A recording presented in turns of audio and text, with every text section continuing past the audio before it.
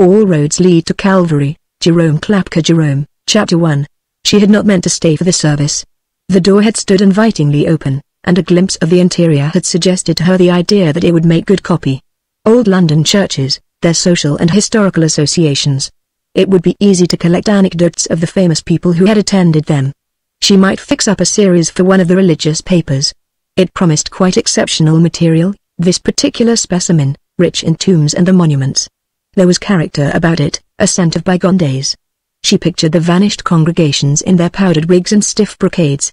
How picturesque must have been the marriages that had taken place there, say in the reign of Queen Anne or of the early Georges. The church would have been ancient even then. With its air of faded grandeur, its sculptured recesses and dark niches, the tattered banners hanging from its roof, it must have made an admirable background. Perhaps an historical novel in the Thackeray vein? She could see her heroine walking up the aisle on the arm of her proud old soldier father. Later on, when her journalistic position was more established, she might think of it. It was still quite early. There would be nearly half an hour before the first worshippers would be likely to arrive, just time enough to jot down a few notes. If she did ever take to literature, it would be the realistic school, she felt, that would appeal to her. The rest, too, would be pleasant after her long walk from Westminster. She would find a secluded seat in one of the high, stiff pews, and let the atmosphere of the place sink into her. And then the pew opener had stolen up unobserved, and had taken it so for granted that she would like to be shown round, and had seemed so pleased and eager, that she had not the heart to repel her. A curious little old party with a smooth, peach-like complexion and white soft hair that the fading twilight, stealing through the yellow glass, turned to gold. So that at first sight Joan took her for a child. The voice, too, was so absurdly childish appealing, and yet confident. Not until they were crossing the aisle, where the clearer light streamed in through the open doors, did Joan see that she was very old and feeble, with about her figure that curious patient droop that comes to the work-worn. She proved to be most interesting and full of helpful information. Mary Stopperton was her name. She had lived in the neighborhood all her life, had as a girl worked for the Lee Hunts and had assisted Mrs. Carlyle. She had been very frightened of the great man himself, and had always hidden herself behind doors or squeezed herself into corners and stopped breathing whenever there had been any fear of meeting him upon the stairs. Until one day, having darted into a cupboard to escape from him and drawn the door to after her, it turned out to be the cupboard in which Carlyle was used to keep his boots. So that there was quite a struggle between them, she holding grimly onto the door inside and Carlyle equally determined to open it and get his boots.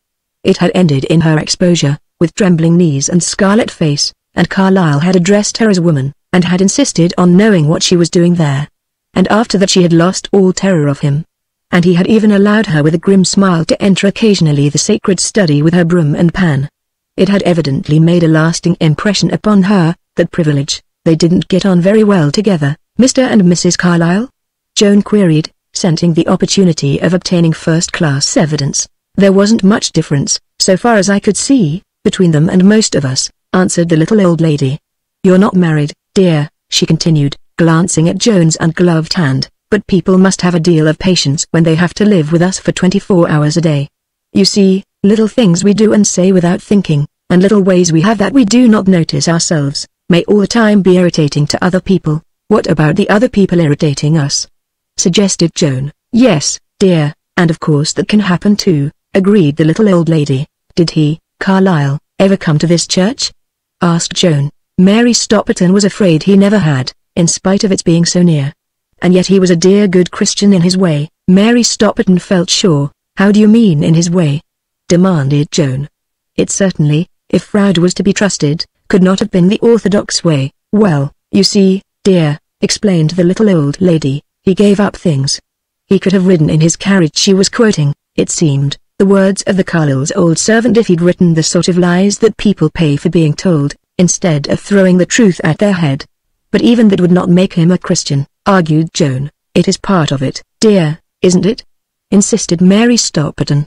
To suffer for one's faith.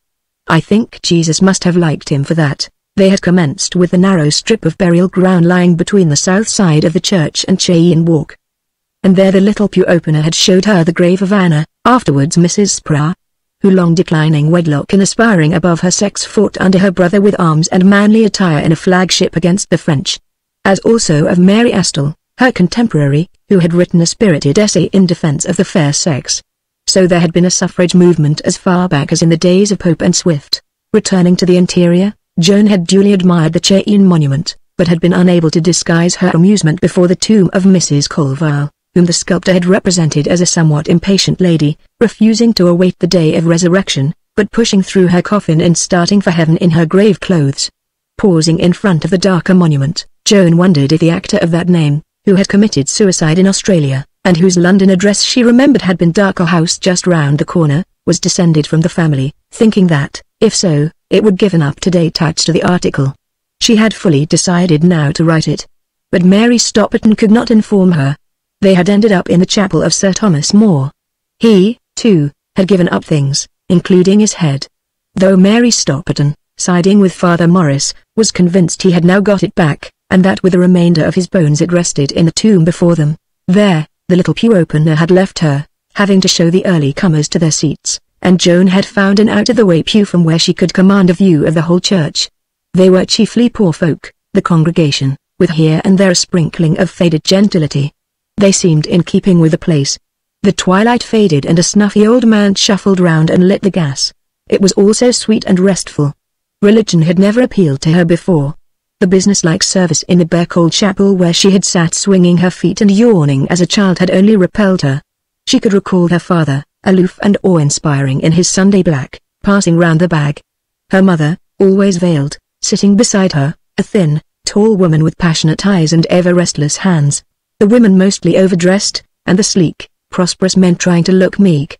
At school and at Girton Chapel, which she had attended no oftener than she was obliged, had heard about it the same atmosphere of chill compulsion. But here was poetry. She wondered if, after all, religion might not have its place in the world in company with the other arts. It would be a pity for it to die out. There seemed nothing to take its place. All these lovely cathedrals, these dear little old churches, that for centuries had been the focus of men's thoughts and aspirations. The harbour lights, illumining the troubled waters of their lives. What could be done with them? They could hardly be maintained out of the public funds as mere mementos of the past. Besides, there were too many of them. The taxpayer would naturally grumble. As town halls, assembly rooms? The idea was unthinkable. It would be like a performance of Barnum's circus in the Colosseum at Rome. Yes, they would disappear. Though not, she was glad to think, in her time. In towns, the space would be required for other buildings. Here and there some gradually decaying specimen would be allowed to survive, taking its place with the feudal castles and walled cities of the continent, the joy of the American tourist, the textbook of the antiquary. A pity. Yes, but then from the aesthetic point of view it was a pity that the groves of ancient Greece had ever been cut down and replanted with currant bushes, their altars scattered, that the stones of the temples of Isis should have come to be the shelter of the fisher of the Nile, and the corn wave in the wind above the buried shrines of Mexico. All these dead truths that from time to time had encumbered the living world. Each in its turn had had to be cleared away. And yet was it altogether a dead truth, this passionate belief in a personal God who had ordered all things for the best, who could be appealed to for comfort, for help? Might it not be as good an explanation as any other of the mysteries surrounding us? It had been so universal. She was not sure where, but somewhere she had come across an analogy that had strongly impressed her. The fact that a man feels thirsty though at the time he may be wandering through the desert of Sahara proves that somewhere in the world there is water. Might not the success of Christianity in responding to human needs be evidence in its favor? The love of God, the fellowship of the Holy Ghost, the grace of our Lord Jesus Christ. Were not all human needs provided for in that one comprehensive promise, the desperate need of man to be convinced that behind all the seeming muddle was a loving hand guiding towards good, the need of the soul in its loneliness for fellowship, for strengthening, the need of man in his weakness for the kindly grace of human sympathy, of human example. And then, as fate would have it, the first lesson happened to be the story of Jonah and the whale. Half a dozen shocked faces turned suddenly towards her told Joan that at some point in the thrilling history she must unconsciously have laughed. Fortunately she was alone in the pew, and feeling herself scarlet, squeezed herself into its farthest corner and drew down her veil. No, it would have to go. A religion that solemnly demanded of grown men and women in the 20th century that they should sit and listen with reverential awe to a prehistoric edition of Grimm's fairy stories, including Noah and his ark, the adventures of Samson and Delilah, the conversations between Balaam and his ass, and culminating in what if it were not so appallingly wicked an idea would be the most comical of them all, the conception of an elaborately organized hell, into which the God of the Christians plunged his creatures for all eternity. Of what use was such a religion as that going to be to the world of the future? She must have knelt and stood mechanically, for the service was ended. The pulpit was occupied by an elderly uninteresting-looking man with a troublesome cough. But one sentence he had let fall had gripped her attention. For a moment she could not remember it, and then it came to her, "All roads lead to Calvary." It struck her as rather good. Perhaps he was going to be worth listening to. To all of us, sooner or later, he was saying, comes a choosing of two ways, either the road leading to success, the gratification of desires, the honor and approval of our fellow men, or the path to Calvary. And then he had wandered off into a maze of detail. The tradesman, dreaming perhaps of becoming a Whiteley, having to choose whether to go forward or remain for all time in the little shop. The statesman, should he abide by the faith that is in him and suffer loss of popularity, or renounce his God and enter the cabinet. The artist, the writer, the mere laborer, there were too many of them. A few well-chosen examples would have sufficed. And then that irritating cough, and yet every now and then he would be arresting. In his prime, Joan felt, he must have been a great preacher. Even now, decrepit and wheezy, he was capable of flashes of magnetism, of eloquence. The passage where he pictured the Garden of Gethsemane, the fair Jerusalem, only hidden from us by the shadows. So easy to return to. Its soft lights shining through the trees, beckoning to us, its mingled voices stealing to us through the silence, whispering to us of its well-remembered ways, its pleasant places, its open doorways, friends and loved ones waiting for us. And above, the rock-strewn Calvary, and crowning its summit, clear against the starlit sky, the cold, dark cross. Not perhaps to us the bleeding hands and feet, but to all the bitter tears. Our Calvary may be a very little hill compared with the mountains where Prometheus suffered, but to us it is steep and lonely. There he should have stopped. It would have been a good note on which to finish. But it seemed there was another point he wished to make. Even to the sinner Calvary calls. To Judas, even to him, the gates of the life-giving Garden of Gethsemane had not been closed. With his 30 pieces of silver he could have stolen away. In some distant crowded city of the Roman Empire have lived unknown, forgotten. Life still had its pleasures, its rewards. To him also had been given the choice. The 30 pieces of silver that had meant so much to him. He flings them at the feet of his tempters. They would not take them back. He rushes out and hangs himself. Shame and death. With his own hands he will build his own cross, none to help him. He, too, even Judas, climbs his Calvary. Enters into the fellowship of those who through all ages have trod its stony pathway. Joan waited till the last of the congregation had disappeared, and then joined the little pew opener who was waiting to close the doors. Joan asked her what she had thought of the sermon, but Mary Stopperton, being a little deaf, had not heard it. It was quite good, the matter of it, Joan told her. All roads lead to Calvary. The idea is that there comes a time to all of us when we have to choose.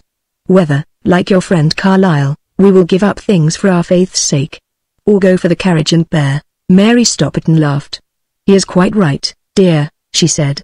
It does seem to come, and it is so hard. You have to pray and pray and pray. And even then we cannot always do it. She touched with her little withered fingers Joan's fine white hand. But you are so strong and brave, she continued, with another little laugh. It won't be so difficult for you. It was not until well on her way home that Joan, recalling the conversation, found herself smiling at Mary Stopperton's literal acceptation of the argument. At the time, she remembered, the shadow of a fear had passed over her. Mary Stopperton did not know the name of the preacher. It was quite common for chance substitutes to officiate there, especially in the evening. Joan had insisted on her acceptance of a shilling, and had made a note of her address, feeling instinctively that the little old woman would come in useful from a journalistic point of view. Shaking hands with her, she had turned eastward, intending to walk to Sloane Square and take the bus. At the corner of Oakley Street she overtook him. He was evidently a stranger to the neighborhood, and was peering up through his glasses to see the name of the street, and Joan caught sight of his face beneath the gas lamp, and suddenly it came to her that it was a face she knew. In the dim-lit church she had not seen him clearly. He was still peering upward. Joan stole another glance. Yes, she had met him somewhere. He was very changed, quite different, but she was sure of it. It was a long time ago. She must have been quite a child. Chapter 2. One of Joan's earliest recollections was the picture of herself standing before the high cheval glass in her mother's dressing room. Her clothes lay scattered far and wide, falling where she had flung them. Not a shred of any kind of covering was left to her. She must have been very small, for she could remember looking up and seeing high above her head the two brass knobs by which the glass was fastened to its frame.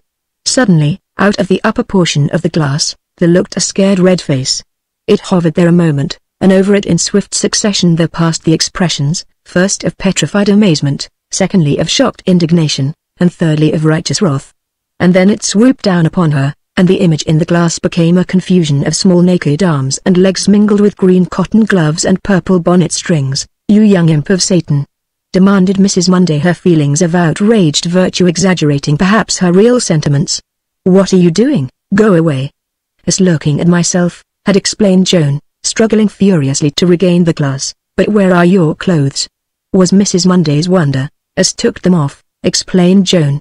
A piece of information that really, all things considered, seemed unnecessary. "But can't you see yourself, you wicked child, without stripping yourself as naked as you were born?" "No," maintained Joan stoutly. "I hate clothes."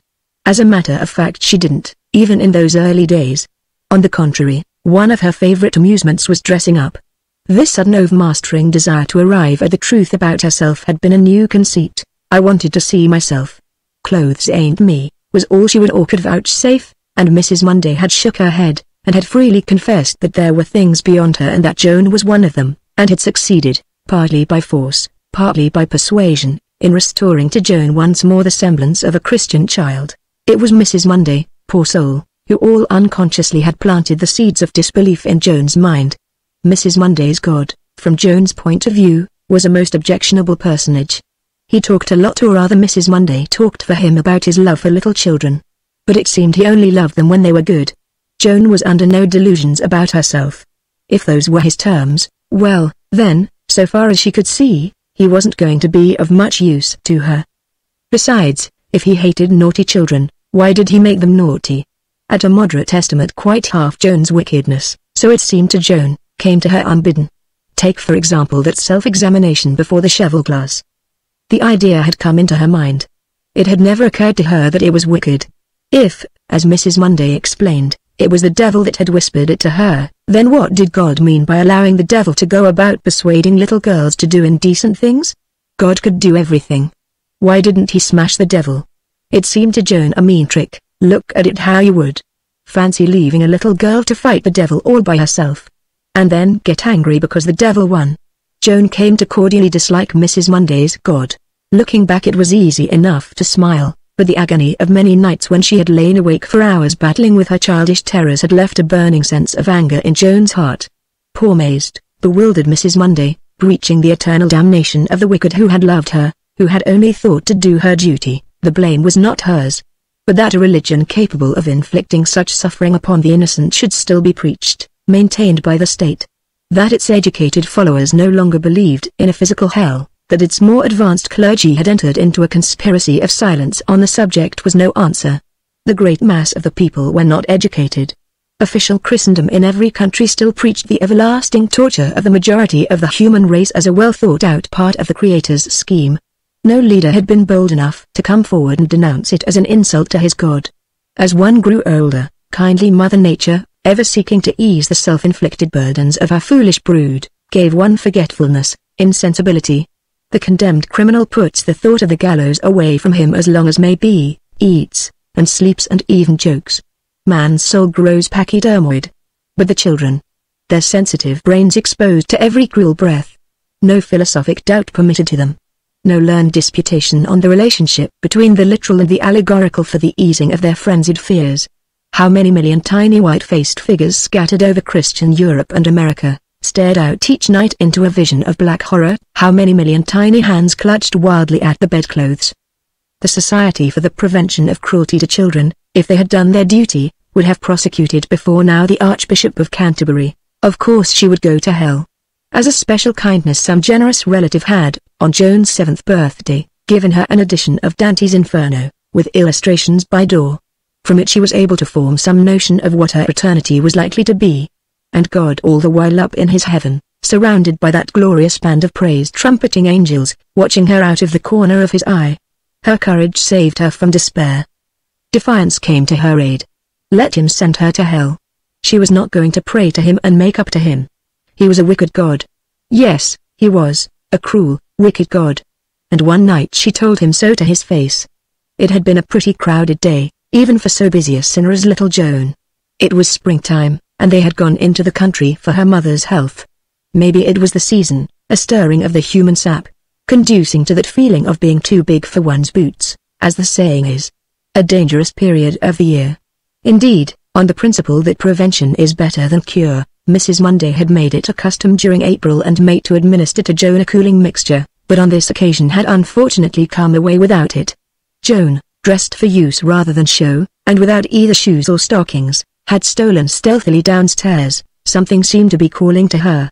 Silently like a thief in the night, to adopt Mrs. Munday's metaphor, had slipped the heavy bolts, had joined the thousand creatures of the wood, had danced and leapt and shouted, had behaved, in short, more as if she had been a pagan nymph than a happy English child. She had regained the house unnoticed, as she thought, the devil, no doubt, assisting her, and had hidden her wet clothes in the bottom of a mighty chest. Deceitfulness in her heart, she had greeted Mrs. Munday in sleepy tones from beneath the sheets, and before breakfast, assailed by suspicious questions, had told a deliberate lie. Later in the morning, during an argument with an active young pig who was willing enough to play at Red Riding Hood so far as eating things out of a basket was concerned, but who would not wear a nightcap, she had used a wicked word. In the afternoon she might have killed the farmer's only son and heir. They had had a row. In one of those sad lapses from the higher Christian standards into which Satan was always egging her, she had pushed him, and he had tumbled head over heels into the horse pond.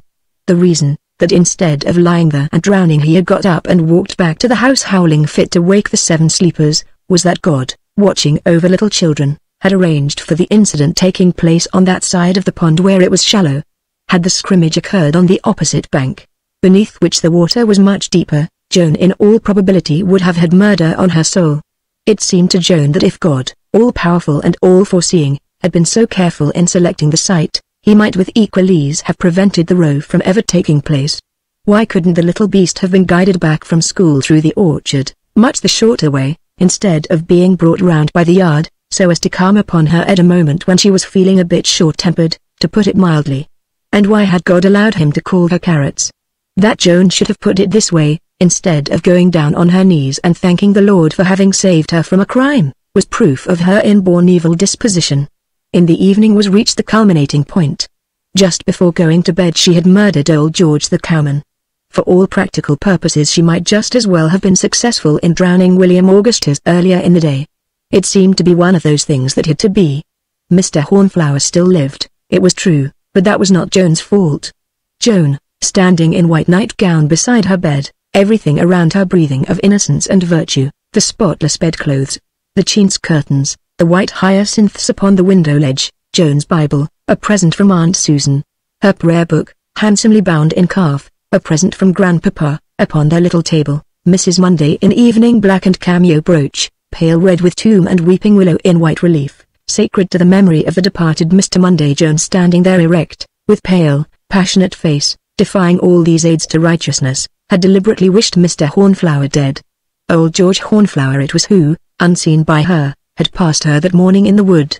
Grumpy old George it was who had overheard the wicked word with which she had cursed the pig, who had met William Augustus on his emergence from the pond. To Mr. George Hornflower, the humble instrument in the hands of Providence, helping her towards possible salvation, she ought to have been grateful. And instead of that she had flung into the agonized face of Mrs. Munday these awful words. I wish he was dead, he who in his heart there was verse and chapter for it. Joan was a murderess.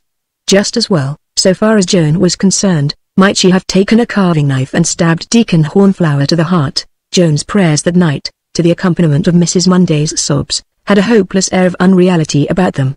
Mrs. Munday's kiss was cold. How long Joan lay and tossed upon her little bed she could not tell. Somewhere about the middle of the night, or so it seemed to her, the frenzy seized her. Flinging the bedclothes away she rose to her feet. It is difficult to stand upon a spring mattress, but Joan kept her balance. Of course he was there in the room with her. God was everywhere, spying upon her. She could distinctly hear his measured breathing. Face to face with him, she told him what she thought of him. She told him he was a cruel, wicked God. There are no Victoria Crosses for sinners, or surely little Joan that night would have earned it. It was not lack of imagination that helped her courage. God and she alone, in the darkness. He with all the forces of the universe behind him. He armed with his eternal pains and penalties, an 8-year-old Joan. The creature that he had made in his own image that he could torture and destroy. Hell yawned beneath her, but it had to be said. Somebody ought to tell him, "You're a wicked god," Joan told him. "Yes, you are. A cruel, wicked god." And then that she might not see the walls of the room open before her, hear the wild laughter of the 1,000 devils that were coming to bear her off, she threw herself down, her face hidden in the pillow, and clenched her hands and waited. And suddenly there burst a song. It was like nothing Joan had ever heard before. So clear and loud and near that all the night seemed filled with harmony. It sank into a tender yearning cry throbbing with passionate desire, and then it rose again in thrilling ecstasy, a song of hope, of victory. Joan, trembling, stole from her bed and drew aside the blind. There was nothing to be seen but the stars and the dim shape of the hills. But still that song, filling the air with its wild, triumphant melody. Years afterwards, listening to the overture to Tannhäuser, there came back to her the memory of that night. Ever through the mad satanic discords she could hear, now faint, now conquering, the pilgrim's onward march. So through the jangled discords of the world one heard the song of life. Through the dim eons of man's savage infancy, through the centuries of bloodshed and of horror, through the dark ages of tyranny and superstition, through wrong, through cruelty, through hate, heedless of doom, heedless of death, still the nightingale's song, "I love you. I love you. I love you. We will build a nest. We will rear our brood. I love you. I love you. Life shall not die." Joan crept back into bed. A new wonder had come to her. And from that night Joan's belief in Mrs. Monday's God began to fade, circumstances helping. Firstly there was the great event of going to school. She was glad to get away from home, a massive, stiffly furnished house in a wealthy suburb of Liverpool. Her mother, since she could remember, has been an invalid, rarely leaving her bedroom till the afternoon. Her father, the owner of large engineering works, she only saw, as a rule, at dinner time, when she would come down to dessert. It had been different when she was very young, before her mother had been taken ill. Then she had been more with them both. She had dim recollections of her father playing with her, pretending to be a bear and growling at her from behind the sofa. And then he would seize and hug her and they would both laugh, while he tossed her into the air and caught her. He had looked so big and handsome. All through her childhood there had been the desire to recreate those days, to spring into the air and catch her arms about his neck. She could have loved him dearly if he had only let her. Once, seeking explanation, she had opened her heart a little to Mrs. Monday. It was disappointment, Mrs. Monday thought, that she had not been a boy, and with that Joan had to content herself. Maybe also her mother's illness had helped to sadden him. Or perhaps it was mere temperament, as she argued to herself later, for which they were both responsible. Those little tricks of coaxing, of tenderness, of willfulness, by means of which other girls wriggled their way so successfully into a warm nest of cozy affection, she had never been able to employ them. Beneath her self-confidence was a shyness, an immovable reserve that had always prevented her from expressing her emotions. She had inherited it, doubtless enough, from him. Perhaps one day, between them, they would break down the barrier, the strength of which seemed to lie in its very flimsiness, its impalpability, and then during college vacations, returning home with growing notions and views of her own, she had found herself so often in antagonism with him. His fierce puritanism, so opposed to all her enthusiasms. Arguing with him, she might almost have been listening to one of his Cromwellian ancestors risen from the dead. There had been disputes between him and his work people, and Joan had taken the side of the men. He had not been angry with her, but coldly contemptuous. And yet, in spite of it all, if he had only made a sign, she wanted to fling herself crying into his arms and shake him, make him listen to her wisdom, sitting on his knee with her hands clasped round his neck. He was not really intolerant and stupid. That had been proved by his letting her go to a Church of England school. Her mother had expressed no wish. It was he who had selected it. Of her mother she had always stood somewhat in fear, never knowing when the mood of passionate affection would give place to a chill aversion that seemed almost like hate. Perhaps it had been good for her, so she told herself in after years, her lonely, unguided childhood. It had forced her to think and act for herself. At school she reaped the benefit. Self-reliant, confident, original, leadership was granted to her as a natural prerogative. Nature had helped her. Nowhere does a young girl rule more supremely by reason of her beauty than among her fellows. Joan soon grew accustomed to having her boots put on and taken off for her, all her needs of service anticipated by eager slaves, contending with one another for the privilege. By giving a command, by bestowing a few moments of her conversation, It was within her power to make some small adoring girl absurdly happy for the rest of the day, while her displeasure would result in tears, in fawning pleadings for forgiveness. The homage did not spoil her. Rather it helped to develop her. She accepted it from the beginning as in the order of things. Power had been given to her.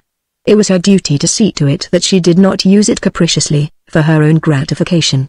No conscientious youthful queen could have been more careful in the distribution of her favors that they should be for the encouragement of the deserving, the reward of virtue, more sparing of her frowns, reserving them for the rectification of error. At Girton it was more by force of will, of brain, that she had to make her position.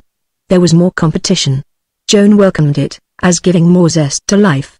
But even though her beauty was by no means a negligible quantity, clever, brilliant young women, accustomed to sweep aside all opposition with a blaze of rhetoric, found themselves to their irritation sitting in front of her silent, not so much listening to her as looking at her.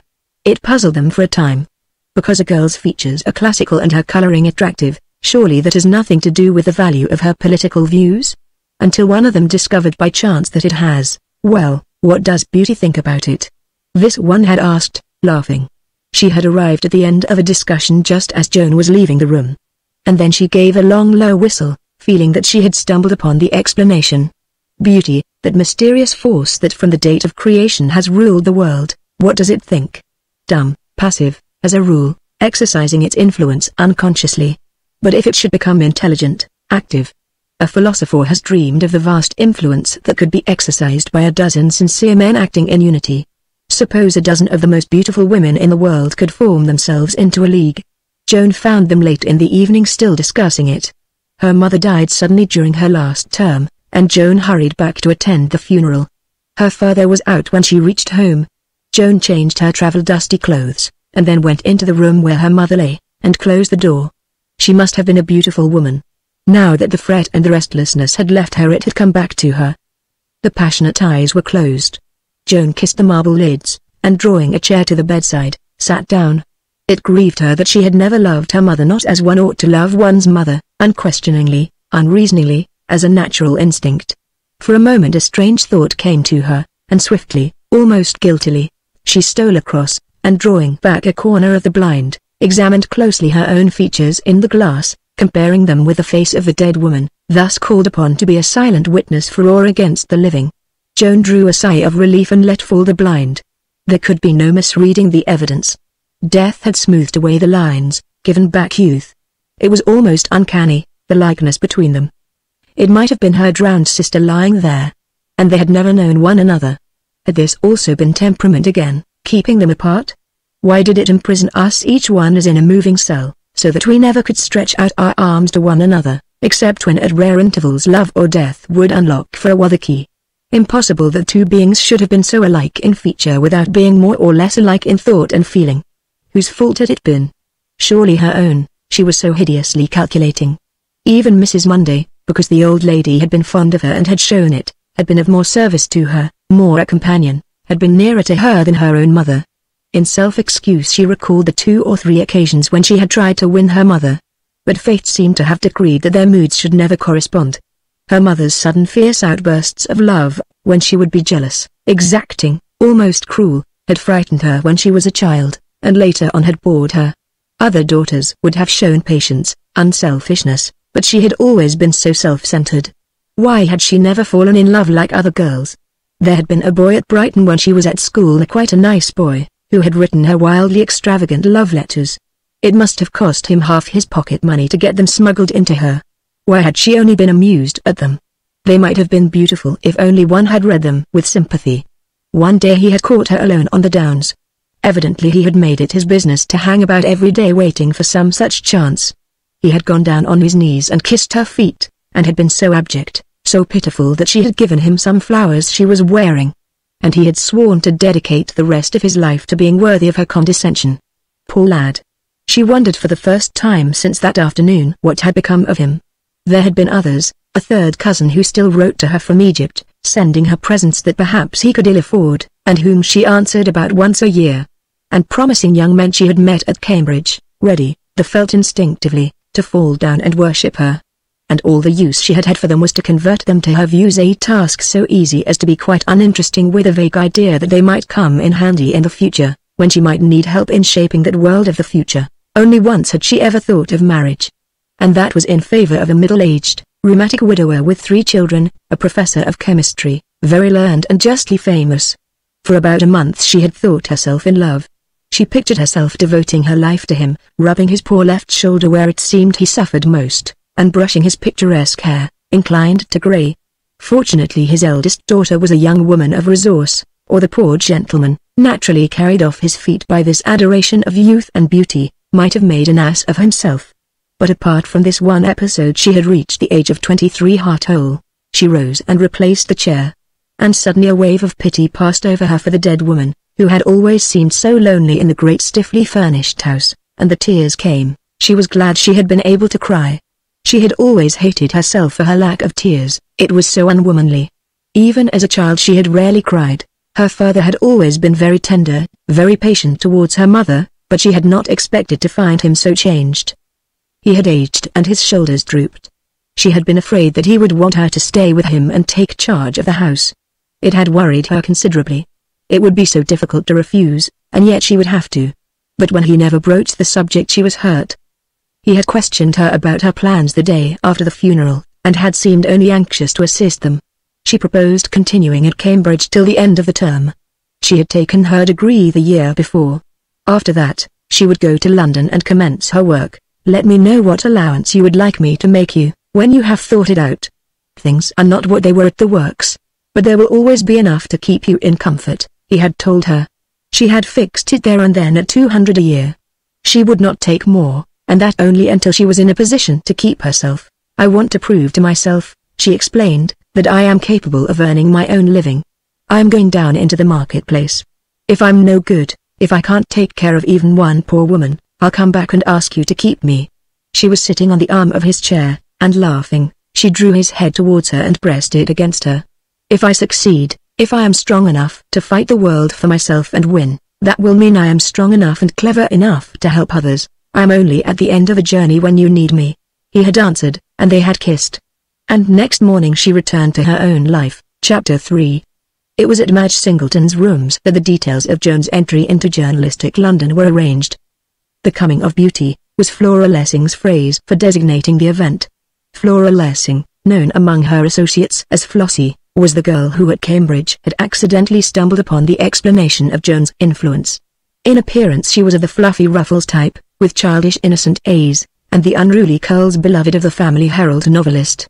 At the first, these latter had been the result of a habit of late rising and consequent hurried toilet operations, but on the discovery that for the purposes of her profession they possessed a market value they had been sedulously cultivated.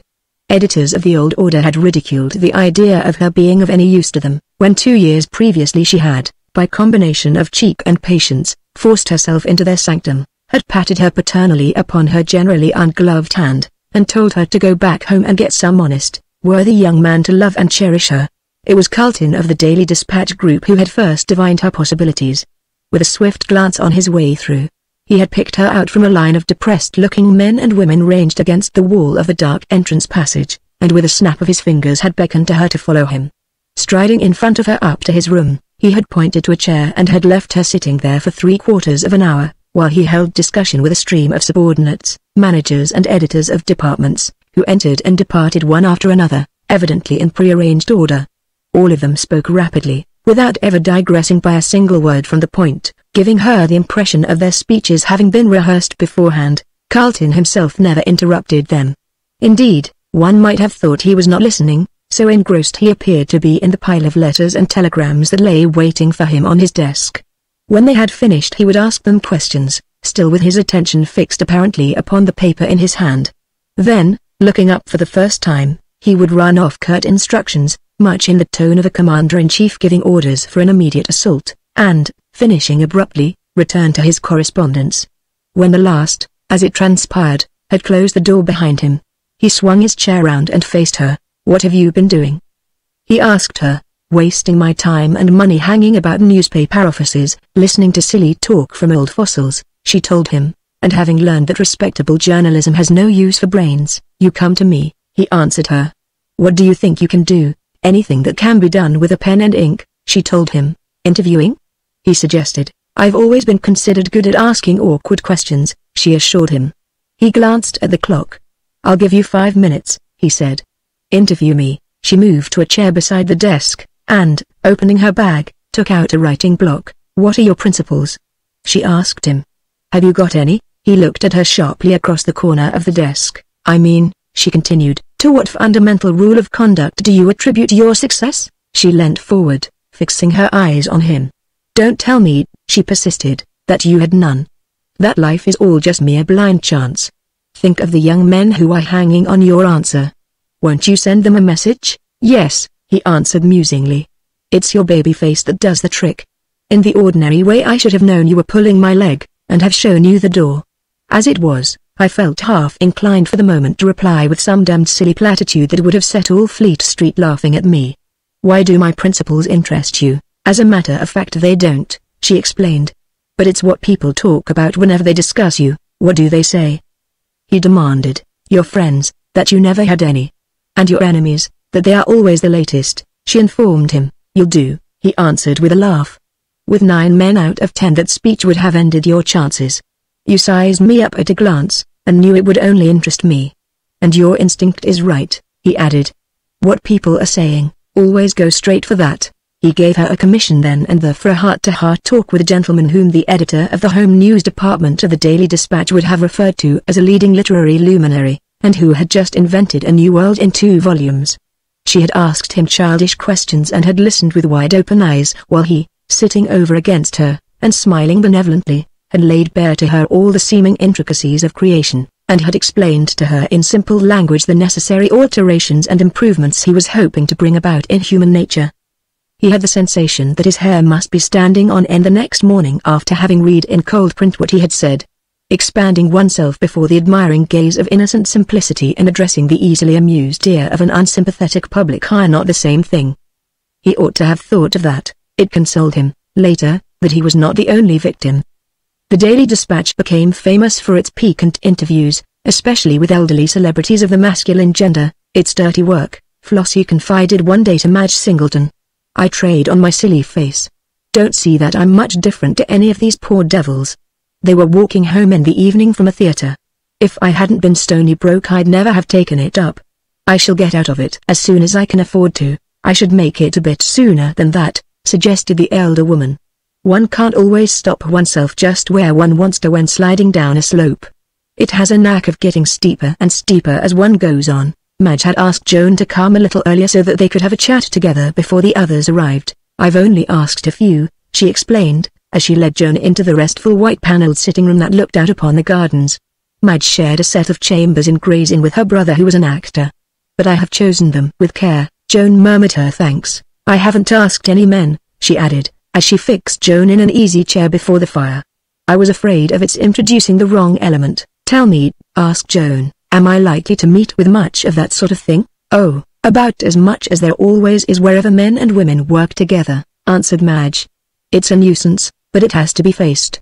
Nature appears to have only one idea in her head, she continued after a pause, so far as we men and women are concerned. She's been kinder to the lower animals. Man has more interests, Joan argued, 1,000 other allurements to distract him. We must cultivate his finer instincts. It doesn't seem to answer, grumbled Madge. One is always told it is the artist, the brain worker, the very men who have these fine instincts, who are the most sexual. She made a little impatient movement with her hands that was characteristic of her. Personally, I like men, she went on. It is so splendid the way they enjoy life, just like a dog does, whether it's wet or fine. We are always blinking up at the clouds and worrying about our hat. It would be so nice to be able to have friendship with them. I don't mean that it's all their fault, she continued. We do all we can to attract them the way we dress. Who has it said that to every woman every man is a potential lover? We can't get it out of our minds. It's there even when we don't know it. We will never succeed in civilizing nature. We won't despair of her, laughed Joan. She's creeping up, poor lady, as Whistler said of her. We have passed the phase when everything she did was right in our childish eyes. Now we dare to criticize her. That shows we are growing up. She will learn from us, later on. She's a dear old thing. At heart, she's been kind enough to you, replied Madge, somewhat irrelevantly. There was a note of irritation in her tone. I suppose you know you are supremely beautiful. You seem so indifferent to it. I wonder sometimes if you do. I'm not indifferent to it, answered Joan. I'm reckoning on it to help me. Why not? She continued, with a flash of defiance, though Madge had not spoken. It is a weapon like any other: knowledge, intellect, courage. God has given me beauty. I shall use it in his service. They formed a curious physical contrast. These two women in this moment. Joan, radiant, serene, sat upright in her chair, her head slightly thrown back, her fine hands clasping one another so strongly that the delicate muscles could be traced beneath the smooth white skin.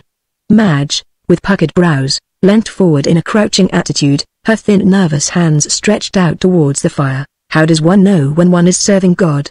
She asked after a pause, apparently rather of herself than of Joan. It seems so difficult. One feels it, explained Joan. Yes, but didn't they all feel it? Madge suggested. She still seemed to be arguing with herself rather than with Joan. Nietzsche. I have been reading him. They are forming a Nietzsche society to give lectures about him, propagate him over here. Eleanor's in it up to the neck. It seems to me awful.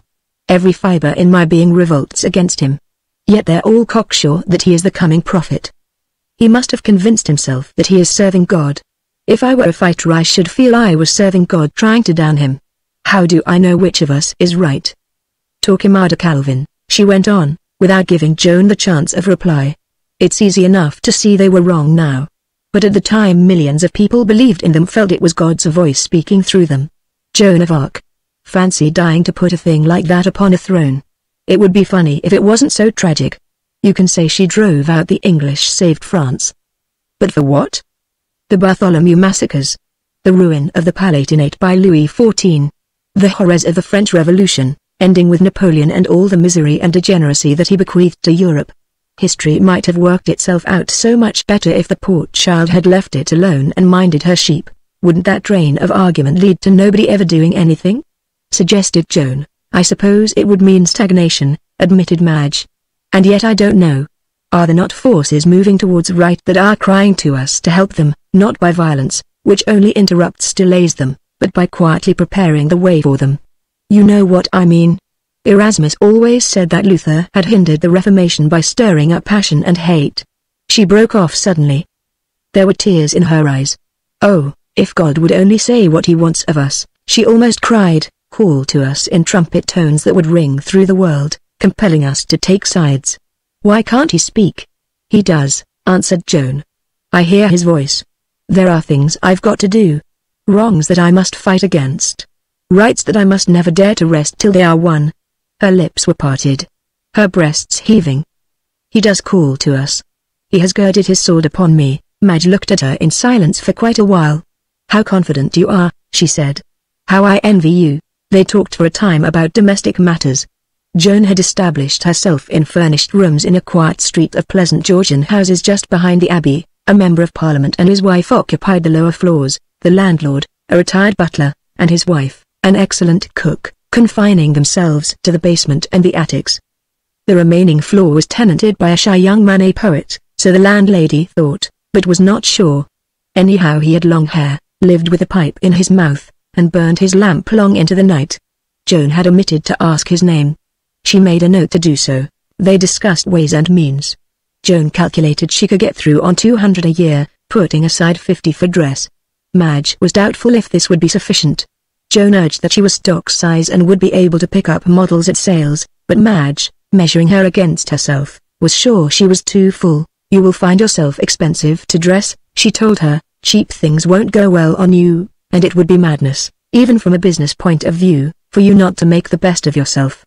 Men stand more in awe of a well-dressed woman than they do even of a beautiful woman, Madge was of opinion. If you go into an office looking dowdy, they'll beat you down. Tell them the price they are offering you won't keep you in gloves for a week and they'll be ashamed of themselves. There's nothing in for a dig. In being mean to the poor, but not to sympathize with the rich stamps you as middle class. She laughed. Joan was worried. I told Dad I should only ask him for enough to make up 200 a year, she explained. He'll laugh at me for not knowing my own mind. I should let him, advised Madge. She grew thoughtful again. We cranky young women, with our newfangled, independent ways, I guess we hurt the old folks quite enough as it is. The bell rang and Madge opened the door herself. It turned out to be Flossie. Joan had not seen her since they had been at Girton together. and was surprised at Flossie's youthful get-up. Flossie explained, and without waiting for any possible attack flew to her own defense. The revolution that the world is waiting for, was Flossie's opinion, is the providing of every man and woman with 150 a year. Then we shall all be able to afford to be noble and high-minded. As it is, 9/10 of the contemptible things we do comes from the necessity of our having to earn our living. 150 a year would deliver us from evil. Would there not still be the diamond dog collar and the motor car left to tempt us? Suggested Madge. Only the really wicked, contended Flossie. It would classify us. We should know then which were the sheep and which the goats. At present we're all jumbled together. The ungodly who sin out of mere greed and rapacity, and the just men compelled to sell their birthright of fine instincts for a mess of meat and potatoes. "Yah, socialist," commented Madge, who was busy with the tea things. Flossie seemed struck by an idea. "By Jove," she exclaimed. "Why did I never think of it? With a red flag and my hair down, I'd be in all the illustrated papers. It would put up my price no end. And I'd be able to get out of this silly job of mine. I can't go on much longer. I'm getting too well known. I do believe I'll try it. The shouting's easy enough." She turned to Joan. "Are you going to take up socialism?" she demanded. "I may," answered Joan. "Just to spank it, and put it down again. I'm rather a believer in temptation, the struggle for existence. I only want to make it a finer existence, more worth the struggle, in which the best man shall rise to the top. Your universal security, that will be the last act of the human drama, the cue for ringing down the curtain. But do not all our isms work towards that end?" suggested Madge. Joan was about to reply when the maid's announcement of Mrs. Denton postponed the discussion. Mrs. Denton was a short, grey-haired lady. Her large strong features must have made her, when she was young, a hard-looking woman, but time and sorrow had strangely softened them, while about the corners of the thin firm mouth lurked a suggestion of humor that possibly had not always been there. Joan, waiting to be introduced, towered head and shoulders above her, yet when she took the small proffered hand and felt those steely blue eyes surveying her, she had the sensation of being quite insignificant. Mrs. Denton seemed to be reading her, and then still retaining Joan's hand she turned to Madge with a smile. "So this is our new recruit," she said. "She has come to bring healing to the sad, sick world, to right all the old wrongs." She patted Joan's hand and spoke gravely. "That is right, dear. That is youth's métier, to take the banner from our failing hands, bear it still a little onward." Her small gloved hand closed on Joan's with a pressure that made Joan wince. "And you must not despair," she continued, "because in the end it will seem to you that you have failed. It is the fallen that win the victories." She released Joan's hand abruptly. "Come and see me tomorrow morning at my office," she said. "We will fix up something that shall be serviceable to us both." Madge flashed Joan a look. She considered Joan's position already secured. Mrs. Denton was the doyen of women journalists. She edited a monthly review and was leader writer of one of the most important dailies, besides being the controlling spirit of various social movements. Anyone she took up would be assured of steady work. The pay might not be able to compete with the prices paid for more popular journalism, but it would afford a foundation, and give to Joan that opportunity for influence which was her main ambition. Joan expressed her thanks. She would like to have had more talk with the stern old lady, but was prevented by the entrance of two newcomers. The first was Miss Lavery, a handsome, loud-toned young woman. She ran a nursing paper, but her chief interest was in the woman's suffrage question, just then coming rapidly to the front. She had heard Joan speak at Cambridge and was eager to secure her adherents, being wishful to surround herself with a group of young and good-looking women who should take the movement out of the hands of the frumps, as she termed them. Her doubt was whether Joan would prove sufficiently tractable. She intended to offer her remunerative work upon the nursing news without saying anything about the real motive behind, trusting to gratitude to make her task the easier. The second was a clumsy-looking, overdressed woman whom Miss Lavery introduced as Mrs. Phillips, a very dear friend of mine, who is going to be helpful to us all, adding in a hurried aside to Madge, "I simply had to bring her. We'll explain to you another time." An apology certainly seemed to be needed. The woman was absurdly out of her place. She stood there panting and slightly perspiring. She was short and fat, with dyed hair. As a girl she had possibly been pretty in a dimpled, giggling sort of way. Joan judged her, in spite of her complexion, to be about 40. Joan wondered if she could be the wife of the Member of Parliament who occupied the rooms below her in Cowley Street. His name, so the landlady had told her, was Phillips. She put the suggestion in a whisper to Flossie. Quite likely, thought Flossie, just the type that sort of man does marry. A barmaid, I expect. Others continued to arrive until altogether there must have been about a dozen women present. One of them turned out to be an old school fellow of Joan's, and 2 had been with her at Girton. Madge had selected those who she knew would be sympathetic, and all promised help, those who could not give it direct undertaking to provide introductions and recommendations, though some of them were frankly doubtful of journalism affording Joan anything more than the means, not always, too honest, of earning a living. I started out to preach the gospel, all that sort of thing, drawled a Miss Simmons from beneath a hat that, if she had paid for it, would have cost her 5 guineas.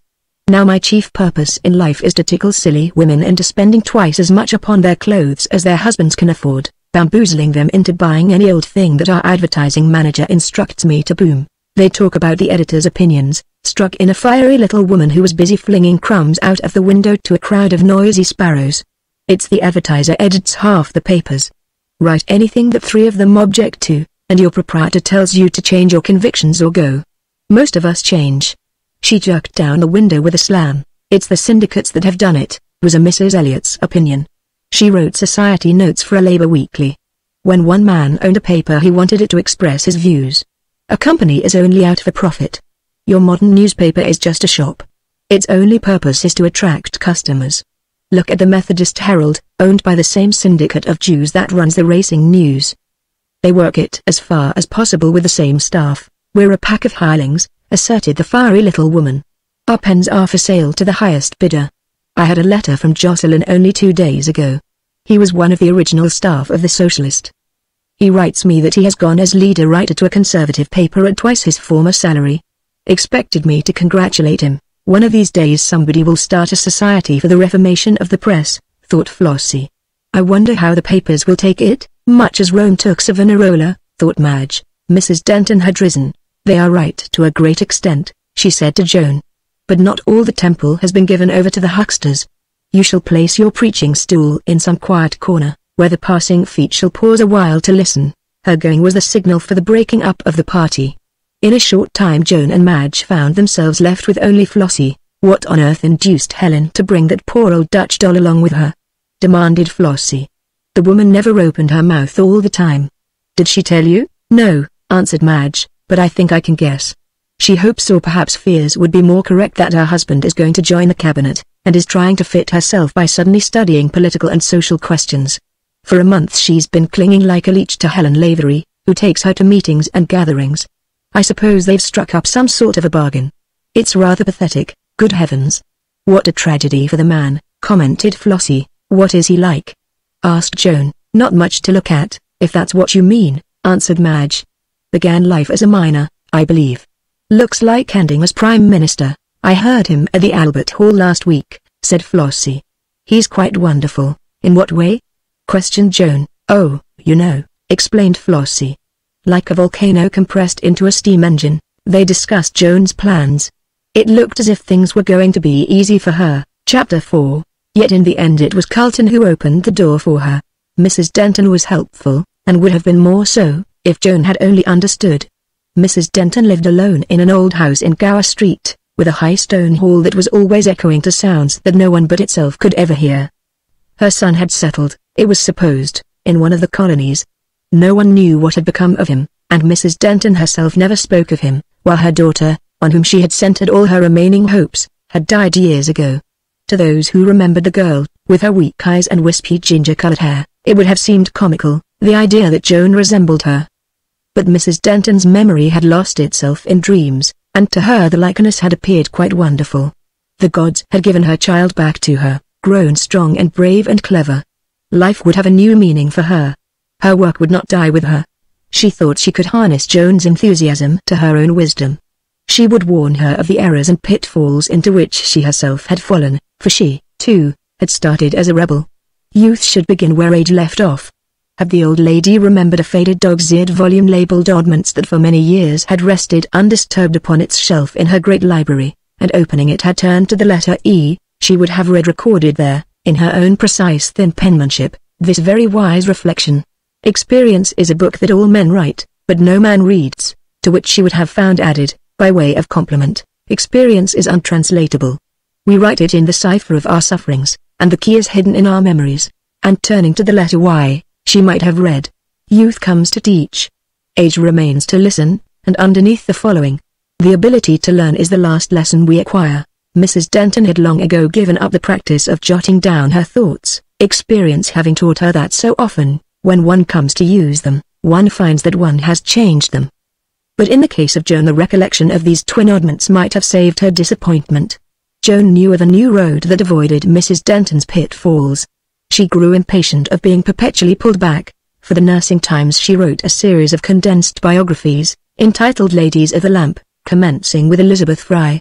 They formed a record of good women who had battled for the weak and suffering, winning justice for even the uninteresting. Miss Lavery was delighted with them. But when Joan proposed exposing the neglect and even cruelty too often inflicted upon the helpless patients of private nursing homes, Miss Lavery shook her head. "I know," she said. "One does hear complaints about them. Unfortunately, it is one of the few businesses managed entirely by women, and just now, in particular, if we were to say anything, it would be made use of by our enemies to injure the cause." There was a summer years ago, it came back to Joan's mind, when she had shared lodgings with a girl chum at a crowded seaside watering place. The rooms were shockingly dirty, and tired of dropping hints, she determined one morning to clean them herself. She climbed a chair and started on a row of shelves where lay the dust of ages. It was a jerry-built house, and the result was that she brought the whole lot down about her head, together with 1/4 weight of plaster. "Yes, I thought you'd do some mischief," had commented the landlady, wearily. It seemed typical. A jerry-built world, apparently. With the best intentions it seemed impossible to move in it without doing more harm than good to it, bringing things down about one that one had not intended. She wanted to abolish steel rabbit traps. She had heard the little beggars cry. It had struck her as such a harmless reform. But they told her there were worthy people in the neighborhood of Wolverhampton, quite a number of them, who made their living by the manufacture of steel rabbit traps. If, thinking only of the rabbits, you prohibited steel rabbit traps, then you condemned all these worthy people to slow starvation. The local mayor himself wrote in answer to her article. He drew a moving picture of the sad results that might follow such an ill-considered agitation: hundreds of grey-haired men, too old to learn new jobs, begging from door to door, shoals of little children, white-faced and pinched, sobbing women. Her editor was sorry for the rabbits. Had often spent a pleasant day with them himself. But, after all, the human race claimed our first sympathies. She wanted to abolish sweating. She had climbed the rotting stairways, seen the famished creatures in their holes. But it seemed that if you interfered with the complicated system based on sweating, then you dislocated the entire structure of the British export clothing trade. Not only would these poor creatures lose their admittedly wretched living, but still a living, but thousands of other innocent victims would also be involved in the common ruin. All very sad, but half a loaf, or even, let us frankly say, a thin slice, is better than no bread at all. She wanted board school children's heads examined. She had examined one or two herself. It seemed to her wrong that healthy children should be compelled to sit for hours within jumping distance of the diseased. She thought it better that the dirty should be made fit company for the clean than the clean should be brought down to the level of the dirty.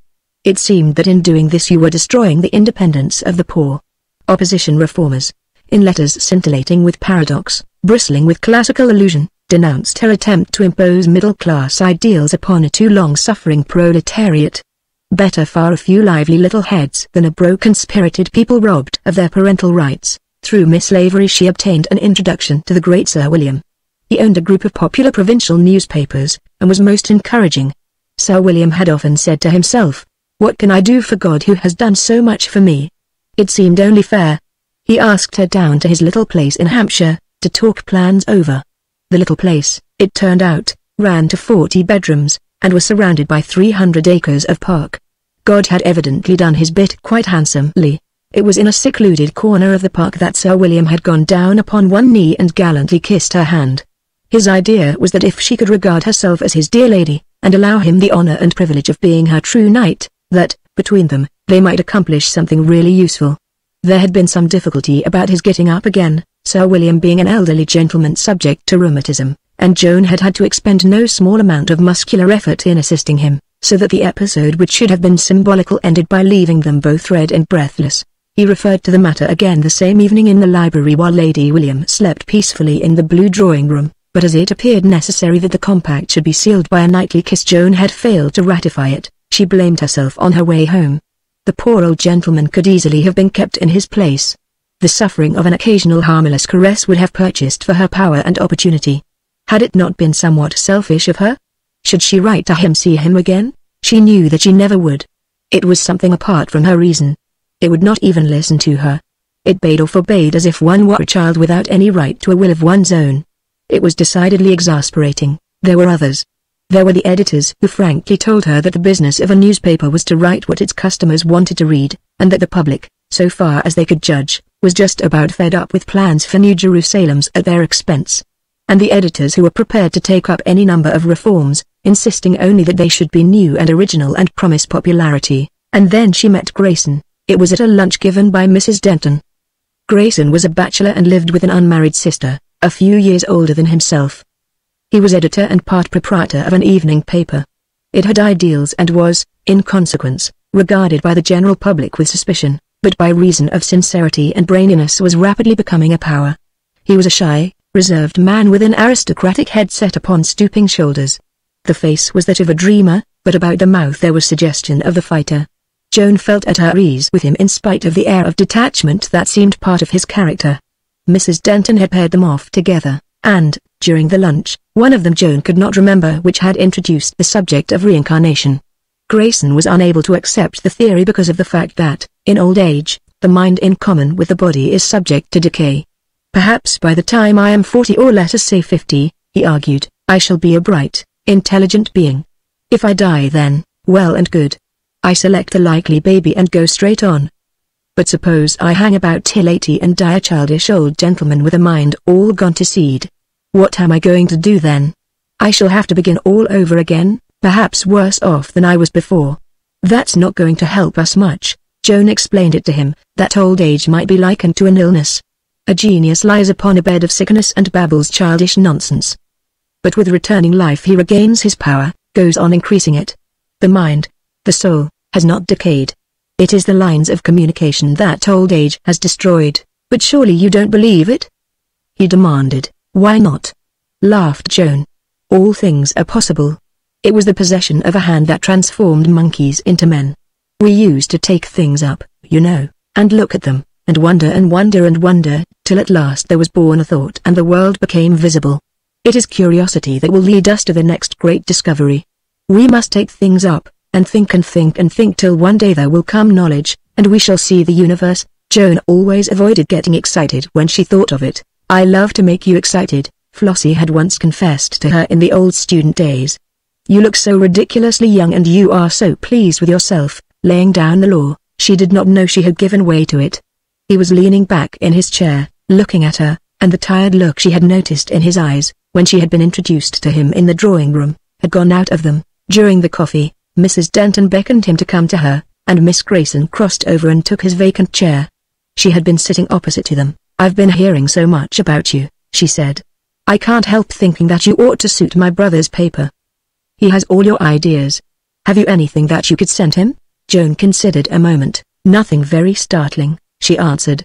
I was thinking of a series of articles on the old London churches touching upon the people connected with them and the things they stood for. I've just finished the first one. It ought to be the very thing, answered Miss Grayson. She was a thin, faded woman with a soft, plaintive voice. It will enable him to judge your style. He's particular about that. Though I am confident he'll like it, she hastened to add. Address it to me, will you? I'll assist him as much as I can. Joan added a few finishing touches that evening, and posted it, and a day or two later received a note asking her to call at the office.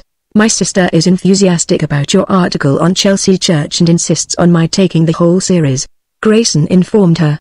She says you have the Stevensonian touch. Joan flushed with pleasure. And you, she asked. Did you think it had the Stevensonian touch? No, he answered. It seemed to me to have more of your touch. What's that like? She demanded. They couldn't suppress you, he explained. Sir Thomas More with his head under his arm, bloody old Bluebeard, grim Queen Bess, snarling old Swift, Pope, Addison, Carlyle, the whole grisly crowd of them. I could see you holding your own against them all, explaining things to them, getting excited. He laughed. His sister joined them, coming in from the next room. She had a proposal to make. It was that Joan should take over the weekly letter from Clorinda. It was supposed to give the views of a perhaps unusually sane and thoughtful woman upon the questions of the day. Miss Grayson had hitherto conducted it herself, but was wishful, as she explained, to be relieved of it, so that she might have more time for home affairs. It would necessitate Joan's frequent attendance at the office, for there would be letters from the public to be answered, and points to be discussed with her brother. She was standing behind his chair with her hands upon his head. There was something strangely motherly about her whole attitude. Grayson was surprised, for the letter had been her own conception, and had grown into a popular feature. But she was evidently in earnest, and Joan accepted willingly. Clorinda grew younger, more self-assertive, on the whole more human. But still so eminently sane and reasonable. We must not forget that she is quite a respectable lady, connected according to her own account with the higher political circles, Joan's editor would insist, with a laugh. Miss Grayson, working in the adjoining room, would raise her head and listen. She loved to hear him laugh. It's absurd, Flossie told her one morning, as having met by chance they were walking home together along the embankment. You're not Clorinda, you ought to be writing letters to her, not from her, waking her up, telling her to come off her perch, and find out what the earth feels like. I'll tell you what I'll do, I'll trot you round to Carlton. If you're out for stirring up strife and contention, well, that's his game, too. He'll use you for his beastly sordid ends. He'd have roped in John the Baptist if he'd been running the Jerusalem Star at the time, and have given him a daily column for so long as the boom lasted. What's that matter, if he's willing to give you a start? Joan jibbed at first. But in the end Flossie's arguments prevailed. One afternoon, a week later, she was shown into Carlton's private room, and the door closed behind her. The light was dim, and for a moment she could see no one, until Carlton, who had been standing near one of the windows, came forward and placed a chair for her. And they both sat down. I've glanced through some of your things, he said. They're all right. They're alive. What's your idea? Remembering Flossie's counsel, she went straight to the point. She wanted to talk to the people. She wanted to get at them. If she had been a man, she would have taken a chair and gone to Hyde Park. As it was, she hadn't the nerve for Hyde Park. At least she was afraid she hadn't. It might have to come to that. There was a trembling in her voice that annoyed her. She was so afraid she might cry. She wasn't out for anything crazy. She wanted only those things done that could be done if the people would but lift their eyes, look into one another's faces, see the wrong and the injustice that was all around them, and swear that they would never rest till the pain and the terror had been driven from the land. She wanted soldiers, men and women who would forget their own sweet selves, not counting their own loss, thinking of the greater gain, as in times of war and revolution, when men gave even their lives gladly for a dream, for a hope. Without warning he switched on the electric lamp that stood upon the desk, causing her to draw back with a start. All right, he said. Go ahead. You shall have your tub, and a weekly audience of 1 million readers for as long as you can keep them interested. Up with anything you like, and down with everything you don't. Be careful not to land me in a libel suit. Call the whole bench of bishops hypocrites, and all the ground landlords thieves, if you will, but don't mention names. And don't get me into trouble with the police. Beyond that, I shan't interfere with you. She was about to speak. One stipulation, he went on, that every article is headed with your photograph. He read the sudden dismay in her eyes. How else do you think you're going to attract their attention? He asked her. By your eloquence. Hundreds of men and women as eloquent as you could ever be are shouting to them every day. Who takes any notice of them? Why should they listen any the more to you, another cranky highbrow, some old maid, most likely, with a bony throat and a beaky nose? If woman is going to come into the fight, she will have to use her own weapons. If she is prepared to do that, she'll make things hum with a vengeance. She's the biggest force going, if she only knew it. He had risen and was pacing the room. The advertiser has found that out, and is showing the way. He snatched at an illustrated magazine, fresh from the press, that had been placed upon his desk, and opened it at the first page. Johnson's blacking, he read out, advertised by a dainty little minx, showing her ankles. Who's going to stop for a moment to read about somebody's blacking? If a saucy little minx isn't there to trip him up with her ankles. He turned another page. Do you suffer from gout? Classical lady preparing to take a bath and very nearly ready. The old Johnny in the train stops to look at her. Reads the advertisement because she seems to want him to. Rubber heels. Save your boot leather. Lady in evening dress, jolly pretty shoulders, waves them in front of your eyes. Otherwise you'd never think of them. He fluttered the pages. Then flung the thing across to her. Look at it, he said.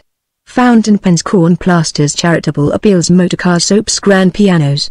It's the girl in tights and spangles outside the show that brings them trooping in. Let them see you. He continued. You say you want soldiers. Throw off your veil and call for them. Your namesake of France. Do you think if she had contented herself with writing stirring appeals that Orleans would have fallen? She put on a becoming suit of armor and got upon a horse where everyone could see her. Chivalry isn't dead. You modern women are ashamed of yourselves, ashamed of your sex. You don't give it a chance. Revive it. Stir the young men's blood. Their souls will follow. He reseated himself and leant across towards her. I'm not talking business, he said. This thing's not going to mean much to me one way or the other. I want you to win. Farm laborers bringing up families on 12 and 6 a week. Shirt hands working half into the night for 3 farthings an hour. Stinking dens for men to live in. Degraded women. Half-fed children. It's damnable. Tell them it's got to stop. That the eternal feminine has stepped out of the poster and commands it. A dapper young man opened the door and put his head into the room. Railway smash in Yorkshire, he announced. Carlton sat up. Much of the one? He asked. The dapper gentleman shrugged his shoulders. 3 killed, 8 injured, so far, he answered. Carlton's interest appeared to collapse. Stop press column? Asked the dapper gentleman. Yes, I suppose so, replied Carlton. Unless something better turns up. The dapper young gentleman disappeared. Joan had risen. May I talk it over with a friend? She asked. Myself, I'm inclined to accept. You will, if you're in earnest, he answered. I'll give you 24 hours. Look in tomorrow afternoon, and see Finch. It will be for the Sunday Post, the insert. We use surfaced paper for that and can do justice. Finch will arrange about the photograph. He held out his hand. Shall be seeing you again, he said. It was but a stone's throw to the office of the Evening Gazette. She caught Grayson just as he was leaving and put the thing before him. His sister was with him.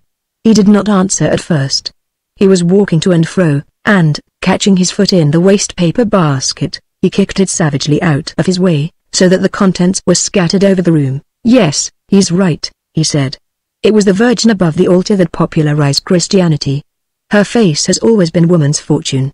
If she's going to become a fighter, it will have to be her weapon. He had used almost the same words that Carlton had used. I so want them to listen to me, she said. After all, it's only like having a very loud voice. He looked at her and smiled.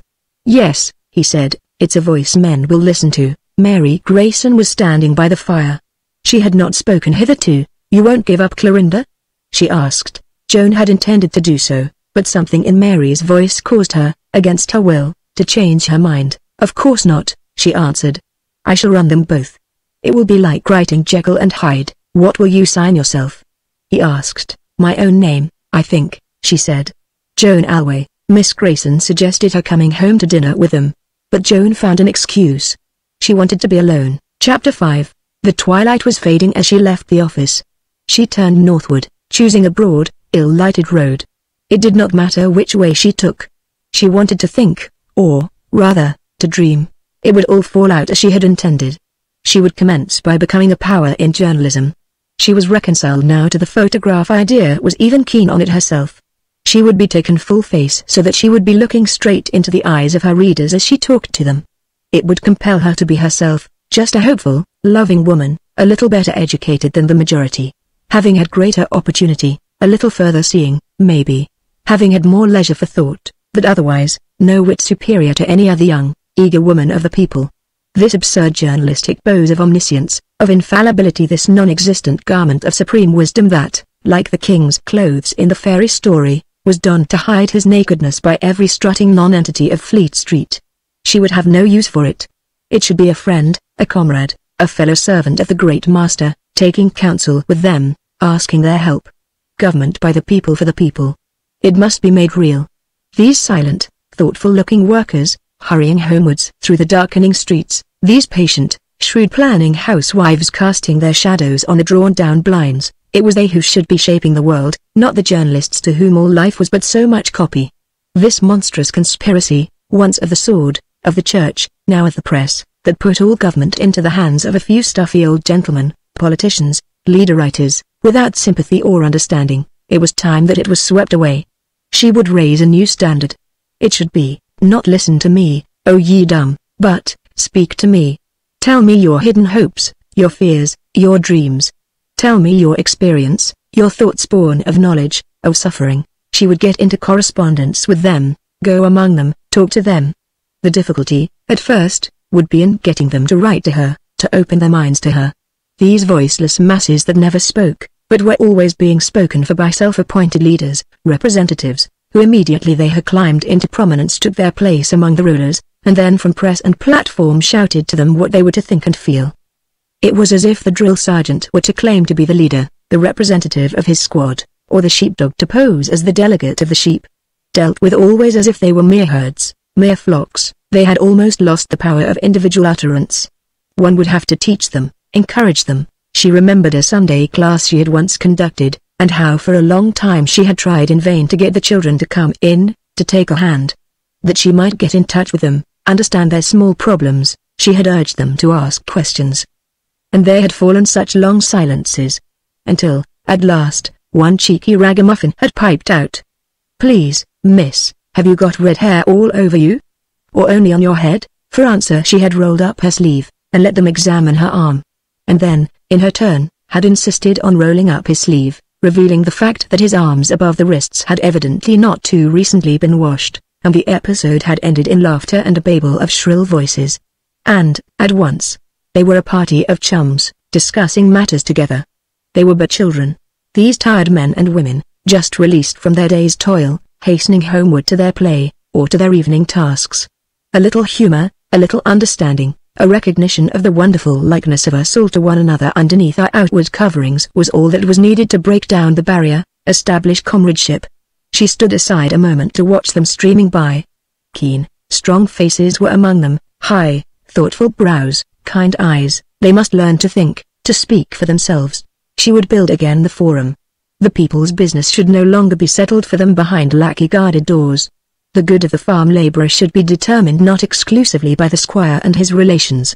The man with the hoe, the man with the bent back and the patient ox-like eyes, he, too, should be invited to the council board. Middle-class domestic problems should be solved not solely by fine gentlemen from Oxford. The wife of the little clerk should be allowed her say. War or peace, it should no longer be regarded as a question concerning only the aged rich. The common people, the cannon fodder, the men who would die, and the women who would weep, they should be given something more than the privilege of either cheering platform patriots or being summoned for interrupting public meetings. From a dismal side street there darted past her a small, shapeless figure in crumpled cap and apron, evidently a member of that lazy, overindulged class, the domestic servant. Judging from the talk of the drawing rooms, the correspondence in the papers, a singularly unsatisfactory body. They toiled not, lived in luxury and demanded grand pianos. Someone had proposed doing something for them. They themselves, it seemed that even they had a sort of conscience, were up in arms against it. Too much kindness even they themselves perceived was bad for them. They were holding a meeting that night to explain how contented they were. 6 peeresses had consented to attend, and speak for them. Likely enough that there were good-for-nothing, cocked menials imposing upon incompetent mistresses. There were pampered slaves in Rome. But these others. These poor little helpless sluts. There were thousands such in every city, overworked and underfed, living lonely, pleasureless lives. They must be taught to speak in other voices than the dulcet tones of peeresses. By the light of the guttering candles, from their chill attics, they should write to her their ill-spelt visions. She had reached a quiet, tree-bordered road, surrounding a great park. Lovers, furtively holding hands, passed her by, whispering. She would write books. She would choose for her heroine a woman of the people.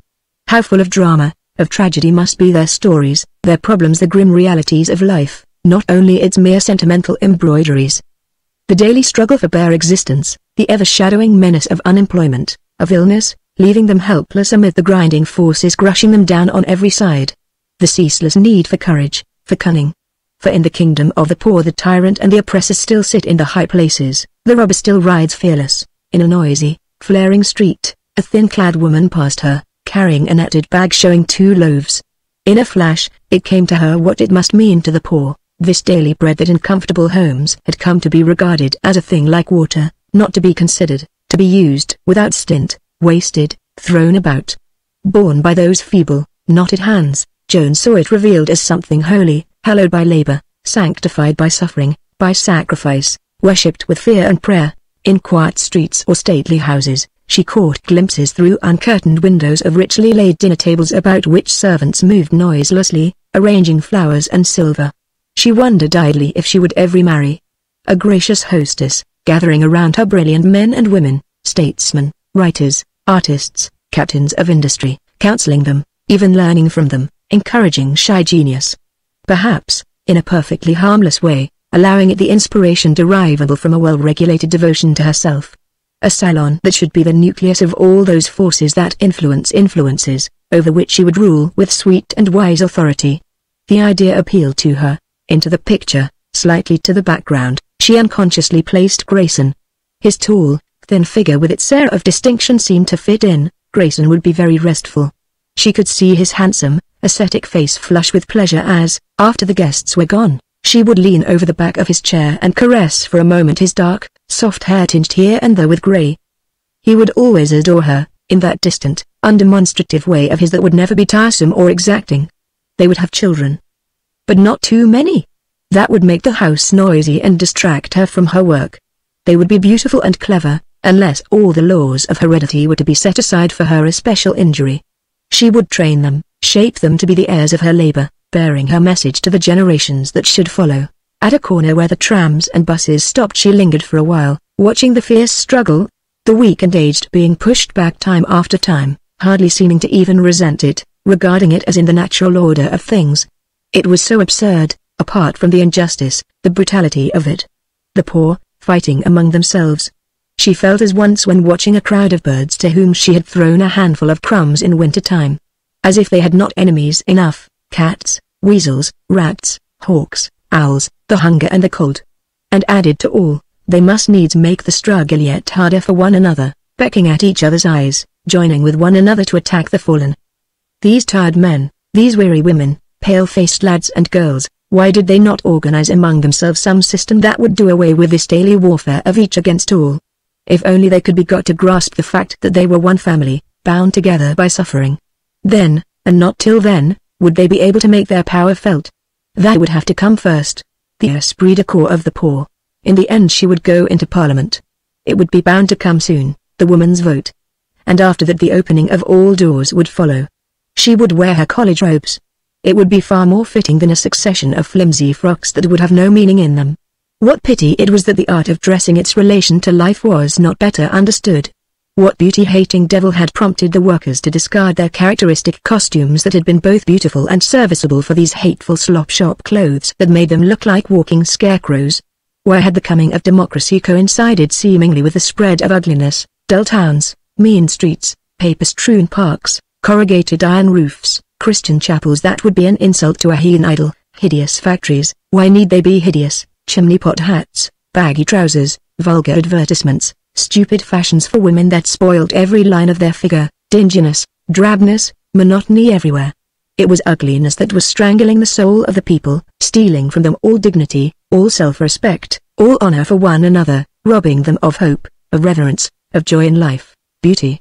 That was the key to the riddle. All nature, its golden sunsets and its silvery dawns, the glory of piled-up clouds, the mystery of moonlit glades, its rivers winding through the meadows, the calling of its restless seas, the tender witchery of spring, the blazonry of autumn woods, its purple moors and the wonder of its silent mountains, its cobwebs glittering with 1,000 jewels, the pageantry of starry nights. Form, color, music. The feathered choristers of bush and brake raising their matin and their even song, the whispering of the leaves, the singing of the waters, the voices of the winds. Beauty and grace in every living thing, but man. The leaping of the hares, the grouping of cattle, the flight of swallows, the dainty loveliness of insects' wings, the glossy skin of horses rising and falling to the play of mighty muscles. Was it not seeking to make plain to us that God's language was beauty?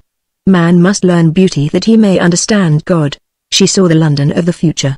Not the vision popular just then, a soaring whirl of machinery in motion, of moving pavements and flying omnibuses, of screaming gramophones and standardized homes, a city where electricity was king and man its soulless slave.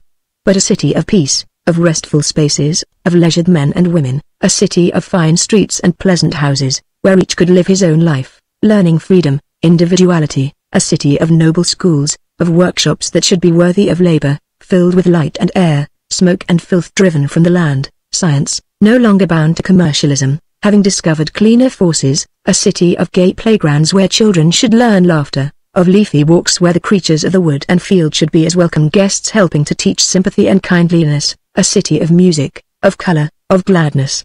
beauty worshipped as religion, ugliness banished as a sin, no ugly slums, no ugly cruelty, no slatternly women and brutalized men, no ugly, sobbing children, no ugly vice flaunting in every highway its insult to humanity, a city clad in beauty as with a living garment where God should walk with man.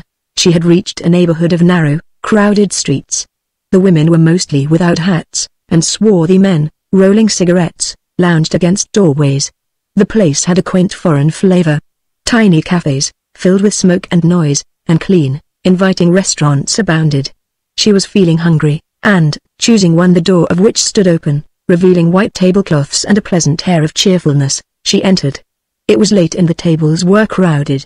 Only at one, in a far corner, could she detect a vacant place, opposite to a slight, pretty-looking girl very quietly dressed. She made her way across and the girl, anticipating her request, welcomed her with a smile. They ate for a while in silence, divided only by the narrow table, their heads, when they leant forward, almost touching. Joan noticed the short, white hands, the fragrance of some delicate scent. There was something odd about her. She seemed to be unnecessarily conscious of being alone. Suddenly she spoke. "Nice little restaurant, this," she said. "One of the few places where you can depend upon not being annoyed." Joan did not understand. "In what way?" she asked. "Oh, you know, men," answered the girl. "They come and sit down opposite to you, and won't leave you alone. At most of the places, you've got to put up with it or go outside. Here, old Gustav never permits it." Joan was troubled. She was rather looking forward to occasional restaurant dinners, where she would be able to study London's bohemia. "You mean," she asked, "that they force themselves upon you, even if you make it plain?" "Oh, the plainer you make it that you don't want them, the more sport they think it," interrupted the girl with a laugh. Joan hoped she was exaggerating. "I must try and select a table where there is some good-natured girl to keep me in countenance," she said with a smile. "Yes, I was glad to see you," answered the girl. "It's hateful, dining by oneself." "Are you living alone?" "Yes," answered Joan. "I'm a journalist." "I thought you were something," answered the girl. "I'm an artist. Or, rather, was," she added after a pause. "Why did you give it up?" asked Joan. "Oh, I haven't given it up, not entirely," the girl answered. "I can always get a couple of sovereigns for a sketch, if I want it, from one or another of the frame makers. And they can generally sell them for a $5. I've seen them marked up." "Have you been long in London?" "No," answered Joan. "I'm a Lancashire lass." "Curious," said the girl. "So am I. My father's a mill manager near Bolton." "You weren't educated there?" "No," Joan admitted. "I went to Rodion at Brighton when I was 10 years old, and so escaped it." "Nor were you," she added with a smile, "judging from your accent." "No," answered the other, "I was at Hastings, Miss Gwyn's." "Funny how we seem to have always been near to one another. Dad wanted me to be a doctor. But I'd always been mad about art." Joan had taken a liking to the girl. It was a spiritual, vivacious face with frank eyes and a firm mouth, and her voice was low and strong. "Tell me," she said, "what interfered with it?" Unconsciously she was leaning forward, her chin supported by her hands. Their faces were very near to one another. The girl looked up. She did not answer for a moment. There came a hardening of the mouth before she spoke. "A baby," she said. "Oh, it was my own fault," she continued. "I wanted it. It was all the talk at the time. You don't remember? Our right to children. No woman complete without one. Maternity, woman's kingdom. All that sort of thing. As if the storks brought them. Don't suppose it made any real difference, but it just helped me to pretend that it was something pretty and high class. Overmastering passion used to be the explanation. Before that, I guess it's all much of a muchness, just natural instinct." The restaurant had been steadily emptying. Monsieur Gustave and his ample-bosomed wife were seated at a distant table, eating their own dinner. "Why couldn't you have married?" asked Joan. The girl shrugged her shoulders. "Who was there for me to marry?" she answered. "The men who wanted me, clerks, young tradesmen, down at home. I wasn't taking any of that lot. And the men I might have fancied were all of them too poor. There was one student. He's got on since. Easy enough for him to talk about waiting. Meanwhile, well, it's like somebody suggesting dinner to you the day after tomorrow. All right enough, if you're not troubled with an appetite." The waiter came to clear the table. They were almost the last customers left. The man's tone and manner jarred upon Joan. She had not noticed it before. Joan ordered coffee and the girl, exchanging a joke with the waiter, added a liqueur. "But why should you give up your art?" persisted Joan. It was that was sticking in her mind. I should have thought that, if only for the sake of the child, you would have gone on with it. Oh, I told myself all that, answered the girl. Was going to devote my life to it. Did for nearly 2 years. Till I got sick of living like a nun, never getting a bit of excitement. You see, I've got the poison in me. Or, maybe, it had always been there. What's become of it? Asked Joan. The child, mother's got it, answered the girl. Seemed best for the poor little beggar. I'm supposed to be dead, and my husband gone abroad. She gave a short, dry laugh. Mother brings him up to see me once a year. They've got quite fond of him. What are you doing now? Asked Joan, in a low tone. Oh, you needn't look so scared, laughed the girl. I haven't come down to that. Her voice had changed. It had a note of shrillness. In some indescribable way she had grown coarse. I'm a kept woman, she explained. What else is any woman? She reached for her jacket, and the waiter sprang forward and helped her on with it, prolonging the business needlessly. She wished him good evening in a tone of distant hauteur, and led the way to the door. Outside the street was dim and silent. Joan held out her hand. No hope of happy endings, she said with a forced laugh. Couldn't marry him, I suppose? He has asked me, answered the girl with a swagger. Not sure that it would suit me now. They're not so nice to you when they've got you fixed up. So long. She turned abruptly and walked rapidly away. Joan moved instinctively in the opposite direction, and after a few minutes found herself in a broad well-lighted thoroughfare. A newsboy was shouting his wares. Horrible murder of a woman. Shock in details. Special, repeating it over and over again in a hoarse, expressionless monotone. He was selling the papers like hot cakes, the purchasers too eager to even wait for their change. She wondered, with a little lump in her throat, how many would have stopped to buy had he been calling instead. Discovery of new sonnet by Shakespeare. Extra special. Through swinging doors, she caught glimpses of foul interiors, crowded with men and women released from their toil, taking their evening pleasure. From colored posters outside the great theaters and music halls, vulgarity and lewdness leered at her, side by side with announcements that the house was full. From every roaring corner, scintillating lights flared forth the merits of this public benefactor's whiskey, of this other celebrity's beer. It seemed the only message the people cared to hear. Even among the sirens of the pavement, she noticed that the quiet and merely pretty were hardly heeded. It was everywhere the painted and the overdressed that drew the roving eyes. She remembered a pet dog that someone had given her when she was a girl, and how one afternoon she had walked with the tears streaming down her face because, in spite of her scoldings and her pleadings, it would keep stopping to lick up filth from the roadway. A kindly passerby had laughed and told her not to mind. Why, that's a sign of breeding, that is, Missy, the man had explained. It's the classy ones that are always the worst. It had come to her afterwards, craving with its soft brown, troubled eyes for forgiveness. But she had never been able to break it of the habit. Must man forever be chained by his appetites to the unclean, ever be driven back, dragged down again into the dirt by his own instincts, ever be rendered useless for all finer purposes by the baseness of his own desires, the city of her dreams?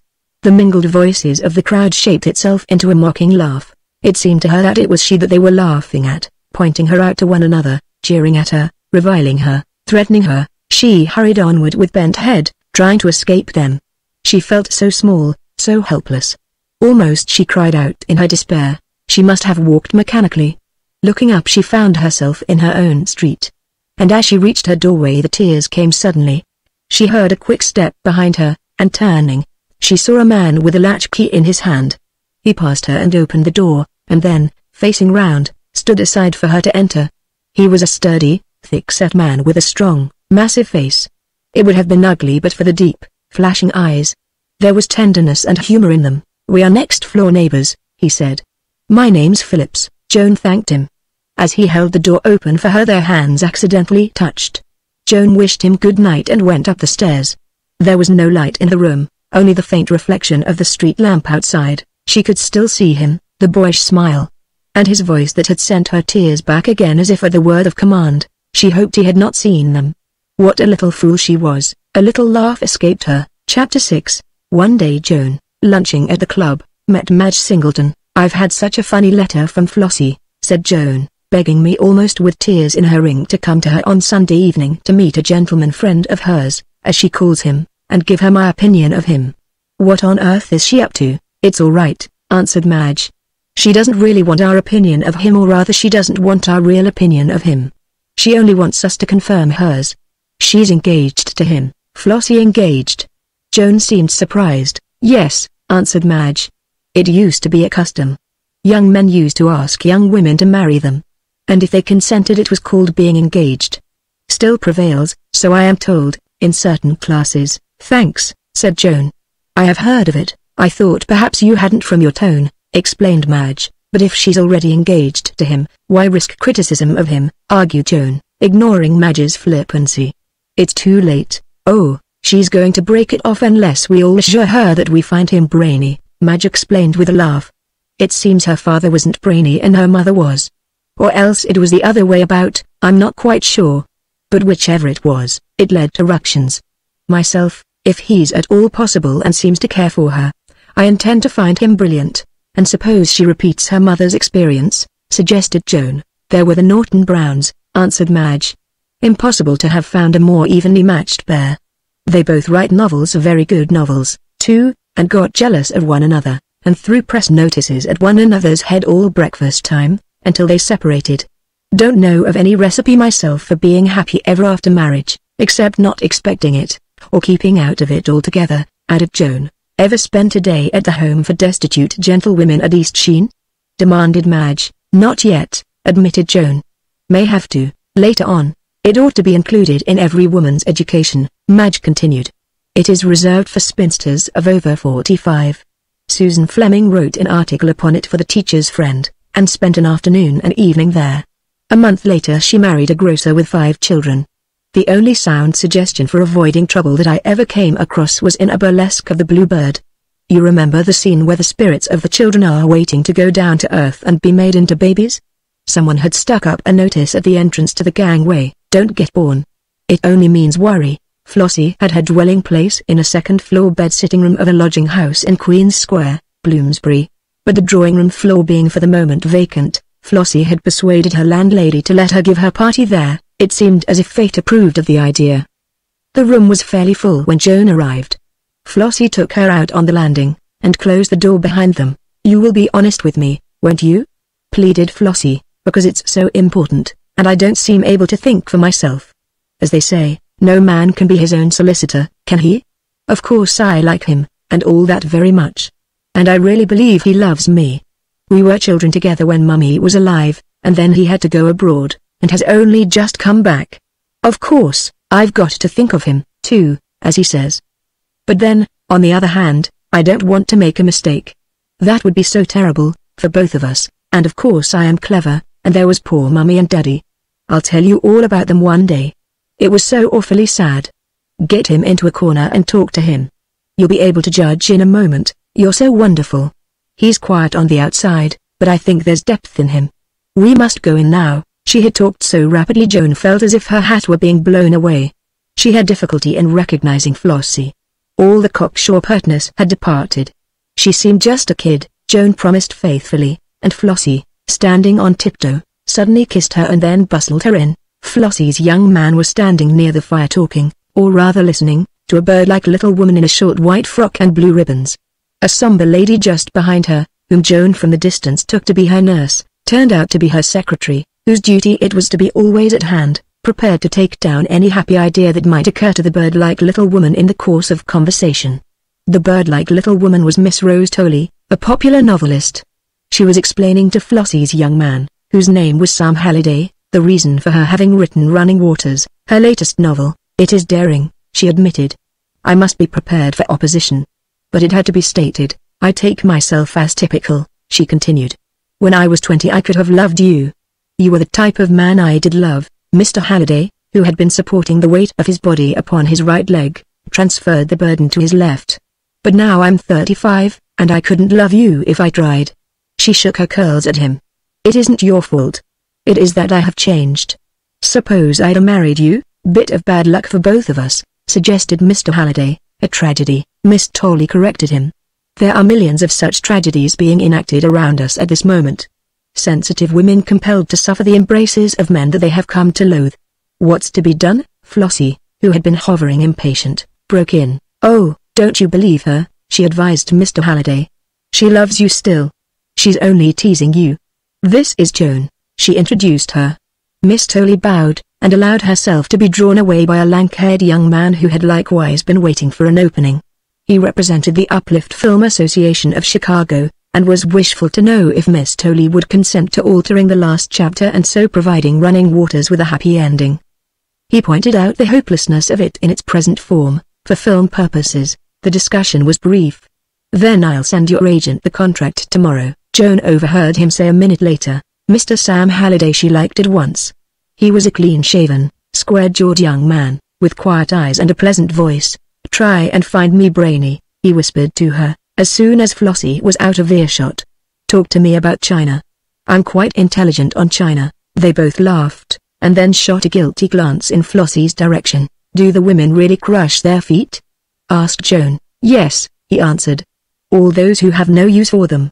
About 1% of the population." To listen to Miss Tolley you would think that half the women wanted a new husband every 10 years. It's always the 1% that get themselves talked about. "The other 99 are too busy." "You are young for a philosopher," said Joan. He laughed.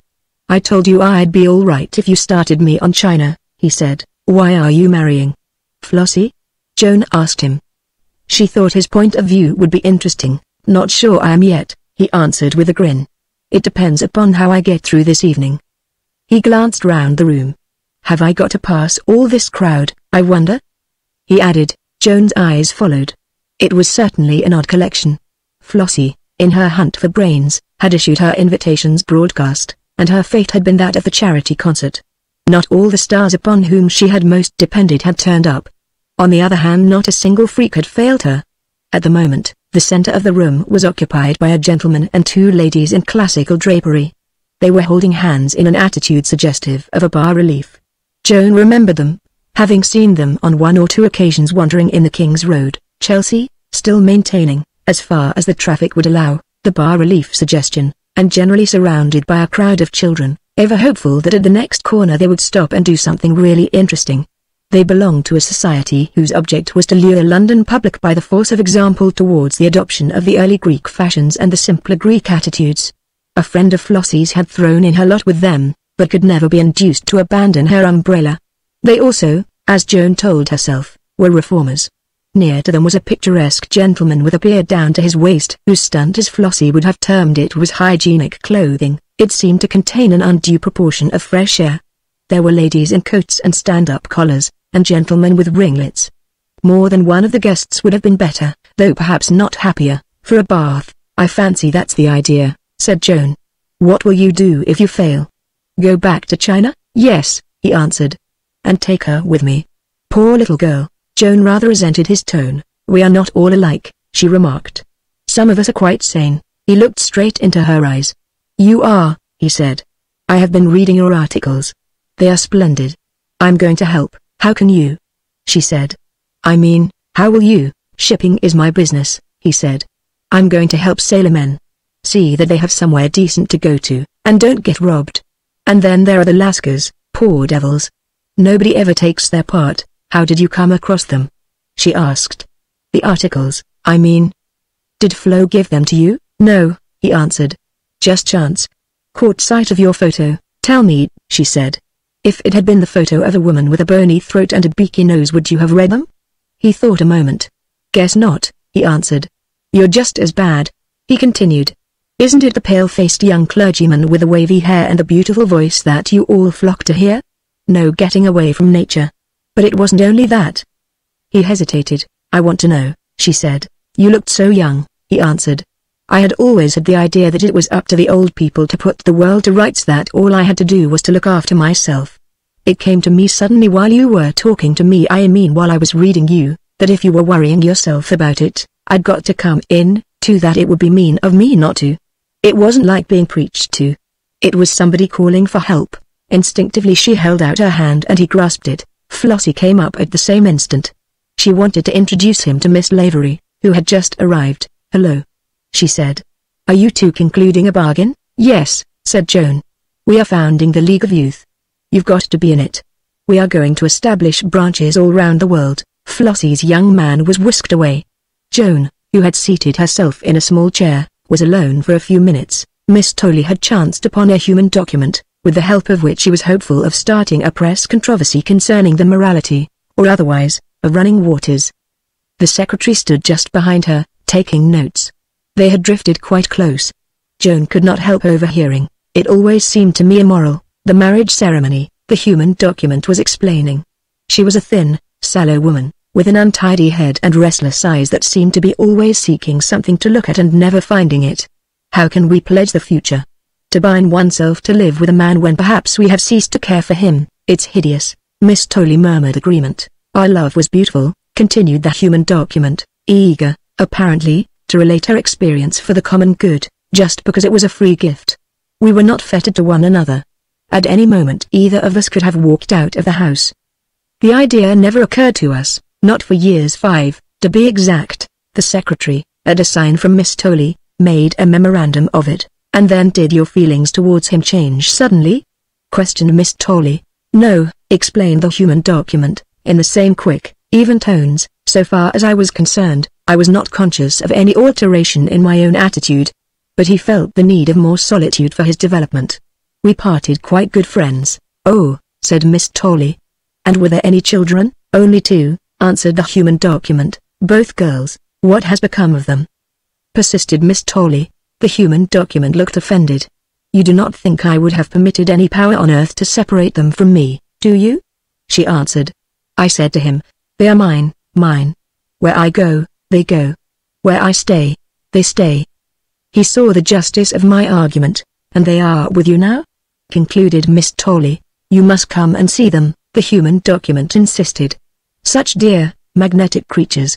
I superintend their entire education myself. We have a cottage in Surrey. It's rather a tight fit. You see, there are 7 of us now. But the 3 girls can easily turn in together for a night. Abner will be delighted." "Abner is your second?" suggested Miss Tolley. "My third," the human document corrected her. "After Eustace, I married Ivanov. I say married because I regard it as the holiest form of marriage. He had to return to his own country. There was a political movement on foot. He felt it his duty to go. I want you particularly to meet the boy. He will interest you." Miss Tolley appeared to be getting muddled. "Whose boy?" she demanded. "Ivanov's," explained the human document. "He was our only child." Flossie appeared, towing a white-haired, distinguished-looking man, a Mr. Folk. She introduced him and immediately disappeared. Joan wished she had been left alone a little longer. She would like to have heard more. Especially was she curious concerning Abner, the lady's third. Would the higher moral law compel him, likewise, to leave the poor lady saddled with another couple of children? Or would she, on this occasion, get in or rather, get off, first? Her own fancy was to back Abner. She did catch just one sentence before Miss Tolley, having obtained more food for reflection than perhaps she wanted, signaled to her secretary that the notebook might be closed. Woman's right to follow the dictates of her own heart, uncontrolled by any law. The human document was insisting, that is one of the first things we must fight for. Mr. Folk was a well-known artist. He lived in Paris. "You are wonderfully like your mother," he told Joan. "In appearance, I mean," he added. "I knew her when she was Miss Caxton. I acted with her in America." Joan made a swift effort to hide her surprise. She had never heard of her mother having been upon the stage. "I did not know that you had been an actor," she answered. "I wasn't really," explained Mr. Folk. "I just walked and talked naturally.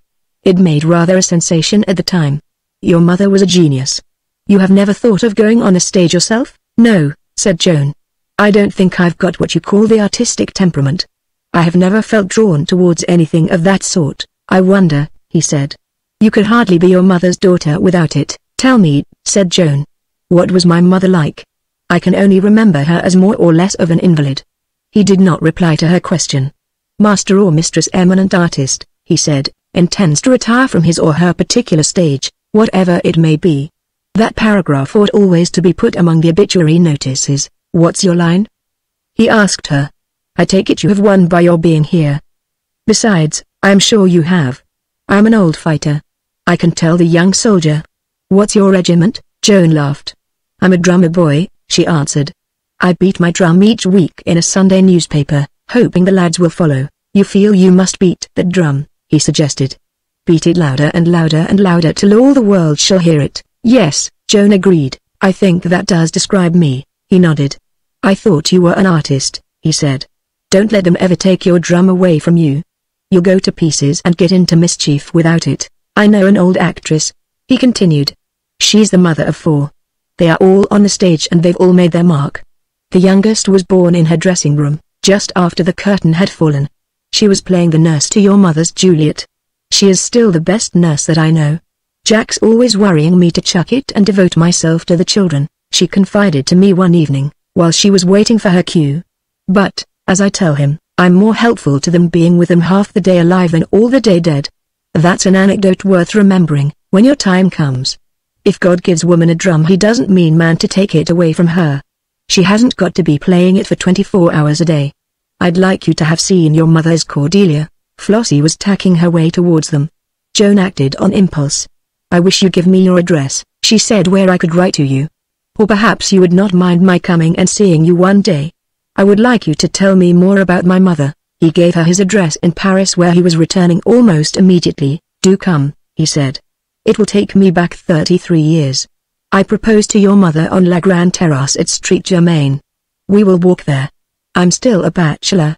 He laughed, and, kissing her hand, allowed himself to be hauled away by Flossie, in exchange for Mrs. Phillips, for whom Miss Lavery had insisted on an invitation. Joan had met Mrs. Phillips several times, and once, on the stairs, had stopped and spoken to her, but had never been introduced to her formally till now. We have been meaning to call on you so often, panted Mrs. Phillips. The room was crowded and the exertion of squeezing her way through had winded the poor lady. We take so much interest in your articles. My husband, she paused for a second, before venturing upon the word, and the H came out somewhat over-aspirated, reads them most religiously. You must come and dine with us one evening. Joan answered that she would be very pleased. I will find out when Robert is free and run up and let you know, she continued. Of course, there are so many demands upon him, especially during this period of national crisis, that I spare him all the social duties that I can. But I shall insist on his making an exception in your case. Joan murmured her sense of favor, but hoped she would not be allowed to interfere with more pressing calls upon Mr. Phillips's time. It will do him good, answered Mrs. Phillips, getting away from them all for an hour or two. I don't see much of him myself. She glanced round and lowered her voice. They tell me, she said, that you're a B.A. Yes, answered Joan. One goes in for it more out of vanity, I'm afraid, than for any real purpose that it serves. I took 1 or 2 prizes myself, said Mrs. Phillips. But, of course, one forgets things. I was wondering if you would mind if I ran up occasionally to ask you a question. Of course, as you know, my husband has had so few advantages. The lady's mind was concerned with more important matters, and the aspirates, on this occasion, got themselves neglected. It is wonderful what he has done without them. But if, now and then, I could help him. There was something about the poor, foolish painted face, as it looked up pleadingly, that gave it a momentary touch of beauty. Do, said Joan, speaking earnestly. I shall be so very pleased if you will. Thank you, said the woman. Miss Lavery came up in a hurry to introduce her to Miss Tolly. I am telling all my friends to read your articles, she added, resuming the gracious patroness. As she bowed her adieus, Joan was alone again for a while. A handsome girl, with her hair cut short and parted at the side, was discussing diseases of the spine with a curly-headed young man in a velvet suit. The gentleman was describing some of the effects in detail. Joan felt there was danger of her being taken ill if she listened any longer, and seeing Madge's brother near the door, and unoccupied, she made her way across to him. Neil Singleton, or Keeley, as he called himself upon the stage, was quite unlike his sister. He was short and plump, with a preternaturally solemn face, contradicted by small twinkling eyes. He motioned Joan to a chair and told her to keep quiet and not disturb the meeting. Is he brainy? He whispered after a minute. I like him, said Joan. I didn't ask you if you liked him, he explained to her. I asked you if he was brainy. I'm not too sure that you like brainy men. Yes, I do, said Joan. I like you, sometimes. Now, none of that, he said severely. It's no good you're thinking of me. I'm wedded to my art. We are talking about Mr. Halliday. What does Madge think of him? Asked Joan. Madge has fallen in love with him, and her judgment is not to be relied upon, he said. I suppose you couldn't answer a straight question. If you tried, don't be so harsh with me, pleaded Joan meekly. I'm trying to think. Yes, she continued, decidedly he's got brains. Enough for the two of them? Demanded Mr. Singleton. Because he will want them. Now think before you speak, Joan considered. Yes, she answered. I should say he's just the man to manage her. Then it's settled, he said. We must save her. Save her from what? Demanded Joan, from his saying to himself, this is Flossie's idea of a party. This is the sort of thing that, if I marry her, I am letting myself in for. If he hasn't broken off the engagement already, we may be in time. He led the way to the piano. Tell Madge I want her, he whispered. He struck a few notes, and then in a voice that drowned every other sound in the room, struck up a comic song. The effect was magical. He followed it up with another. This one with a chorus, consisting chiefly of Umpty Umpty Umpty Umpty A, which was vociferously encored. By the time it was done with, Madge had discovered a girl who could sing Three Little Pigs, and a sad, pale-faced gentleman who told stories. At the end of one of them Madge's brother spoke to Joan in a tone more of sorrow than of anger, hardly the sort of anecdote that a truly noble and high-minded young woman would have received with laughter. He commented. Did I laugh? Said Joan. Your having done so unconsciously only makes the matter worse, observed Mr. Singleton. I had hoped it emanated from politeness, not enjoyment. Don't tease her, said Madge. She's having an evening off. Joan and the Singletons were the last to go. They promised to show Mr. Halliday a short cut to his hotel in Holborn. Have you thanked Miss Lessing for a pleasant evening? Asked Mr. Singleton, turning to Mr. Halliday. He laughed and put his arm round her. Poor little woman, he said. You're looking so tired. It was jolly at the end. He kissed her. He had passed through the swing doors, and they were standing on the pavement waiting for Joan's bus. Why did we all like him? Asked Joan. Even Miss Lavery. There's nothing extraordinary about him. Oh yes there is, said Madge. Love has lent him gilded armor. From his helmet waves her crest, she quoted. Most men look fine in that costume. Pity they can't always wear it. The conductor seemed impatient. Joan sprang upon the step and waved her hand. Chapter 7. Joan was making herself a cup of tea when there came a tap at the door. It was Mrs. Phillips. I heard you come in, she said. You're not busy, are you? No, answered Joan. I hope you're not. I'm generally in about this time, and it's always nice to gossip over a dish of tea. Why do you say dish of tea? Asked Mrs. Phillips, as she lowered herself with evident satisfaction into the easy chair Joan placed for her. Oh, I don't know, laughed Joan. Dr. Johnson always talked of a dish of tea. Gives it a literary flavor. I've heard of him, said Mrs. Phillips. He's worth reading, isn't he? Well, he talked more amusingly than he wrote, explained Joan. Get Boswell's Life of him. Or I'll lend you mine, she added, if you'll be careful of it. You'll find all the passages marked that are best worth remembering. At least, I think so. Thanks, said Mrs. Phillips. You see, as the wife of a public man, I get so little time for study. Is it settled yet? Asked Joan. Are they going to make room for him in the cabinet? I'm afraid so, answered Mrs. Phillips. Oh, of course, I want him to, she corrected herself. And he must, of course, if the king insists upon it. But I wish it hadn't all come with such a whirl. What shall I have to do, do you think? Joan was pouring out the tea. Oh, nothing, she answered, but just be agreeable to the right people. He'll tell you who they are. And take care of him. I wish I'd taken more interest in politics when I was young, said Mrs. Phillips. Of course, when I was a girl, women weren't supposed to. Do you know, I shouldn't worry about them. If I were you, Joan advised her. Let him forget them when he's with you. A man can have too much of a good thing, she laughed. I wonder if you're right, mused Mrs. Phillips.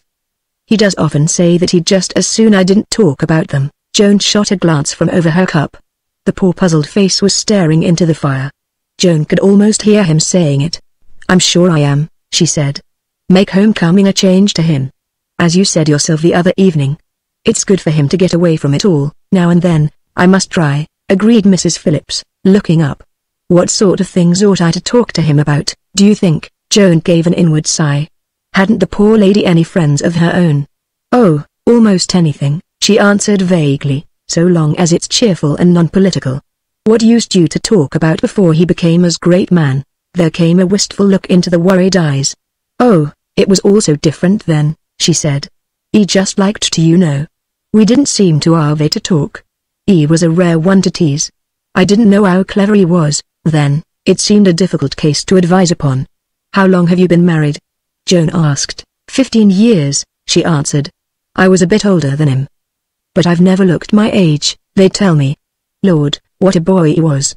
Swept you off your feet, like. He wasn't the only one, I'd got away with me, I suppose. Anyhow, the men seemed to think so. There was always a few anning about. Like flies round a honey pot, Mother used to say. She giggled. But he wouldn't take no for an answer. And I didn't want to give it him, neither. I was gone on him, right enough. No use saying I wasn't. You must be glad you didn't say no, suggested Joan. Yes, she answered, he's got on. I always think of that little poem, Lord Burleigh, she continued, whenever I get worrying about myself. Ever read it? Yes, answered Joan. He was a landscape painter, wasn't he? That's the one, said Mrs. Phillips. I little thought I was letting myself in for being the wife of a big pot when Bob Phillips came along in his miner's jacket. You'll soon get used to it, Joan told her. The great thing is not to be afraid of one's fate, whatever it is, but just to do one's best. It was rather like talking to a child. You're the right sort to put dirt into a body. I'm glad I came up, said Mrs. Phillips. I get a bit down in the mouth sometimes when he goes off into one of his brown studies, and I don't seem to know what he's thinking about. But it don't last long. I was always one of the light-hearted ones. They discussed life on 2,000 a year, the problems it would present, and Mrs. Phillips became more cheerful. Joan laid herself out to be friendly. She hoped to establish an influence over Mrs. Phillips that should be for the poor lady's good, and, as she felt instinctively, for poor Phillips's also. It was not an unpleasing face. Underneath the paint, it was kind and womanly. Joan was sure he would like it better clean. A few months' attention to diet would make a decent figure of her and improve her wind. Joan watched her spreading the butter a quarter of an inch thick upon her toast and restrained with difficulty the impulse to take it away from her. And her clothes. Joan had seen guys carried through the streets on the 5th of November that were less obtrusive. She remembered, as she was taking her leave, what she had come for, which was to invite Joan to dinner on the following Friday. It's just a homely affair, she explained. She had recovered her form and was now quite the lady again. 2 other guests beside yourself, a Mr. Raleigh. I am sure you will like him. He's so dilettante, and Mr. McKean. He's a young man upstairs. Have you met him? Joan hadn't, except once on the stairs when, to avoid having to pass her, he had gone down again and out into the street. From the doorstep she had caught sight of his disappearing coattails round the corner. Yielding to impetuousness, she had run after him, and his expression of blank horror when, glancing over his shoulder, he found her walking abstractedly 3 yards behind him, had gladdened all her evening. Joan recounted the episode so far as the doorstep. He tried to be shy with me, said Mrs. Phillips, but I wouldn't let him. I chipped him out of it. If he's going to write plays, as I told him, he will have to get over his fear of a petticoat. She offered her cheek, and Joan kissed it, somewhat gingerly. You won't mind Robert not wearing evening dress, she said. He never will if he can help it. I shall just slip on a semi-toilette myself. Joan had difficulty in deciding on her own frock. Her 4 evening dresses, as she walked round them, spread out upon the bed, all looked too imposing, for what Mrs. Phillips had warned her would be a homely affair. She had one other, a greyish fawn, with sleeves to the elbow, that she had had made expressly for public dinners and political at-homes. But that would be going to the opposite extreme, and might seem discourteous to her hostess. Besides, mousy colours didn't really suit her. They gave her a curious sense of being affected. In the end she decided to risk a black crepe de chine, square cut, with a girdle of gold embroidery. There couldn't be anything quieter than black, and the gold embroidery was of the simplest. She would wear it without any jewellery whatever, except just a star in her hair. The result, as she viewed the effect in the long glass, quite satisfied her. Perhaps the jewelled star did scintillate rather. It had belonged to her mother. But her hair was so full of shadows, it wanted something to relieve it. Also she approved the curved line of her bare arms. It was certainly very beautiful, a woman's arm. She took her gloves in her hand and went down. Mr. Phillips was not yet in the room. Mrs. Phillips, in apple green with an ostrich feather in her hair, greeted her effusively, and introduced her to her fellow guests. Mr. Raleigh was a slight, elegant gentleman of uncertain age, with sandy hair and beard cut Van Dyck fashion. He asked Joan's permission to continue his cigarette. You have chosen the better part, he informed her, on her granting it. When I'm not smoking, I'm talking. Mr. McKean shook her hand vigorously without looking at her. And this is Hilda, concluded Mrs. Phillips. She ought to be in bed if she hadn't a naughty daddy who spoils her, a lank, black-haired girl, with a pair of burning eyes looking out of a face that, but for the thin line of the lips, would have been absolutely colorless, rose suddenly from behind a bowl of artificial flowers. Joan could not suppress a slight start. She had not noticed her on entering. The girl came slowly forward, and Joan felt as if the uncanny eyes were eating her up. She made an effort and held out her hand with a smile, and the girl's long thin fingers closed on it in a pressure that hurt. She did not speak. "She only came back yesterday for the half-term," explained Mrs. Phillips. "There's no keeping her away from her books. 'Twas her own wish to be sent to boarding school."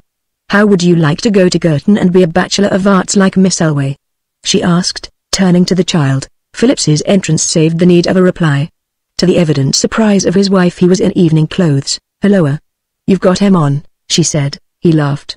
"I shall have to get used to them sooner or later," he said. Joan felt relieved. She hardly knew why that he bore the test.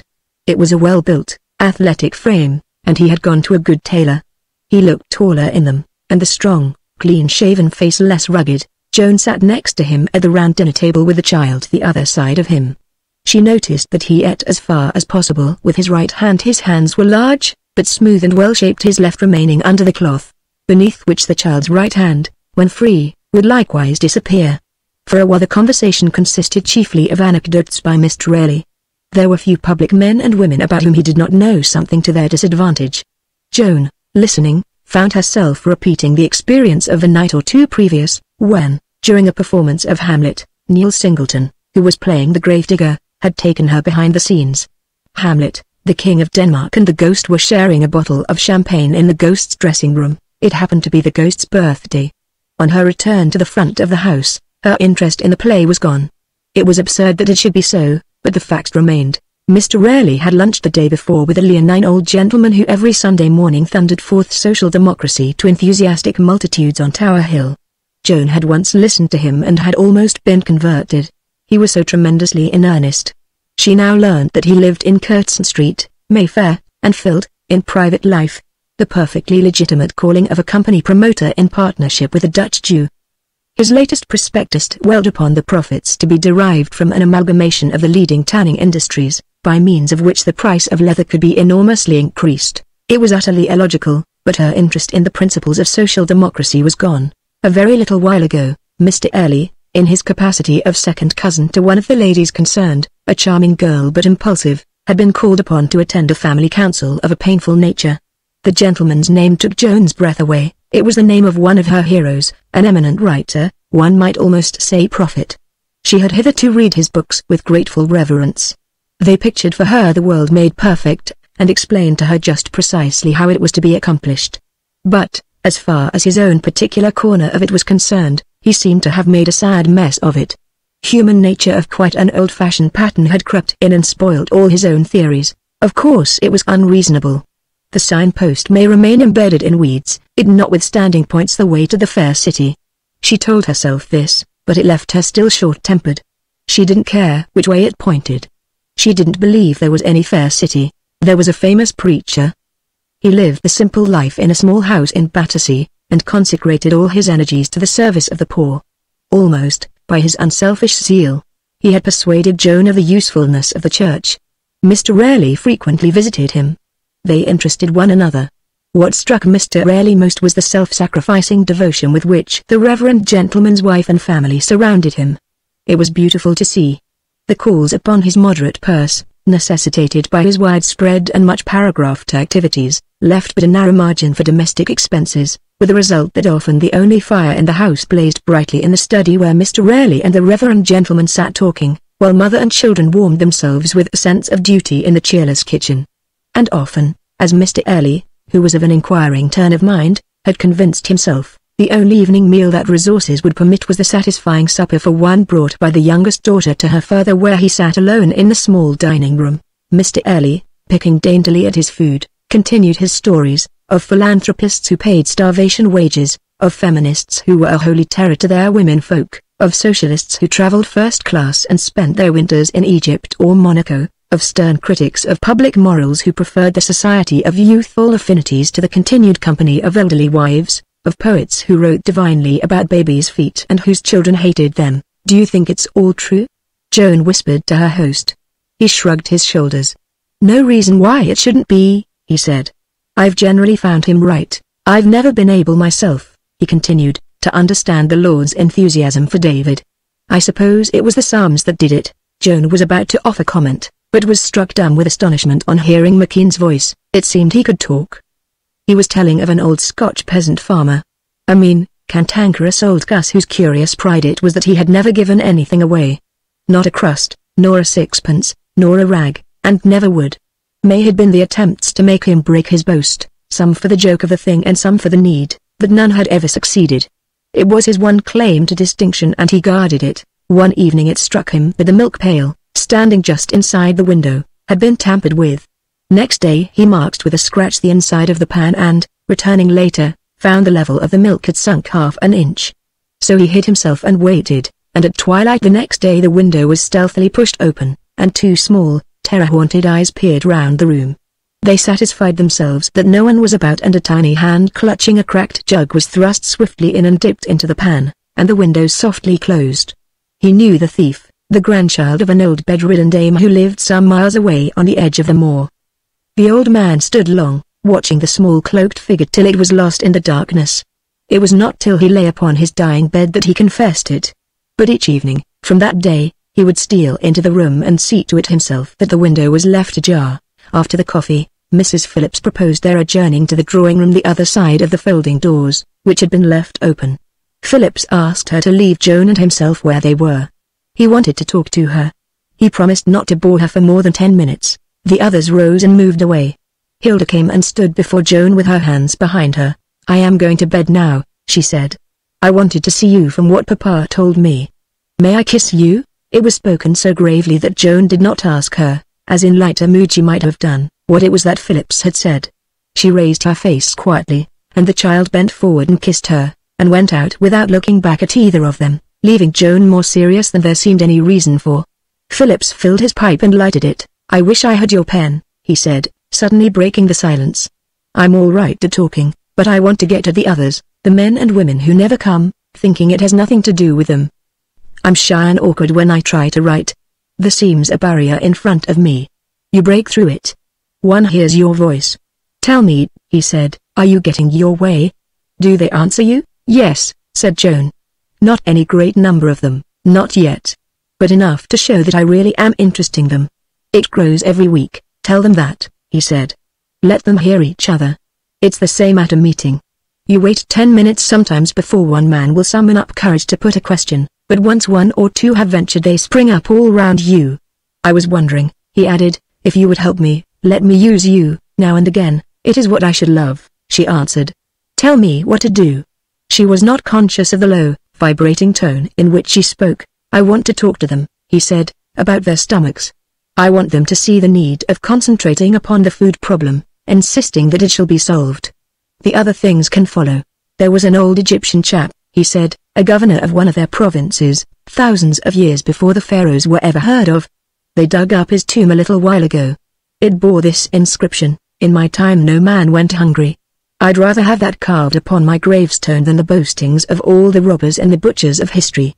Think what it must have meant in that land of drought and famine, only a narrow strip of river bank where a grain of corn would grow, and that only when old Nile was kind. If not, your nearest supplies 500 miles away across the desert, your only means of transport the slow-moving camel. Your convoy must be guarded against attack, provided with provisions and water for a 2 months' journey. Yet he never failed his people. Fat year and lean year, in my time no man went hungry. And here, today, with our steamships and our railways, with the granaries of the world filled to overflowing, 1/3 of our population lives on the borderline of want. In India they die by the roadside. What's the good of it all, your science and your art and your religion? How can you help men's souls if their bodies are starving? A hungry man's a hungry beast. I spent a week at Grimsby, some years ago, organizing a fishermen's union. They used to throw the fish back into the sea, tons upon tons of it, that men had risked their lives to catch, that would have fed half London's poor. There was a glut of it, they said. The market didn't want it. Funny, isn't it, a glut of food, and the kiddies can't learn their lessons for want of it. I was talking with a farmer down in Kent. The plums were rotting on his trees. There were too many of them, that was the trouble. The railway carriage alone would cost him more than he could get for them. They were too cheap. So nobody could have them. It's the muddle of the thing that makes me mad, the ghastly muddle-headed way the chief business of the world is managed. There's enough food could be grown in this country to feed all the people, and then of the fragments each man might gather his 10 baskets full. There's no miracle needed. I went into the matter once with Dalroy of the Board of Agriculture. He's the best man they've got, if they'd only listen to him. It's never been organized, that's all. It isn't the fault of the individual. It ought not to be left to the individual. The man who makes a corner in wheat in Chicago and condemns millions to privation, likely enough, he's a decent sort of fellow in himself. A kind husband and father would be upset for the day if he saw a child crying for bread. My dog's a decent enough little chap, as dogs go, but I don't let him run my larder. It could be done with a little goodwill all round, he continued, and 9 men out of every 10 would be the better off. But they won't even let you explain.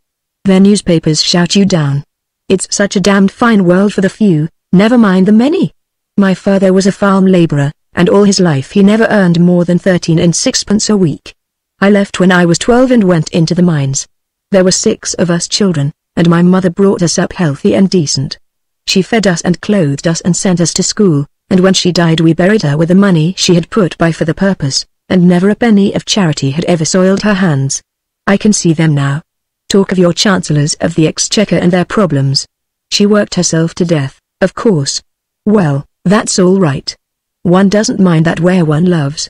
If they would only let you. She had no opposition to contend with, no thwarting and hampering at every turn the very people you are working for hounded on against you. The difficulty of a man like myself, who wants to do something, who could do something, is that for the best part of his life he is fighting to be allowed to do it. By the time I've lived down their lies and got my chance, my energy will be gone. He knocked the ashes from his pipe and relit it. I've no quarrel with the rich, he said. I don't care how many rich men there are, so long as there are no poor. Who does? I was riding on a bus the other day, and there was a man beside me with a bandaged head. He'd been hurt in that railway smash at Morpeth. He hadn't claimed damages from the railway company and wasn't going to. Oh, it's only a few scratches, he said. They'll be hit hard enough as it is. If he'd been a poor devil on 18 shillings a week it would have been different. He was an engineer earning good wages, so he wasn't feeling sore and bitter against half the world.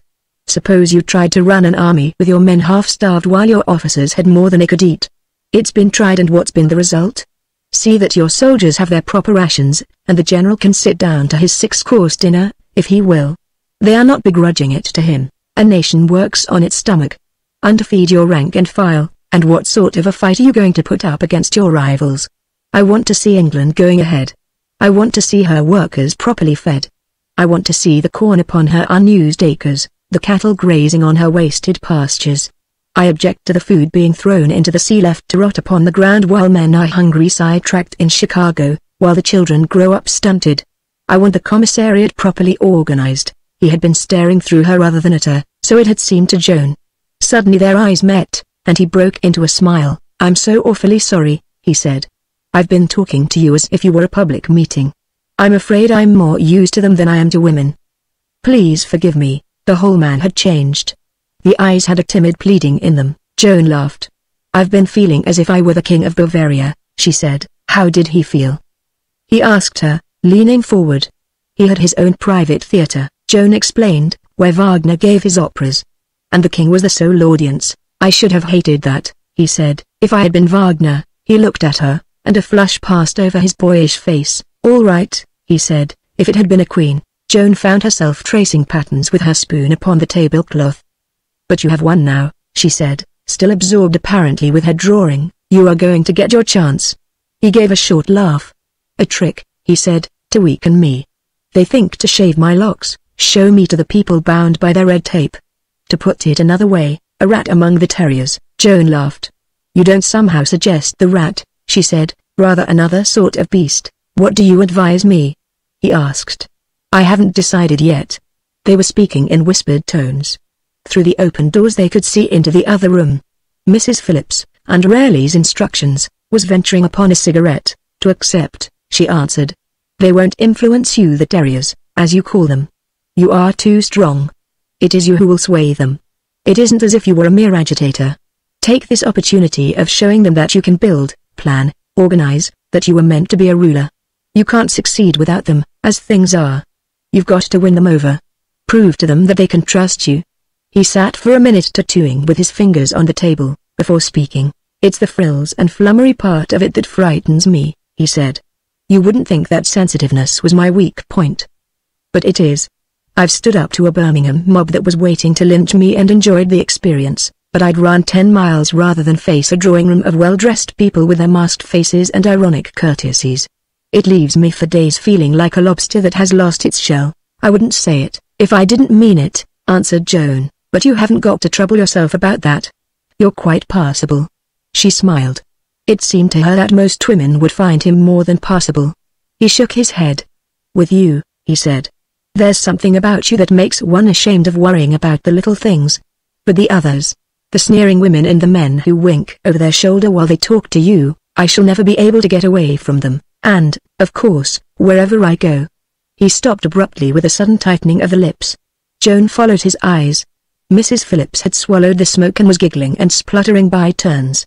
The yellow ostrich feather had worked itself loose and was rocking to and fro as if in a fit of laughter of its own. He pushed back his chair and rose. Shall we join the others? He said. He moved so that he was between her and the other room, his back to the open doors. You think I ought to? He said. Yes, she answered firmly, as if she were giving a command. But he read pity also in her eyes. Well, have you two settled the affairs of the kingdom? Is it all decided? Asked Ellie. Yes, he answered, laughing. We are going to say to the people, eat, drink and be wise. He rearranged his wife's feather and smoothed her tumbled hair. She looked up at him and smiled. Joan set herself to make McKean talk, and after a time succeeded. They had a mutual friend, a raw-boned youth she had met at Cambridge. He was engaged to McKean's sister. His eyes lighted up when he spoke of his sister Jenny. The little mother, he called her. She's the most beautiful body in all the world, he said. Though merely seeing her you mightn't know it. He saw her home, and went on up the stairs to his own floor. Joan stood for a while in front of the glass before undressing, but felt less satisfied with herself. She replaced the star in its case, and took off the regal-looking dress with the golden girdle and laid it carelessly aside. She seemed to be growing smaller, in her white nightdress, with her hair in 2 long plaits. She looked at herself once more. She seemed to be no one of any importance at all, just a long little girl going to bed, with no one to kiss her good night. She blew out the candle and climbed into the big bed, feeling very lonesome as she used to when a child. It had not troubled her until tonight. Suddenly she sat up again. She needn't be back in London before Tuesday evening, and today was only Friday. She would run down home and burst in upon her father. He would be so pleased to see her. She would make him put his arms around her. Chapter 8. She reached home in the evening. She thought to find her father in his study. But they told her that, now, he usually sat alone in the great drawing room. She opened the door softly. The room was dark save for a flicker of firelight. She could see nothing. Nor was there any sound. Dad, she cried, are you here? He rose slowly from a high-backed chair beside the fire. It is you, he said. He seemed a little dazed. She ran to him and, seizing his listless arms, put them round her. Give me a hug, Dad, she commanded. A real hug. He held her to him for what seemed a long while. There was strength in his arms, in spite of the bowed shoulders and white hair. I was afraid you had forgotten how to do it, she laughed, when at last he released her. Do you know, you haven't hugged me, Dad, since I was 5 years old. That's 19 years ago. You do love me, don't you? Yes, he answered. I have always loved you. She would not let him light the gas. I have dined in the train, she explained. Let us talk by the firelight. She forced him gently back into his chair, and seated herself upon the floor between his knees. What were you thinking of when I came in? She asked. You weren't asleep, were you? No, he answered. Not that sort of sleep. She could not see his face. But she guessed his meaning. Am I very like her? She asked. Yes, he answered. Marvelously like her as she used to be, except for just one thing. Perhaps that will come to you later. I thought, for the moment, as you stood there by the door. He did not finish the sentence. Tell me about her, she said. I never knew she had been an actress. He did not ask her how she had learnt it. She gave it up when we were married, he said. The people she would have to live among would have looked askance at her if they had known. There seemed no reason why they should. How did it all happen? She persisted. Was it very beautiful, in the beginning? She wished she had not added that last.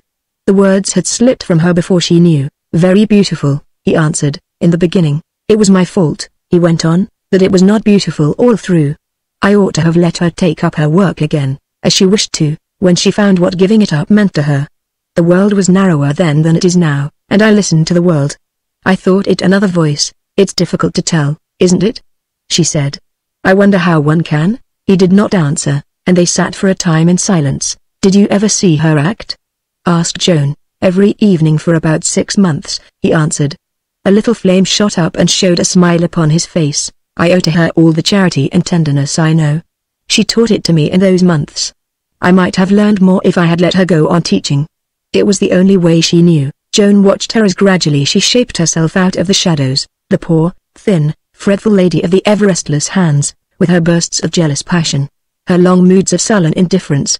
All her music turned to waste. How did she come to fall in love with you? Asked Joan. I don't mean to be uncomplimentary, Dad. She laughed, taking his hand in hers and stroking it. You must have been ridiculously handsome, when you were young. And you must always have been strong and brave and clever. I can see such a lot of women falling in love with you. But not the artistic woman. It wasn't so incongruous at the time, he answered. My father had sent me out to America to superintend a contract. It was the first time I had ever been away from home, though I was nearly 30, and all my pent-up youth rushed out of me at once. It was a harum-scarum fellow, mad with the joy of life, that made love to her, not the man who went out, nor the man who came back. It was at San Francisco that I met her. She was touring the western states, and I let everything go to the wind and followed her. It seemed to me that heaven had opened up to me. I fought a duel in Colorado with a man who had insulted her. The law didn't run there in those days, and 3 of his hired gunmen, as they called them, held us up that night in the train and gave her the alternative of going back with them and kissing him or seeing me dead at her feet. I didn't give her time to answer, nor for them to finish. It seemed a fine death anyhow, that. And I'd have faced hell itself for the chance of fighting for her. Though she told me afterwards that if I died she'd have gone back with them, and killed him. Joan did not speak for a time. She could see him grave a little pompous, in his Sunday black, his footsteps creaking down the stone flagged aisle, the silver-edged collecting bag held stiffly in his hand. Couldn't you have saved a bit, Daddy? She asked. Of all that wealth of youth, just enough to live on? I might, he answered, if I had known the value of it. I found a cable waiting for me in New York. My father had been dead a month, and I had to return immediately, and so you married her and took her drum away from her, said Joan. Oh, the thing God gives to some of us, she explained, to make a little noise with, and set the people marching. The little flame died out. She could feel his body trembling. But you still loved her, didn't you, Dad? She asked. I was very little at the time, but I can just remember. You seemed so happy together. Till her illness came. It was more than love, he answered. It was idolatry. God punished me for it. He was a hard God, my God. She raised herself, putting her hands upon his shoulders so that her face was very close to his. What has become of him, Dad? She said. She spoke in a cold voice, as one does of a false friend. I do not know, he answered her. I don't seem to care. He must be somewhere, she said, the living God of love and hope, the God that Christ believed in. They were his last words, too, he answered. My God, why hast thou forsaken me? No, not his last, said Joan. Lo, I am with you always, even unto the end of the world. Love was Christ's God. He will help us to find him. Their arms were about one another. Joan felt that a new need had been born in her, the need of loving and of being loved. It was good to lay her head upon his breast and know that he was glad of her coming. He asked her questions about herself. But she could see that he was tired, so she told him it was too important a matter to start upon so late. She would talk about herself tomorrow. It would be Sunday. Do you still go to the chapel? She asked him a little hesitatingly. Yes, he answered. One lives by habit. It is the only temple I know. He continued after a moment. Perhaps God, one day, will find me there. He rose and lit the gas, and a letter on the mantelpiece caught his eye. Have you heard from Martha? He asked, suddenly turning to her. No. Not since about a month, she answered. Why? He will be pleased to find you here, waiting for him, he said with a smile, handing her the letter. He will be here sometime tomorrow. Arthur Alway was her cousin, the son of a nonconformist minister. Her father had taken him into the works, and for the last 3 years he had been in Egypt, helping in the laying of a tramway line. He was in love with her, at least so they all told her, and his letters were certainly somewhat committal. Joan replied to them when she did not forget to do so in a studiously sisterly vein, and always reproved him for unnecessary extravagance whenever he sent her a present. The letter announced his arrival at Southampton. He would stop at Birmingham, where his parents lived, for a couple of days, and be in Liverpool on Sunday evening, so as to be able to get straight to business on Monday morning. Joan handed back the letter. It contained nothing else. It only came an hour or two ago, her father explained. If he wrote to you by the same post, you may have left before it arrived, so long as he doesn't think that I came down specially to see him, I don't mind, said Joan. They both laughed. He's a good lad, said her father. They kissed good night, and Joan went up to her own room. She found it just as she had left it. A bunch of roses stood upon the dressing table. Her father would never let anyone cut his roses but himself. Young Elway arrived just as Joan and her father had sat down to supper. A place had been laid for him. He flushed with pleasure at seeing her, but was not surprised. I called at your diggings, he said. I had to go through London. They told me you had started. It is good of you. No, it isn't, said Joan. I came down to see Dad. I didn't know you were back. She spoke with some asperity, and his face fell. How are you? She added, holding out her hand. You've grown quite good-looking. I like your moustache. And he flushed again with pleasure. He had a sweet, almost girlish face, with delicate skin that the Egyptian sun had deepened into ruddiness, with soft, dreamy eyes and golden hair. He looked lithe and agile rather than strong. He was shy at first, but once set going, talked freely, and was interesting. His work had taken him into the desert, far from the beaten tracks. He described the life of the people, very little different from what it must have been in Noah's time. For months he had been the only white man there, and had lived among them. What had struck him was how little he had missed all the paraphernalia of civilization, once he had got over the first shock. He had learnt their sports and games, wrestled and swum and hunted with them. Provided one was a little hungry and tired with toil, a stew of goat's flesh with sweet cakes and fruits, washed down with wine out of a sheep's skin, made a feast, and after, there was music and singing and dancing, or the travelling storyteller would gather round him his rapt audience. Paris had only robbed women of their grace and dignity. He preferred the young girls in their costume of the 14th dynasty. Progress, he thought, had tended only to complicate life and render it less enjoyable. All the essentials of happiness, love, courtship, marriage, the home, children, friendship, social intercourse, and play, were independent of it, had always been there for the asking. Joan thought his mistake lay in regarding man's happiness as more important to him than his self-development. It was not what we got out of civilization but what we put into it that was our gain. Its luxuries and ostentations were, in themselves, perhaps bad for us. But the pursuit of them was good. It called forth thought and effort, sharpened our wits, strengthened our brains. Primitive man, content with his necessities, would never have produced genius. Art, literature, science would have been stillborn. He hesitated before replying, glancing at her furtively while grumbling his bread. When he did, it was in the tone that one of her younger disciples might have ventured into a discussion with Hypatia. But he stuck to his guns. How did she account for David and Solomon, Moses and the prophets? They had sprung from a shepherd race. Yet surely there was genius, literature. Greece owed nothing to progress. She had preceded it. Her thinkers, her poets, her scientists had draws their inspiration from nature, not civilization. Her art had sprung full-grown out of the soil. We had never surpassed it, but the Greek ideal could not have been the right one, or Greece would not so utterly have disappeared, suggested Mr. Alloway. Unless you reject the law of the survival of the fittest. He had no qualms about arguing with his uncle. So did Archimedes disappear, he answered with a smile. The nameless Roman soldier remained. That was hardly the survival of the fittest. He thought it the tragedy of the world that Rome had conquered Greece, imposing her lower ideals upon the race. Rome should have been the servant of Greece, the hands directed by the brain. She would have made roads and harbors, conducted the traffic, reared the marketplace. She knew of the steam engine, employed it for pumping water in the age of the Antonines. Sooner or later, she would have placed it on rails, and in ships. Rome should have been the policeman, keeping the world in order, making it a fit habitation. Her mistake was in regarding these things as an end in themselves, dreaming of nothing beyond. From her we had inherited the fallacy that man was made for the world, not the world for man. Rome organized only for man's body. Greece would have legislated for his soul. They went into the drawing room.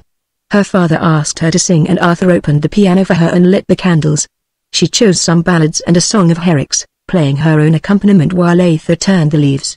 She had a good voice, a low contralto. The room was high and dimly lighted. It looked larger than it really was. Her father sat in his usual chair beside the fire and listened with half-closed eyes. Glancing now and then across at him, she was reminded of Orchardson's picture. She was feeling sentimental, a novel sensation to her. She rather enjoyed it. She finished with one of Burns's lyrics, and then told Arthur that it was now his turn, and that she would play for him. He shook his head, pleading that he was out of practice. "I wish it," she said, speaking low. And it pleased her that he made no answer but to ask her what he should sing. He had a light tenor voice. It was wobbly at first, but improved as he went on. They ended with a duet. The next morning she went into town with them. She never seemed to have any time in London, and wanted to do some shopping. They joined her again for lunch, and afterwards, at her father's suggestion, she and Arthur went for a walk. They took the tram out of the city and struck into the country. The leaves still lingered brown and red upon the trees. He carried her cloak and opened gates for her and held back brambles while she passed. She had always been indifferent to these small gallantries, but today she welcomed them. She wished to feel her power to attract and command. They avoided all subjects on which they could differ, even in words. They talked of people and places they had known together. They remembered their common love of animals and told of the comedies and tragedies that had befallen their pets. Joan's regret was that she had not now even a dog, thinking it cruel to keep them in London.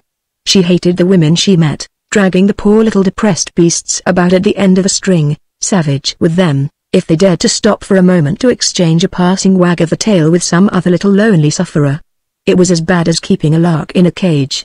She had tried a cat, but so often she did not get home till late, and that was just the time when the cat wanted to be out, so that they seldom met. He suggested a parrot. His experience of them was that they had no regular hours and would willingly sit up all night, if encouraged, and talk all the time. Joan's objection to running a parrot was that it stamped you as an old maid, and she wasn't that, at least, not yet. She wondered if she could make an owl really happy. Minerva had an owl. He told her how one spring, walking across a common, after a fire, he had found a mother thrush burnt to death upon her nest, her charred wings spread out in a vain endeavor to protect her brood. He had buried her there among the blackened thorn and furze, and placed a little cross of stones above her. "I hope nobody saw me," he said with a laugh.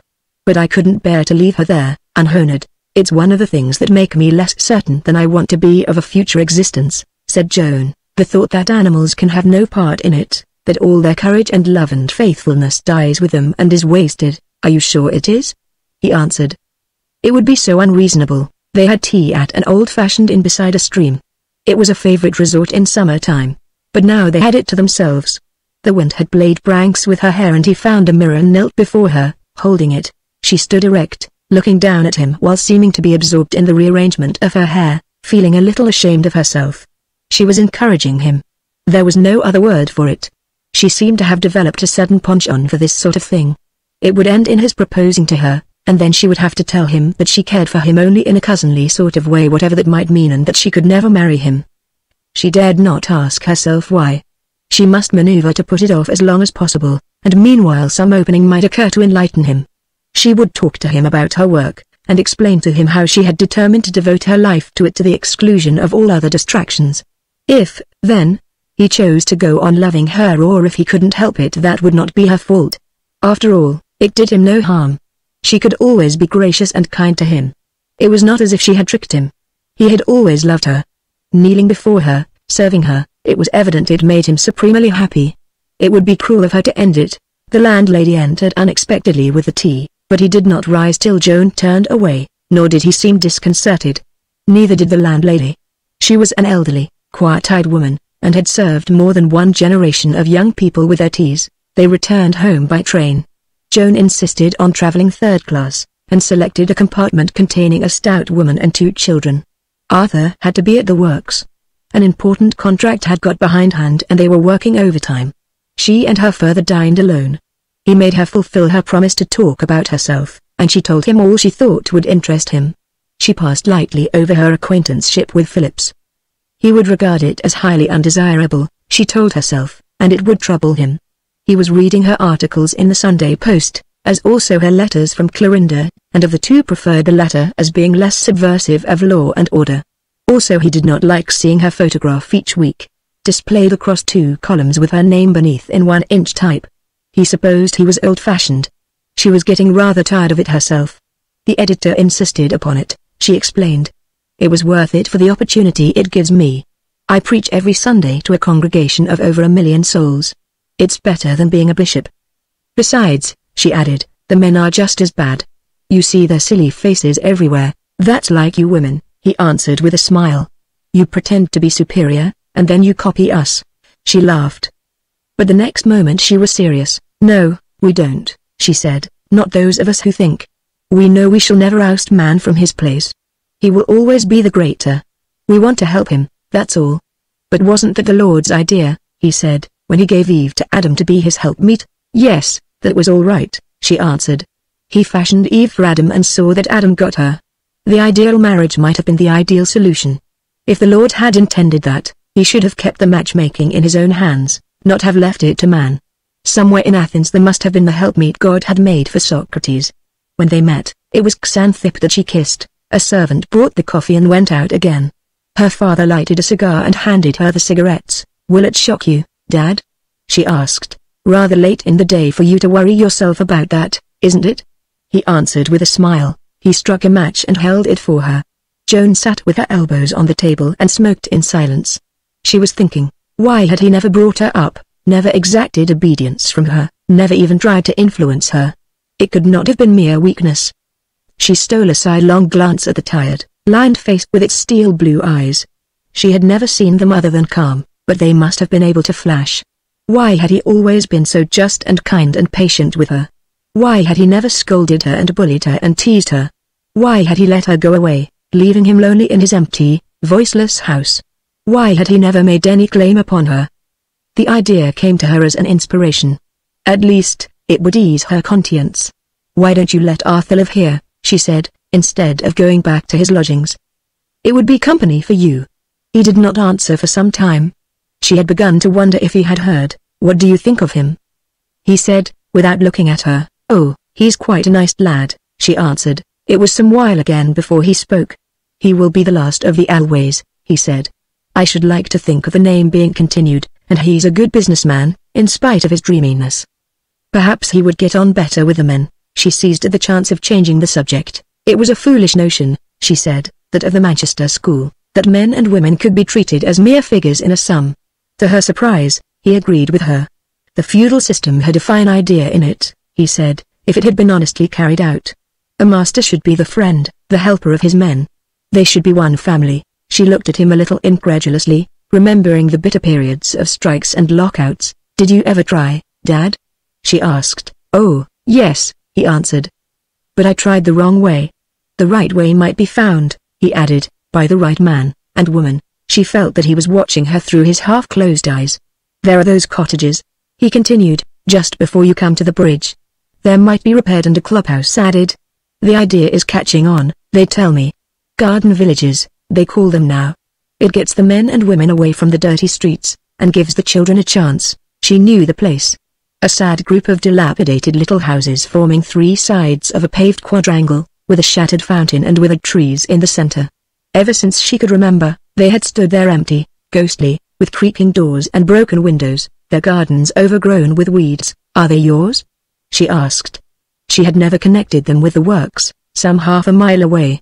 Though had she been curious, she might have learnt that they were known as Always Folly. Your mother's, he answered. I built them the year one came back from America and gave them to her. I thought it would interest her. Perhaps it would, if I had left her to her own ways. Why didn't they want them? She asked. They did, at first, he answered. The time servers and the hypocrites among them. I made it a condition that they should be teetotalers, and chapel-goers, and everything else that I thought good for them. I thought that I could save their souls by bribing them with cheap rents and share of profits. And then the Union came, and that of course finished it. So he, too, had thought to build Jerusalem. Yes, he said. I'll sound him about giving up his lodgings. Joan lay awake for a long while that night. The moon looked in at the window. It seemed to have got itself entangled in the tops of the tall pines. Would it not be her duty to come back, make her father happy, to say nothing of the other? He was a dear, sweet, lovable lad. Together, they might realize her father's dream, repair the blunders, plant gardens where the weeds now grew, drive out the old sad ghosts with living voices. It had been a fine thought, a king's thought. Others had followed, profiting by his mistakes. But might it not be carried further than even they had gone, shaped into some noble venture that should serve the future? Was not her America here? Why seek it further? What was this unknown force, that, against all sense and reason, seemed driving her out into the wilderness to preach? Might it not be mere vanity, mere egoism? Almost she had convinced herself, and then there flashed remembrance of her mother. She, too, had laid aside herself, had thought that love and duty could teach one to be other than one was. The ego was the all-important thing, entrusted to us as the talents of silver to the faithful servant, to be developed, not for our own purposes, but for the service of the master. One did no good by suppressing one's nature. In the end it proved too strong. Marriage with Arthur would be only repeating the mistake. To be worshipped, to be served. It would be very pleasant, when one was in the mood. But it would not satisfy her. There was something strong and fierce and primitive in her nature, something that had come down to her through the generations from some harness-girded ancestress, something impelling her instinctively to choose the fighter, to share with him the joy of battle, healing his wounds, giving him of her courage, exulting with him in the victory. The moon had risen clear of the entangling pines. It rode serene and free. Her father came to the station with her in the morning. The train was not in, and they walked up and down and talked. Suddenly she remembered, it had slipped her mind, could I, as a child, have known an old clergyman? She asked him. At least he wouldn't have been old then.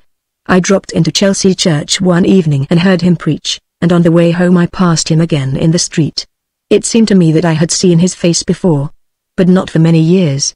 I meant to write you about it, but forgot. He had to turn aside for a moment to speak to an acquaintance about business. Oh, it's possible, he answered on rejoining her.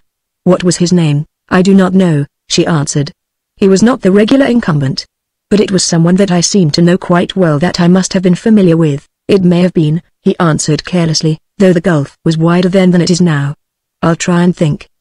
Perhaps it is only your fancy. The train drew in, and he found her a corner seat, and stood talking by the window, about common things. What did he preach about? He asked her unexpectedly. She was puzzled for the moment. Oh, the old clergyman, she answered, recollecting. Oh, Calvary. All roads lead to Calvary, he thought. It was rather interesting. She looked back at the end of the platform. He had not moved. Chapter 9. A pile of correspondence was awaiting her and, standing by the desk, she began to open and read it. Suddenly she paused, conscious that someone had entered the room and, turning, she saw Hilda. She must have left the door ajar, for she had heard no sound.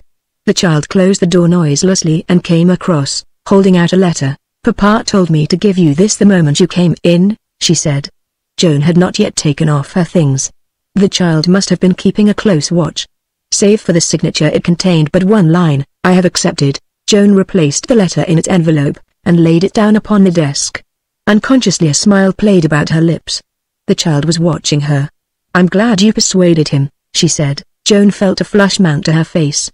She had forgotten Hilda for the instant. She forced to laugh. Oh, I only persuaded him to do what he had made up his mind to do, she explained.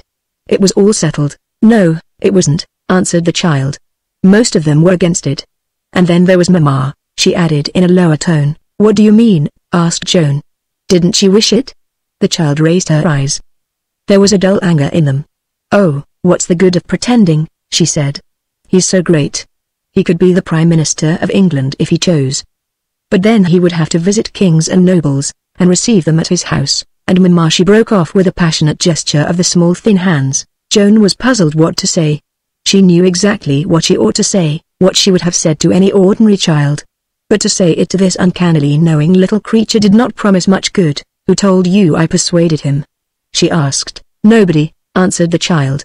I knew. Joan seated herself, and drew the child towards her. It isn't as terrible as you think, she said. Many men who have risen and taken a high place in the world were married to kind, good women unable to share their greatness. There was Shakespeare, you know, who married Anne Hathaway and had a clever daughter. She was just a nice, homely body a few years older than himself. And he seems to have been very fond of her, and was always running down to Stratford to be with her. Yes, but he didn't bring her up to London, answered the child. Mama would have wanted to come, and Papa would have let her, and wouldn't have gone to see Queen Elizabeth unless she had been invited to. Joan wished she had not mentioned Shakespeare. There had surely been others, men who had climbed up and carried their impossible wives with them. But she couldn't think of one, just then. "We must help her," she answered somewhat lamely. "She's anxious to learn, I know." The child shook her head. "She doesn't understand," she said. "And Papa won't tell her. He says it would only hurt her and do no good." The small hands were clenched. "I shall hate her if she spoils his life." The atmosphere was becoming tragic. Joan felt the need of escaping from it. She sprang up. "Oh, don't be nonsensical," she said. "Your father isn't the only man married to a woman not as clever as himself. He isn't going to let that stop him. And your mother's going to learn to be the wife of a great man and do the best she can. And if they don't like her, they've got to put up with her. I shall talk to the both of them." A wave of motherliness towards the entire Phillips family passed over her. It included Hilda. She caught the child to her and gave her a hug. "You go back to school," she said, "and get on as fast as you can, so that you'll be able to be useful to him." The child flung her arms about her. "You're so beautiful and wonderful," she said. "You can do anything. I'm so glad you came." Joan laughed. It was surprising how easily the problem had been solved. She would take Mrs. Phillips in hand at once. At all events she should be wholesome and unobtrusive. It would be a delicate mission, but Joan felt sure of her own tact. She could see his boyish eyes turned upon her with wonder and gratitude. "I was so afraid you would not be back before I went," said the child. "I ought to have gone this afternoon, but Papa let me stay till the evening." "You will help?" she added, fixing on Joan her great, grave eyes. Joan promised, and the child went out. She looked pretty when she smiled. She closed the door behind her noiselessly. It occurred to Joan that she would like to talk matters over with Grayson. There was Clorinda's attitude to be decided upon, and she was interested to know what view he himself would take. Of course he would be on P.S. side. The Evening Gazette had always supported the Gus and Water school of socialism, and to include the people's food was surely only an extension of the principle. She rang him up and Miss Grayson answered, asking her to come round to dinner. They would be alone. And she agreed. The Graysons lived in a small house squeezed into an angle of the outer circle, overlooking Regent's Park. It was charmingly furnished, chiefly with old Chippendale. The drawing room made quite a picture. It was homelike and restful with its faded coloring, and absence of all show and overcrowding. They sat there after dinner and discussed Joan's news.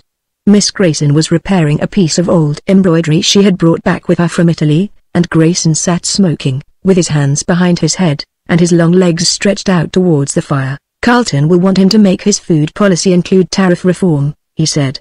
"If he prove pliable, and is willing to throw over his free trade principles, all well and good. What's Carlton he got to do with it?"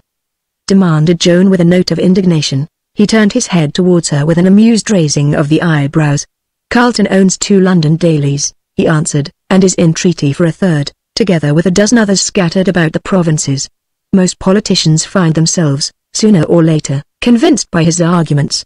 Phillips may prove the exception. It would be rather interesting, a fight between them," said Joan. "Myself I should back Phillips. He might win through," mused Grayson. "He's the man to do it, if anybody could. But the odds will be against him." "I don't see it," said Joan, with decision. "I'm afraid you haven't yet grasped the power of the press," he answered with a smile. "Phillips speaks occasionally to 5,000 people. Carlton addresses every day a circle of 5 million readers." "Yes, but when Phillips does speak, he speaks to the whole country," retorted Joan, "through the medium of Carlton and his like, and just so far as they allow his influence to permeate beyond the platform," answered Grayson, "but they report his speeches." "They are bound to," explained Joan. "It doesn't read quite the same," he answered. "Phillips goes home under the impression that he has made a great success and has roused the country. He and millions of other readers learn from the next morning's headlines that it was a tame speech that he made. What sounded to him loud cheers have sunk to mild hears. That 5 minutes hurricane of applause, during which wildly excited men and women leapt upon the benches and roared themselves hoarse, and which he felt had settled the whole question, he searches for in vain. A few silly interjections, probably prearranged by Carlton's young lions, become renewed interruptions. The report is strictly truthful, but the impression produced is that Robert Phillips has failed to carry even his own people with him. And then follow leaders in 14 widely circulated dailies, stretching from the Clyde to the Severn, foretelling how Mr. Robert Phillips could regain his waning popularity by the simple process of adopting tariff reform, or whatever the pet panacea of Carlton and Company may, at the moment, happen to be. "Don't make us out all alike," pleaded his sister with a laugh. There are still a few old-fashioned papers that do give their opponents fair play. They are not increasing in numbers, he answered, and the Carlton Group is. There is no reason why in another 10 years he should not control the entire popular press of the country. He's got the genius and he's got the means. The cleverest thing he has done, he continued, turning to Joan, is your Sunday Post. Up till then, the working classes had escaped him. With the Sunday Post, he has solved the problem. They open their mouths, and he gives them their politics wrapped up in pictures and gossipy pars. Miss Grayson rose and put away her embroidery. But what's his object? She said. He must have more money than he can spend, and he works like a horse. I could understand it, if he had any beliefs. Oh, we can all persuade ourselves that we are the heaven-ordained dictator of the human race, he answered. Love of power is at the bottom of it. Why do our Rockefellers and our Carnegies condemn themselves to the existence of galley slaves, ruining their digestion so that they never can enjoy a square meal? It isn't the money, it's the trouble of their lives how to get rid of that. It is the notoriety, the power that they are out for. In Carlton's case, it is to feel himself the power behind the throne, to know that he can make and unmake statesmen, has the keys of peace and war in his pocket, is able to exclaim, public opinion? It can be a respectable ambition, suggested Joan. It has been responsible for most of man's miseries, he answered. Every world's conqueror meant to make it happy after he had finished knocking it about. We are all born with it, thanks to the devil. He shifted his position and regarded her with critical eyes. You've got it badly, he said. I can see it in the tilt of your chin and the quivering of your nostrils. You beware of it. Miss Grayson left them. She had to finish an article. They debated Clorinda's views, and agreed that, as a practical housekeeper, she would welcome attention being given to the question of the nation's food. The Evening Gazette would support Phillips in principle, while reserving to itself the right of criticism when it came to details. What's he like in himself? He asked her. You've been seeing something of him, haven't you? Oh, a little, she answered. He's absolutely sincere, and he means business. He won't stop at the bottom of the ladder now he's once got his foot upon it, but he's quite common, isn't he? He asked again. I've only met him in public. No, that's precisely what he isn't, answered Joan. You feel that he belongs to no class, but his own. The class of the Abraham Lincolns, and the Dantons. England's a different proposition, he mused. Society counts for so much with us. I doubt if we should accept even an Abraham Lincoln, unless in some supreme crisis. His wife rather handicaps him, too, doesn't she? She wasn't born to be the chatelaine of Downing Street, Joan admitted. But it's not an official position. I'm not so sure that it isn't, he laughed. It's the dinner table that rules in England. We settle everything round a dinner table. She was sitting in front of the fire in a high-back chair. She never cared to loll, and the shaded light from the electric sconces upon the mantelpiece illumined her. If the world were properly stage-managed, that's what you ought to be, he said, the wife of a prime minister. I can see you giving such an excellent performance. I must talk to Mary. He added, see if we can't get you off on some promising young undersecretary. Don't give me ideas above my station, laughed Joan. I'm a journalist. That's the pity of it, he said. You're wasting the most important thing about you, your personality. You would do more good in a drawing room, influencing the rulers, than you will ever do hiding behind a pen. It was the drawing room that made the French Revolution. The firelight played about her hair. I suppose every woman dreams of reviving the old French salon, she answered. They must have been gloriously interesting. He was leaning forward with clasped hands. Why shouldn't she? He said. The reason that our drawing rooms have ceased to lead is that our beautiful women are generally frivolous and our clever women unfeminine. What we are waiting for is an English Madame Roland, Joan laughed. Perhaps I shall someday, she answered. He insisted on seeing her as far as the bus. It was a soft, mild night, and they walked round the circle to Gloucester Gate. He thought there would be more room in the buses at that point. I wish you would come oftener, he said. Mary has taken such a liking to you. If you care to meet people, we can always whip up somebody of interest. She promised that she would. She always felt curiously at home with the Graysons. They were passing the long sweep of Chester Terrace. I like this neighborhood with its early Victorian atmosphere, she said. It always makes me feel quiet and good. I don't know why. I like the houses, too, he said. There's a character about them.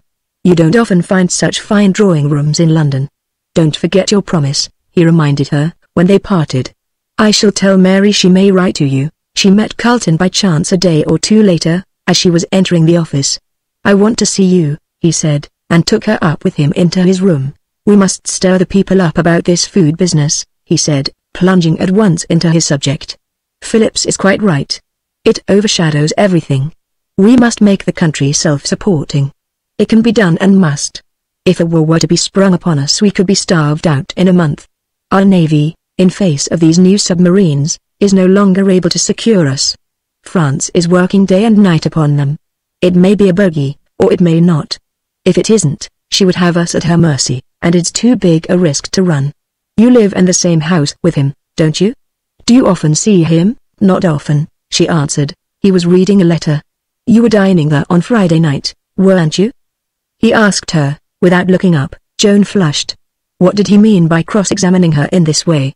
She was not at all used to impertinence from the opposite sex. "Your information is quite correct," she answered. Her anger betrayed itself in her tone, and he shot a swift glance at her. "I didn't mean to offend you," he said. "A mutual friend, a Mr. Ellie, happened to be of the party, and he mentioned you." He threw aside the letter. "I'll tell you what I want you to do," he said. "It's nothing to object to. Tell him that you've seen me and had a talk.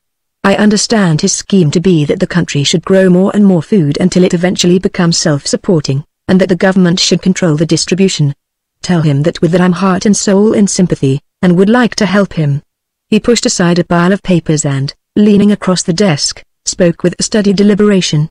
"If he can see his way to making his policy dependent upon protection, we can work together, and if he can't?"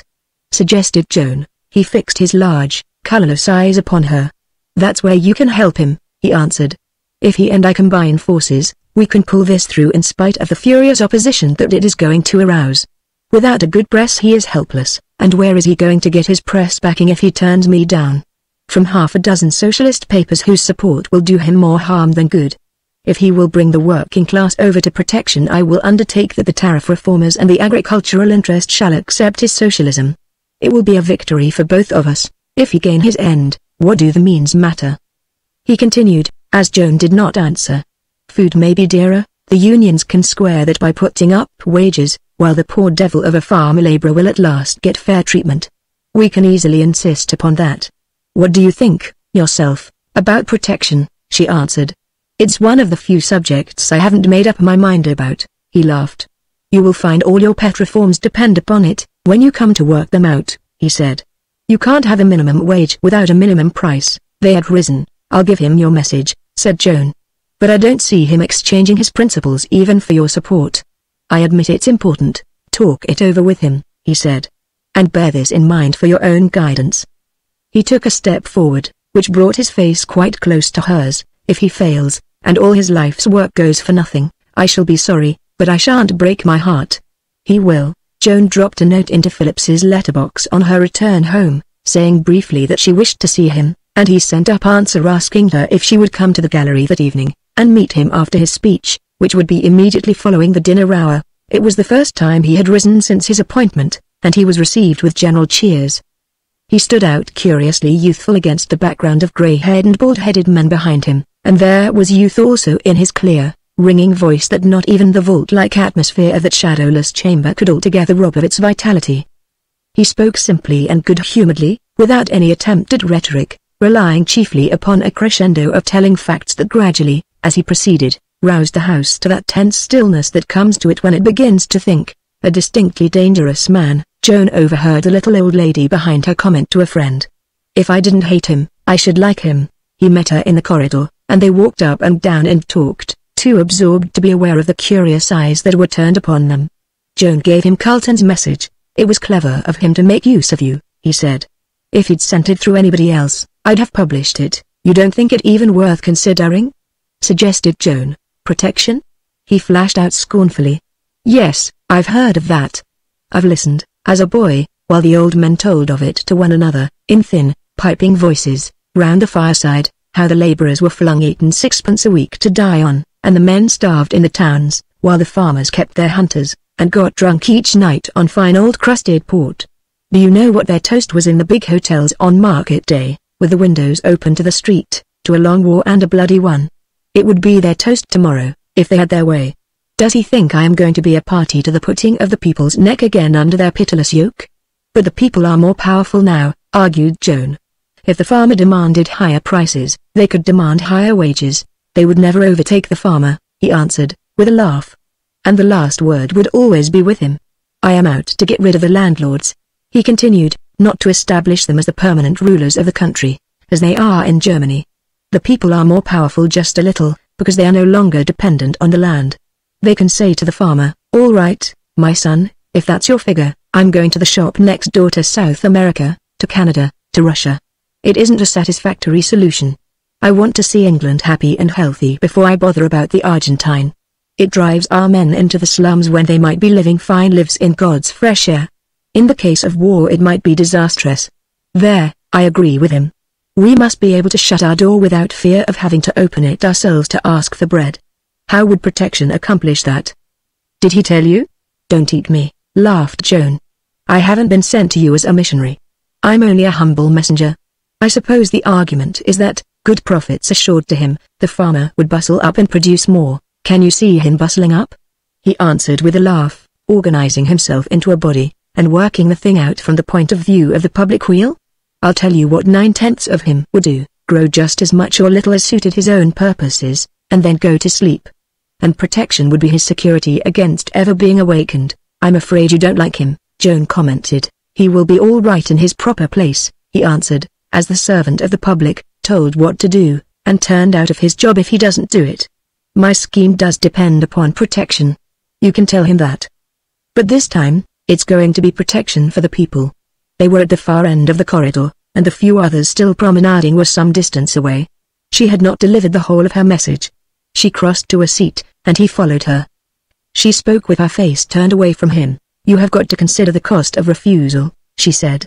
His offer wasn't help or neutrality, it was help or opposition by every means in his power. He left me in no kind of doubt as to that. He's not used to being challenged and he won't be squeamish. You will have the whole of his press against you, and every other journalistic and political influence that he possesses. He's getting a hold upon the working classes.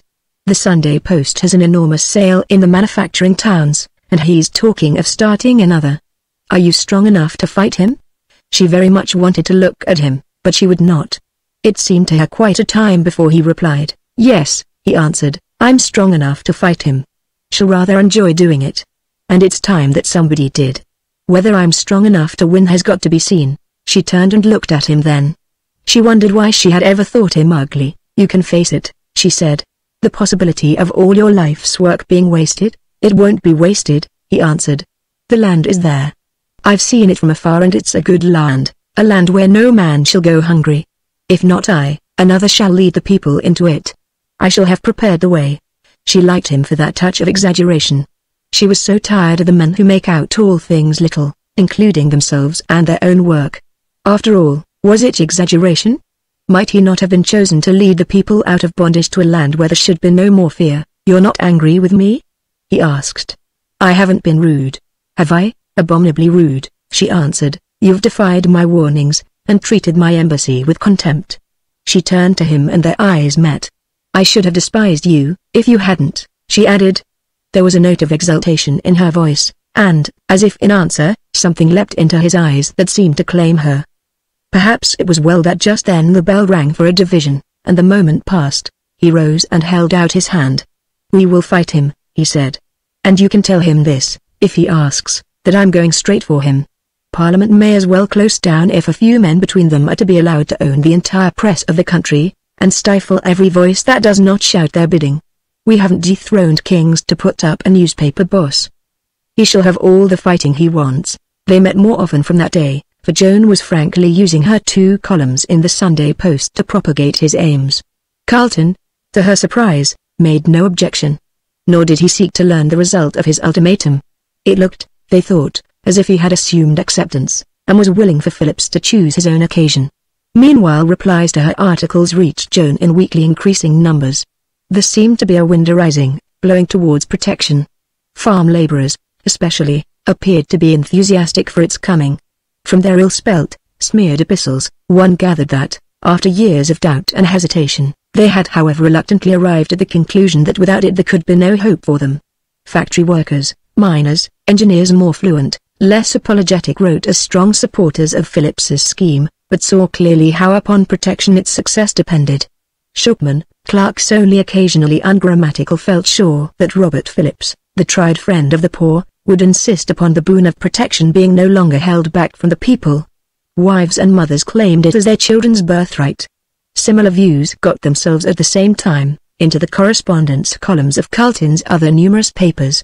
Evidently democracy had been throbbing with a passion for protection hitherto unknown, even to itself. "He means it kindly," laughed Phillips. "He is offering me an excuse to surrender gracefully. We must have a public meeting or two after Christmas, and clear the ground."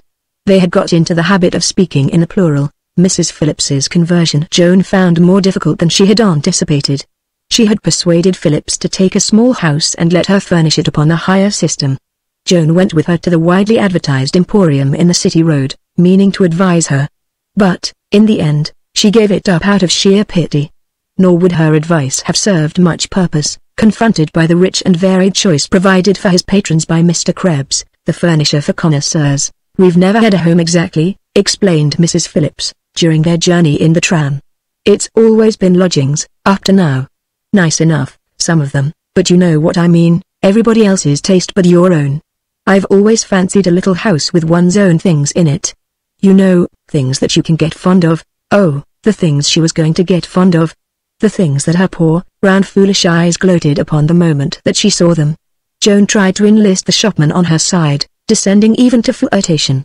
Unfortunately he was a young man with a high sense of duty, convinced that his employer's interests lay in his support of Mrs. Phillips. The sight of the furniture that, between them, they selected for the dining room gave Joan a quite distinct internal pain. They ascended to the floor above, devoted to the exhibition of recherché drawing-room suites. Mrs. Phillips's eye instinctively fastened with passionate desire upon the most atrocious. Joan grew vehement. "It was impossible. I always was a one for cheerful colors," explained Mrs. Phillips. Even the shopman wavered. Joan pressed her advantage, directed Mrs. Phillips's attention to something a little less awful. Mrs. Phillips yielded. "Of course you know best, dear," she admitted. "Perhaps I am a bit too fond of bright things." The victory was won. Mrs. Phillips had turned away. The shopman was altering the order. Joan moved towards the door, and accidentally caught sight of Mrs. Phillips's face. The flabby mouth was trembling. A tear was running down the painted cheek. Joan slipped her hand through the other's arm. "I'm not so sure you're not right after all," she said, fixing a critical eye upon the rival suites. "It is a bit mousy, that other." The order was once more corrected. Joan had the consolation of witnessing the childish delight that came again into the foolish face, but felt angry with herself at her own weakness. It was the woman's feebleness that irritated her. If only she had shown a spark of fight, Joan could have been firm.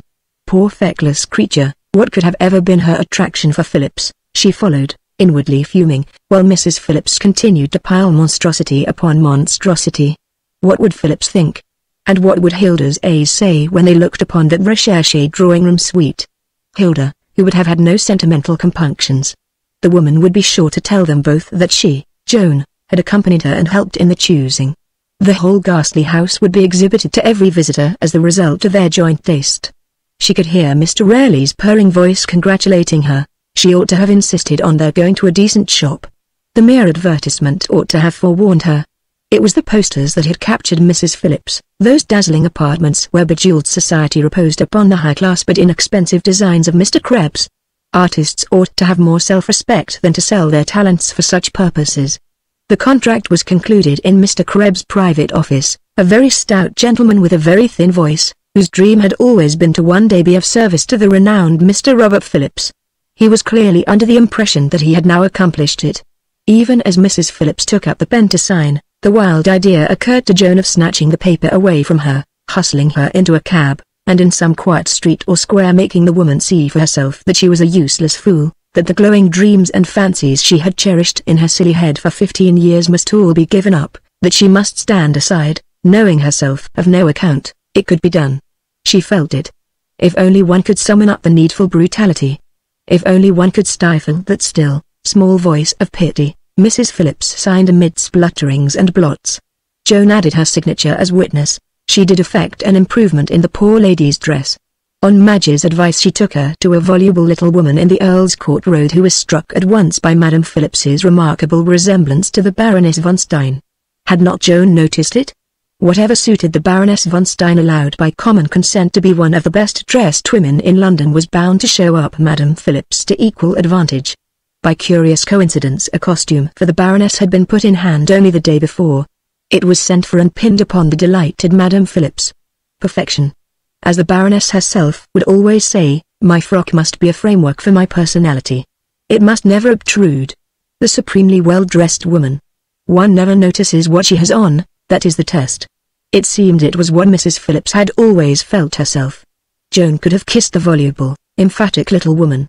But the dyed hair and the paint put up a fight for themselves. I want you to do something very brave, said Joan. She had invited herself to tea with Mrs. Phillips, and they were alone in the small white-paneled room that they were soon to say goodbye to. The new house would be ready at Christmas. It will be a little hard at first, continued Joan, but afterwards you will be glad that you have done it. It is a duty you owe to your position as the wife of a great leader of the people. The firelight showed to Joan a comically frightened face, with round, staring eyes and an open mouth. What is it you want me to do? She faltered. I want you to be just yourself, said Joan, a kind, good woman of the people, who will win their respect, and set them an example.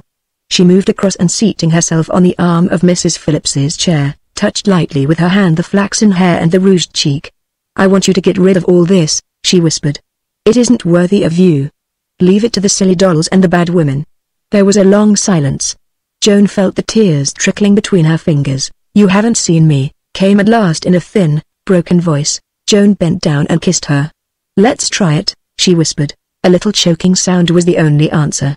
But the woman rose and, Joan following, they stole upstairs into the bedroom and Mrs. Phillips turned the key. It took a long time, and Joan, seated on the bed, remembered a night when she had taken a trapped mouse, if only he had been a quiet mouse, into the bathroom and had waited while it drowned.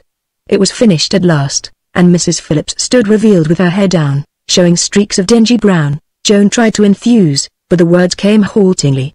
She suggested to Joan a candle that some wind had suddenly blown out.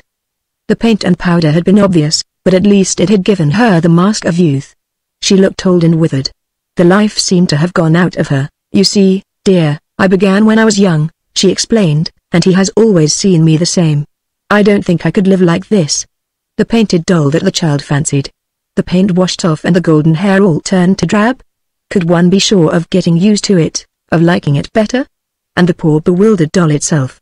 How could one expect to make of it a statue, the woman of the people? One could only bruise it. It ended in Joan's promising to introduce her to discreet theatrical friends who would tell her of cosmetics less injurious to the skin, and advise her generally in the ancient and proper art of making up. It was not the end she had looked for. Joan sighed as she closed her door behind her. What was the meaning of it?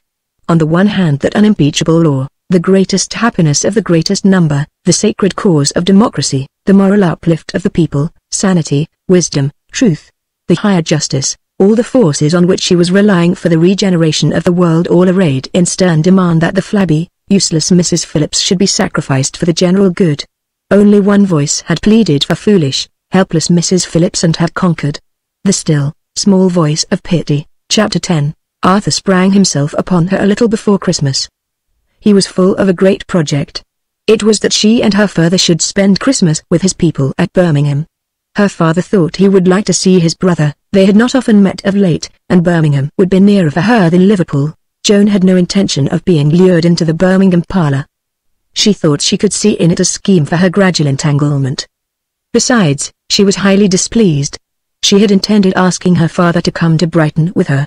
As a matter of fact, she had forgotten all about Christmas, and the idea only came into her head while explaining to Arthur how his impulsiveness had interfered with it. Arthur, crestfallen, suggested telegrams. It would be quite easy to alter everything, and of course her father would rather be with her, wherever it was. But it seemed it was too late. She ought to have been consulted. A sudden sense of proprietorship in her father came to her assistance and added pathos to her indignation.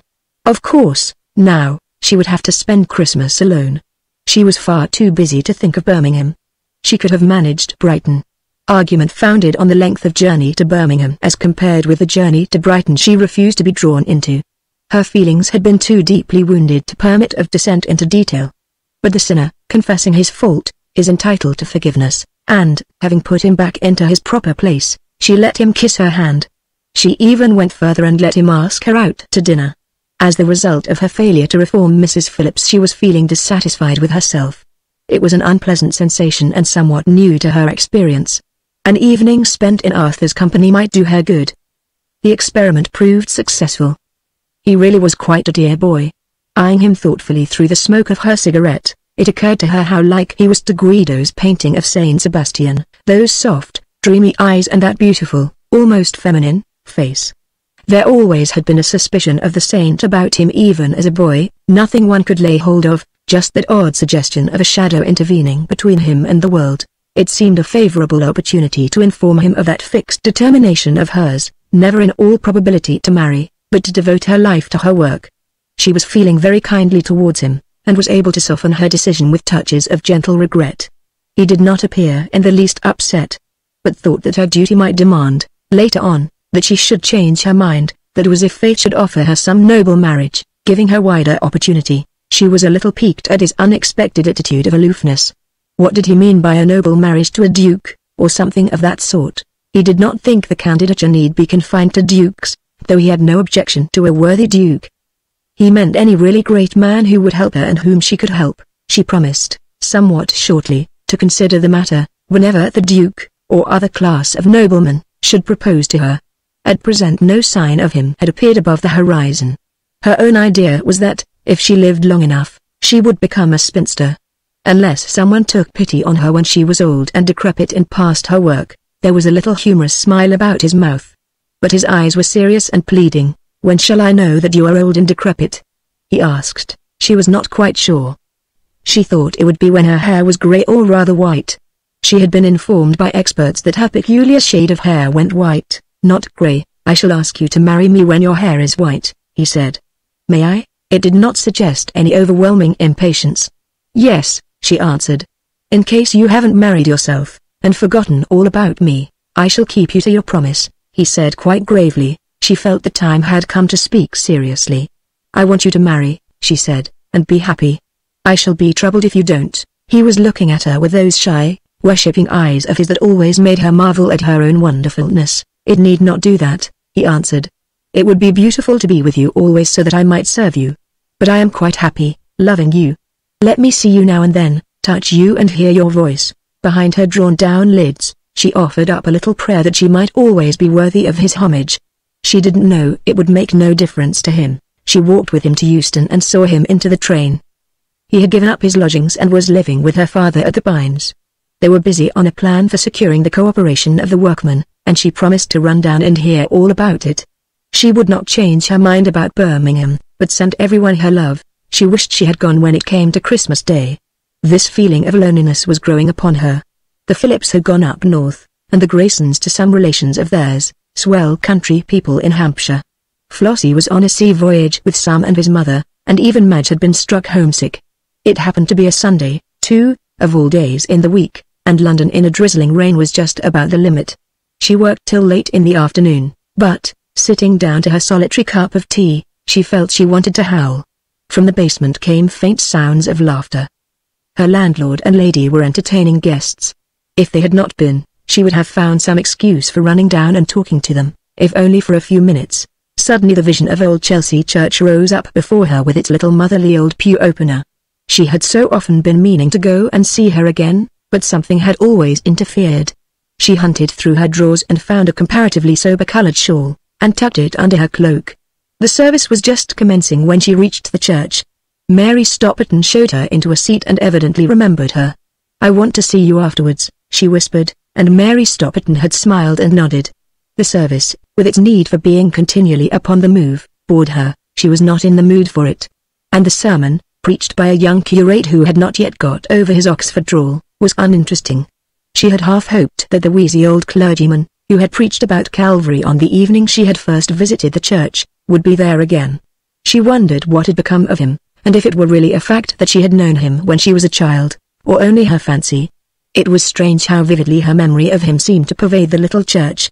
She had the feeling he was watching her from the shadows.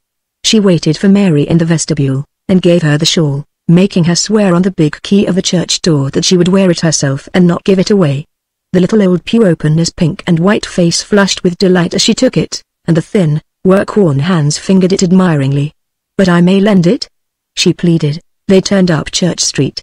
Joan confided to Mary what a rotten Christmas she had had, all by herself, without a soul to speak to except her landlady, who had brought her meals and had been in such haste to get away. "I don't know what made me think of you," she said.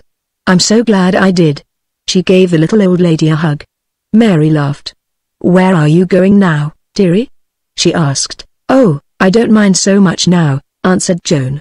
"Now that I've seen a friendly face, I shall go home and go to bed early." They walked a little way in silence. Mary slipped her hand into Joan's.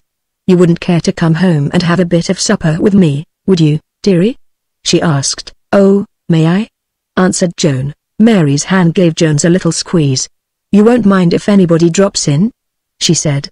"They do sometimes of a Sunday evening." "You don't mean a party?" asked Joan. "No, dear," answered Mary. "It's only one or two who have nowhere else to go." Joan laughed.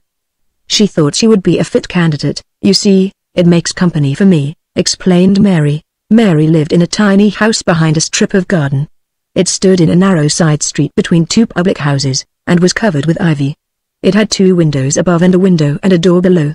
The upstairs rooms belonged to the church wardens and were used as a storehouse for old parish registers, deemed of little value. Mary Stopperton and her bedridden husband lived in the 2 rooms below.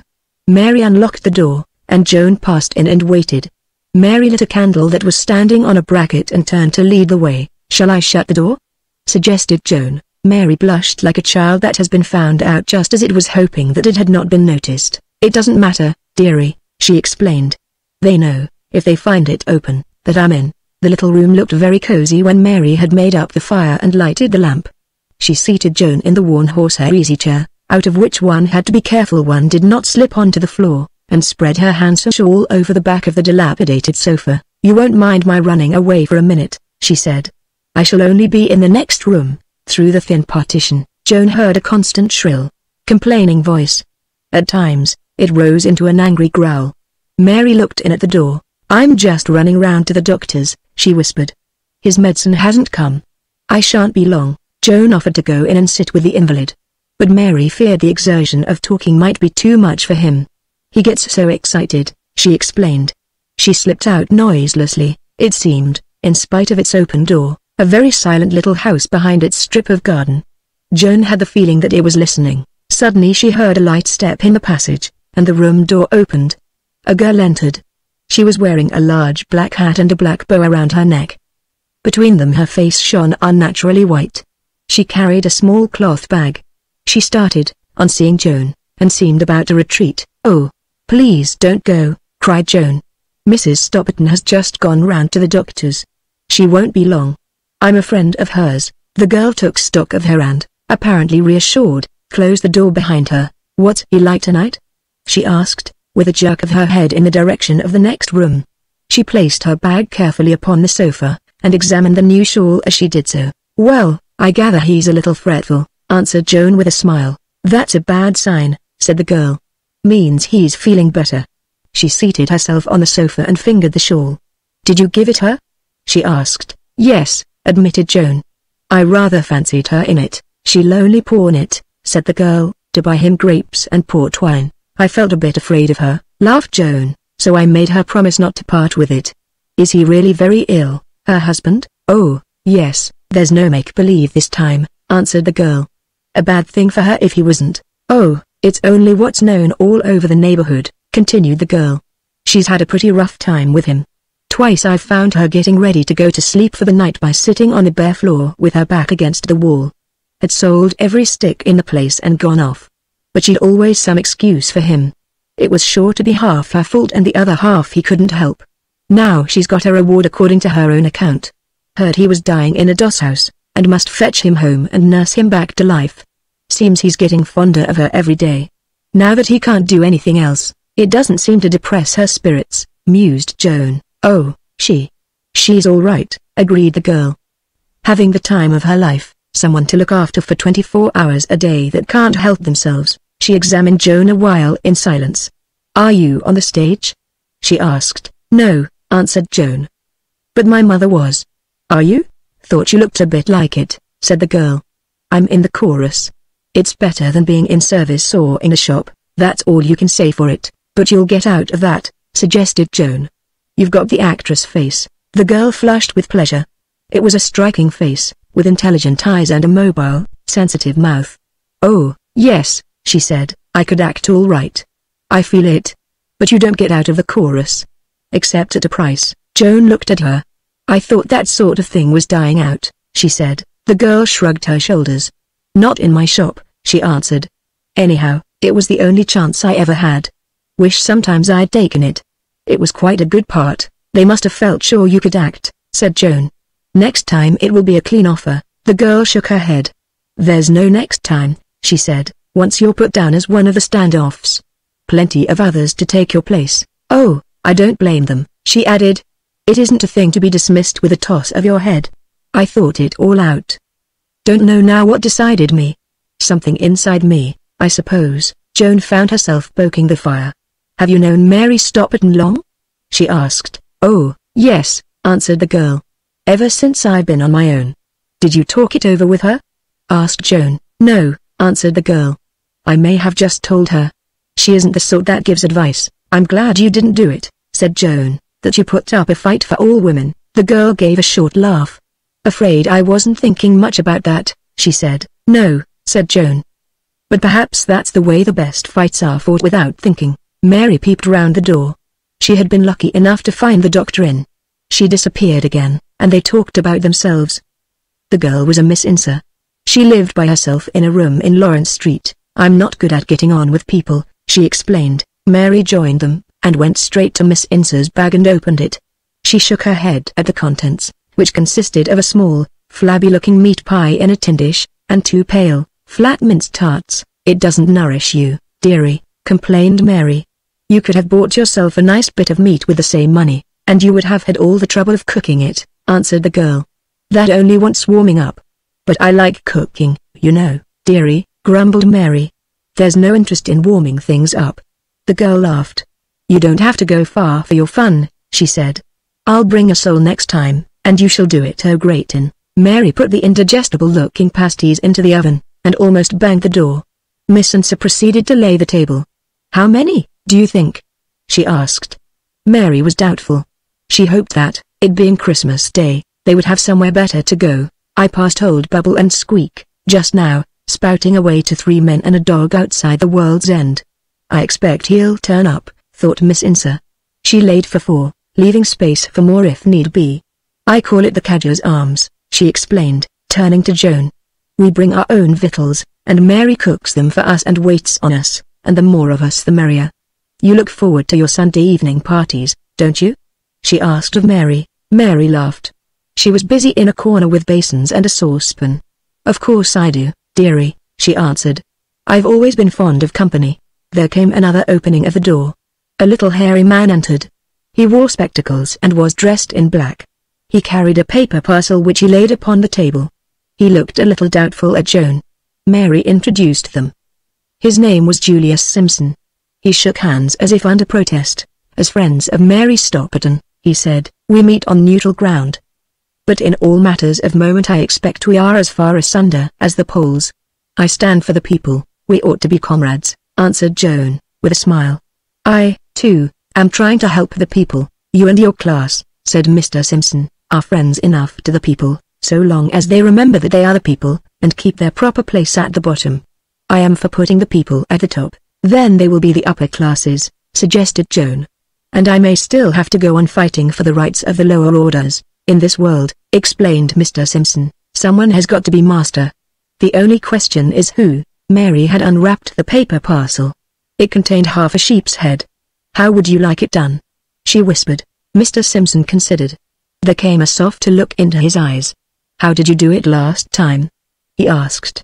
"It came up brown, I remember, with thick gravy." "Braised," suggested Mary. "That's the word," agreed Mr. Simpson. "Braised." He watched while Mary took things needful from the cupboard, and commenced to peel an onion. "That's the sort that makes me despair of the people," said Mr. Simpson. Joan could not be sure whether he was addressing her individually or imaginary thousands. "Likes working for nothing. Thinks she was born to be everybody's servant." He seated himself beside Miss Incer on the antiquated sofa. It gave a complaining groan but held out. "Did you have a good house?" the girl asked him. Saw you from the distance, waving your arms about. Hadn't time to stop. Not many, admitted Mr. Simpson. A Christmassy lot. You know. Sort of crowd that interrupts you and tries to be funny. Dead to their own interests. It's slow work. Why do you do it? Asked Miss Incer. Damned if I know, answered Mr. Simpson, with a burst of candor. Can't help it, I suppose. Lost me job again. The old story? Suggested Miss Incer. The old story, sighed Mr. Simpson. One of the customers happened to be passing last Wednesday when I was speaking on the embankment. Heard my opinion of the middle classes? Well, you can't expect him to like it, can you? Submitted Miss Incer. No, admitted Mr. Simpson with generosity.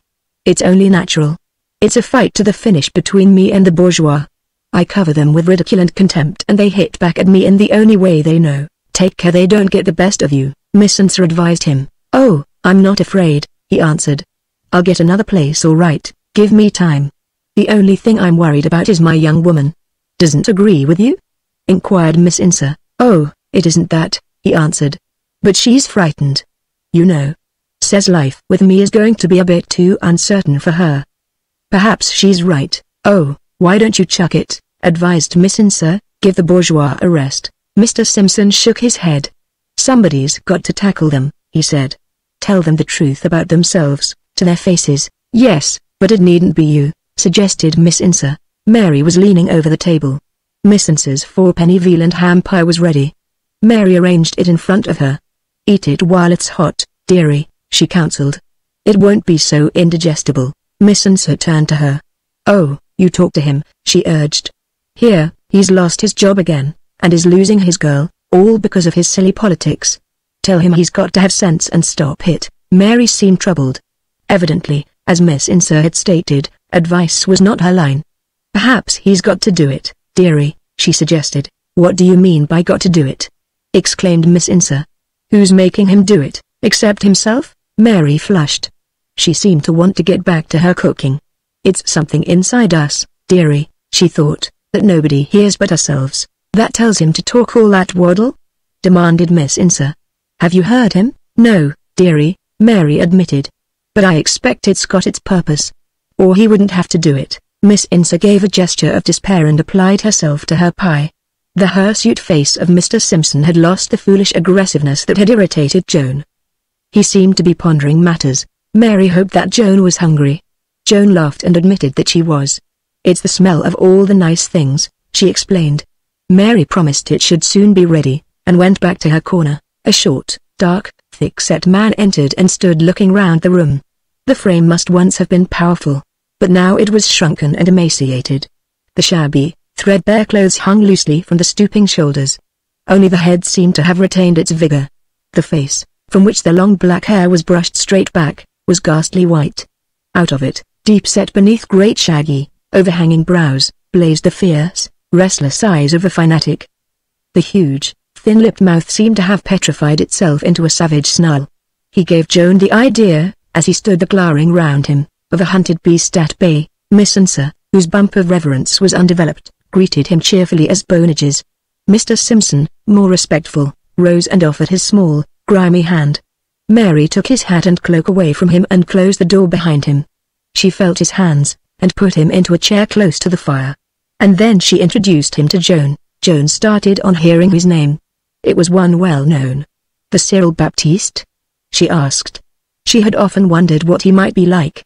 The Cyril Baptiste, he answered, in a low, even, passionate voice, that he flung at her almost like a blow. The atheist. The jailbird, the pariah, the blasphemer, the Antichrist. I've hoofs instead of feet. Shall I take off my boots and show them to you? I tuck my tail inside my coat. You can't see my horns. I've cut them off close to my head. That's why I wear my hair long, to hide the stumps. Mary had been searching in the pockets of his cloak. She had found a paper bag. You mustn't get excited, she said, laying her little work-worn hand upon his shoulder, or you'll bring on the bleeding. He answered, I must be careful I don't die on Christmas Day. It would make a fine text, that, for their sermons. He lapsed into silence. His almost transparent hand stretched out towards the fire. Mr. Simpson fidgeted. The quiet of the room, broken only by Mary's ministering activities, evidently oppressed him. Paper going well, sir? He asked. I often read it myself. It still sells, answered the proprietor, and editor and publisher, and entire staff of The Rationalist. I like the articles you are writing on the history of superstition. Quite illuminating, remarked Mr. Simpson. It's many a year, I am afraid, to the final chapter, thought their author. They afford much food for reflection, thought Mr. Simpson, though I cannot myself go as far as you do in including Christianity under that heading. Mary frowned at him, but Mr. Simpson, eager for argument or not noticing, blundered on : whether we accept the miraculous explanation of Christ's birth, continued Mr. Simpson, in his best street corner voice, or whether, with the great French writer whose name for the moment escapes me, we regard him merely as a man inspired, we must, I think, admit that his teaching has been of help, especially to the poor. The fanatic turned upon him so fiercely that Mr. Simpson's arm involuntarily assumed the posture of defense. To the poor? The old man almost shrieked. To the poor that he has robbed of all power of resistance to oppression by his vile, submissive greed. That he has drugged into passive acceptance of every evil done to them by his false promises that their sufferings here shall win for them some wonderful reward when they are dead. What has been his teaching to the poor? Bow your backs to the lash, kiss the rod that scars your flesh. Be ye humble, O, my people. Be ye poor in spirit. Let wrong rule triumphant through the world. Raise no hand against it, lest ye suffer my eternal punishments. Learn from me to be meek and lowly. Learn to be good slaves and give no trouble to your taskmasters. Let them turn the world into a hell for you. The grave shall be your gate to happiness, helpful to the poor, helpful to their rulers, to their owners. They take good care that Christ shall be well taught. Their fat priests shall bear his message to the poor. The rod may be broken, the prison door be forced. It is Christ that shall bind the people in eternal fetters. Christ, the lackey, the jackal of the rich. Mr. Simpson was visibly shocked. Evidently he was less familiar with the opinions of the rationalist than he had thought. I really must protest, exclaimed Mr. Simpson. To whatever wrong uses his words may have been twisted, Christ himself I regard as divine, and entitled to be spoken of with reverence. His whole life, his sufferings, but the old fanatic's vigor had not yet exhausted itself. His sufferings. He interrupted. Does suffering entitle a man to be regarded as divine? If so, so also am I a god. Look at me. He stretched out his long, thin arms with their claw-like hands, thrusting forward his great savage head that the bony, wizened throat seemed hardly strong enough to bear. Wealth, honor, happiness, I had them once. I had wife, children and a home. Now I creep an outcast, keeping to the shadows, and the children in the street throw stones at me. 30 years I have starved that I might preach. They shut me in their prisons, they hound me into garrets. They jibe at me and mock me, but they cannot silence me. What of my life? Am I divine? Miss Ansa, having finished her supper, sat smoking. Why must you preach? She asked. It doesn't seem to pay you. There was a curious smile about the girl's lips as she caught Joan's eye. He turned to her with his last flicker of passion. Because to this end was I born, and for this cause came I into the world, that I should bear witness unto the truth, he answered. He sank back a huddled heap upon the chair. There was foam about his mouth, great beads of sweat upon his forehead. Mary wiped them away with a corner of her apron, and felt again his trembling hands. Oh, please don't talk to him any more, she pleaded, not till he's had his supper. She fetched her fine shawl, and pinned it round him. His eyes followed her as she hovered about him. For the first time, since he had entered the room, they looked human. They gathered round the table. Mr. Baptiste was still pinned up in Mary's bright shawl. It lent him a curious dignity. He might have been some ancient prophet stepped from the pages of the Talmud. Miss Ansa completed her supper with a cup of tea and some little cakes, just to keep us all company, as Mary had insisted. The old fanatic's eyes passed from face to face. There was almost the suggestion of a smile about the savage mouth. A strange supper party, he said. Cyril the apostate, and Julius who strove against the high priests and the Pharisees, and Inez a dancer before the people, and Joanna a daughter of the rulers, gathered together in the house of one Mary a servant of the Lord. Are you, too, a Christian? He asked of Joan. Not yet, answered Joan. But I hope to be, one day. She spoke without thinking, not quite knowing what she meant. But it came back to her in after years. The talk grew lighter under the influence of Mary's cooking. Mr. Baptiste could be interesting when he got away from his fanaticism, and even the apostolic Mr. Simpson had sometimes noticed humor when it had chanced his way. A message came for Mary about 10 o'clock, brought by a scared little girl, who whispered it to her at the door. Mary apologized. She had to go out. The party broke up. Mary disappeared into the next room and returned in a shawl and bonnet, carrying a small brown paper parcel. Joan walked with her as far as the King's Road. "A little child is coming," she confided to Joan. She was quite excited about it, Joan thought. "It's curious," she said, "one so seldom hears of anybody being born on Christmas Day." They were passing a lamp. Joan had never seen a face look quite so happy as Mary's looked, just then. "It always seems to me Christ's birthday," she said, "whenever a child is born." They had reached the corner. Joan could see her bus in the distance. She stooped and kissed the little withered face. "Don't stop," she whispered. Mary gave her a hug, and almost ran away. Joan watched the little childlike figure growing smaller. It glided in and out among the people. Chapter 11. In the spring, Joan, at Mrs. Denton's request, undertook a mission. It was to go to Paris. Mrs. Denton had meant to go herself, but was laid up with sciatica, and the matter, she considered, would not brook of any delay. "It's rather a delicate business," she told Joan. She was lying on a couch in her great library, and Joan was seated by her side. "I want someone who can go into private houses and mix with educated people on their own level, and especially I want you to see one or two women, they count in France." "You know French pretty well, don't you?" "Oh, sufficiently," Joan answered. The one thing her mother had done for her had been to talk French with her when she was a child, and at Girton she had chummed on with a French girl, and made herself tolerably perfect. "You will not go as a journalist," continued Mrs. Denton, "but as a personal friend of mine, whose discretion I shall vouch for. I want you to find out what the people I am sending you among are thinking themselves, and what they consider ought to be done. If we are not very careful on both sides we shall have the newspapers whipping us into war." The perpetual Egyptian trouble had cropped up again, and the Carlton papers, in particular, were already sounding the tocsin. Carlton's argument was that we ought to fall upon France and crush her, before she could develop her supposed submarine menace. His flaming posters were at every corner. Every obscure French newspaper was being ransacked for insults and pinpricks. "A section of the Paris press is doing all it can to help him, of course," explained Mrs. Denton. "It doesn't seem to matter to them that Germany is only waiting her opportunity, and that, if Russia comes in, it is bound to bring Austria. Europe will pay dearly one day for the luxury of a free press. But you're surely not suggesting any other kind of press, at this period of the world's history?" exclaimed Joan. "Oh, but I am," answered the old lady with a grim tightening of the lips. "Not even Carlton would be allowed to incite to murder or arson.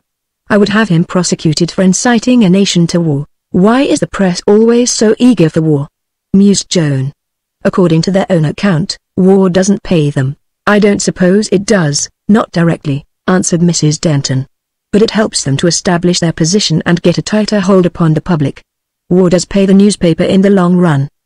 The daily newspaper lives on commotion, crime, lawlessness in general. If people no longer enjoyed reading about violence and bloodshed half their occupation, and that the most profitable half would be gone. It is the interest of the newspaper to keep alive the savage in human nature, and war affords the readiest means of doing this. You can't do much to increase the number of gruesome murders and loathsome assaults, beyond giving all possible advertisement to them when they do occur. But you can preach war, and cover yourself with glory, as a patriot, at the same time. I wonder how many of my ideals will be left to me," sighed Joan. "I always used to regard the press as the modern pulpit." "The old pulpit became an evil, the moment it obtained unlimited power," answered Mrs. Denton. "It originated persecution and inflamed men's passions against one another. It, too, preached war for its own ends, taught superstition, and punished thought as a crime. The press of today is stepping into the shoes of the medieval priest. It aims at establishing the worst kind of tyranny, the tyranny over men's minds. They pretend to fight among themselves, but it's rapidly becoming a close corporation. The Institute of Journalists will soon be followed by the Union of Newspaper Proprietors, and the few independent journals will be squeezed out. Already we have German shareholders on English papers, and English capital is interested in the St. Petersburg press. It will one day have its international pope and its school of cosmopolitan cardinals." Joan laughed. "I can see Carlton rather fancying himself in a tiara," she said.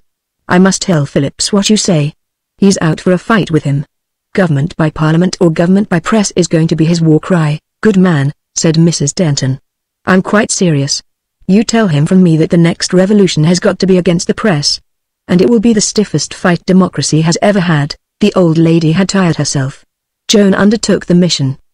She thought she would rather enjoy it, and Mrs. Denton promised to let her have full instructions.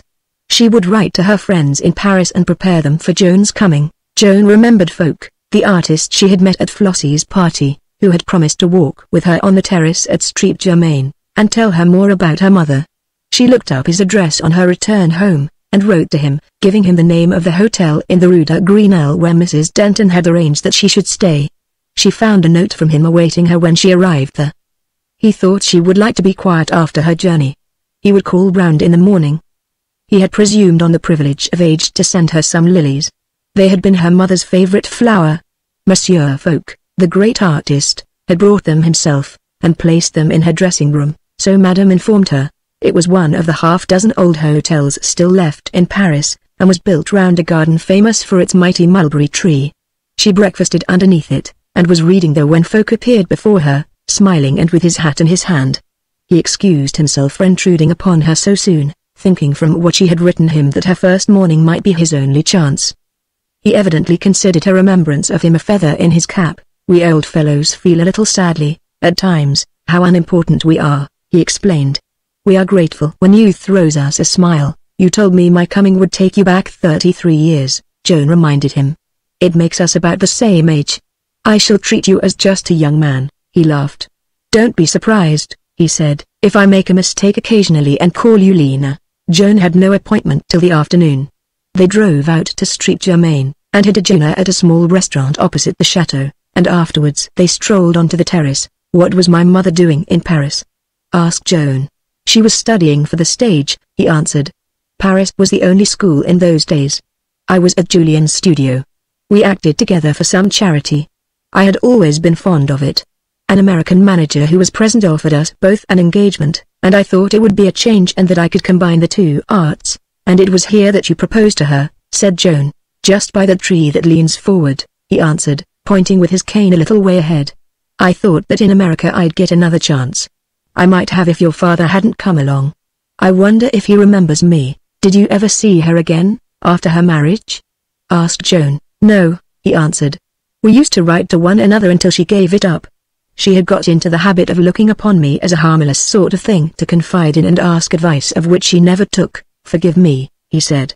You must remember that I am still her lover. They had reached the tree that leant a little forward beyond its fellows, and he had halted and turned so that he was facing her. Did she and your father get on together? Was she happy? I don't think she was happy, answered Joan. She was at first. As a child, I can remember her singing and laughing about the house, and she liked always to have people about her. Until her illness came. It changed her very much. But my father was gentleness itself, to the end. They had resumed their stroll. It seemed to her that he looked at her once or twice a little oddly without speaking. What caused your mother's illness? He asked, abruptly. The question troubled her. It struck her with a pang of self-reproach that she had always been indifferent to her mother's illness, regarding it as more or less imaginary. It was mental rather than physical, I think, she answered. I never knew what brought it about. Again he looked at her with that odd, inquisitive expression. She never got over it? He asked. Oh, there were times, answered Joan, when she was more like her old self again. But I don't think she ever quite got over it. Unless it was towards the end, she added. They told me she seemed much better for a little while before she died. I was away at Cambridge at the time. Poor dear lady, he said, all those years. And poor Jack Elway. He seemed to be talking to himself. Suddenly he turned to her. How is the dear fellow? He asked. Again the question troubled her. She had not seen her father since that weekend, nearly 6 months ago, when she had ran down to see him because she wanted something from him. He felt my mother's death very deeply, she answered. But he's well enough in health. Remember me to him, he said. And tell him I thank him for all those years of love and gentleness. I don't think he will be offended. He drove her back to Paris, and she promised to come and see him in his studio and let him introduce her to his artist friends. I shall try to win you over, I warn you, he said. Politics will never reform the world. They appeal only to men's passions and hatreds. They divide us. It is art that is going to civilize mankind, broaden his sympathies. Art speaks to him the common language of his loves, his dreams, reveals to him the universal kinship.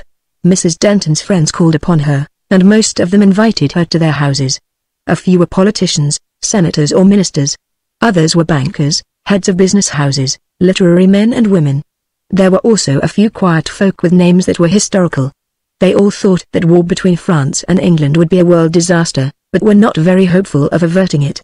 She learnt that Carlton was in Berlin trying to secure possession of a well-known German daily that happened at the moment to be in low water. He was working for an alliance between Germany and England. In France, the royalists had come to an understanding with the clericals, and both were evidently making ready to throw in their lot with the warmongers, hoping that out of the troubled waters the fish would come their way. Of course everything depended on the people. If the people only knew it. But they didn't. They stood about in puzzled flocks, like sheep, wondering which way the newspaper dog was going to hound them. They took her to the great music halls. Every allusion to war was greeted with rapturous applause. The Marseillaise was demanded and encored till the orchestra rebelled from sheer exhaustion. Joan's patience was sorely tested. She had to listen with impassive face to coarse jests and brutal jibes directed against England and everything English, to sit unmoved while the vast audience rocked with laughter at senseless caricatures of supposed English soldiers whose knees always gave way at the sight of a French uniform. Even in the eyes of her courteous hosts, Joan's quick glance would occasionally detect a curious glint. The fools! Had they never heard of Waterloo and Trafalgar? Even if their memories might be excused for forgetting Crécy and Poitiers and the campaigns of Marlborough. One evening it had been a particularly trying one for Joan. Stepped upon the stage a wooden-looking man in a kilt with bagpipes under his arm. How he had got himself into the program Joan could not understand. Managerial watchfulness must have gone to sleep for once. He played Scotch melodies, and the Parisians liked them, and when he had finished they called him back. Joan and her friends occupied a box close to the stage. The wooden-looking Scot glanced up at her, and their eyes met. And as the applause died down there rose the first low warning strains of the pipe rock. Joan sat up in her chair and her lips parted. The savage music quickened. It shrilled and squealed. The blood came surging through her veins, and suddenly something lying hidden leapt to life within her brain. A mad desire surged hold of her to rise and shout defiance at those 3,000 pairs of hostile eyes confronting her. She clutched at the arms of her chair and so kept her seat. The pibroch ended with its wild sad notes of wailing, and slowly the mist cleared from her eyes, and the stage was empty. A strange hush had fallen on the house. She was not aware that her hostess had been watching her. She was a sweet-faced, white-haired lady. She touched Joan lightly on the hand. "That's the trouble," she whispered. "It's in our blood. Could we ever hope to eradicate it? Was not the survival of this fighting instinct proof that war was still needful to us?" In the sculpture room of an exhibition she came upon a painted statue of Bellona. Its grotesqueness shocked her at first sight, the red streaming hair, the wild eyes filled with fury, the wide-open mouth. One could almost hear it screaming, their white uplifted arms with outstretched hands. Appalling. Terrible. And yet, as she gazed at it, gradually the thing grew curiously real to her. She seemed to hear the gathering of the chariots, the neighing of the horses, the hurrying of many feet, the sound of an armoring multitude, the shouting, and the braying of the trumpets, these cold, thin-lipped calculators, arguing that war doesn't pay, those lank-haired cosmopolitans, preaching their international, as if the only business of mankind were wages. War still was the stern school where men learnt virtue, duty, forgetfulness of self, faithfulness unto death. This particular war, of course, must be stopped, if it were not already too late. It would be a war for markets, for spheres of commercial influence, a sordid war that would degrade the people. War, the supreme test of a nation's worth, must be reserved for great ideals. Besides, she wanted to down Carlton, one of the women on her list, and the one to whom Mrs. Denton appeared to attach chief importance, a Madame de Bronte, disappointed Joan. She seemed to have so few opinions of her own. She had buried her young husband during the Franco-Prussian War. He had been a soldier, and she had remained unmarried. She was still beautiful. "I do not think we women have the right to discuss war," she confided to Joan in her gentle, high-bred voice. "I suppose you think that out of date. I should have thought so myself 40 years ago. We talk of giving our sons and lovers, as if they were ours to give. It makes me a little angry when I hear pampered women speak like that. It is the men who have to suffer and die. It is for them to decide. But perhaps I can arrange a meeting for you with a friend," she added, "who will be better able to help you, if he is in Paris. I will let you know." She told Joan what she remembered herself of 1870. She had turned her country house into a hospital and had seen a good deal of the fighting. It would not do to tell the truth, or we should have our children growing up to hate war, she concluded. She was as good as her word. and sent Joan round a message the next morning to come and see her in the afternoon. Joan was introduced to a Monsieur de Chamont. He was a soldierly-looking gentleman, with a grey moustache, and a deep scar across his face. "Hanged if I can see how we are going to get out of it," he answered Joan cheerfully. "The moment there is any threat of war, it becomes a point of honor with every nation to do nothing to avoid it. I remember my old dueling days. The quarrel may have been about the silliest trifle imaginable. A single word would have explained the whole thing away. But to utter it would have stamped one as a coward. This Egyptian tra-la-la. It isn't worth the bones of a single grenadier, as our friends across the Rhine would say. But I expect, before it's settled, there will be men's bones sufficient, bleaching on the desert, to build another pyramid. It's so easily started, that's the devil of it. A mischievous boy can throw a lighted match into a powder magazine, and then it becomes every patriot's business to see that it isn't put out. I hate war. It accomplishes nothing, and leaves everything in a greater muddle than it was before. But if the idea ever catches fire, I shall have to do all I can to fan the conflagration. Unless I am prepared to be branded as a poltroon. Every professional soldier is supposed to welcome war. Most of us do, it's our opportunity. There's some excuse for us. But these men Cultin and their lot, I regard them as nothing better than the monarchs of the Commune. They care nothing if the whole of Europe blazes. They cannot personally get harmed whatever happens. It's fun to them. But the people who can get harmed, argued Joan. The men who will be dragged away from their work, from their business, used as cannon fodder. He shrugged his shoulders. Oh, they are always eager enough for it, at first, he answered. There is the excitement. The curiosity. You must remember that life is a monotonous affair to the great mass of the people. There's the natural craving to escape from it, to court adventure. They are not so enthusiastic about it after they have tasted it. Modern warfare, they soon find, is about as dull a business as science ever invented. There was only one hope that he could see, and that was to switch the people's mind on to some other excitement. His advices from London told him that a parliamentary crisis was pending. Could not Mrs. Denton and her party do something to hasten it? He, on his side, would consult with the socialist leaders, who might have something to suggest. He met Joan, radiant, a morning or two later. The English government had resigned and preparations for a general election were already on foot, and God has been good to us. Also, he explained, a well-known artist had been found murdered in his bed and grave suspicion attached to his beautiful young wife. She deserves the Croix de Guerre, if it is proved that she did it. He thought. She will have saved many thousands of lives for the present. Folk had fixed up a party at his studio to meet her. She had been there once or twice, but this was a final affair. She had finished her business in Paris and would be leaving the next morning. To her surprise, she found Phillips there. He had come over hurriedly to attend a socialist conference, and Leblanc, the editor of Le Nouveau Monde, had brought him along. I took Smedley's place at the last moment, he whispered to her. I've never been abroad before. You don't mind, do you? It didn't strike her as at all odd that a leader of a political party should ask her if she minded his being in Paris to attend a political conference. He was wearing a light grey suit and a blue tie. There was nothing about him, at that moment, suggesting that he was a leader of any sort. He might have been just any man, but for his eyes. No, she whispered. Of course not. I don't like your tie. It seemed to depress him, that. She felt elated at the thought that he would see her for the first time amid surroundings where she would shine. Folk came forward to meet her with the charming air of protective deference that he had adopted towards her. He might have been some favored minister of state kissing the hand of a youthful queen. She glanced down the long studio, ending in its fine window overlooking the park. Some of the most distinguished men in Paris were there, and the immediate stir of admiration that her entrance had created was unmistakable. Even the women turned pleased glances at her, as if willing to recognize in her their representative.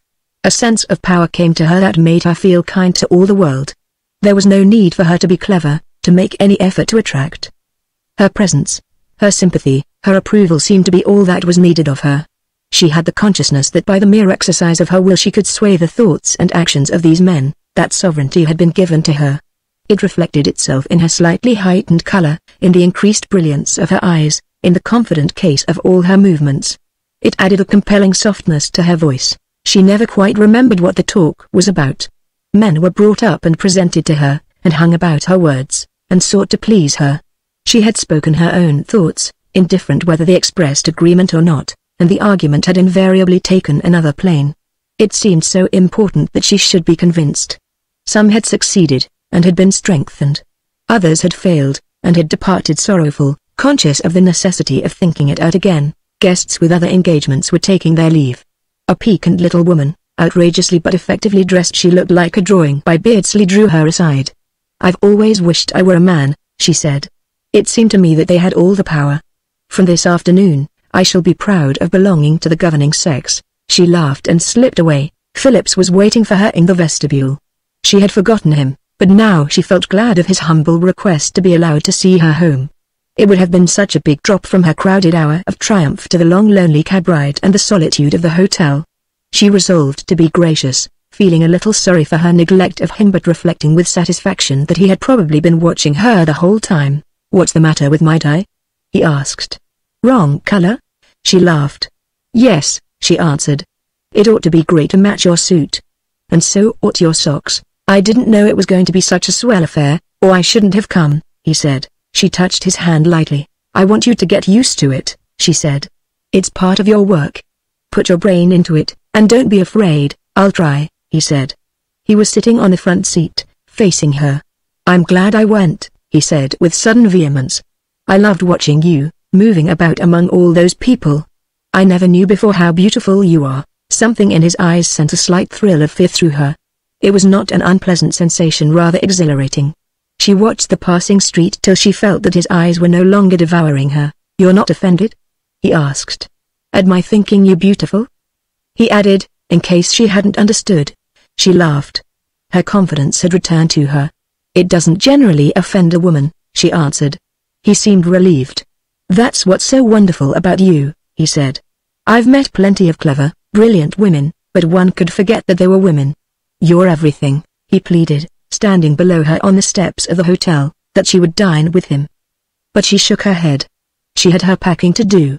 She could have managed it, but something prudent and absurd had suddenly got hold of her, and he went away with much the same look in his eyes that comes to a dog when he finds that his master cannot be persuaded into an excursion. She went up to her room.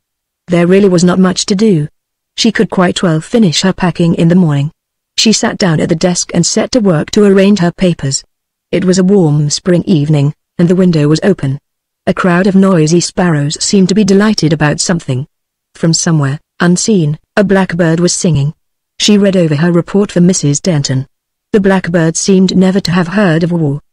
He sang as if the whole world were a garden of languor and love. Joan looked at her watch. The first gong would sound in a few minutes. She pictured the dreary, silent dining room with its few scattered occupants, and her heart sank at the prospect. To her relief came remembrance of a cheerful but entirely respectable restaurant near to the Louvre to which she had been taken a few nights before. She had noticed quite a number of women dining there alone. She closed her dispatch case with a snap and gave a glance at herself in the great mirror. The blackbird was still singing. She walked up the Rue des Sts. Perez, enjoying the delicious air. Halfway across the bridge she overtook a man, strolling listlessly in front of her. There was something familiar about him. He was wearing a grey suit and had his hands in his pockets. Suddenly the truth flashed upon her. She stopped. If he strolled on, she would be able to slip back. Instead of which he abruptly turned to look down at a passing steamer, and they were face to face. It made her mad, the look of delight that came into his eyes. She could have boxed his ears. Hadn't he anything else to do but hang about the streets? He explained that he had been listening to the band in the gardens, returning by the Quai d'Orsay. "Do let me come with you," he said. "I kept myself free this evening, hoping. And I'm feeling so lonesome, poor fellow." She had come to understand that feeling. After all, it wasn't altogether his fault that they had met. And she had been so cross to him. He was reading every expression on her face. "It's such a lovely evening," he said. "Couldn't we go somewhere and dine under a tree? It would be rather pleasant." There was a little place at Meudon, she remembered. The plane trees would just be in full leaf. A passing cab had drawn up close to them.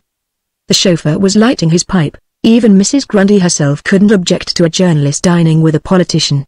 The stars came out before they had ended dinner. She had made him talk about himself. It was marvelous what he had accomplished with his opportunities. 10 hours a day in the mines had earned for him his living, and the night had given him his leisure. An attic, lighted by a tallow candle, with a shelf of books that left him hardly enough for bread, had been his alma mater. History was his chief study. There was hardly an authority Joan could think of with which he was not familiar. Julius Caesar was his favorite play. He seemed to know it by heart. At 23 he had been elected a delegate, and had entered Parliament at 28. It had been a life of hardship, of privation, of constant strain, but she found herself unable to pity him. It was a tale of strength, of struggle, of victory, that he told her. Strength. The shaded lamplight fell upon his fearless kindly face with its flashing eyes and its humorous mouth. He ought to have been drinking out of a horn, not a wine glass that his well-shaped hand could have crushed by a careless pressure. In a winged helmet and a coat of mail he would have looked so much more fitly dressed than in that soft felt hat and ridiculous blue tie. She led him to talk on about the future. She loved to hear his clear, confident voice with its touch of boyish boastfulness. What was there to stop him? Why should he not climb from power to power till he had reached the end? And as he talked and dreamed there grew up in her heart a fierce anger. What would her own future be? She would marry probably some man of her own class, settle down to the average woman's life, be allowed, like a spoiled child, to still take an interest in public affairs, hold drawing rooms attended by cranks and political non-entities, be president, perhaps, of the local Women's Liberal League.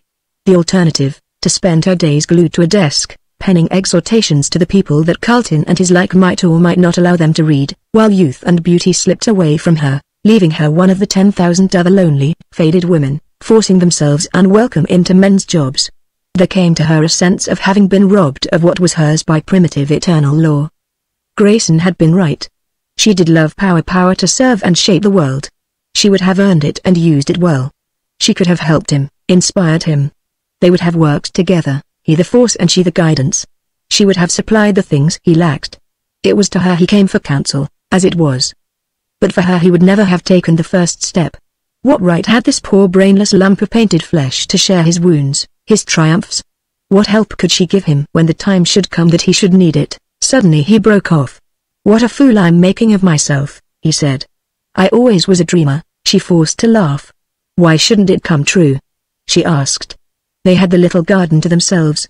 The million lights of Paris shone below them. "Because you won't be there," he answered, "and without you I can't do it. You think I'm always like I am tonight, bragging, confident. So I am when you are with me. You give me back my strength.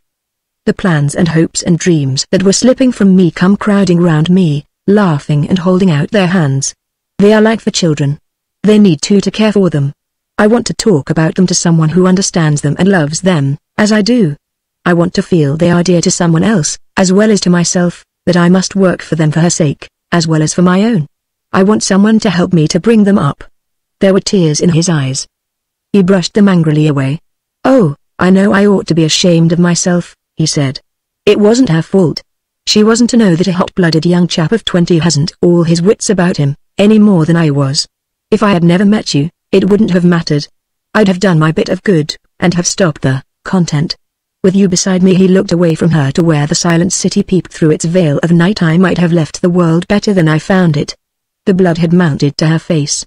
She drew back into the shadow, beyond the tiny sphere of light made by the little lamp. "Men have accomplished great things without a woman's help," she said. "Some men," he answered. "Artists and poets. They have the woman within them.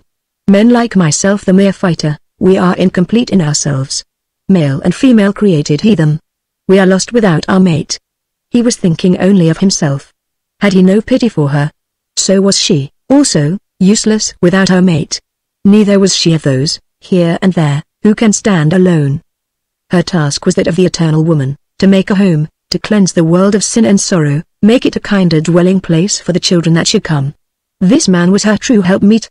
He would have been her weapon, a dear servant, and she could have rewarded him as none other ever could. The lamplight fell upon his ruddy face, his strong white hands resting on the flimsy table. He belonged to an older order than her own. That suggestion about him of something primitive, of something not yet altogether tamed. She felt again that slight thrill of fear that so strangely excited her. A mist seemed to be obscuring all things. He seemed to be coming towards her. Only by keeping her eyes fixed on his moveless hands, still resting on the table, could she convince herself that his arms were not closing about her, that she was not being drawn nearer and nearer to him, powerless to resist. Suddenly, out of the mist, she heard voices. The waiter was standing beside him with a bill. She reached out her hand and took it. The usual few mistakes had occurred. She explained them, good-temperedly, and the waiter, with profuse apologies, went back to have it corrected. He turned to her as the man went. "Try and forgive me," he said in a low voice. It all came tumbling out before I thought what I was saying. The blood was flowing back into her veins. "Oh, it wasn't your fault," she answered. "We must make the best we can of it." He bent forward so that he could see into her eyes. "Tell me," he said. There was a note of fierce exultation in his voice. "I'll promise never to speak of it again. If I had been the free man, could I have won you?" She had risen while he was speaking. She moved to him and laid her hands upon his shoulders. "Will you serve me and fight for me against all my enemies?" she asked. "So long as I live," he answered. She glanced round. There was no sign of the returning waiter. She bent over him and kissed him. "Don't come with me," she said. "There's a cab stand in the avenue. I shall walk to Sevres and take the train." She did not look back. Chapter 12. She reached home in the evening. The Phillipses' old rooms had been twice let since Christmas, but were now again empty. The McKean with his silent ways and his everlasting pipe had gone to America to superintend the production of one of his plays. The house gave her the feeling of being haunted. She had her dinner brought up to her and prepared for a long evening's work, but found herself unable to think except on the one subject that she wanted to put off thinking about. To her relief, the last post brought her a letter from Arthur. He had been called to Lisbon to look after a contract, and would be away for a fortnight. Her father was not as well as he had been. It seemed to just fit in. She would run down and spend a few quiet days at Liverpool. In her old familiar room where the moon peeped in over the tops of the tall pines, she would be able to reason things out. Perhaps her father would be able to help her. She had lost her childish conception of him as of someone prim and proper, with cut and dried formulas for all occasions. That glimpse he had shown her of himself had established a fellowship between them. He, too, had wrestled with life's riddles, not sure of his own answers. She found him suffering from his old heart trouble, but more cheerful than she had known him for years. Arthur seemed to be doing wonders with the men. They were coming to trust him. "The difficulty I have always been up against," explained her father, "has been their suspicion. What's the cunning old rascal up to now? What's his little game? That is always what I have felt they were thinking to themselves whenever I have wanted to do anything for them. It isn't anything he says to them. It seems to be just he, himself." He sketched out their plans to her. It seemed to be all going in at one ear and out at the other. What was the matter with her? Perhaps she was tired without knowing it. She would get him to tell her all about it tomorrow. Also, tomorrow, she would tell him about Phillips, and ask his advice. It was really quite late. If he talked any more now, it would give her a headache. She felt it coming on. She made her goodnight extra affectionate, hoping to disguise her impatience. She wanted to get up to her own room. But even that did not help her. It seemed in some mysterious way to be no longer the room, but the room of someone she had known and half forgotten, who would never come back. It gave her the same feeling she had experienced on returning to the house in London, that the place was haunted. The high cheval glass from her mother's dressing room had been brought there for her use. The picture of an absurdly small child, the child to whom this room had once belonged, standing before it naked, rose before her eyes. She had wanted to see herself. She had thought that only her clothes stood in the way. If we could but see ourselves, as in some magic mirror? All the garments usage and education has dressed us up in laid aside. What was she underneath her artificial niceties, her prim moralities, her laboriously acquired restraints, her unconscious pretenses and hypocrisies? She changed her clothes for a loose robe, and putting out the light drew back the curtains. The moon peeped in over the top of the tall pines, but it only stared at her, indifferent. It seemed to be looking for somebody else. Suddenly, and intensely to her own surprise, she fell into a passionate fit of weeping. There was no reason for it, and it was altogether so unlike her. But for quite a while she was unable to control it. Gradually, and of their own accord, her sobs lessened, and she was able to wipe her eyes and take stock of herself in the long glass. She wondered for the moment whether it was really her own reflection that she saw there or that of some ghostly image of her mother. She had so often seen the same look in her mother's eyes. Evidently the likeness between them was more extensive than she had imagined. For the first time she became conscious of an emotional, hysterical side to her nature of which she had been unaware. Perhaps it was just as well that she had discovered it. She would have to keep a stricter watch upon herself. This question of her future relationship with Phillips, it would have to be thought out coldly, dispassionately. Nothing unexpected must be allowed to enter into it. It was some time before she fell asleep. The high glass faced her as she lay in bed. She could not get away from the idea that it was her mother's face that every now and then she saw reflected there. She woke late the next morning. Her father had already left for the works. She was rather glad to have no need of talking. She would take a long walk into the country, and face the thing squarely with the help of the cheerful sun and the free west wind that was blowing from the sea. She took the train up north and struck across the hills. Her spirits rose as she walked. It was only the intellectual part of him she wanted, the spirit, not the man. She would be taking nothing away from the woman, nothing that had ever belonged to her. All the rest of him, his home life, the benefits that would come to her from his improved means, from his social position, all that the woman had ever known or cared for in him would still be hers. He would still remain to her the kind husband and father. What more was the woman capable of understanding? What more had she any right to demand? It was not of herself she was thinking. It was for his work's sake that she wanted to be near to him always, that she might counsel him, encourage him. For this she was prepared to sacrifice herself, give up her woman's claim on life. They would be friends, comrades, nothing more. That little lurking curiosity of hers, concerning what it would be like to feel his strong arms round her, pressing her closer and closer to him, it was only a foolish fancy. She could easily laugh that out of herself. Only bad women had need to be afraid of themselves. She would keep guard for both of them. Their purity of motive, their high purpose, would save them from the danger of anything vulgar or ridiculous. Of course they would have to be careful. There must be no breath of gossip, no food for evil tongues. About that she was determined even more for his sake than her own. It would be fatal to his career. She was quite in agreement with the popular demand, supposed to be peculiarly English, that a public man's life should be above reproach. Of what use these prophets without self-control, these social reformers who could not shake the ape out of themselves? Only the brave could give courage to others. Only through the pure could God's light shine upon men. It was vexing his having moved round the corner, into North Street. Why couldn't the silly woman have been content where she was? Living under one roof, they could have seen one another as often as was needful without attracting attention. Now, she supposed, she would have to be more than ever the bosom friend of Mrs. Phillips, spend hours amid that hideous furniture, surrounded by those bilious wallpapers. Of course he could not come to her. She hoped he would appreciate the sacrifice she would be making for him. Fortunately Mrs. Phillips would give no trouble. She would not even understand. What about Hilda? No hope of hiding their secret from those sharp eyes. But Hilda would approve. They could trust Hilda. The child might prove helpful. It cast a passing shadow upon her spirits, this necessary descent into details. It brought with it the suggestion of intrigue, of deceit, robbing the thing, to a certain extent, of its fineness. Still, what was to be done? If women were coming into public life, these sort of relationships with men would have to be faced and worked out. Sex must no longer be allowed to interfere with the working together of men and women for common ends. It was that had kept the world back. They would be the pioneers of the new order. Casting aside their earthly passions, humbly with pure hearts they would kneel before God's altar. He should bless their union. A lark was singing. She stood listening. Higher and higher he rose, pouring out his song of worship, till the tiny, fragile body disappeared as if fallen from him, leaving his sweet soul still singing.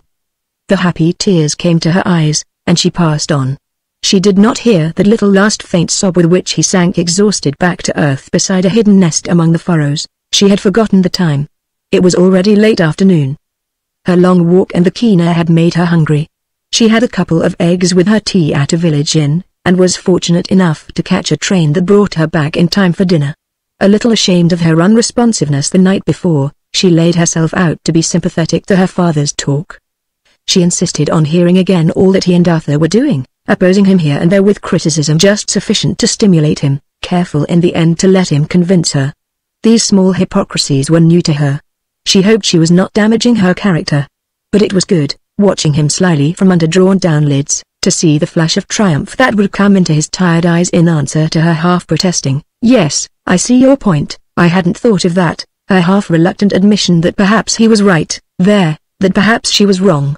It was delightful to see him young again, eager, boyishly pleased with himself.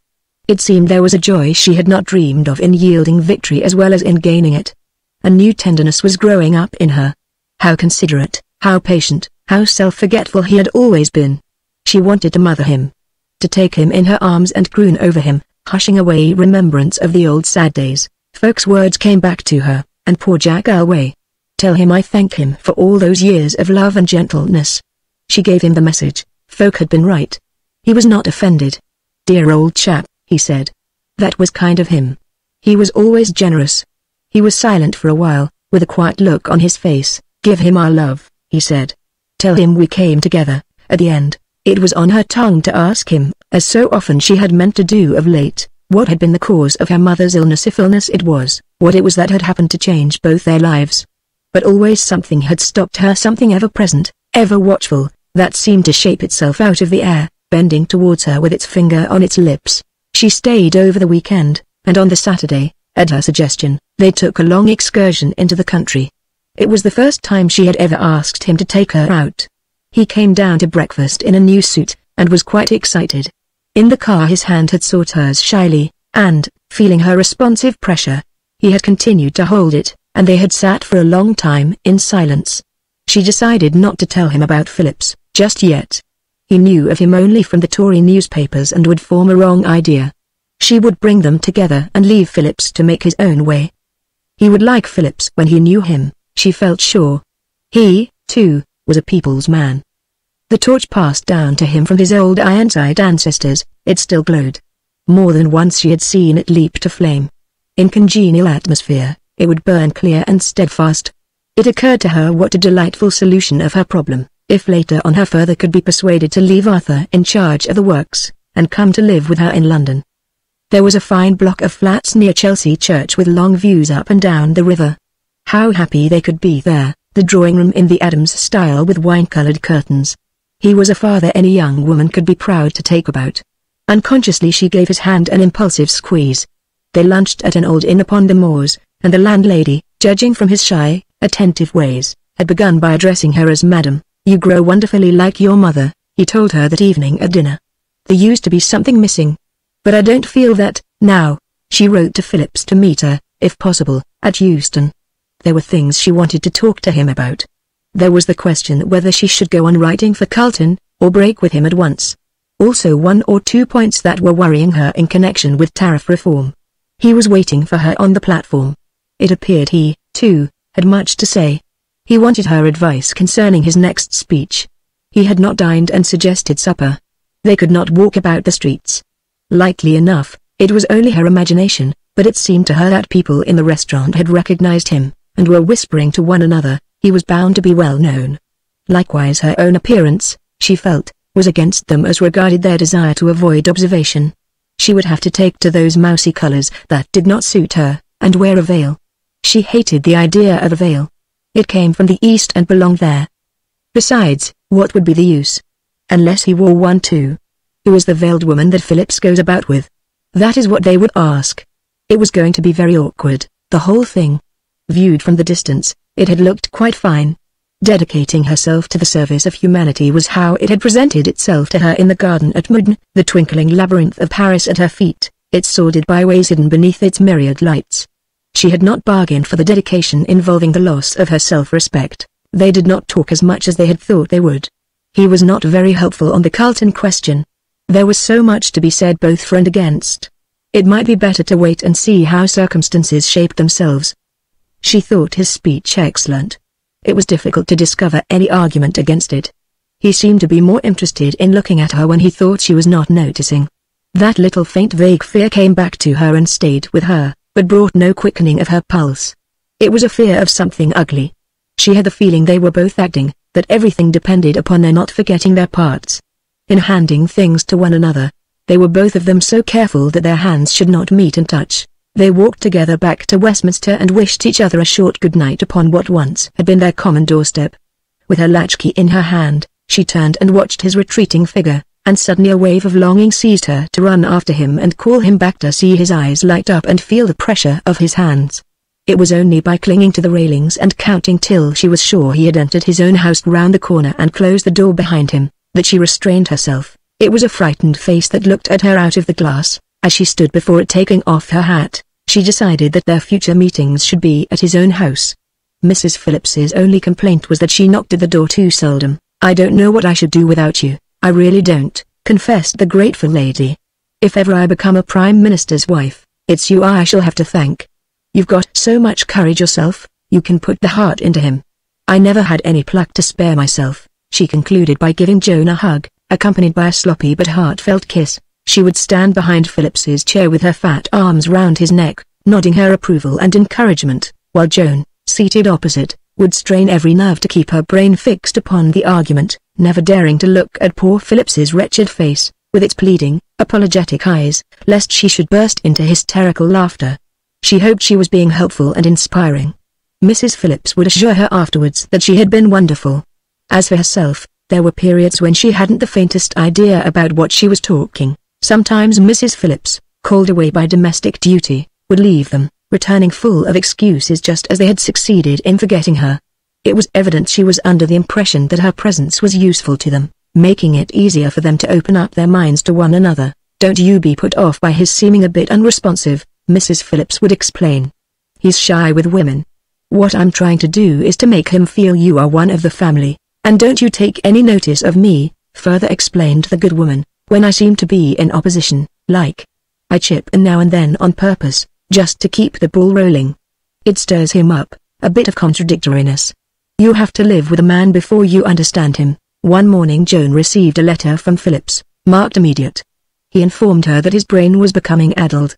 He intended that afternoon to give it a draught of fresh air. He would be at the Robin Hood Gate in Richmond Park at 3 o'clock. Perhaps the gods would be good to him. He would wait there for half an hour to give them a chance. Anyway, she slipped the letter unconsciously into the bosom of her dress, and sat looking out of the window. It promised to be a glorious day, and London was stifling and gritty. Surely no one but an unwholesome-minded prude could jib at a walk across a park. Mrs. Phillips would be delighted to hear that she had gone. For the matter of that, she would tell her when next they met. Phillips must have seen her getting off the bus, for he came forward at once from the other side of the gate, his face radiant with boyish delight.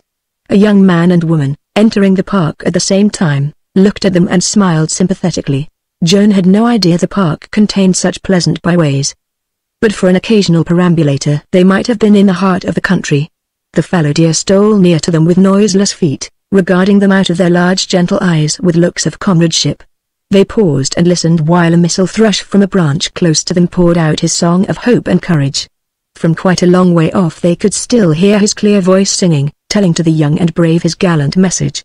It seemed too beautiful a day for politics. After all, politics one has them always with one, but the spring passes. He saw her onto a bus at Kingston, and himself went back by train. They agreed they would not mention it to Mrs. Phillips. Not that she would have minded. The danger was that she would want to come, too, honestly thinking thereby to complete their happiness. It seemed to be tacitly understood there would be other such excursions. The summer was propitious. Phillips knew his London well, and how to get away from it. There were winding lanes in Hertfordshire, Surrey hills and commons, deep, cool, bird-haunted woods in Buckingham. Each week there was something to look forward to, something to plan for and maneuver. The sense of adventure, a spice of danger, added zest.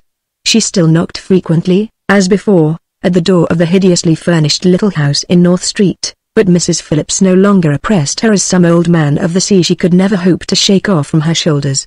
The flabby, foolish face, robbed of its terrors, became merely pitiful. She found herself able to be quite gentle and patient with Mrs. Phillips. Even the sloppy kisses she came to bear without a shudder down her spine. "I know you are only doing it because you sympathize with his aims and want him to win," acknowledged the good lady. "But I can't help feeling grateful to you. I don't feel how useless I am while I've got you to run to." They still discussed their various plans for the amelioration and improvement of humanity. But there seemed less need for haste than they had thought. The world, Joan discovered, was not so sad a place as she had judged it. There were chubby, rogue-eyed children, whistling lads and smiling maidens, kindly men with ruddy faces, happy mothers crooning over gurgling babies. There was no call to be fretful and vehement. They would work together in patience and in confidence. God's sun was everywhere. It needed only the dark places should be opened up and it would enter. Sometimes, seated on a light-canned log, or on the short grass of some sloping hillside, looking down upon some quiet valley, they would find they had been holding hands while talking. It was but as two happy, thoughtless children might have done. They would look at one another with frank, clear eyes and smile. Once, when their pathway led through a littered farmyard, he had taken her up in his arms and carried her, and she had felt a glad pride in him that he had borne her lightly as if she had been a child, looking up at her and laughing. An old bent man paused from his work and watched them. "Lean more over him, missy," he advised her. "That's the way. Many a mile I've carried my lass like that, in flood time, and never felt her weight. Often on returning home, not knowing why, she would look into the glass. It seemed to her that the girlhood she had somehow missed was awakening in her, taking possession of her, changing her. The lips she had always seen pressed close and firm were growing curved, leaving a little parting, as though they were not quite so satisfied with one another. The level brows were becoming slightly raised. It gave her a questioning look that was new to her. The eyes beneath were less confident. They seemed to be seeking something. One evening, on her way home from a theater, she met Flossie. "Can't stop now," said Flossie, who was hurrying. "But I want to see you, most particular. Was going to look you up. Will you be at home tomorrow afternoon at tea time?" There was a distinct challenge in Flossie's eye as she asked the question. Joan felt herself flush, and thought a moment. "Yes," she answered. "Will you be coming alone?" "That's the idea," answered Flossie. "A heart-to-heart talk between you and me, and nobody else. 4:30. Don't forget." Joan walked on slowly. She had the worried feeling with which, once or twice, when a schoolgirl, she had crawled up the stairs to bed after the headmistress had informed her that she would see her in her private room at 11 o'clock the next morning, leaving her to guess what about. It occurred to her, in Trafalgar Square, that she had promised to take tea with the Graysons the next afternoon, to meet some big pot from America. She would have to get out of that. She felt it wouldn't do to put off Flossie. She went to bed wakeful. It was marvelously like being at school again. What could Flossie want to see her about that was so important? She tried to pretend to herself that she didn't know. After all, perhaps it wasn't that, but she knew that it was the instant Flossie put up her hands in order to take off her hat. Flossie always took off her hat when she meant to be unpleasant. It was her way of pulling up her sleeves. They had their tea first. They seemed both agreed that that would be best. And then Flossie pushed back her chair and sat up. She had just a headmistress expression. Joan wasn't quite sure she oughtn't to stand. But, controlling the instinct, leant back in her chair, and tried to look defiant without feeling it. "How far are you going?" demanded Flossie. Joan was not in a comprehending mood. "If you're going the whole hog, that's something I can understand," continued Flossie. "If not, you'd better pull up." "What do you mean by the whole hog?" requested Joan, assuming dignity. "Oh, don't come the kid," advised Flossie. "If you don't mind being talked about yourself, you might think of him. If Carlton gets hold of it, he's done for." "A little bird whispers to me that Robert Phillips was seen walking across Richmond Park the other afternoon in company with Miss Joan Alway, formerly one of our contributors. Is that going to end his political career?" retorted Joan with fine sarcasm. Flossie fixed a relentless eye upon her. "He'll wait till the bird has got a bit more than that to whisper to him," she suggested. "There'll be nothing more," explained Joan. "So long as my friendship is of any assistance to Robert Phillips in his work, he's going to have it. What use are we going to be in politics? What's all the fuss about? If men and women mustn't work together for their common aims and help one another, why can't you help him in his own house, instead of wandering all about the country?" Flossie wanted to know. "So I do," Joan defended herself. "I'm in and out there till I'm sick of the hideous place. You haven't seen the inside. And his wife knows all about it, and is only too glad." "Does she know about Richmond Park and the other places?" asked Flossie. "She wouldn't mind if she did," explained Joan. "And you know what she's like. How can one think what one's saying with that silly, goggle-eyed face in front of one always?" Flossie, since she had become engaged, had acquired quite a matronly train of thought. She spoke kindly, with a little grave shake of her head. "My dear," she said, "the wife is always in the way. You'd feel just the same whatever her face was like." Joan grew angry. "If you choose to suspect evil, of course you can," she answered with a duh. "But you might have known me better. I admire the man and sympathize with him. All the things I dream of are the things he is working for. I can do more good by helping and inspiring him." She wished she had not let slip that word inspire. She knew that Flossie would fasten upon it than I can ever accomplish by myself. And I mean to do it. She really did feel defiant. "Now, I know, dear," agreed Flossie, "you've both of you made up your minds it shall always remain a beautiful union of twin spirits. Unfortunately you've both got bodies, rather attractive bodies. We'll keep it off the plane, if you don't mind," answered Joan with a touch of severity. "I'm willing enough," answered Flossie. "But what about old Mother Nature? She's going to be in this, you know." "Take off your glasses, and look at it straight," she went on, without giving Joan time to reply. "What is it in us that inspires men? If it's only advice and sympathy he's after, what's wrong with dear old Mrs. Denton? She's a good walker, except now and then, when she's got the lumbago. Why doesn't he get her to inspire him? It isn't only that, explained Joan. I give him courage. I always did have more of that than is any use to a woman. He wants to be worthy of my belief in him. What is the harm if he does admire me, if a smile from me or a touch of the hand can urge him to fresh effort? Suppose he does love me, Flossie interrupted. How about being quite frank? She suggested. Suppose we do love one another. How about putting it that way, and suppose we do? Agreed Joan, her courage rising. Why should we shun one another, as if we were both of us incapable of decency or self-control? Why must love be always assumed to make us weak and contemptible, as if it were some subtle poison? Why shouldn't it strengthen and ennoble us? Why did the apple fall? Answered Flossie. Why, when it escapes from its bonds, doesn't it soar upward? If it wasn't for the irritating law of gravity, we could skip about on the brink of precipices without danger. Things being what they are, sensible people keep as far away from the edge as possible. I'm sorry, she continued, awfully sorry, old girl. It's a bit of rotten bad luck for both of you. You were just made for one another. And fate, knowing what was coming, bustles around and gets hold of poor, silly Mrs. Phillips so as to be able to say yeah, unless it all comes right in the end, she added musingly, and the poor old soul pegs out. I wouldn't give much for her liver. That's not bringing me up well, suggested Joan, putting those ideas into my head. Oh, well, one can't help one's thoughts, explained Flossie. It would be a blessing all round. They had risen. Joan folded her hands. Thank you for your scolding, Mom, she said. Shall I write out 100 lines of Greek? Or do you think it will be sufficient if I promise never to do it again? You mean it? Said Flossie. Of course you will go on seeing him, visiting them, and all that. But you won't go gadding about, so that people can talk, only through the bars, in future, she promised. With the jailer between us. She put her arms round Flossie and bent her head, so that her face was hidden. Flossie still seemed troubled. She held on to Joan. You are sure of yourself? She asked. We're only the female of the species. We get hungry and thirsty, too. You know that, kiddie, don't you? Joan laughed without raising her face. Yes, Mom, I know that, she answered. I'll be good. She sat in the dusk after Flossie had gone, and the labored breathing of the tired city came to her through the open window. She had rather fancied that martyr's crown. It had not looked so very heavy, the thorns not so very alarming as seen through the window. She would wear it bravely. It would rather become her, facing the mirror of the days to come. She tried it on.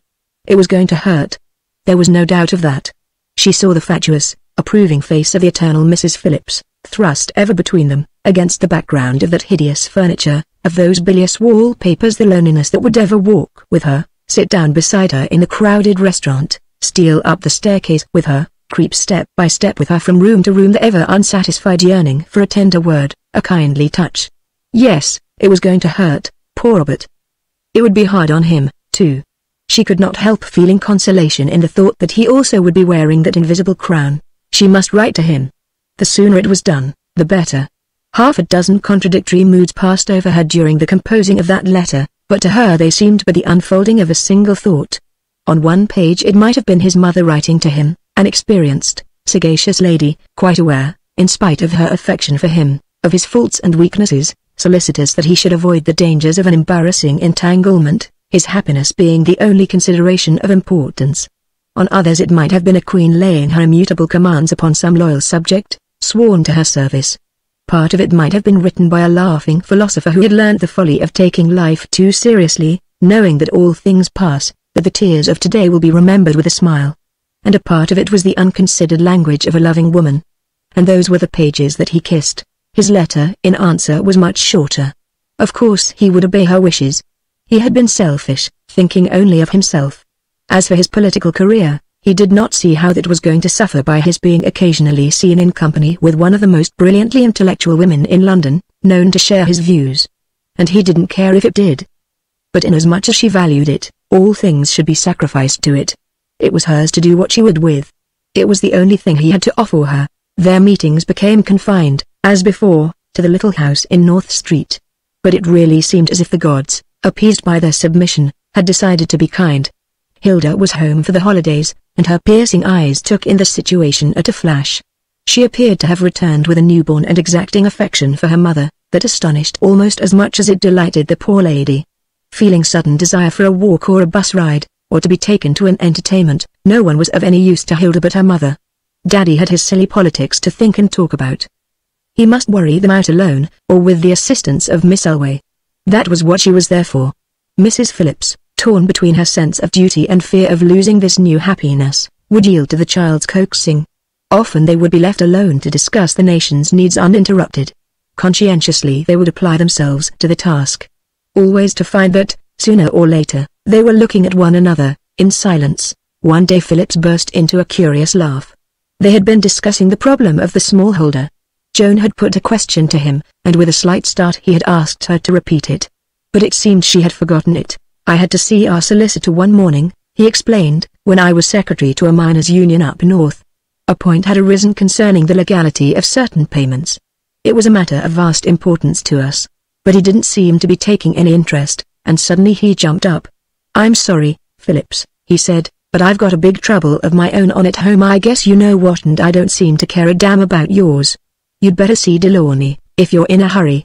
And I did. He turned and leant over his desk. "I guess they'll have to find another leader if they're in a hurry," he added. "I don't seem able to think about turnips and cows." "Don't make me feel I've interfered with your work only to spoil it," said Joan. "I guess I'm spoiling yours, too," he answered. "I'm not worth it. I might have done something to win you and keep you.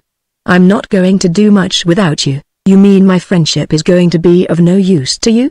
asked Joan. He raised his eyes and fixed them on her with a pleading, dog-like look. "For God's sake don't take even that away from me," he said. "Unless you want me to go to pieces altogether. A crust does just keep one alive. One can't help thinking what a fine, strong chap one might be if one wasn't always hungry." She felt so sorry for him. He looked such a boy, with the angry tears in his clear blue eyes, and that little childish quivering of the kind, strong, sulky mouth. She rose and took his head between her hands and turned his face towards her. She had meant to scold him, but changed her mind and laid his head against her breast and held it there. He clung to her, as a troubled child might, with his arms clasped round her, and his head against her breast. And a mist rose up before her, and strange, commanding voices seemed calling to her. He could not see her face. She watched it herself with dim half-consciousness as it changed before her in the tawdry mirror above the mantelpiece, half longing that he might look up and see it, half terrified lest he should. With an effort that seemed to turn her into stone, she regained command over herself. "I must go now," she said in a harsh voice, and he released her. "I'm afraid I'm an awful nuisance to you," he said. "I get these moods at times." "You're not angry with me?" "No," she answered with a smile. "But it will hurt me if you fail. Remember that." She turned down the embankment after leaving the house. She always found the river strong and restful. So it was not only bad women that needed to be afraid of themselves, even to the most high-class young woman, with letters after her name, and altruistic interests, even to her, also, the longing for the lover's clasp. Flossie had been right. Mother Nature was not to be flouted of her children, not even of her new daughters. To them, likewise, the family trait. She would have run away if she could, leaving him to guess at her real reason if he was smart enough. But that would have meant excuses and explanations all round. She was writing a daily column of notes for Grayson now, in addition to the weekly letter from Clorinda and Mrs. Denton. Having compromised with her first dreams, was delegating to Joan more and more of her work. She wrote to Mrs. Phillips that she was feeling unwell and would be unable to lunch with them on the Sunday, as had been arranged. Mrs. Phillips, much disappointed, suggested Wednesday, but it seemed on Wednesday she was no better. And so it drifted on for about a fortnight, without her finding the courage to come to any decision, and then one morning, turning the corner into Abingdon Street, she felt a slight pull at her sleeve, and Hilda was beside her. The child had shown an uncanny intuition in not knocking at the door. Joan had been fearing that, and would have sent down word that she was out. But it had to be faced. "Are you never coming again?" asked the child. "Of course," answered Joan, "when I'm better. I'm not very well just now. It's the weather, I suppose." The child turned her head as they walked and looked at her.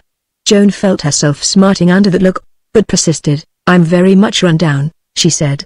"I may have to go away." "You promised to help him," said the child. "I can't if I'm ill," retorted Joan. "Besides, I am helping him. There are other ways of helping people than by wasting their time talking to them." "He wants you," said the child. "It's your being there that helps him." Joan stopped and turned. "Did he send you?" she asked. "No," the child answered. "Mama had a headache this morning, and I slipped out." "You're not keeping your promise." Palace Yard, save for a statuesque policeman, was empty. "How do you know that my being with him helps him?" asked Joan. "You know things when you love anybody," explained the child. "You feel them. You will come again, soon?" Joan did not answer. "You're frightened," the child continued in a passionate, low voice. "You think that people will talk about you and look down upon you. You oughtn't to think about yourself. You ought to think only about him and his work. Nothing else matters." "I am thinking about him and his work," Joan answered. Her hand sought Hilda's and held it. "There are things you don't understand. Men and women can't help each other in the way you think.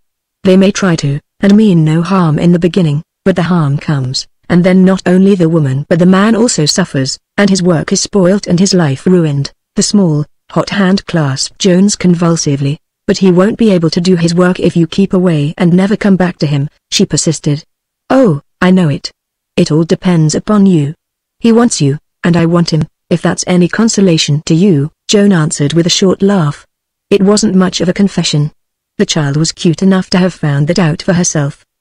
"Only you see I can't have him. And there's an end of it." They had reached the Abbey. Joan turned and they retraced their steps slowly. "I shall be going away soon, for a little while," she said. The talk had helped her to decision. "When I come back I will come and see you all. And you must all come and see me, now and then.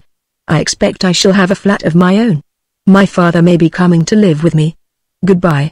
Do all you can to help him." She stooped and kissed the child, straining her to her almost fiercely. But the child's lips were cold. She did not look back. Miss Grayson was sympathetic towards her desire for a longish holiday and wonderfully helpful, and Mrs. Denton also approved, and, to Joan's surprise, kissed her. Mrs. Denton was not given to kissing. She wired to her father, and got his reply the same evening. He would be at her rooms on the day she had fixed with his travelling bag, and at her ladyship's orders. "With love and many thanks," he had added. She waited till the day before starting to run round and say goodbye to the Phillipses. She felt it would be unwise to try and get out of doing that. Both Phillips and Hilda, she was thankful, were out, and she and Mrs. Phillips had tea alone together. The talk was difficult, so far as Joan was concerned. If the woman had been possessed of ordinary intuition, she might have arrived at the truth. Joan almost wished she would. It would make her own future task the easier. But Mrs. Phillips, it was clear, was going to be no help to her. For her father's sake, she made pretense of eagerness, but as the sea widened between her and the harbour lights it seemed as if a part of herself were being torn away from her. They travelled leisurely through Holland and the Rhineland, and that helped a little, the new scenes and interests, and in Switzerland they discovered a delightful little village in an upland valley with just one small hotel, and decided to stay there for a while, so as to give themselves time to get their letters. They took long walks and climbs, returning tired and hungry, looking forward to their dinner and the evening talk with a few other guests on the veranda. The days passed restfully in that hidden valley. The great white mountains closed her in. They seemed so strong and clean. It was on the morning they were leaving that a telegram was put into her hands. Mrs. Phillips was ill at lodgings in Folkestone. She hoped that Joan, on her way back, would come to see her. She showed the telegram to her father. "Do you mind, Dad, if we go straight back?" she asked. "No, dear," he answered. "If you wish it, I would like to go back," she said. Chapter 13. Mrs. Phillips was sitting up in an easy chair near the heavily curtained windows when Joan arrived. It was a pleasant little house in the old part of the town, and looked out upon the harbour. She was startlingly thin by comparison with what she had been, but her face was still painted. Phillips would run down by the afternoon train whenever he could get away. She never knew when he was coming, so she explained, and she could not bear the idea of his finding her old and ugly. She had fought against his wish that she should go into a nursing home, and Joan, who in the course of her work upon the nursing times had acquired some knowledge of them as a whole, was inclined to agree with her. She was quite comfortable where she was. The landlady, according to her account, was a dear. She had sent the nurse out for a walk on getting Joan's wire, so that they could have a cozy chat. She didn't really want much attendance. It was her heart. It got feeble now and then, and she had to keep very still, that was all. Joan told how her father had suffered for years from much the same complaint. So long as you were careful there was no danger. She must take things easily and not excite herself. Mrs. Phillips acquiesced. "It's turning me into a lazy bones," she said with a smile. "I can sit here by the hour, just watching the bustle. I was always one for a bit of life." The landlady entered with Joan's tea. Joan took an instinctive dislike to her. She was a large, flashy woman, wearing a quantity of cheap jewelry. Her familiarity had about it something almost threatening. Joan waited till she heard the woman's heavy tread descending the stairs, before she expressed her opinion. "I think she only means to be cheerful," explained Mrs. Phillips. "She's quite a good sort, when you know her." The subject seemed in some way to trouble her, and Joan dropped it. They watched the loading of a steamer while Joan drank her tea. "He will come this afternoon, I fancy," said Mrs. Phillips. "I seem to feel it. He will be able to see you home." Joan started. She had been thinking about Phillips, wondering what she should say to him when they met. "What does he think?" she asked. "About your illness?" "Oh, it worries him, of course, poor dear," Mrs. Phillips answered. "You see, I've always been such a go-ahead, as a rule. But I think he's getting more hopeful. As I tell him, I'll be all right by the autumn. It was that spell of hot weather that knocked me over." Joan was still looking out of the window. She didn't quite know what to say. The woman's altered appearance had shocked her. Suddenly she felt a touch upon her hand. "You'll look after him if anything does happen, won't you?" The woman's eyes were pleading with her. They seemed to have grown larger. "You know what I mean, dear, don't you?" she continued. "It will be such a comfort to me to know that it's all right." In answer the tears sprang to Joan's eyes.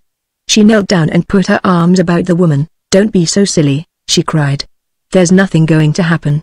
You're going to get fat and well again, and live to see him Prime Minister." "I am getting thin, ain't I?" she said. "I always wanted to be thin." They both laughed. "But I shan't see him that, even if I do live," she went on. "He'll never be that, without you. And I'd be so proud to think that he would. I shouldn't mind going then," she added. Joan did not answer. There seemed no words that would come. "You will promise, won't you?" she persisted, in a whisper. "It's only in case just that I needn't worry myself." Joan looked up. There was something in the eyes looking down upon her that seemed to be compelling her. "If you'll promise to try and get better," she answered. Mrs. Phillips stooped and kissed her.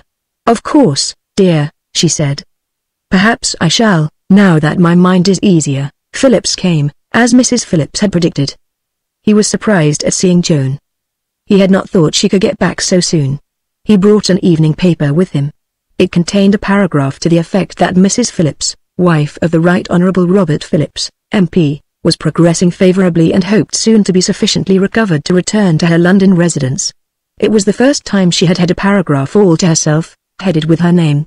She flushed with pleasure, and Joan noticed that, after reading it again, she folded the paper up small and slipped it into her pocket. The nurse came in from her walk a little later and took Joan downstairs with her. She ought not to talk to more than one person at a time, the nurse explained, with a shake of the head. She was a quiet, businesslike woman. She would not express a definite opinion. "It's her mental state that is the trouble," was all that she would say. "She ought to be getting better. But she doesn't." "You're not a Christian Scientist, by any chance?" she asked Joan suddenly. "No," answered Joan. "Surely you're not one?" "I don't know," answered the woman. "I believe that would do her more good than anything else. If she would listen to it. She seems to have lost all willpower." The nurse left her, and the landlady came in to lay the table. She understood that Joan would be dining with Mr. Phillips. There was no train till the 8:40. She kept looking at Joan as she moved about the room. Joan was afraid she would begin to talk, but she must have felt Joan's antagonism, for she remained silent. Once their eyes met, and the woman leered at her, Phillips came down looking more cheerful. He had detected improvement in Mrs. Phillips. She was more hopeful in herself. They talked in low tones during the meal, as people do whose thoughts are elsewhere. "It happened quite suddenly," Phillips explained. "They had come down a few days after the rising of Parliament. There had been a spell of hot weather, but nothing remarkable. The first attack had occurred about 3 weeks ago. It was just after Hilda had gone back to school. He wasn't sure whether he ought to send for Hilda, or not. Her mother didn't want him to, not just yet. Of course, if she got worse, he would have to. What did Joan think? Did she think there was any real danger? Joan could not say. So much depended upon the general state of health. There was the case of her own father. Of course he would always be subject to attacks. But this one would have warned her to be careful. Phillips thought that living out of town might be better for her, in the future somewhere in Surrey, where he could easily get up and down. He could sleep himself at the club on nights when he had to be late. They talked without looking at one another. They did not speak about themselves. Mrs. Phillips was in bed when Joan went up to say goodbye. "You'll come again soon?" she asked, and Joan promised. "You've made me so happy," she whispered. The nurse was in the room. They discussed politics in the train. Phillips had found more support for his crusade against Carlton than he had expected. He was going to open the attack at once, thus forestalling Carlton's opposition to his land scheme. It isn't going to be the daily this and the daily that and the weekly the other all combined to down me. I'm going to tell the people that it's Carlton and only Carlton, Carlton here, Carlton there, Carlton everywhere, against them. I'm going to drag him out into the open and make him put up his own fists. Joan undertook to sound Grayson. She was sure Grayson would support him, in his balanced, gentlemanly way, that could nevertheless be quite deadly. They grew less and less afraid of looking at one another as they felt the darkened room further and further behind them. They parted at Charing Cross. Joan would write. They agreed it would be better to choose separate days for their visits to Folkestone. She ran against Madge in the morning, and invited herself to tea. Her father had returned to Liverpool, and her own rooms, for some reason, depressed her. Flossie was there with young Halliday. They were both off the next morning to his people's place in Devonshire, from where they were going to get married, and had come to say goodbye. Flossie put Sam in the passage and drew to the door. "Have you seen her?" she asked. "How is she?" "Oh, she's changed a good deal," answered Joan. "But I think she'll get over it all right, if she's careful." "I shall hope for the best," answered Flossie. "Poor old soul, she's had a good time. Don't send me a present, and then I needn't send you one when your time comes. It's a silly custom. Besides, I've nowhere to put it. She'll be in a ship for the next 6 months. We'll let you know when we're back." She gave Joan a hug and a kiss, and was gone. Joan joined Madge in the kitchen, where she was toasting buns. "I suppose she's satisfied herself that he's brainy," she laughed. "Oh, brains aren't everything," answered Madge. "Some of the worst rotters the world has ever been cursed with have been brainy enough men and women. We make too much fuss about brains, just as once upon a time we did about mere brute strength, thinking that was all that was needed to make a man great. Brain is only muscle translated into civilization. That's not going to save us, you've been thinking," Joan accused her. "What's put all that into your head?" Madge laughed. "Mixing with so many brainy people, perhaps," she suggested, "and wondering what's become of their souls." "Be good, sweet child. And let who can be clever," Joan quoted. "Would that be your text?" Madge finished buttering her buns. "Can't, wasn't it?" she answered, who marveled chiefly at two things, the starry firmament above him and the moral law within him. And they're one and the same, if he'd only thought it out. "It's rather big to be good." They carried their tea into the sitting room. "Do you really think she'll get over it?" asked Madge. "Or is it one of those things one has to say?" "I think she could," answered Joan, "if she would pull herself together. It's her lack of willpower that's the trouble." Madge did not reply immediately. She was watching the rooks settling down from the night in the elm trees just beyond the window. There seemed to be much need of coming and going, of much cawing. "I met her pretty often during those months that Helen Lavery was running the round," she said at length. "It always seemed to me to have a touch of the heroic, that absurd effort she was making to qualify herself, so that she might be of use to him. I can see her doing something quite big, if she thought it would help him." The cawing of the rooks grew fainter. One by one they folded their wings. Neither spoke for a while. Later on, they talked about the coming election. If the party got back, Phillips would go to the Board of Trade. It would afford him a better platform for the introduction of his land scheme. "What do you gather is the general opinion?" Joan asked. "That he will succeed? The general opinion seems to be that his star is in the ascendant," Madge answered with a smile, "that all things are working together for his good. It's rather a useful atmosphere to have about one, that. It breeds friendship and support." Joan looked at her watch. She had an article to finish. Madge stood on tiptoe and kissed her. "Don't think me unsympathetic," she said. "No one will rejoice more than I shall if God sees fit to call you to good work. But I can't help letting fall my little tear of fellowship with the weeping. And mind your P's and Q's," she added. "You're in a difficult position. And not all the A's watching you are friendly." Joan bore the germ of worry in her breast as she crossed the Gray's Inn garden. It was a hard law, that of the world, knowing only winners and losers. Of course, the woman was to be pitied. No one could feel more sorry for her than Joan herself. But what had Madge exactly meant by those words, that she could see her doing something really big, if she thought it would help him? There was no doubt about her affection for him. It was almost dog-like. And the child, also. There must be something quite exceptional about him to have won the devotion of two such opposite beings. Especially Hilda. It would be hard to imagine any lengths to which Hilda's blind idolatry would not lead her. She ran down twice to Folkestone during the following week. Her visits made her mind easier. Mrs. Phillips seemed so placid, so contented. There was no suggestion of suffering, either mental or physical. She dined with the Graysons the Sunday after, and mooted the question of the coming fight with Carlton. Grayson thought Phillips would find plenty of journalistic backing. The concentration of the press into the hands of a few conscienceless schemers was threatening to reduce the journalist to a mere hireling, and the better-class men were becoming seriously alarmed. He found in his desk the report of a speech made by a well-known leader writer at a recent dinner of the press club. The man had risen to respond to the toast of his own health and had taken the opportunity to unpack his heart. "I am paid $1,000 a year, so Grayson read to them, for keeping my own opinions out of my paper. Some of you, perhaps, earn more, and others less, but you're getting into the writing what you're told. If I were to be so foolish as to express my honest opinion, I'd be on the street the next morning, looking for another job. The business of the journalist," the man had continued, "is to destroy the truth, to lie, to pervert, to vilify, to fawn at the feet of Mammon, to sell his soul for his daily bread. We are the tools and vassals of rich men behind the scenes. We are the jumping jacks. They pull the strings and we dance. Our talents, our possibilities, our lives are the property of other men. We tried to pretend it was only one of Jack's little jokes," explained Grayson as he folded up the cutting, "but it wouldn't work. It was too near the truth." "I don't see what you are going to do," commented Mary. "So long as men are not afraid to sell their souls, there will always be a devil's market for them."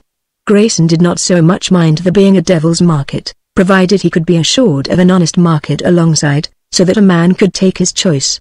What he feared was the devil's steady encroachment, that could only end by the closing of the independent market altogether. His remedy was the introduction of the American trust law, forbidding any one man being interested in more than a limited number of journals. "But what's the difference," demanded Joan, "between a man owning one paper with a circulation of, say, 6 millions, or owning 6 with a circulation of 1 million apiece? By concentrating all his energies on one, a man with Carlton's organizing genius might easily establish a single journal that would cover the whole field."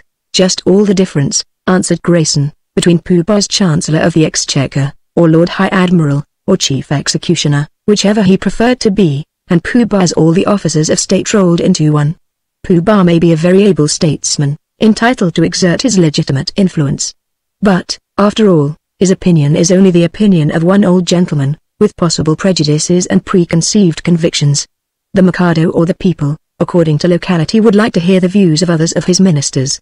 He finds that the Lord Chancellor and the Lord Chief Justice and the Groom of the Bedchamber and the Attorney General, the whole entire cabinet, in short, are unanimously of the same opinion as Pooh Bah. He doesn't know it's only Pooh Bah speaking from different corners of the stage. The consensus of opinion convinces him. One statesman, however eminent, might err in judgment. But half a score of statesmen, all of one mind. One must accept their verdict." Mary smiled. "But why shouldn't the good newspaper proprietor hurry up and become a multi-proprietor?" she suggested. "Why don't you persuade Lord Sutcliffe to buy up 3 or 4 papers, before they're all gone?" "Because I don't want the devil to get hold of him," answered Grayson. "You've got to face this unalterable law," he continued. "That power derived from worldly sources can only be employed for worldly purposes. The power conferred by popularity, by wealth, by that ability to make use of other men that we term organization, sooner or later the man who wields that power becomes the devil's servant. So long as kingship was merely a force struggling against anarchy, it was a holy weapon. As it grew in power, so it degenerated into an instrument of tyranny. The church, so long as it remained a scattered body of meek, lowly men, did the Lord's work. Enthroned at Rome, it thundered its edicts against human thought. The press is in danger of following precisely the same history. When it wrote in fear of the pillory and of the jail, it fought for liberty.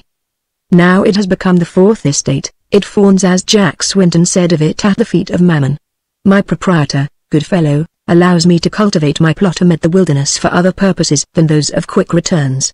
If he were to become a competitor with the Carltons and the Bloomfields, he would have to look upon it as a business proposition.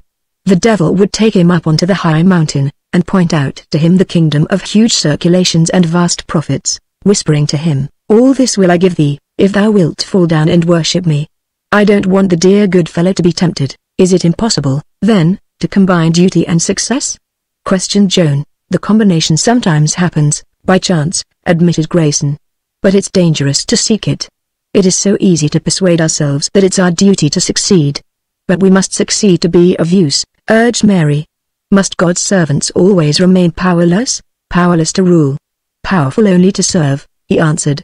Powerful as Christ was powerful, not as Caesar was powerful. Powerful as those who have suffered and have failed, leaders of forlorn hopes. Powerful as those who have struggled on, despised and vilified, not as those of whom all men speak well. Powerful as those who have fought lone battles and have died, not knowing their own victory. It is those that serve, not those that rule, shall conquer. Joan had never known him quite so serious. Generally there was a touch of irony in his talk, a suggestion of aloofness that had often irritated her. I wish you would always be yourself, as you are now, she said, and never pose. Do I pose? He asked, raising his eyebrows. That shows how far it has gone, she told him, that you don't even know it. You pretend to be a philosopher. But you're really a man, he laughed. It isn't always a pose, he explained. It's some men's way of saying, thy will be done. Ask Phillips to come and see me, he said. I can be of more help, if I know exactly his views. He walked with her to the bus. They passed a corner house that he had more than once pointed out to her. It had belonged, years ago, to a well-known artist, who had worked out a wonderful scheme of decoration in the drawing room. A board was up, announcing that the house was for sale. A gas lamp, exactly opposite, threw a flood of light upon the huge white lettering. Joan stopped. Why, it's the house you are always talking about, she said. Are you thinking of taking it? I did go over it, he answered. But it would be rather absurd for just Mary and me. She looked up Phillips at the house, and gave him Grayson's message. He had just returned from Folkestone, and was worried. She was so much better last week, he explained. But it never lasts, poor old girl. He added.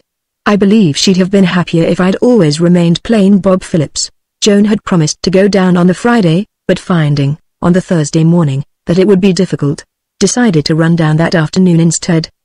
She thought at first of sending a wire. But in Mrs. Phillips's state of health, telegrams were perhaps to be avoided. It could make no difference. The front door of the little house was standing half open. She called down the kitchen stairs to the landlady, but received no answer. The woman had probably run out on some short errand. She went up the stairs softly. The bedroom door, she knew, would be open. Mrs. Phillips had a feeling against being shut off, as she called it. She meant to tap lightly and walk straight in, as usual. But what she saw through the opening caused her to pause. Mrs. Phillips was sitting up in bed with her box of cosmetics in front of her. She was sensitive of anyone seeing her makeup, and Joan, knowing this, drew back a step. But for some reason, she couldn't help watching. Mrs. Phillips dipped a brush into one of the compartments and then remained with it in her hand, as if hesitating. Suddenly she stuck out her tongue and passed the brush over it. At least, so it seemed to Joan. It was only a side view of Mrs. Phillips's face that she was obtaining, and she may have been mistaken. It might have been the lips. The woman gave a little gasp and sat still for a moment. Then, putting away the brush, she closed the box and slipped it under the pillow. Joan felt her knees trembling. A cold, creeping fear was taking possession of her. Why, she could not understand. She must have been mistaken. People don't make up their tongues. It must have been the lips. And even if not, if the woman had licked the brush. It was a silly trick people do. Perhaps she liked the taste. She pulled herself together and tapped at the door. Mrs. Phillips gave a little start at seeing her, but was glad that she had come. Phillips had not been down for 2 days and she had been feeling lonesome. She persisted in talking more than Joan felt was good for her. She was feeling so much better, she explained. Joan was relieved when the nurse came back from her walk and insisted on her lying down. She dropped asleep while Joan and the nurse were having their tea. Joan went back by the early train. She met some people at the station that she knew and traveled up with them. That picture of Mrs. Phillips's tongue just showing beyond the line of Mrs. Phillips's cheek remained at the back of her mind, but it was not until she was alone in her own rooms that she dared let her thoughts return to it. The suggestion that was forcing itself into her brain was monstrous, unthinkable. That, never possessed of any surplus vitality, and suffering from the added lassitude of illness, the woman should have become indifferent, willing to let a life that to her was full of fears and difficulties slip peacefully away from her. That was possible. But that she should exercise thought and ingenuity, that she should have reasoned the thing out and deliberately laid her plans, calculating at every point on their success, it was inconceivable. Besides, what could have put the idea into her head? It was laughable. The presumption that she was a finished actress, capable of deceiving everyone about her. If she had had an inkling of the truth, Joan, with every nerve on the alert, almost hoping for it, would have detected it. She had talked with her alone the day before she had left England, and the woman had been full of hopes and projects for the future. That picture of Mrs. Phillips, propped up against the pillows, with her makeup box upon her knees, was still before her when she went to bed. All night long it haunted her, whether thinking or dreaming of it, she could not tell. Suddenly, she sat up with a stifled cry. It seemed as if a flash of light had been turned upon her, almost blinding her. Hilda. Why had she never thought of it? The whole thing was so obvious. You ought not to think about yourself. You ought to think only of him and of his work. Nothing else matters. If she could say that to Joan, what might she not have said to her mother who, so clearly, she divined to be the incubus that dragged upon her father's career? She could hear the child's dry, passionate tones, could see Mrs. Phillips's flabby cheeks grow white, the frightened, staring eyes. Where her father was concerned, the child had neither conscience nor compassion. She had waited her time. It was a few days after Hilda's return to school that Mrs. Phillips had been first taken ill. She flung herself from the bed and drew the blind. A chill, grey light penetrated the room. It was a little before 5. She would go round to Phillips, wake him up. He must be told. With her hat in her hands, she paused. No. That would not do. Phillips must never know. They must keep the secret to themselves. She would go down and see the woman, reason with her, insist. She went into the other room. It was lighter there. The ABC was standing in its usual place upon her desk. There was a train to Folkestone at 6:15. She had plenty of time. It would be wise to have a cup of tea and something to eat. There would be no sense in arriving there with a headache. She would want her brain clear. It was 5:30 when she sat down with her tea in front of her. It was only 10 minutes' walk to Charing Cross, say a quarter of an hour. She might pick up a cab. She grew calmer as she ate and drank. Her reason seemed to be returning to her. There was no such violent hurry. Hadn't she better think things over, in the clear daylight? The woman had been ill now for nearly 6 weeks. A few hours a day or two could make no difference. It might alarm the poor creature, her unexpected appearance at such an unusual hour cause a relapse. Suppose she had been mistaken? Hadn't she better make a few inquiries first, feel her way? One did harm more often than good, acting on impulse. After all, had she the right to interfere?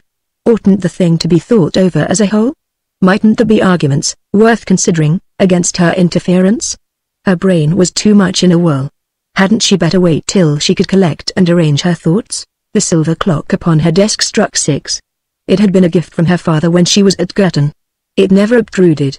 Its voice was a faint musical chime that she need not hear unless she cared to listen. She turned and looked at it. It seemed to be a little face looking back at her out of its 2 round, blinkless eyes. For the first time during all the years that it had watched beside her, she heard its quick, impatient tick. She sat motionless, staring at it. The problem, in some way, had simplified itself into a contest between herself, demanding time to think, and the little insistent clock, shouting to her to act upon blind impulse. If she could remain motionless for another 5 minutes, she would have won. The ticking of the little clock was filling the room. The thing seemed to have become alive, to be threatening to burst its heart. But the thin, delicate indicator moved on. Suddenly its ticking ceased. It had become again a piece of lifeless mechanism. The hands pointed to 6 minutes past. Joan took her off her hat and laid it aside. She must think the whole thing over quietly. Chapter 14. She could help him. Without her, he would fail. The woman herself saw that, and wished it. Why should she hesitate? It was not as if she had only herself to consider. The fate, the happiness of millions was at stake. He looked to her for aid, for guidance. It must have been intended. All roads had led to it. Her going to the house. She remembered now, it was the first door at which she had knocked. Her footsteps had surely been directed. Her meeting with Mrs. Phillips in Madge's rooms, and that invitation to dinner, coinciding with the crisis in his life. It was she who had persuaded him to accept. But for her he would have doubted, wavered, let his opportunities slip by. He had confessed it to her, and she had promised him. He needed her. The words she had spoken to Madge, not dreaming then of their swift application. They came back to her. God has called me. He girded his sword upon me. What right had she to leave it rusting in its scabbard, turning aside from the pathway pointed out to her because of one weak, useless life, crouching in her way? It was not as if she were being asked to do evil herself that good might come. The decision had been taken out of her hands. All she had to do was to remain quiescent, not interfering, awaiting her orders. Her business was with her own part, not with another's. to be willing to sacrifice oneself, that was at the root of all service. Sometimes it was one's own duty, sometimes that of another. Must one never go forward because another steps out of one's way, voluntarily? Besides, she might have been mistaken. That picture, ever before her, of the woman pausing with the brush above her tongue, that little still gasp. It may have been but a phantasm, born of her own fevered imagination. She clung to that, desperately. It was the task that had been entrusted to her. How could he hope to succeed without her? With her, he would be all-powerful, accomplish the end for which he had been sent into the world. Society counts for so much in England. What public man had ever won through without its assistance? As Grayson had said, it is the dinner table that rules. She could win it over to his side. That mission to Paris that she had undertaken for Mrs. Denton, that had brought her into contact with diplomatists, politicians, the leaders and the rulers, the bearers of names known and honored in history. They had accepted her as one of themselves. She had influenced them, swayed them. That afternoon at Folk's studio, where all eyes had followed her, where famous men and women had waited to attract her notice, had hung upon her words. Even at school, at college, she had always commanded willing homage. As Grayson had once told her, it was herself, her personality, that was her greatest asset. Was it to be utterly wasted? There were hundreds of impersonal, sexless women, equipped for nothing else, with pens as keen if not keener than hers. That was not the talent with which she had been entrusted, for which she would have to account. It was her beauty, her power to charm, to draw after her, to compel by the mere exercise of her will. Hitherto beauty had been content to barter itself for mere coin of the realm, for ease and luxury and pleasure. She only asked to be allowed to spend it in service. As his wife, she could use it to fine ends. By herself she was helpless. One must take the world as one finds it. It gives the unmated woman no opportunity to employ the special gifts with which God has endowed her except for evil. As the wife of a rising statesman, she could be a force for progress. She could become another Madame Roland, gather round her all that was best of English social life, give back to it its lost position in the vanguard of thought. She could strengthen him, give him courage. Without her, he would always remain the mere fighter, doubtful of himself. The confidence, the inspiration, necessary for leadership, she alone could bring to him. Each by themselves was incomplete. Together, they would be the whole. They would build the city of their dreams. She seemed to have become a wandering spirit rather than a living being. She had no sense of time or place. Once she had started, hearing herself laugh. She was seated at a table, and was talking. And then she had passed back into forgetfulness. Now, from somewhere, she was gazing downward. Roofs, domes and towers lay stretched before her, emerging from a sea of shadows. She held out her arms towards them, and the tears came to her eyes. The poor tired people were calling to her to join with him to help them. Should she fail them, turn deaf ears to the myriad because of pity for one useless, feeble life? She had been fashioned to be his helpmate, as surely as if she had been made of the same bone. Nature was at one with God. Spirit and body both yearned for him. It was not position, power for herself that she craved. The marriage market, if that had been her desire, it had always been open to her. She had the gold that buys these things. Wealth, ambition, they had been offered to her, spread out temptingly before her eyes. They were always within her means, if ever she chose to purchase them. It was this man alone to whom she had ever felt drawn, this man of the people, with that suggestion about him of something primitive, untamed, causing her always in his presence that faint, compelling thrill of fear, who stirred her blood as none of the polished men of her own class had ever done.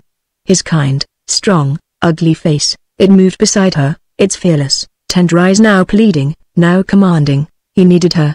She heard his passionate, low voice, as she had heard it in the little garden above Moudon, because you won't be there, and without you I can do nothing. What right had this poor, worn-out shadow to stand between them, to the end? Had love and life no claims, but only weakness? She had taken all, had given nothing. It was but reparation she was making. Why stop her? She was alone in a maze of narrow, silent streets that ended always in a high blank wall. It seemed impossible to get away from this blank wall. Whatever way she turned, she was always coming back to it. What was she to do? Drag the woman back to life against her will, lead her back to him to be a chain about his feet until the end? Then leave him to fight the battle alone, and herself? All her world had been watching and would know. She had counted her chickens before they were dead. She had set her cap at the man, reckoning him already widowed, and his wife had come to life and snatched it from her head. She could hear the laughter, the half-amused, half-contemptuous pity for her rotten bad luck. She would be there standing just, till she was forgotten, What would life leave to her? A lonely lodging and a pot of ink that she would come to hate the smell of. She could never marry. It would be but her body that she could give to any other man. Not even for the sake of her dreams could she bring herself to that. It might have been possible before, but not now. She could have won the victory over herself, but for hope, that had kindled the smoldering embers of her passion into flame. What cunning devil had flung open this door, showing her all her heart's desire, merely that she should be called upon to slam it to in her own face? A fierce anger blazed up in her brain. Why should she listen?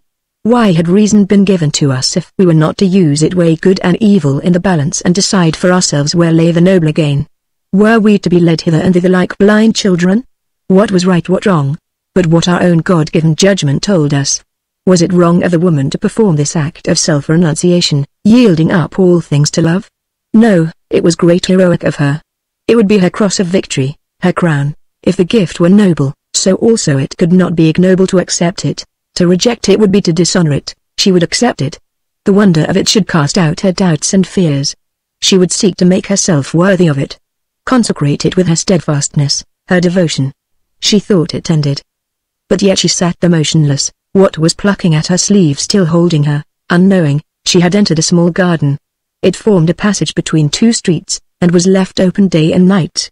It was but a narrow strip of rank grass and withered shrubs with an asphalt pathway widening to a circle in the center, where stood a gas lamp and two seats, facing one another. And suddenly it came to her that this was her garden of Gethsemane, and a dull laugh broke from her that she could not help. It was such a ridiculous apology for Gethsemane. There was not a corner in which one could possibly pray. Only these two iron seats, one each side of the gaunt gas lamp that glared down upon them. Even the withered shrubs were fenced off behind a railing. A ragged figure sprawled upon the bench opposite to her. It snored gently, and its breath came laden with the odor of cheap whiskey. But it was her Gethsemane, the best that fate had been able to do for her. It was here that her choice would be made. She felt that, and there rose before her the vision of that other garden of Gethsemane with, below it, the soft lights of the city shining through the trees, and above, clear against the starlit sky, the cold, dark cross. It was only a little cross, hers, by comparison. She could see that. They seemed to be standing side by side. But then she was only a woman, little more than a girl. And her courage was so small. She thought he ought to know that. For her, it was quite a big cross. She wondered if he had been listening to all her arguments. There was really a good deal of sense in some of them. Perhaps he would understand. Not all his prayer had come down to us. He, too, had put up a fight for life. He, too, was young. For him, also, life must have seemed but just beginning. Perhaps he, too, had felt that his duty still lay among the people, teaching, guiding, healing them. To him, too, life must have been sweet with its noble work, its loving comradeship.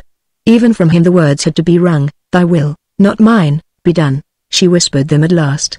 Not bravely, at all. Feebly, haltingly, with a little sob, her forehead pressed against the cold iron seat, as if that could help her. She thought that even then God might reconsider it, see her point of view. Perhaps he would send her a sign. The ragged figure on the bench opposite opened its eyes, stared at her, then went to sleep again.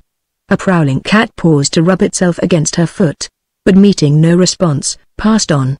Through an open window, somewhere near, filtered the sound of a child's low whimpering. It was daylight when she awoke. She was cold and her limbs ached. Slowly her senses came back to her. The seat opposite was vacant. The gas lamp showed but a faint blue point of flame. Her dress was torn, her boots soiled and muddy. Strands of her hair had escaped from underneath her hat. She looked at her watch.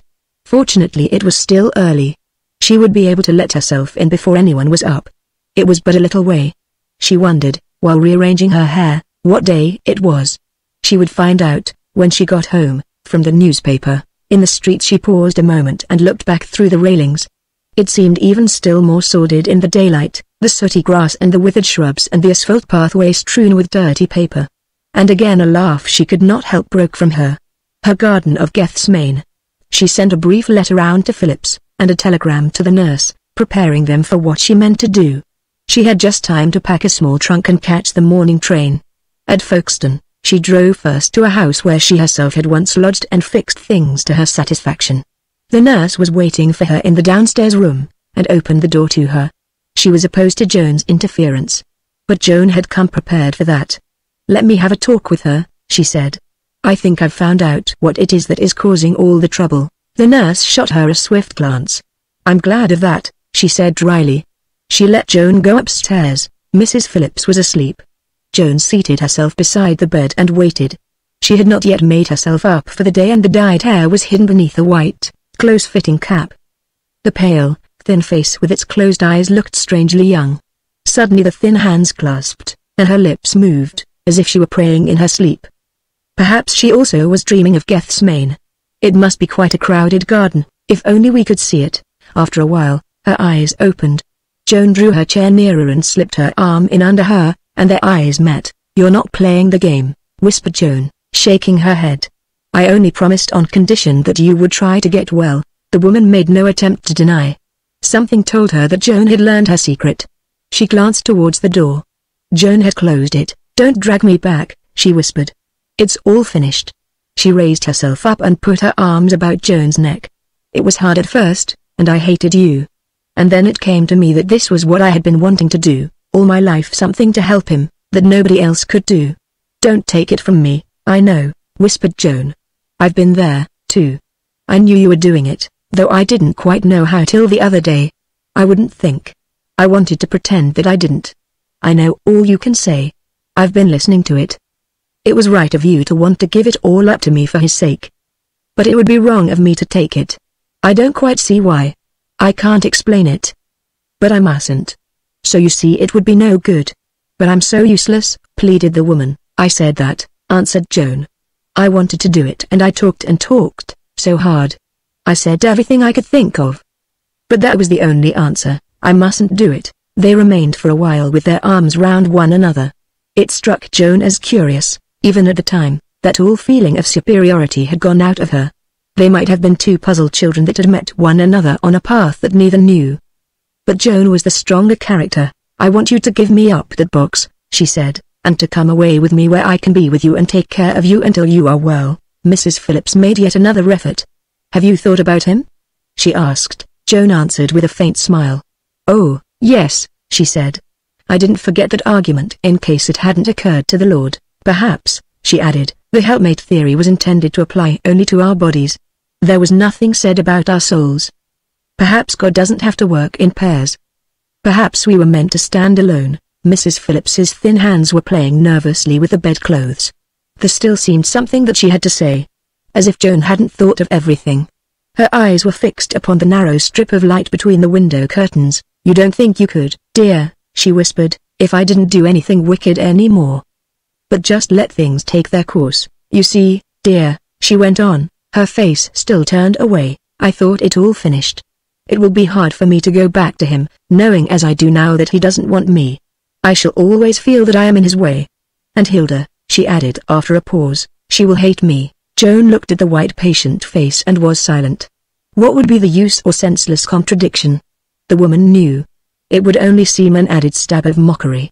She knelt beside the bed, and took the thin hands in hers. I think God must want you very badly, she said, or he wouldn't have laid so heavy a cross upon you. You will come? The woman did not answer in words. The big tears were rolling down her cheeks. There was no paint to mingle with and mar them. She drew the little metal box from under the pillow and gave it into Joan's hands. Joan crept out softly from the room. The nurse was standing by the window. She turned sharply on Joan's entrance. Joan slipped the box into her hands. The nurse raised the lid. What a fool I've been, she said. I never thought of that. She held out a large strong hand and gave Joan a longish grip. You're right, she said. We must get her out of this house at once. Forgive me. Phillips had been called up north and wired that he would not be able to get down till the Wednesday evening. Joan met him at the station. She won't be expecting you, just yet, she explained. We might have a little walk. She waited till they had reached a quiet road leading to the hills. You will find I changed, she said. Mentally, I mean. Though she will try not to show it. She was dying for your sake to set you free. Hilda seems to have had a talk with her and to have spared her no part of the truth. Her great love for you made the sacrifice possible and even welcome. It was the one gift she had in her hands. She was giving it gladly, proudly. So far as she was concerned, it would have been kinder to let her make an end of it. But during the last few days I have come to the conclusion there is a law within us that we may not argue with. She is coming back to life, knowing you no longer want her, that she is only in the way. Perhaps you may be able to think of something to say or do that will lessen her martyrdom." "I can't." They had paused where a group of trees threw a blot of shadow across the moonlit road. "You mean she was killing herself?" he asked, quite cleverly. "So as to avoid all danger of after discovery, that might have hurt us," she answered. They walked in silence, and coming to a road that led back into the town, he turned down it. She had the feeling she was following him without his knowing it. A cab was standing outside the gate of a house, having just discharged its fare. He seemed to have suddenly recollected her. "Do you mind?" he said. "We shall get there so much quicker." "You go," she said. "I'll stroll on quietly." "You're sure?" he said. "I would rather," she answered. It struck her that he was relieved. He gave the man the address, speaking hurriedly, and jumped in. She had gone on. She heard the closing of the door behind her, and the next moment the cab passed her. She did not see him again that night. They met in the morning at breakfast. A curious strangeness to each other seemed to have grown up between them, as if they had known one another long ago, and had half forgotten. When they had finished she rose to leave, but he asked her to stop, and, after the table had been cleared, he walked up and down the room, while she sat sideways on the window seat from where she could watch the little ships moving to and fro across the horizon, like painted figures in a show. "I had a long talk with Nan last night," he said. "And, trying to explain it to her, I came a little nearer to understanding it myself. My love for you would have been strong enough to ruin both of us. I see that now. It would have dominated every other thought in me. It would have swallowed up my dreams. It would have been blind, unscrupulous. Married to you, I should have aimed only at success. It would not have been your fault. You would not have known. About mere birth I should never have troubled myself. I've met daughters of 100 earls more or less, clever, jolly little women I could have chucked under the chin and have been chummy with. Nature creates her own ranks, and puts her ban upon misalliances. Every time I took you in my arms I should have felt that you had stepped down from your proper order to mate yourself with me and that it was up to me to make the sacrifice good to you by giving you power position. Already within the last few weeks, when it looked as if this thing was going to be possible, I have been thinking against my will of a compromise with Carlton that would give me his support. This coming election was beginning to have terrors for me that I have never before felt. The thought of defeat, having to go back to comparative poverty, to comparative obscurity, with you as my wife, was growing into a nightmare. I should have wanted wealth, fame, victory, for your sake, to see you honored, courted, envied, finely dressed and finely housed, grateful to me for having won for you these things. It wasn't honest, healthy love, the love that unites, that makes a man willing to take as well as to give, that I felt for you. It was worship that separates a man from a woman, that puts fear between them. It isn't good that man should worship a woman. He can't serve God and woman. Their interests are liable to clash. Nan's my helpmate, just a loving woman that the Lord brought to me and gave me when I was alone, that I still love. I didn't know it till last night. She will never stand in my way. I haven't to put her against my duty. She will leave me free to obey the voice that calls to me. And no man can hear that voice but himself." He had been speaking in a clear, self-confident tone, as if at last he saw his road before him to the end, and felt that nothing else mattered but that he should go forward hopefully, unfalteringly. Now he paused, and his eyes wandered. But the lines about his strong mouth deepened. "Perhaps, I am not of the stuff that conquerors are made," he went on. "Perhaps, if I were, I should be thinking differently. It comes to me sometimes that I may be one of those intended only to prepare the way, that for me there may be only the endless struggle. I may have to face unpopularity, abuse, failure. She won't mind, nor would you," he added, turning to her suddenly for the first time. "I know that. But I should be afraid for you." She had listened to him without interrupting, and even now she did not speak for a while. It was hard not to. She wanted to tell him that he was all wrong, at least, so far as she was concerned. It was not the conqueror she loved in him, it was the fighter. Not in the hour of triumph but in the hour of despair she would have yearned to put her arms about him. Unpopularity, abuse, failure, it was against the fear of such that she would have guarded him. Yes, she had dreamed of leadership, influence, command. But it was the leadership of the valiant few against the hosts of the oppressors that she claimed. Wealth, honors. Would she have given up a life of ease, shut herself off from society, if these had been her standards? Mesalliance.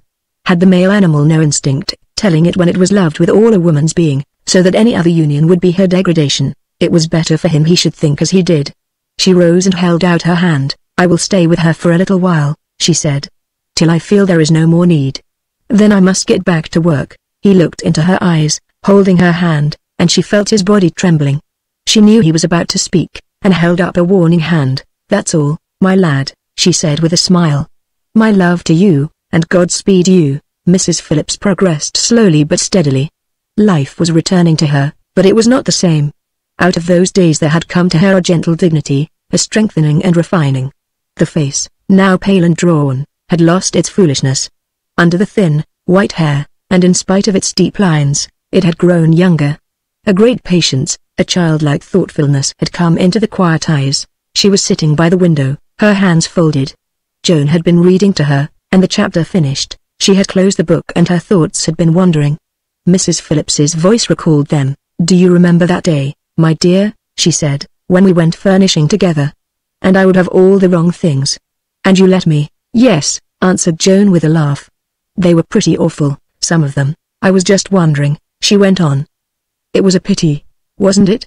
I was silly and began to cry. I expect that was it," Joan confessed.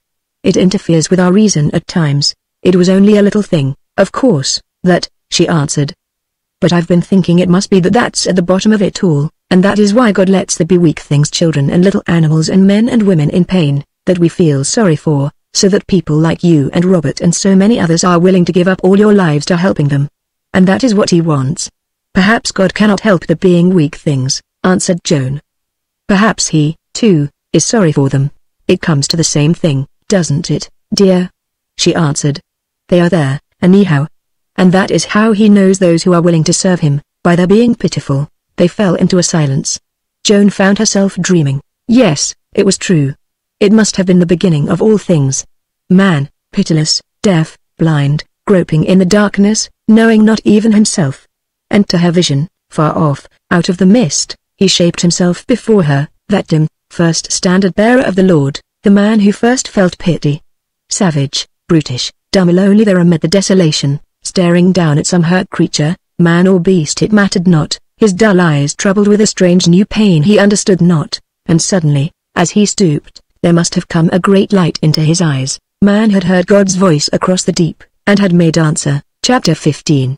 The years that followed till, like some shipwrecked swimmer to whom returning light reveals the land, she felt new life and hopes come back to her, always remained in her memory vague, confused, a jumble of events, thoughts, feelings, without sequence or connection.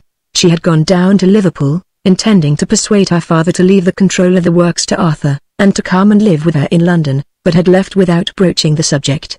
There were nights when she would traipse the streets till she would almost fall exhausted, rather than face the solitude awaiting her in her own rooms. But so also there were moods when, like some stricken animal, her instinct was to shun all living things. At such times his presence, for all his loving patience, would have been as a knife in her wound. Besides, he would always be there, when escape from herself for a while became an absolute necessity. More and more she had come to regard him as her comforter. Not from anything he ever said or did. Rather, it seemed to her, because that with him she felt no need of words. The works, since Arthur had shared the management, had gradually been regaining their position, and he had urged her to let him increase her allowance. "It will give you greater freedom," he had suggested with fine assumption of propounding a mere business proposition, "enabling you to choose your work entirely for its own sake. I have always wanted to take a hand in helping things on. It will come to just the same, you're doing it for me." She had suppressed a smile, and had accepted. "Thanks, Dad," she had answered. "It will be nice, having you as my backer." Her admiration of the independent woman had undergone some modification since she had come in contact with her. Woman was intended to be dependent upon man. It was the part appointed to him in the social scheme. Woman had hers, no less important. Earning her own living did not improve her. It was one of the drawbacks of civilization that so many had to do it of necessity. It developed her on the wrong lines against her nature. This cry of the unsexed, that woman must always be the paid servant instead of the helper of man, paid for being mother, paid for being wife. Why not carry it to its logical conclusion, and insist that she should be paid for her embraces? That she should share in man's labor, in his hopes, that it was the true comradeship. What mattered it, who held the purse strings? Her room was always kept ready for her. Often she would lie there, watching the moonlight creep across the floor, and a curious feeling would come to her of being something wandering, incomplete. She would see as through a mist the passionate, restless child with the rebellious eyes to whom the room had once belonged, and later the strangely self-possessed girl with that impalpable veil of mystery around her who would stand with folded hands, by the window, seeming always to be listening. And she, too, had passed away. The tears would come into her eyes, and she would stretch out yearning arms towards their shadowy forms. But they would only turn upon her eyes that saw not, and would fade away. In the daytime, when Arthur and her father were at the works, she would move through the high, square, stiffly furnished rooms, or about the great formal garden, with its ordered walks and level lawns. And as with knowledge we come to love some old, stern face our childish eyes had thought forbidding, and would not have it changed, there came to her with the years a growing fondness for the old, plain brick-built house. Generations of Always had lived and died there, men and women somewhat narrow, unsympathetic, a little hard of understanding, but at least earnest, sincere, seeking to do their duty in their solid, unimaginative way. Perhaps there were other ways besides those of speech and pen. Perhaps one did better, keeping to one's own people, the very qualities that separated us from them being intended for their need. What mattered the colors, so that one followed the flag? Somewhere, all roads would meet. Arthur had to be in London generally once or twice a month, and it came to be accepted that he should always call upon her and take her out. She had lost the self-sufficiency that had made roaming about London by herself a pleasurable adventure, and a newly born fear of what people were saying and thinking about her made her shy even of the few friends she still clung to, so that his visits grew to be of the nature of childish treats to which she found herself looking forward, counting the days. Also, she came to be dependent upon him for the keeping alight within her of that little kindly fire of self-conceit at which we warm our hands in wintry days. It is not good that a young woman should remain for long a stranger to her mirror above her frocks, indifferent to the angle of her hat. She had met the women superior to feminine vanities. Handsome enough, some of them must once have been, now sunk in slovenliness, uncleanliness, in disrespect to womanhood. It would not be fair to him. The worshipper has his rights. The goddess must remember always that she is a goddess, must pull herself together and behave as such, appearing upon her pedestal becomingly attired, seeing to it that in all things she is at her best, not allowing private grief to render her neglectful of this duty. She had not told him of the Phillips episode, but she felt instinctively that he knew. It was always a little mysterious to her, his perception in matters pertaining to herself. "I want your love," she said to him one day. "It helps me. I used to think it was selfish of me to take it, knowing I could never return it, not that love. But I no longer feel that now. Your love seems to me a fountain from which I can drink without hurting you." "I should love to be with you always," he answered, "if you wished it. You won't forget your promise." She remembered it then. "No," she answered with a smile. "I shall keep watch. Perhaps I shall be worthy of it by that time." She had lost her faith in journalism as a drum for the rousing of the people against wrong. Its beat had led too often to the trickster's booth, to the cheap jack's rostrum. It had lost its rallying power. The popular press had made the newspaper a byword for falsehood. Even its supporters, while reading it because it pandered to their passions, tickled their vices, and flattered their ignorance, despised and disbelieved it. Here and there, an honest journal advocated a reform, pleaded for the sweeping away of an injustice. The public shrugged its shoulders. Another newspaper stunt. A bid for popularity, for notoriety, with its consequent financial kudos. She still continued to write for Grayson, but felt she was laboring for the doomed. Lord Sutcliffe had died suddenly and his holding in the Evening Gazette had passed to his nephew, a gentleman more interested in big game shooting than in politics. Grayson's support of Phillips had brought him within a net of Carlton's operations, and negotiations for purchase had already been commenced. She knew that, sooner or later, Grayson would be offered the alternative of either changing his opinions or of going. And she knew that he would go. Her work for Mrs. Denton was less likely to be interfered with. It appealed only to the few, and aimed at informing and explaining rather than directly converting. Useful enough work in its way, no doubt, but to put heart into it seemed to require longer views than is given to the eyes of youth. Besides, her pen was no longer able to absorb her attention, to keep her mind from wandering. The solitude of her desk gave her the feeling of a prison. Her body made perpetual claims upon her, as though it were some restless, fretful child, dragging her out into the streets without knowing where it wanted to go, discontented with everything it did, then hurrying her back to fling itself upon a chair, weary, but still dissatisfied. If only she could do something. She was sick of thinking. These physical activities into which women were throwing themselves, where one used one's body as well as one's brain, hastened to appointments, gathered round noisy tables, met fellow human beings, argued with them, walked with them, laughing and talking, forced one's way through crowds, cheered, shouted, stood up on platforms before a sea of faces, roused applause, filling and emptying one's lungs, met interruptions with swift flash of wit or anger, faced opposition, danger, felt one's blood surging through one's veins, felt one's nerves quivering with excitement, felt the delirious thrill of passion, felt the mad joy of the loosened animal. She threw herself into the suffrage movement. It satisfied her for a while. She had the rare gift of public speaking, and enjoyed her triumphs. She was temperate, reasonable, persuasive rather than aggressive, feeling her audience as she went, never losing touch with them. She had the magnetism that comes of sympathy. Medical students who came intending to tell her to go home and mind the baby, remained to wonder if man really was the undoubted sovereign of the world, born to look upon woman as his willing subject, to wonder whether under some unwritten whispered law it might not be the other way about. Perhaps she had the right with or without the baby to move about the kingdom, express her wishes for its care and management. Possibly his doubts may not have been brought about solely by the force and logic of her arguments. Possibly the voice of nature is not altogether out of place in discussions upon humanity's affairs. She wanted votes for women. But she wanted them clean won without dishonor. These monkey tricks, this apish fury and impatience. Suppose it did hasten by a few months, more or less, the coming of the inevitable. Suppose, by unlawful methods, one could succeed in dragging a reform a little prematurely from the womb of time, did not one endanger the child's health? Of what value was woman's influence on public affairs going to be, if she was to boast that she had won the right to exercise it by unscrupulousness and brutality? They were to be found at every corner, the reformers who could not reform themselves. The believers in universal brotherhood who hated half the people. The denouncers of tyranny demanding lampposts for their opponents.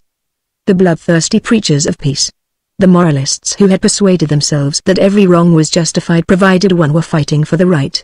The deaf shouters for justice. The excellent-intentioned men and women laboring for reforms that could only be hoped for when greed and prejudice had yielded place to reason, and who sought to bring about their ends by appeals to passion and self-interest. And the insincere, the self-seekers, the self-advertisers. Those who were in the business for even coarser profit. The limelight lovers who would always say and do the clever, the unexpected thing rather than the useful and the helpful thing, to whom paradox was more than principle. Ought there not to be a school for reformers, a training college where could be inculcated self-examination, patience, temperance, subordination to duty, with lectures on the fundamental laws, within which all progress must be accomplished, outside which lay confusion and explosions, with lectures on history, showing how improvements had been brought about and how failure had been invited, thus avoiding much waste of reforming zeal, with lectures on the properties and tendencies of human nature, forbidding the attempt to treat it as a sum in rule of three. There were the others. The men and women not in the limelight. The lone, scattered men and women who saw no flag but pity's ragged skirt, who heard no drum but the world's low cry of pain, who fought with feeble hands against the wrong around them, who with aching heart and troubled eyes labored to make kinder the little space about them. The great army of the nameless reformers, uncheered, unparagraphed, unhonored. The unknown sowers of the seed. Would the reapers of the harvest remember them? Beyond giving up her visits to the house, she had made no attempt to avoid meeting Phillips, and at public functions and at mutual friends they sometimes found themselves near to one another. It surprised her that she could see him, talk to him, and even be alone with him without its troubling her. He seemed to belong to a part of her that lay dead and buried, something belonging to her that she had thrust away with her own hands, that she knew would never come back to her. She was still interested in his work and keen to help him. It was going to be a stiff fight. He himself, in spite of Carlton's opposition, had been returned with an increased majority, but the party as a whole had suffered loss, especially in the counties. The struggle centered round the agricultural laborer. If he could be won over, the government would go ahead with Phillips's scheme. Otherwise there was danger of its being shelved. The difficulty was the old problem of how to get at the men of the scattered villages, the lonely cottages. The only papers that they ever saw were those, chiefly of the Carlton group, that the farmers and the gentry took care should come within their reach, that were handed to them at the end of their day's work as a kindly gift, given to the school children to take home with them, supplied in ample numbers to all the little inns and public houses. In all these, Phillips was held up as their arch-enemy. His proposal explained as a device to lower their wages, decrease their chances of employment, and rob them of the produce of their gardens and allotments. No arguments were used. A daily stream of abuse, misrepresentation and deliberate lies, set forth under flaming headlines, served their simple purpose. the one weekly paper that had got itself established among them, that their fathers had always taken, that dimly they had come to look upon as their one friend, Carlton had at last succeeded in purchasing. When that, too, pictured Phillips's plan as a diabolical intent to take from them even the little that they had, and give it to the loafing socialist and the bloated foreigner, no room for doubt was left to them. He had organized volunteer cycle companies of speakers from the towns, young working men and women and students, to go out on summer evenings and hold meetings on the village greens. They were winning their way. But it was slow work. And Carlton was countering their efforts by a hired opposition that followed them from place to place, and whose interruptions were made use of to represent the whole campaign as a fiasco. "He's clever," laughed Phillips. "I'd enjoy the fight, if I'd only myself to think of, and life wasn't so short." The laugh died away and a shadow fell upon his face. "If I could get a few of the big landlords to come in on my side," he continued, "it would make all the difference in the world. They're sensible men, some of them, and the whole thing could be carried out without injury to any legitimate interest.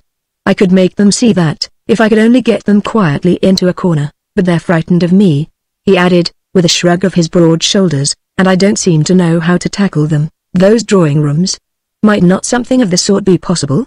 Not, perhaps, the sumptuous salon of her imagination, thronged with the fair and famous, suitably attired. Something, perhaps, more homely, more immediately attainable. Some of the women dressed, perhaps, a little dowdily, not all of them young and beautiful. The men wise, perhaps, rather than persistently witty, a few of them prosy, maybe a trifle ponderous, but solid and influential. Mrs. Denton's great empty house in Gower Street? A central situation and near to the Tube. Lords and ladies had once ruffled there, trod a measure on its spacious floors, filled its echoing stone hall with their greetings and their partings. The gaping sconces, where the link boys had extinguished their torches, still kept its grim iron railings. Seated in the great, somber library, Joan hazarded the suggestion. Mrs. Denton might almost have been waiting for it. It would be quite easy. A little opening of long-fastened windows, a lighting of chill grates, a little mending of moth-eaten curtains, a sweeping away of long-gathered dust and cobwebs. Mrs. Denton knew just the right people. They might be induced to bring their sons and daughters, it might be their grandchildren, youth being there to welcome them. For Joan, of course, would play her part. The lonely woman touched her lightly on the hand. The shot a pleading look from the old stern eyes. "You will have to imagine yourself my daughter," she said. "You are taller, but the coloring was the same. You won't mind, will you?" The right people did come, Mrs. Denton being a personage that a landed gentry, rendered jumpy by the perpetual explosion of new ideas under their very feet, and casting about eagerly for friends, could not afford to snub. A kindly, simple folk, quite intelligent, some of them, as Phillips had surmised. Mrs. Denton made no mystery of why she had invited them.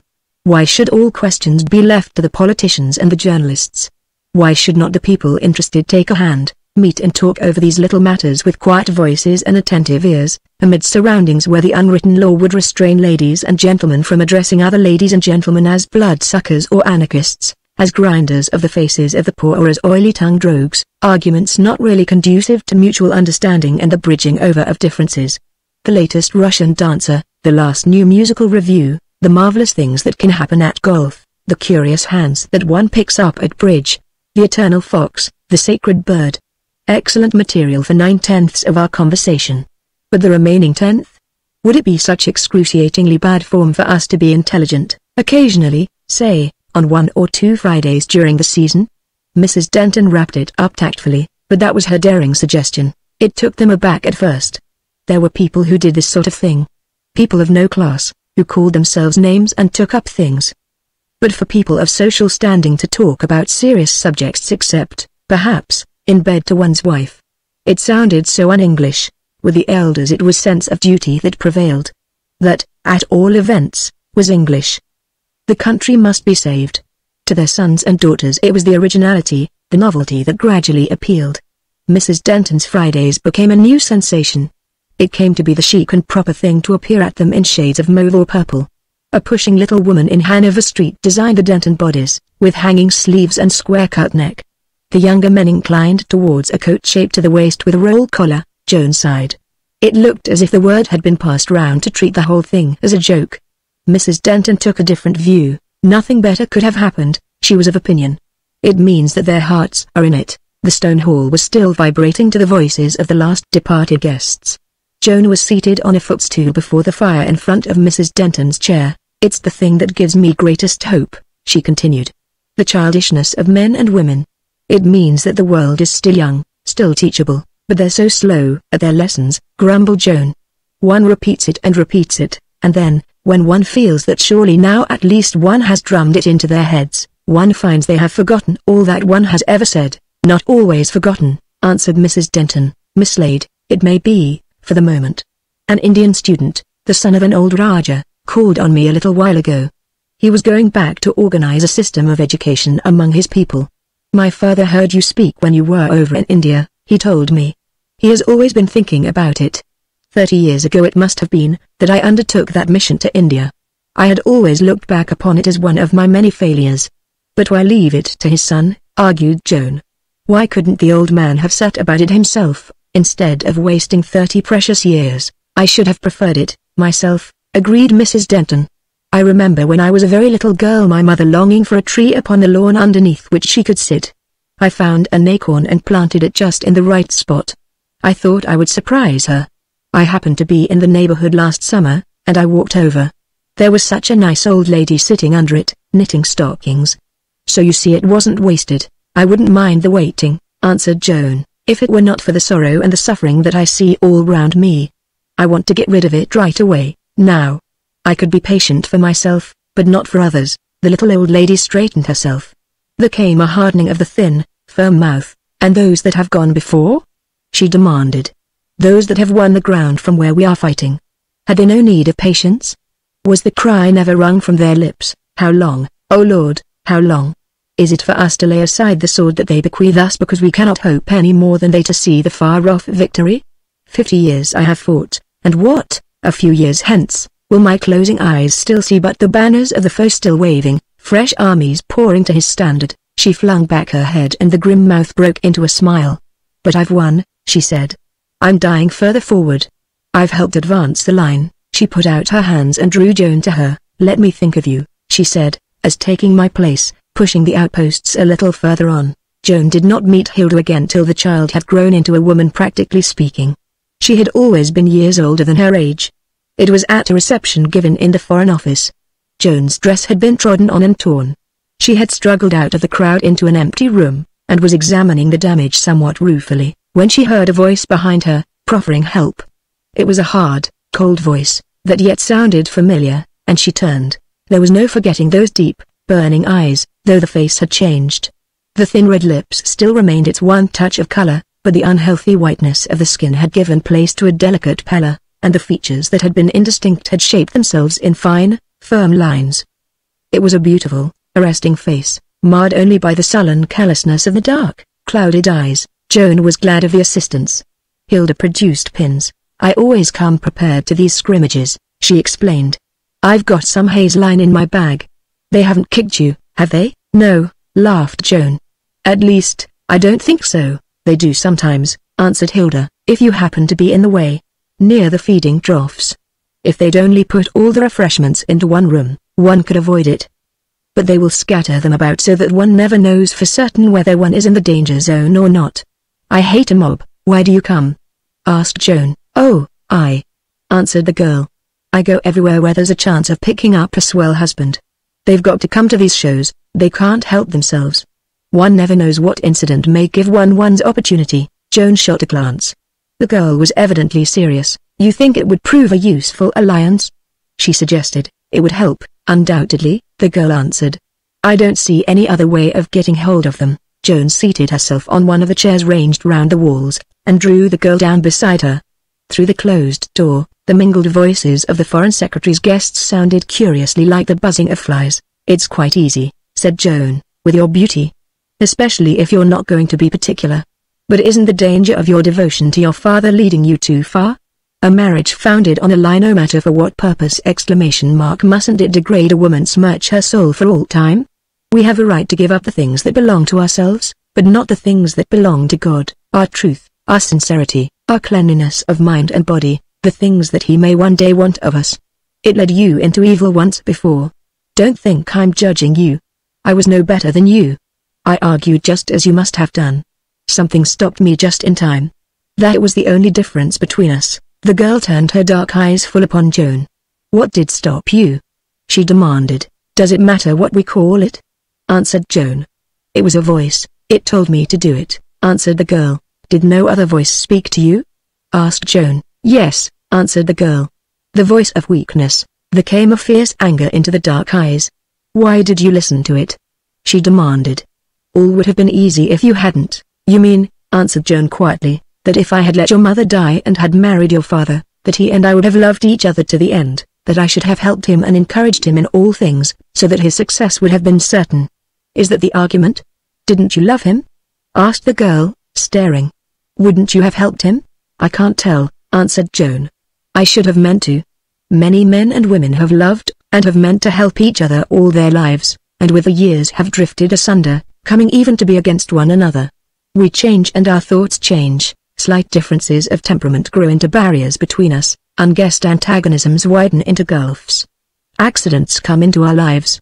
A friend was telling me the other day of a woman who practically proposed to and married a musical genius, purely and solely to be of use to him. She earned quite a big income, drawing fashions, and her idea was to relieve him of the necessity of doing pot boilers for a living, so that he might devote his whole time to his real work. And a few weeks after they were married she ran the point of a lead pencil through her eye and it set up inflammation of her brain. And now all the poor fellow has to think of is how to make enough to pay for her keep at a private lunatic asylum. I don't mean to be flippant. It's the very absurdity of it all that makes the mystery of life that renders it so hopeless for us to attempt to find our way through it by our own judgment. It is like the ants making all their clever, laborious plans, knowing nothing of chickens and the gardener's spade. That is why we have to cling to the life we can order for ourselves, the life within us. Truth, justice, pity. They are the strong things, the eternal things, the things we've got to sacrifice ourselves for, serve with our bodies and our souls. Don't think me a prig, she pleaded. I'm talking as if I knew all about it. I don't really. I grope in the dark, and now and then at least so it seems to me I catch a glint of light. We are powerless in ourselves. It is only God working through us that enables us to be of any use. All we can do is to keep ourselves kind and clean and free from self, waiting for him to come to us. The girl rose. I must be getting back, she said. Dad will be wondering where I've got to. She paused with the door in her hand, and a faint smile played round the thin red lips. Tell me, she said. What is God? A laborer, together with man, according to St. Paul, Joan answered. The girl turned and went. Joan watched her as she descended the great staircase. She moved with a curious, gliding motion, pausing at times for the people to make way for her. Chapter 16.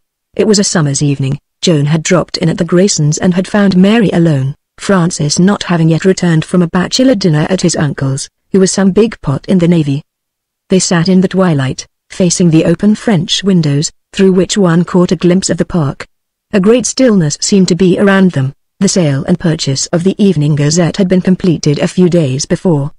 Grayson had been offered the alternative of gradually and gracefully changing his opinions, or getting out, and had, of course, chosen dismissal. He was taking a holiday, as Mary explained with a short laugh. He had some shares in it himself, hadn't he?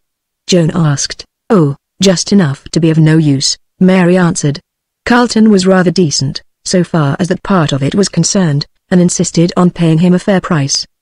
The market value would have been much less, and he wanted to be out of it. Joan remained silent. It made her mad, that a man could be suddenly robbed of 15 years' labor, the weapon that his heart and brain had made keen wrested from his hand by a legal process, and turned against the very principles for which all his life he had been fighting. I'm almost more sorry for myself than for him, said Mary, making a whimsical grimace. He will start something else, so soon as he's got over his first soreness. But I'm too old to dream of another child. He came in a little later and, seating himself between them, filled and lighted his pipe. Looking back, Joan remembered that curiously none of them had spoken. Mary had turned at the sound of his key in the door. She seemed to be watching him intently, but it was too dark to notice her expression. He pulled at his pipe till it was well alight and then removed it. It's war, he said. The words made no immediate impression upon Joan.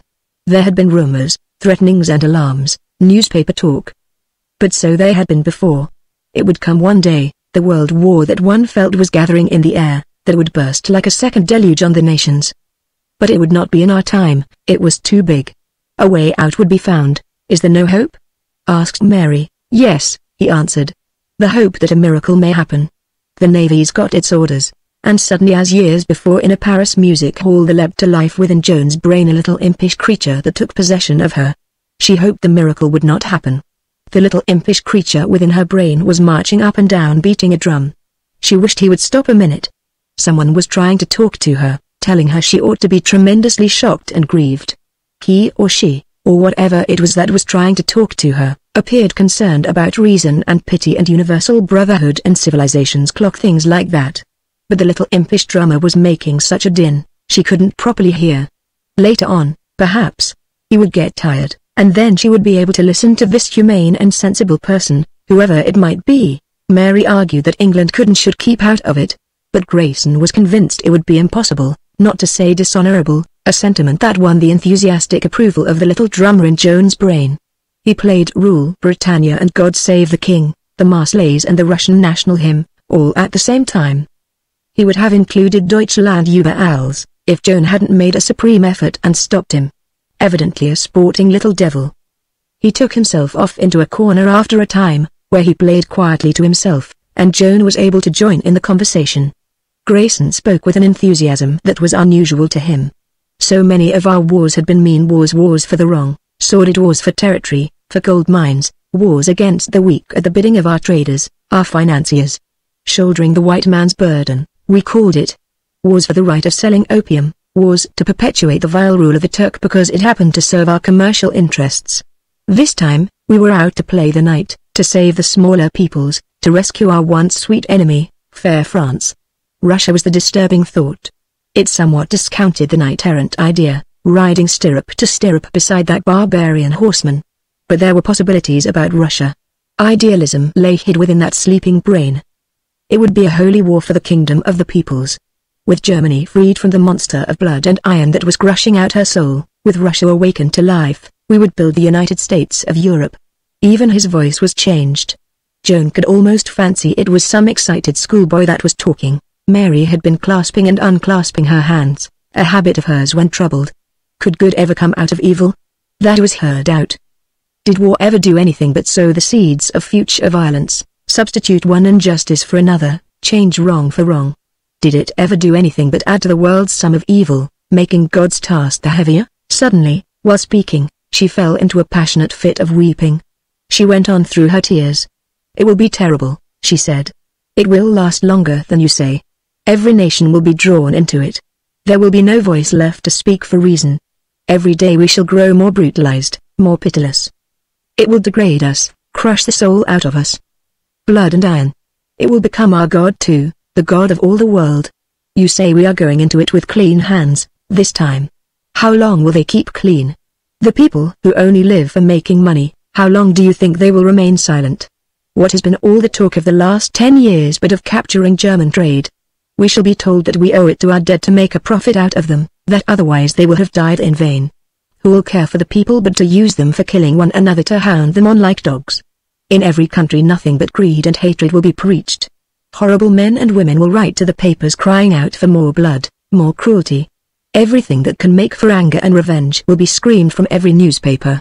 Every plea for humanity will be jeered at as sickly sentimentality. Every man and woman who remembers the ideals with which we started will be shrieked at as a traitor. The people who are doing well out of it, they will get hold of the press, appeal to the passions of the mob.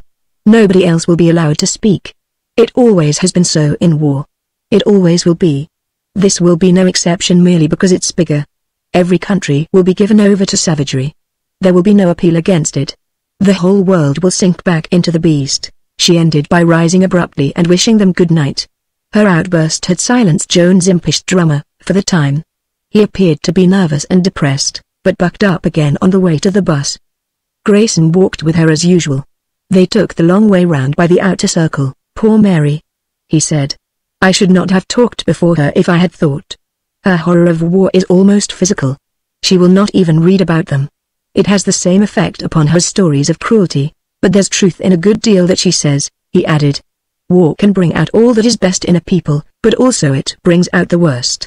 We shall have to take care that the ideals are not lost sight of. I wish this wretched business of the paper hadn't come just at this time, said Joan. just when your voice is most needed. Couldn't you get enough money together to start something quickly?" she continued, the idea suddenly coming to her. "I think I could help you. It wouldn't matter its being something small to begin with.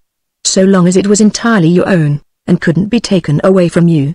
You'd soon work it up." "Thanks," he answered. "I may ask you to later on." But just now he paused. "Of course. For war you wanted men, to fight." She had been thinking of them in the lump, hurrying masses such as one sees on cinema screens, blurred but picturesque.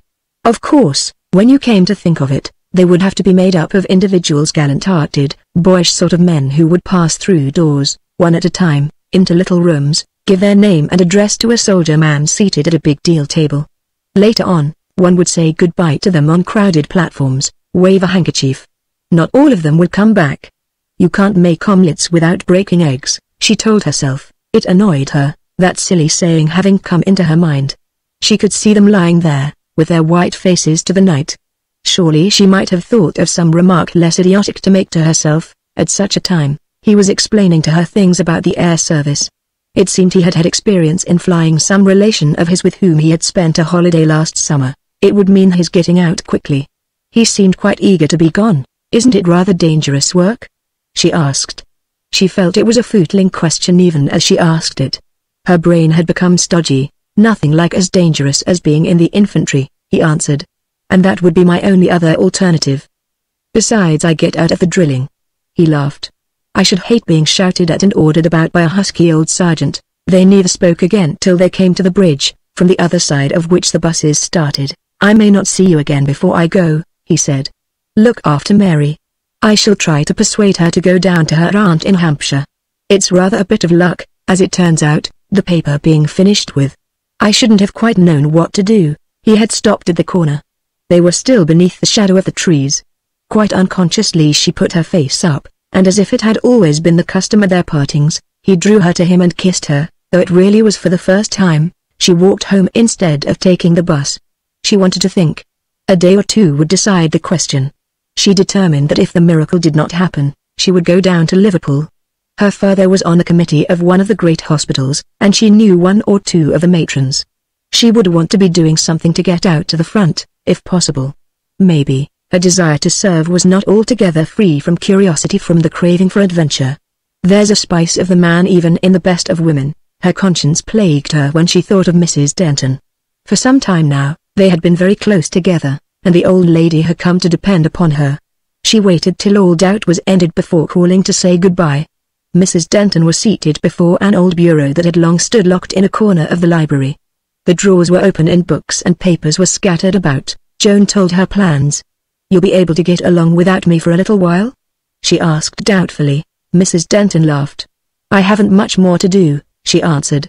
"Just tidying up, as you see, and 2 or 3 half-finished things I shall try to complete. After that, I'll perhaps take a rest." She took from among the litter a faded photograph and handed it to Joan. "Odd," she said. "I've just turned it out." It represented a long, thin line of eminently respectable ladies and gentlemen in early Victorian costume. The men in peg-top trousers and silk stocks, the women in crinolines and poke bonnets. Among them, holding the hand of a benevolent-looking, stoutish gentleman, was a mere girl. The terminating frills of a white unmentionable garment showed beneath her skirts. She wore a pork-pea hat with a feather in it. "My first public appearance," explained Mrs. Denton. "I teased my father into taking me with him. We represented Great Britain and Ireland. I suppose I'm the only one left." "I shouldn't have recognized you," laughed Joan. "What was the occasion?" "The Great International Peace Congress at Paris," explained Mrs. Denton, "just after the Crimean War. It made quite a stir at the time. The Emperor opened our proceedings in person, and the Pope and the Archbishop of Canterbury both sent us their blessing. We had a copy of the speeches presented to us on leaving, in every known language in Europe, bound in vellum. I'm hoping to find it." And the press was enthusiastic. There were to be Acts of Parliament, courts of arbitration, international laws, diplomatic treaties. A subcommittee was appointed to prepare a special set of prayers, and a palace of peace was to be erected. There was only one thing we forgot, and that was the foundation. "I may not be here," she continued, "when the new plans are submitted. Tell them not to forget the foundation this time. Tell them to teach the children." Joan dined at a popular restaurant that evening. She fancied it might cheer her up. But the noisy patriotism of the overfed crowd only irritated her. These elderly, flabby men, these fleshy women, who would form the spectators, who would loll on their cushioned seats protected from the sun, munching contentedly from their well-provided baskets while listening to the dying groans rising upwards from the drenched arena. She glanced from one podgy thumb to another and a feeling of nausea crept over her. Suddenly the band struck up God Save the King. 3 commonplace enough young men, seated at a table near to her, laid down their napkins and stood up. Yes, there was something to be said for war, she felt, as she looked at their boyish faces, transfigured. Not for them business as usual, the capture of German trade. Other visions those young eyes were seeing. The little imp within her brain had seized his drum again. Follow me, so he seemed to beat. I teach men courage, duty, the laying down of self. I open the gates of honor. I make heroes out of dust. Isn't it worth my price? A figure was loitering the other side of the street when she reached home. She thought she somehow recognized it, and crossed over. It was McKean, smoking his everlasting pipe. Success having demanded some such change. He had migrated to the Albany, and she had not seen him for some time.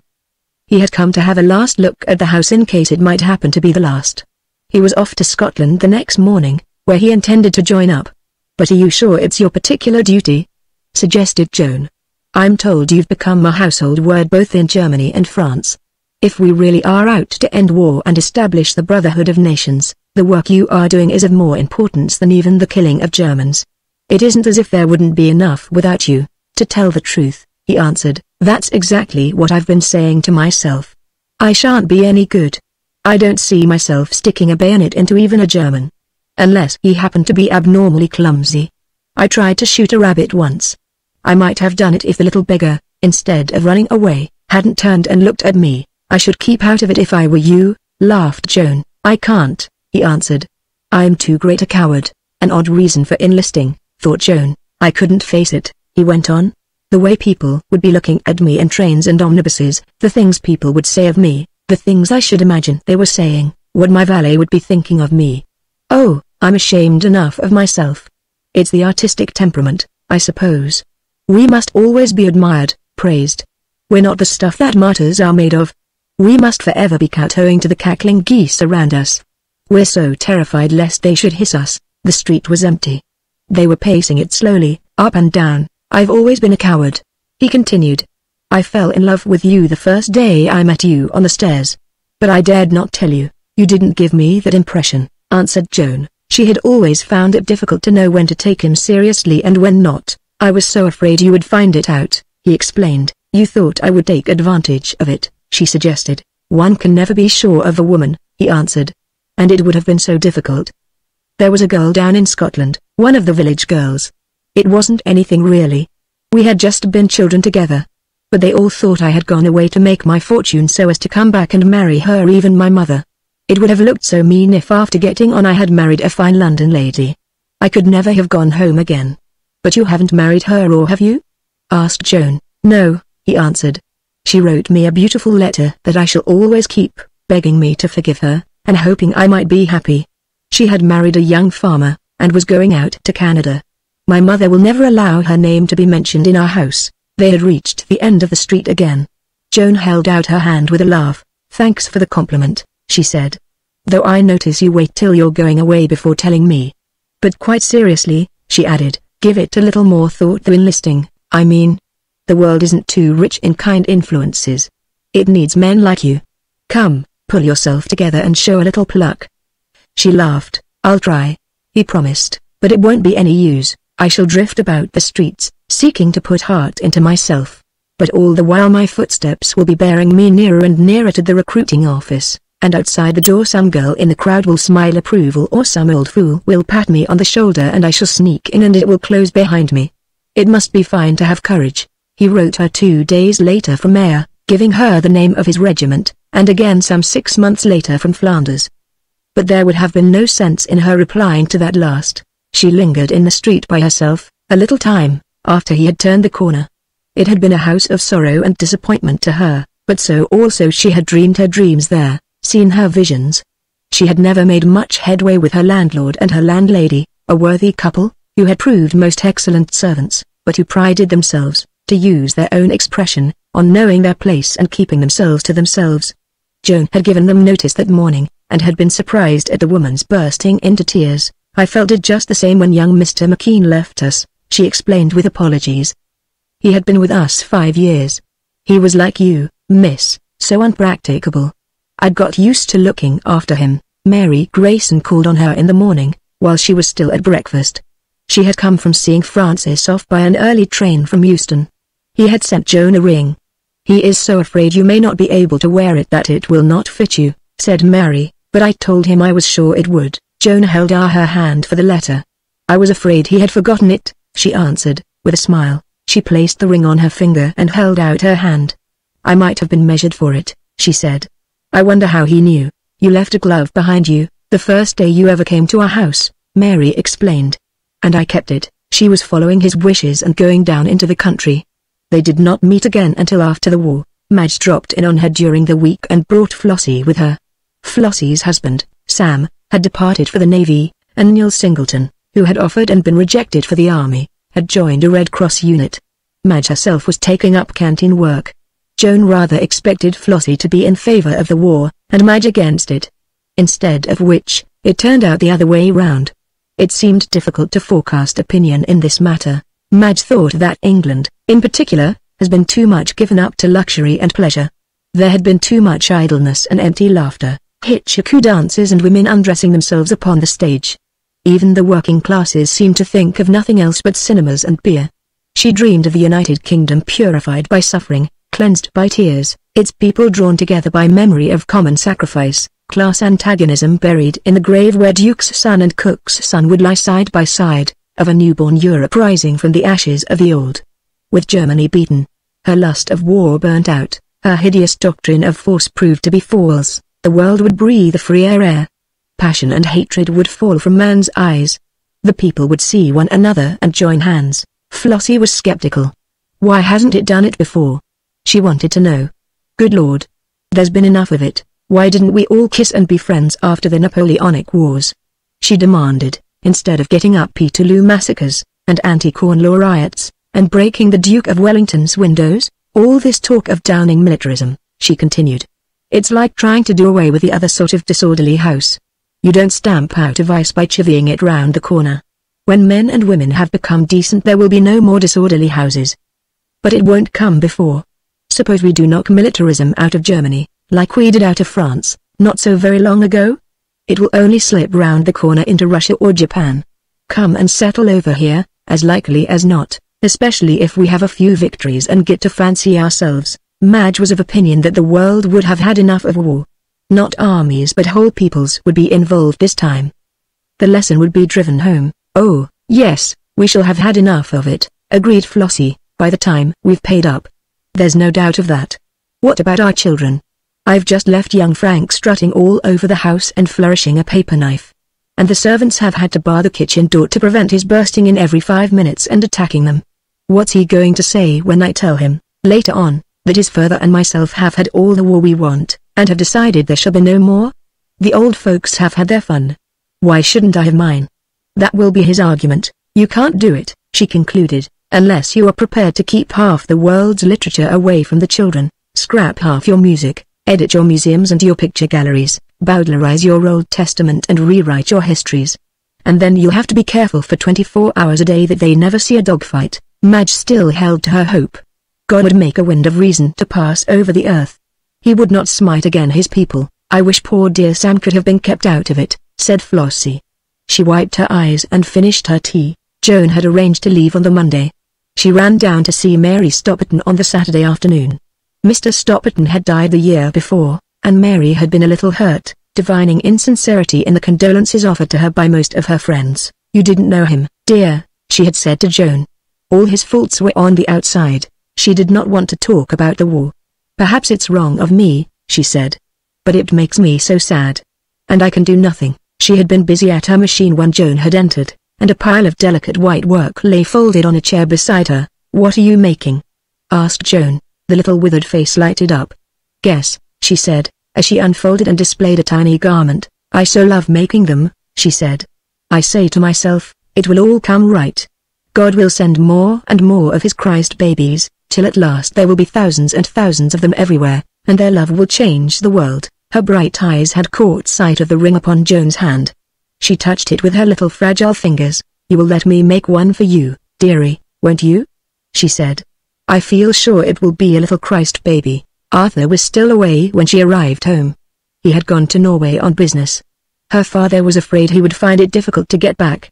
Telegraphic communication had been stopped, and they had had no news of him. Her father was worried. A big government contract had come in, while many of his best men had left to enlist. "I've fixed you up all right at the hospital," he said. "It was good of you to think of coming home. Don't go away, for a bit." It was the first time he had asked anything of her. Another fortnight passed before they heard from Arthur, and then he wrote them both from Hull. He would be somewhere in the North Sea, minesweeping, when they read his letters. He had hoped to get a day or two to run across and say goodbye, but the need for men was pressing and he had not liked to plead excuses. The boat by which he had managed to leave Bergen had gone down. He and a few others had been picked up, but the sights that he had seen were haunting him. He felt sure his uncle would agree that he ought to be helping, and this was work for England he could do with all his heart. He hoped he was not leaving his uncle in the lurch, but he did not think the war would last long, and he would soon be back. "Dear lad," said her father, "he would take the most dangerous work that he could find. But I wish he hadn't been quite so impulsive. He could have been of more use helping me with this War Office contract. I suppose he never got my letter, telling him about it." In his letter to Joan he went further. He had received his uncle's letter, so he confided to her. Perhaps she would think him a crank, but he couldn't help it. He hated this killing business, this making of machinery for slaughtering men in bulk, like they killed pigs in Chicago. Out on the free, sweet sea, helping to keep it clean from man's abominations, he would be away from it all. She saw the vision of him that night, as, leaning from her window, she looked out beyond the pines, the little lonely ship amid the waste of waters, his beautiful, almost womanish, face, and the gentle dreamy eyes with their haunting suggestion of a shadow. Her little drummer played less and less frequently to her as the months passed by. It didn't seem to be the war he had looked forward to. The illustrated papers continued to picture it as a sort of glorified picnic where smiling young men lolled luxuriously in cozy dugouts, reading their favorite paper. By curious coincidence, it generally happened to be the journal publishing the photograph. Occasionally, it appeared, they came across the enemy, who then put up both hands and shouted "Kamerad." But the weary, wounded men she talked to told another story. She grew impatient of the fighters with their mouths, the savage old bald heads heroically prepared to sacrifice the last young man, the sleek, purring women who talked childish nonsense about killing every man, woman and child in Germany, but quite meant it, the shrieking journalists who had decided that their place was the home front, the press-spurred mobs, the spy hunters, chasing terrified old men and sobbing children through the streets. It was a relief to enter the quiet ward and close the door behind her. The camp followers, the traders and peddlers, the balladmongers, and the mountebanks, the ghoulish sightseers. War brought out all that was worst in them. But the givers of their blood, the lads who suffered, who had made the sacrifice, war had taught them chivalry, manhood. She heard no revilings of hatred and revenge from those drawn lips. Patience, humor, forgiveness, they had learned from war. They told her kindly stories even of Hans and Fritz. The little drummer in her brain would creep out of his corner, play to her softly while she moved about among them. One day she received a letter from Folk. He had come to London at the request of the French government to consult with English artists on a matter he must not mention. He would not have the time, he told her, to run down to Liverpool. Could she get a couple of days' leave and dine with him in London? She found him in the uniform of a French colonel. He had quite a military bearing and seemed pleased with himself. He kissed her hand, and then held her out at arm's length. "It's wonderful how like you are to your mother," he said. "I wish I were as young as I feel." She had written him at the beginning of the war, telling him of her wish to get out to the front, and he thought that now he might be able to help her. "But perhaps you've changed your mind," he said. "It isn't quite as pretty as it's painted." "I want to," she answered. "It isn't all curiosity. I think it's time for women to insist on seeing war with their own eyes, not trust any longer to the pictures you men paint." She smiled. "But I've got to give it up," she added. "I can't leave Dad." They were sitting in the hall of the hotel. It was the dressing hour and the place was almost empty. He shot a swift glance at her. "Arthur is still away," she explained, "and I feel that he wants me. I should be worrying myself, thinking of him all alone with no one to look after him. It's the mother instinct, I suppose. It always has hampered woman." She laughed. "Dear old boy," he said. He was watching her with a little smile. "I'm glad he's got some luck at last." They dined in the great restaurant belonging to the hotel. He was still vastly pleased with himself as he marched up the crowded room with Joan upon his arm. He held himself upright and talked and laughed perhaps louder than an elderly gentleman should. Swaggering old beggar. He must have overheard a young sub mutter as they passed. But he did not seem to mind it. They lingered over the meal. Folk was a brilliant talker. Most of the men whose names were filling the newspapers had sat to him at one time or another. He made them seem quite human.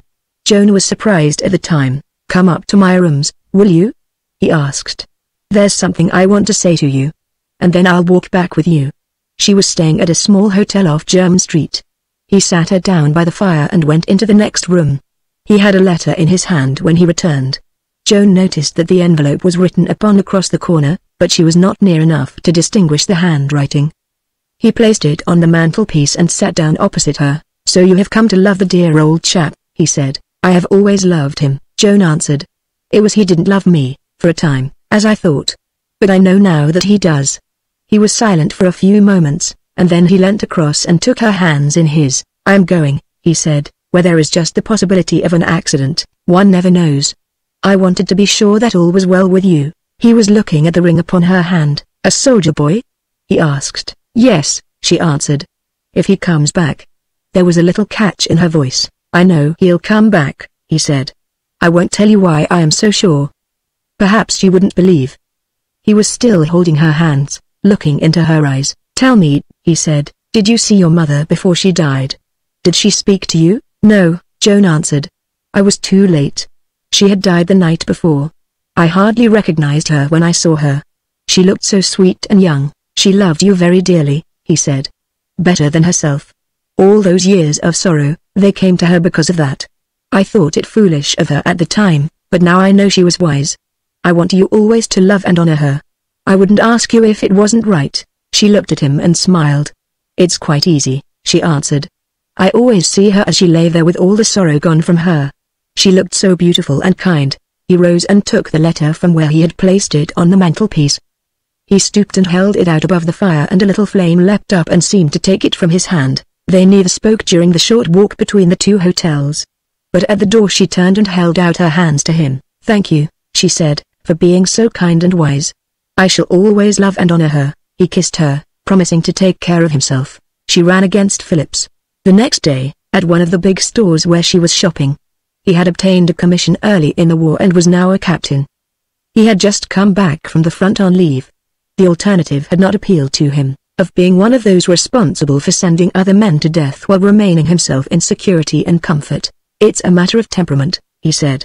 "Somebody's got to stop behind and do the patriotic speechifying. I'm glad I didn't. Especially after what I've seen." He had lost interest in politics. "There's something bigger coming," he said. "Here everything seems to be going on much the same, but over there you feel it. Something growing silently out of all this blood and mud. I find myself wondering what the men are staring at, but when I look there's nothing as far as my field glasses will reach but waste and desolation. And it isn't only on the faces of our own men. It's in the eyes of the prisoners too. As if they saw something. A funny ending to the war, if the people began to think." Mrs. Phillips was running a convalescent home in Folkestone, he told her, and had even made a speech. Hilda was doing relief work among the ruined villages of France. "It's a new world we shall be called upon to build," he said. "We must pay more heed to the foundation this time." She seldom discussed the war with her father. At the beginning, he had dreamed with Grayson of a short and glorious campaign that should weld all classes together, and after which we should forgive our enemies and shape with them a better world. But as the months went by, he appeared to grow indifferent, and Joan, who got about 12 hours a day of it outside, welcomed other subjects. It surprised her when one evening after dinner he introduced it himself. "What are you going to do when it's over?" he asked her. "You won't give up the fight, will you, whatever happens?" She had not known till then that he had been taking any interest in her work. "No," she answered with a laugh. "No matter what happens, I shall always want to be in it." "Good lad," he said, patting her on the shoulder. "It will be an ugly world that will come out of all this hate and anger. The Lord will want all the help that he can get, and you don't forget our compact, do you?" He continued, "that I am to be your backer. I want to be in it too." She shot a glance at him. He was looking at the portrait of that old Ironside Alloway who had fought and died to make a nobler England, as he had dreamed. A grim, unprepossessing gentleman, unless the artist had done him much injustice, with high, narrow forehead, and puzzled, staring eyes. She took the cigarette from her lips and her voice trembled a little. "I want you to be something more to me than that, sir," she said. "I want to feel that I'm an Alloway, fighting for the things we've always had at heart. I'll try and be worthy of the name." Her hand stole out to him across the table, but she kept her face away from him, until she felt his grasp grow tight, and then she turned and their eyes met. "You'll be the last of the name," he said. "Something tells me that. I'm glad you're a fighter. I always prayed my child might be a fighter." Arthur had not been home since the beginning of the war. Twice he had written them to expect him, but the little fleet of minesweepers had been hard-pressed, and on both occasions his leave had been stopped at the last moment. One afternoon he turned up unexpectedly at the hospital. It was a few weeks after the Conscription Act had been passed. Joan took him into her room at the end of the ward, from where, through the open door, she could still keep watch. They spoke in low tones. "It's done you good," said Joan. "You look every inch the Jolly Jack Tar." He was hard and tanned, and his eyes were marvelously bright. "Yes," he said, "I love the sea. It's clean and strong." A fear was creeping over her. "Why have you come back?" she asked. He hesitated, keeping his eyes upon the ground. "I don't suppose you will agree with me," he said. Somehow I felt I had to. A conscientious objector. She might have guessed it. A Kinchi, as they would call him in the press, all the spiteful screamers who had never risked a scratch, themselves, denouncing him as a coward. The local dogberries of the tribunals would fire off their little stock of jibes and platitudes upon him, propound with owlish solemnity the new Christianity, abuse him and condemn him, without listening to him. Jeering mobs would follow him through the streets. More than once, of late, she had encountered such crowds made up of shrieking girls and foul-mouthed men, surging round some white-faced youngster while the well-dressed passers-by looked on and grinned. She came to him and stood over him with her hands upon his shoulders. "Must you, dear?" she said.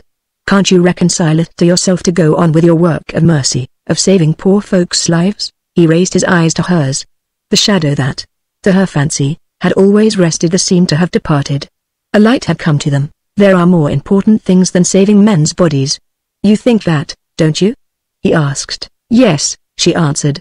"I won't try to hold you back, dear, if you think you can do that." He caught her hands and held them. "I wanted to be a coward," he said, "to keep out of the fight. I thought of the shame, of the petty persecutions that even you might despise me. But I couldn't. I was always seeing his face before me with his beautiful tender eyes, and the blood drops on his brow. It is he alone can save the world. It is perishing for want of love, and by a little suffering I might be able to help him." And then one night, I suppose it was a piece of driftwood that rose up out of the sea, a little cross that seemed to call to me to stretch out my hand and grasp it, and gird it to my side. He had risen. "Don't you see," he said. "It is only by suffering that one can help him. It is the sword that he has chosen by which one day he will conquer the world. And this is such a splendid opportunity to fight for him. It would be like deserting him on the eve of a great battle." She looked into his eager, hopeful eyes. Yes, it had always been so, it always would be, to the end. Not priests and prophets, but ever that little scattered band of glad sufferers for his sake would be his army. His weapon still the cross, till the victory should be won. She glanced through the open door to where the poor, broken fellows she always thought of as her boys lay so patient, and then held out her hand to him with a smile, though the tears were in her eyes. "So you're like all the rest of them, lad," she said. "It's for king and country.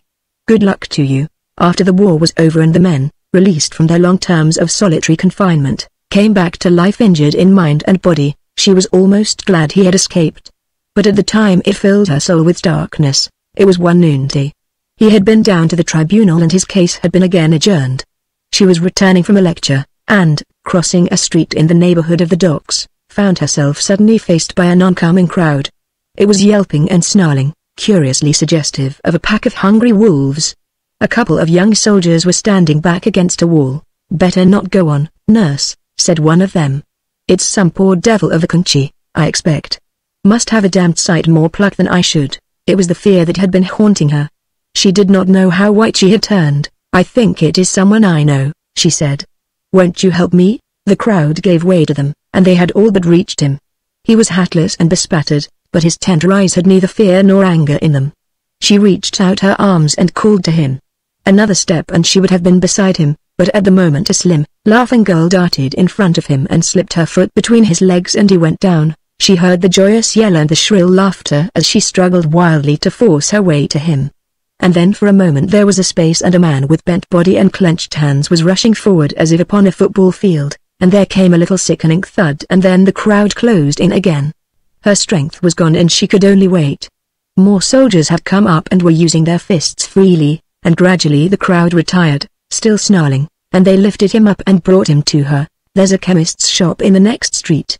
We'd better take him there," suggested the one who had first spoken to her. And she thanked them and followed them. They made a bed for him with their coats upon the floor, and some of them kept guard outside the shop, while one, putting aside the frightened, useless little chemist, waited upon her, bringing things needful, while she cleansed the foulness from his smooth young face, and washed the matted blood from his fair hair, and closed the lids upon his tender eyes, and, stooping, kissed the cold, quiet lips. There had been whispered talk among the men, and when she rose the one who had first spoken to her came forward. He was nervous and stood stiffly. "Beg pardon, nurse," he said, "but we've sent for a stretcher, as the police don't seem in any hurry. Would you like us to take him? Or would it upset him, do you think, if he knew?" "Thank you," she answered. "He would think it kind of you, I know." She had the feeling that he was being borne by comrades. Chapter 17. It was from a small operating hospital in a village of the Argonne that she first saw the war with her own eyes. Her father had wished her to go.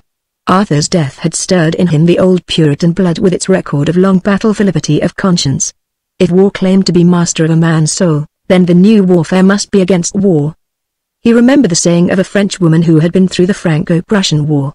Joan, on her return from Paris some years before, had told him of her, repeating her words, but, of course, it would not do to tell the truth, the old lady had said, or we should have our children growing up to hate war. "I'll be lonely and anxious till you come back," he said. "But that will have to be my part of the fight," she had written to folk. No female nurses were supposed to be allowed within the battle zone, but under pressure of shortage the French staff were relaxing the rule, and folk had pledged himself to her discretion. "I am not doing you any kindness," he had written. "You will have to share the common hardships and privations, and the danger is real. If I didn't feel instinctively that underneath your mask of sweet reasonableness you are one of the most obstinate young women God ever made, and that without me you would probably get yourself into a still worse hole, I'd have refused." And then followed a list of the things she was to be sure to take with her, including a pound or two of Keating's insect powder, and a hint that it might save her trouble, if she had her hair cut short. There was but one other woman at the hospital. It had been the farmhouse. The man and both sons had been killed during the first year of the war, and the woman had asked to be allowed to stay on. Her name was Madame Leland. She was useful by reason of her great physical strength. She could take up a man as he lay and carry him on her outstretched arms. It was an expressionless face, with dull, slow-moving eyes that never changed. She and Joan shared a small grenier in one of the barns. Joan had brought with her a camp bedstead, but the woman, wrapping a blanket round her, would creep into a hole she had made for herself among the hay. She never took off her clothes, except the great wooden-soled boots, so far as Joan could discover. The medical staff consisted of a Dr. Pujulet and 2 assistants. The authorities were always promising to send him more help, but it never arrived. One of the assistants, a Monsieur Dubose, a little man with a remarkably big beard, was a chemist, who, at the outbreak of the war, had been on the verge, as he made sure, of an important discovery in connection with color photography. Almost the first question he asked Joan was could she speak German. Finding that she could, he had hurried her across the yard into a small hut where patients who had borne their operation successfully awaited their turn to be moved down to one of the convalescent hospitals at the base. Among them was a German prisoner, an elderly man, belonging to the land, in private life a photographer. He also had been making experiments in the direction of color photography. Chance had revealed to the 2 men their common interest, and they had been exchanging notes. The German talked a little French, but not sufficient, and on the day of Joan's arrival they had reached an impasse that was maddening to both of them. Joan found herself up against technical terms that rendered her task difficult, but fortunately had brought a dictionary with her, and was able to make them understand one another. But she had to be firm with both of them, allowing them only 10 minutes together at a time. The little Frenchman would kneel by the bedside, holding the German at an angle where he could talk with least danger to his wound. It seemed that each was the very man the other had been waiting all his life to meet. They shed tears on one another's neck when they parted, making all arrangements to write to one another. "And you will come and stay with me," persisted the little Frenchman. When this affair is finished, he made an impatient gesture with his hands. "My wife takes much interest. She will be delighted." And the big German, again embracing the little Frenchman, had promised, and had sent his compliments to Madame. The other was a young priest. He wore the regulation Red Cross uniform, but kept his cassock hanging on a peg behind his bed. He had pretty frequent occasion to take it down. These small emergency hospitals, within range of the guns, were reserved for only dangerous cases, men whose wounds would not permit of their being carried further, and there never was much more than a sporting chance of saving them. They were always glad to find there was a priest among the staff. Often it was the first question they would ask on being lifted out of the ambulance. Even those who professed to no religion seemed comforted by the idea. He went by the title of Monsieur le Prêtre. Joan never learned his name. It was he who had laid out the little cemetery on the opposite side of the village street. It had once been an orchard, and some of the trees were still standing. In the center, rising out of a pile of rookwork, he had placed a crucifix that had been found upon the roadside and had surrounded it with flowers. It formed the one bright spot of color in the village, and at night time, when all other sounds were hushed, the iron wreaths upon its little crosses, swaying against one another in the wind, would make a low, clear, tinkling music. Joan would sometimes lie awake listening to it. In some way she could not explain, it always brought the thought of children to her mind. The doctor himself was a broad-shouldered, bullet-headed man, clean-shaven, with close-cropped, bristly hair. He had curiously square hands, with short, squat fingers. He had been head surgeon in one of the Paris hospitals, and had been assigned his present post because of his marvelous quickness with a knife. The hospital was the nearest to a hill of great strategical importance, and the fighting in the neighborhood was almost continuous. Often a single ambulance would bring in 3 or 4 cases, each one demanding instant attention.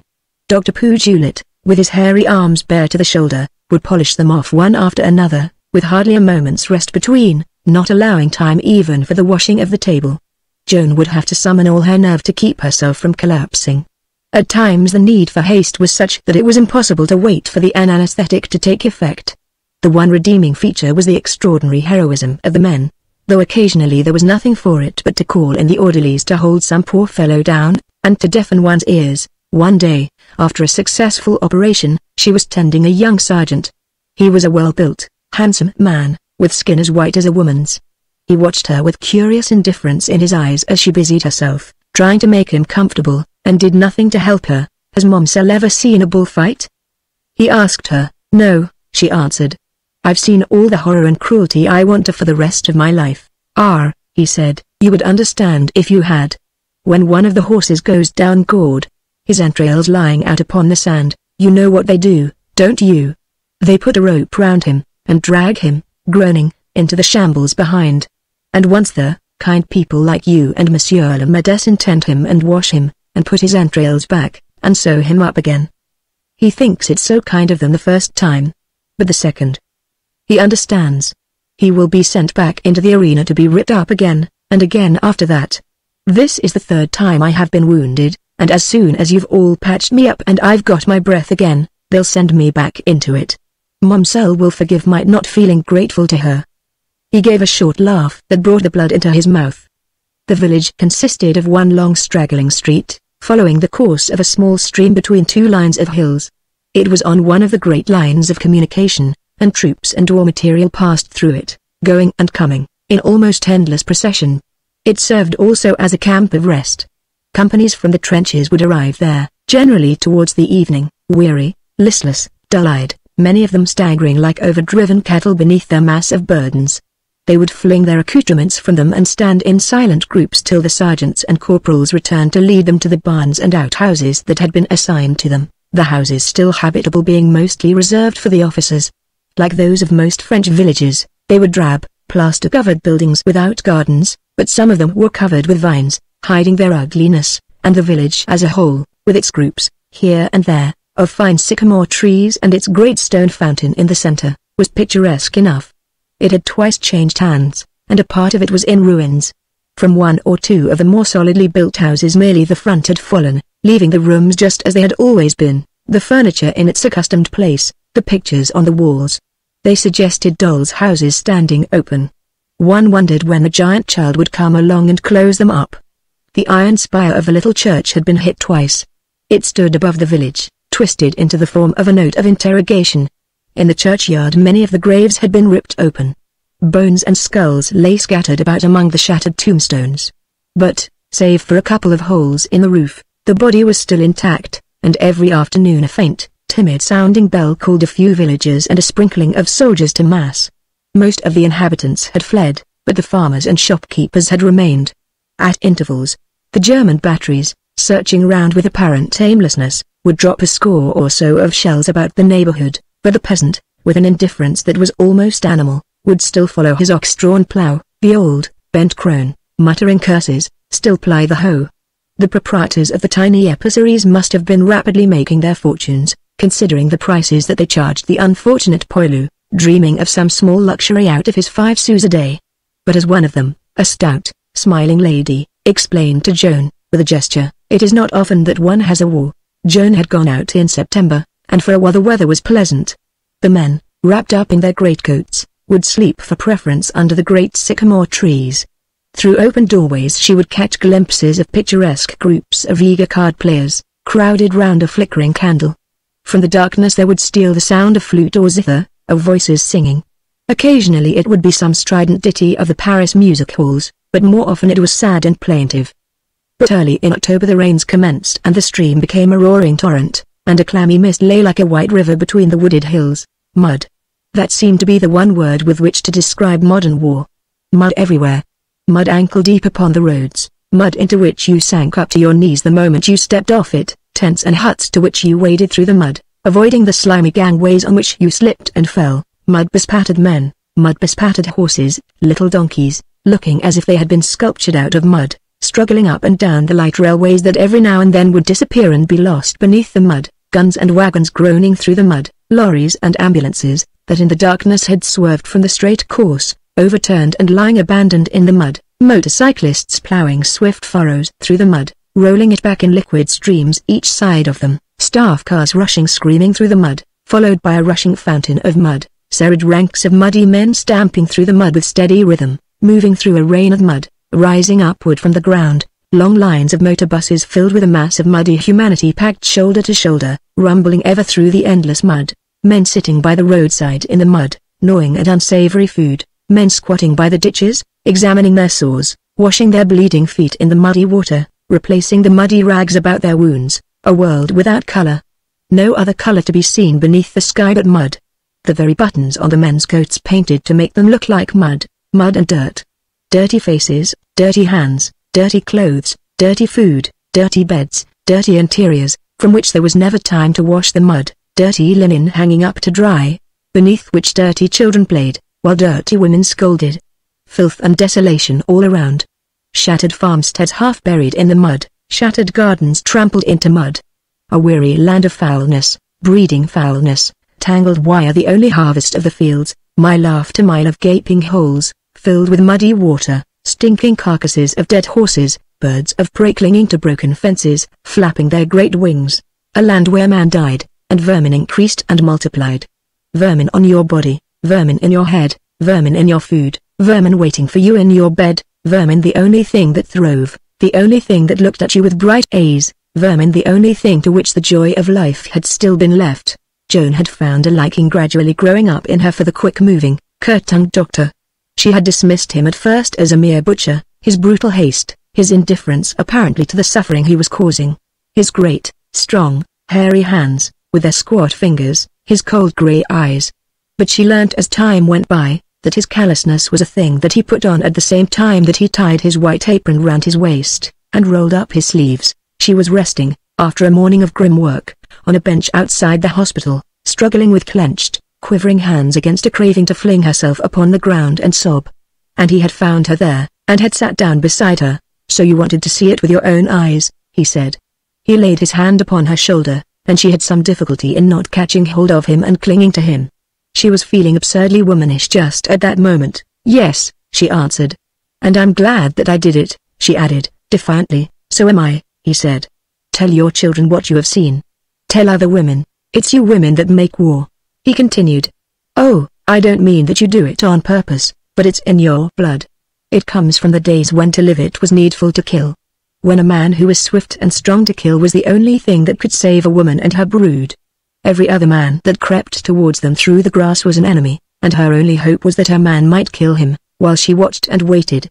And later came the tribe, and instead of the one man creeping through the grass, the everlasting warfare was against all other tribes. So you loved only the men ever ready and willing to fight, lest you and your children should be carried into slavery. Then it was the only way. You brought up your boys to be fighters. You told them stories of their gallant sires. You sang to them the songs of battle, the glory of killing and of conquering. You have never unlearned the lesson. Man has learned comradeship would have traveled further but for you. But woman is still primitive. She would still have her man the hater and the killer. To the woman the world has never changed. Tell the other women, he said. Open their eyes. Tell them of their sons that you have seen dead and dying in the foolish quarrel for which there was no need. Tell them of the foulness, of the cruelty, of the senselessness of it all. Set the women against war. That is the only way to end it. It was a morning or two later that, knocking at the door of her loft, he asked her if she would care to come with him to the trenches. He had brought an outfit for her which he handed to her with a grin. She had followed folks' advice and had cut her hair, and when she appeared before him for inspection in trousers and overcoat, the collar turned up about her neck, and reaching to her helmet, he had laughingly pronounced the experiment safe. A motor carried them to where the road ended, and from there, a little one-horse ambulance took them onto almost the last trees of the forest. There was no life to be seen anywhere. During the last mile, they had passed through a continuous double line of graves, here and there a group of tiny crosses keeping one another company, others standing singly, looking strangely lonesome amid the torn-up earth and shattered trees. But even these had ceased. Death itself seemed to have been frightened away from this terror-haunted desert. Looking down, she could see thin wreaths of smoke, rising from the ground. From underneath her feet there came a low, faint, ceaseless murmur. "Quick," said the doctor. He pushed her in front of him, and she almost fell down a flight of mud-covered steps that led into the earth. She found herself in a long, low gallery, lighted by a dim oil lamp, suspended from the blackened roof. A shelf ran along one side of it, covered with straw. 3 men lay there. The straw was soaked with their blood. They had been brought in the night before by the stretcher-bearers. A young surgeon was rearranging their splints and bandages, and redressing their wounds. They would lie there for another hour or so, and then start for their 20-kilometer drive over shell-ridden roads to one or another of the great hospitals at the base. While she was there, 2 more cases were brought in. The doctor gave but a glance at the first one and then made a sign, and the bearers passed on with him to the further end of the gallery. He seemed to understand, for he gave a low, despairing cry and the tears sprang to his eyes. He was but a boy. The other had a foot torn off. One of the orderlies gave him 2 round pieces of wood to hold in his hands while the young surgeon cut away the hanging flesh and bound up the stump. The doctor had been whispering to one of the bearers. He had the face of an old man, but his shoulders were broad and he looked sturdy. He nodded, and beckoned Joan to follow him up the slippery steps. "It is breakfast time," he explained, as they emerged into the air. "We leave each other alone for half an hour, even the snipers. But we must be careful." She followed in his footsteps, stooping so low that her hands could have touched the ground. They had to be sure that they did not step off the narrow track marked with white stones, lest they should be drowned in the mud. They passed the head of a dead horse.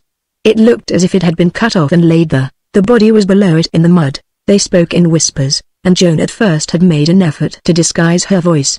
But her conductor had smiled. "They shall be called the brothers and the sisters of the Lord," he had said. "Mademoiselle is brave for her brother's sake." He was a priest. There were many priests among the stretcher-bearers, crouching close to the ground, behind the spreading roots of a giant oak. She raised her eyes. Before her lay a sea of smooth, soft mud nearly a mile wide.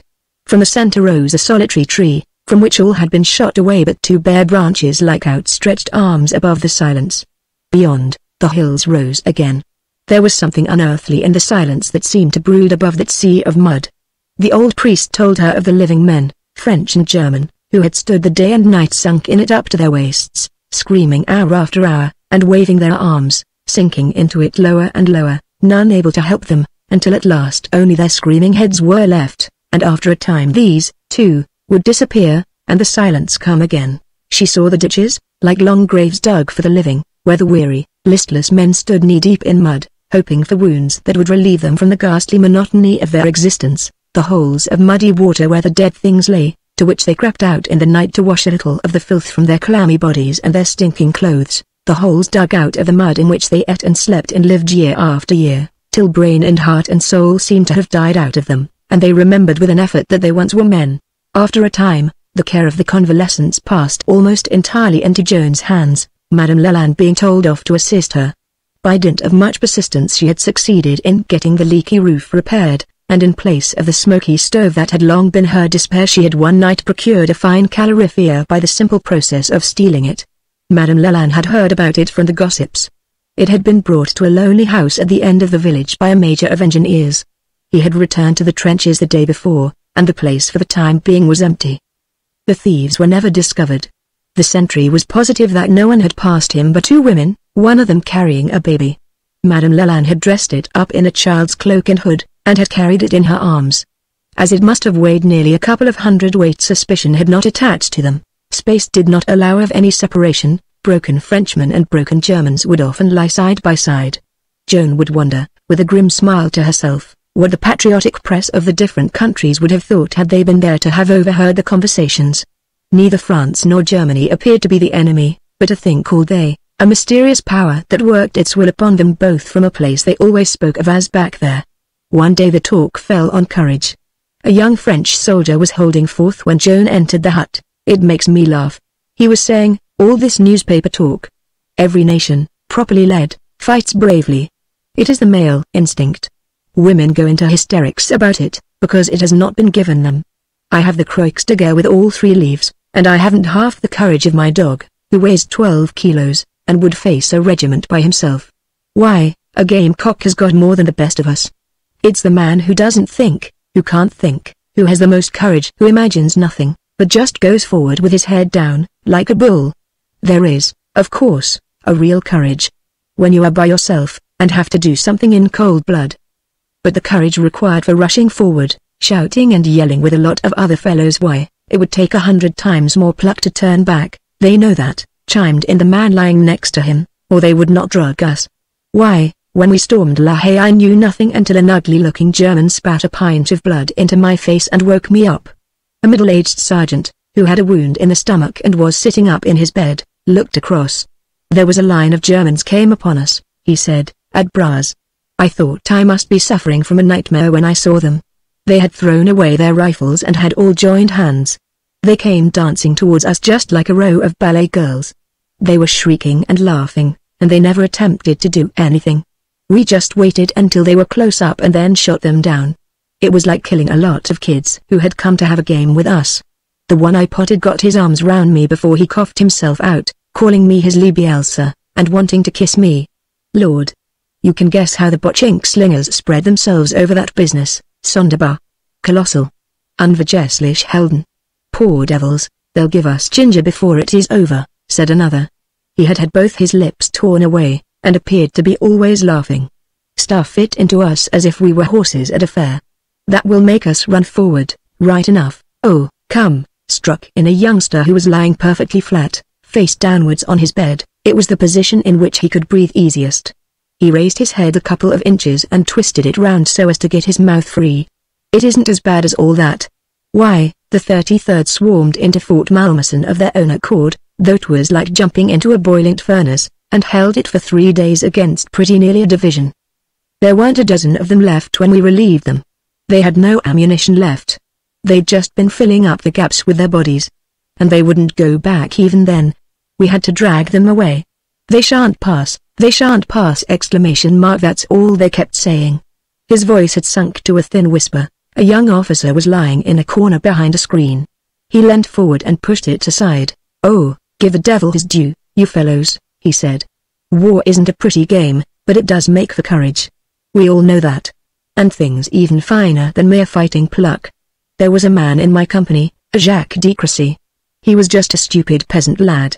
We were crowded into one end of the trench, about a score of us. The rest of it had fallen in, and we couldn't move.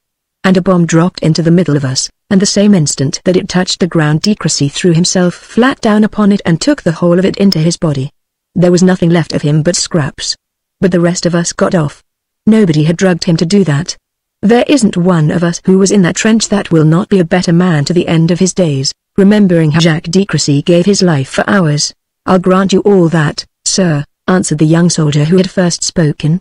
He had long, delicate hands and eager, restless eyes. War does bring out heroism. So does pestilence and famine. Read Defoe's account of the Plague of London. How men and women left their safe homes, to serve in the pest houses, knowing that sooner or later they were doomed.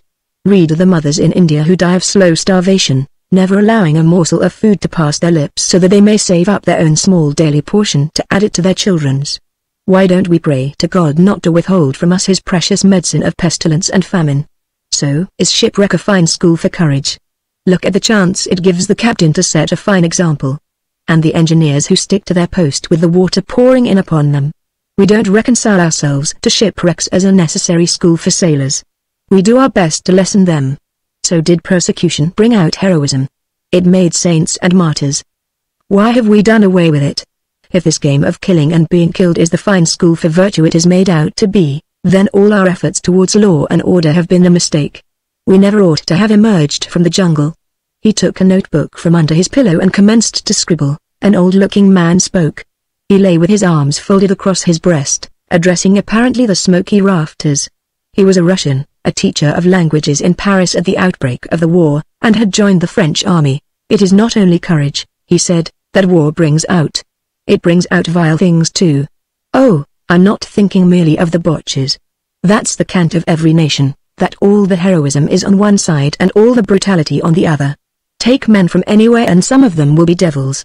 War gives them their opportunity, brings out the beast. Can you wonder at it? You teach a man to plunge a bayonet into the writhing flesh of a fellow human being, and twist it round and jam it further in, while the blood is spurting from him like a fountain. What are you making of him but a beast? A man's got to be a beast before he can bring himself to do it. I have seen things done by our own men in cold blood, the horror of which will haunt my memory until I die. But of course, we hush it up when it happens to be our own people." He ceased speaking. No one seemed inclined to break the silence. They remained confused in her memory. These talks among the wounded men in the low, dimly lighted hut that had become her world. At times it was but two men speaking to one another in whispers, at others every creaking bed would be drawn into the argument. One topic that never lost its interest was, who made wars? Who hounded the people into them, and kept them there, tearing at one another's throats? They never settled it. "God knows I didn't want it, speaking personally," said a German prisoner one day, with a laugh. "I had been working at a printing business 16 hours a day for 7 years.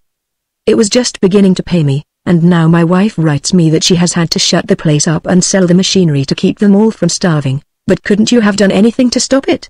demanded a Frenchman, lying next to him. "All your millions of socialists, what were they up to? What went wrong with the Internationale, the Universal Brotherhood of Labor, and all that tra-la-la?"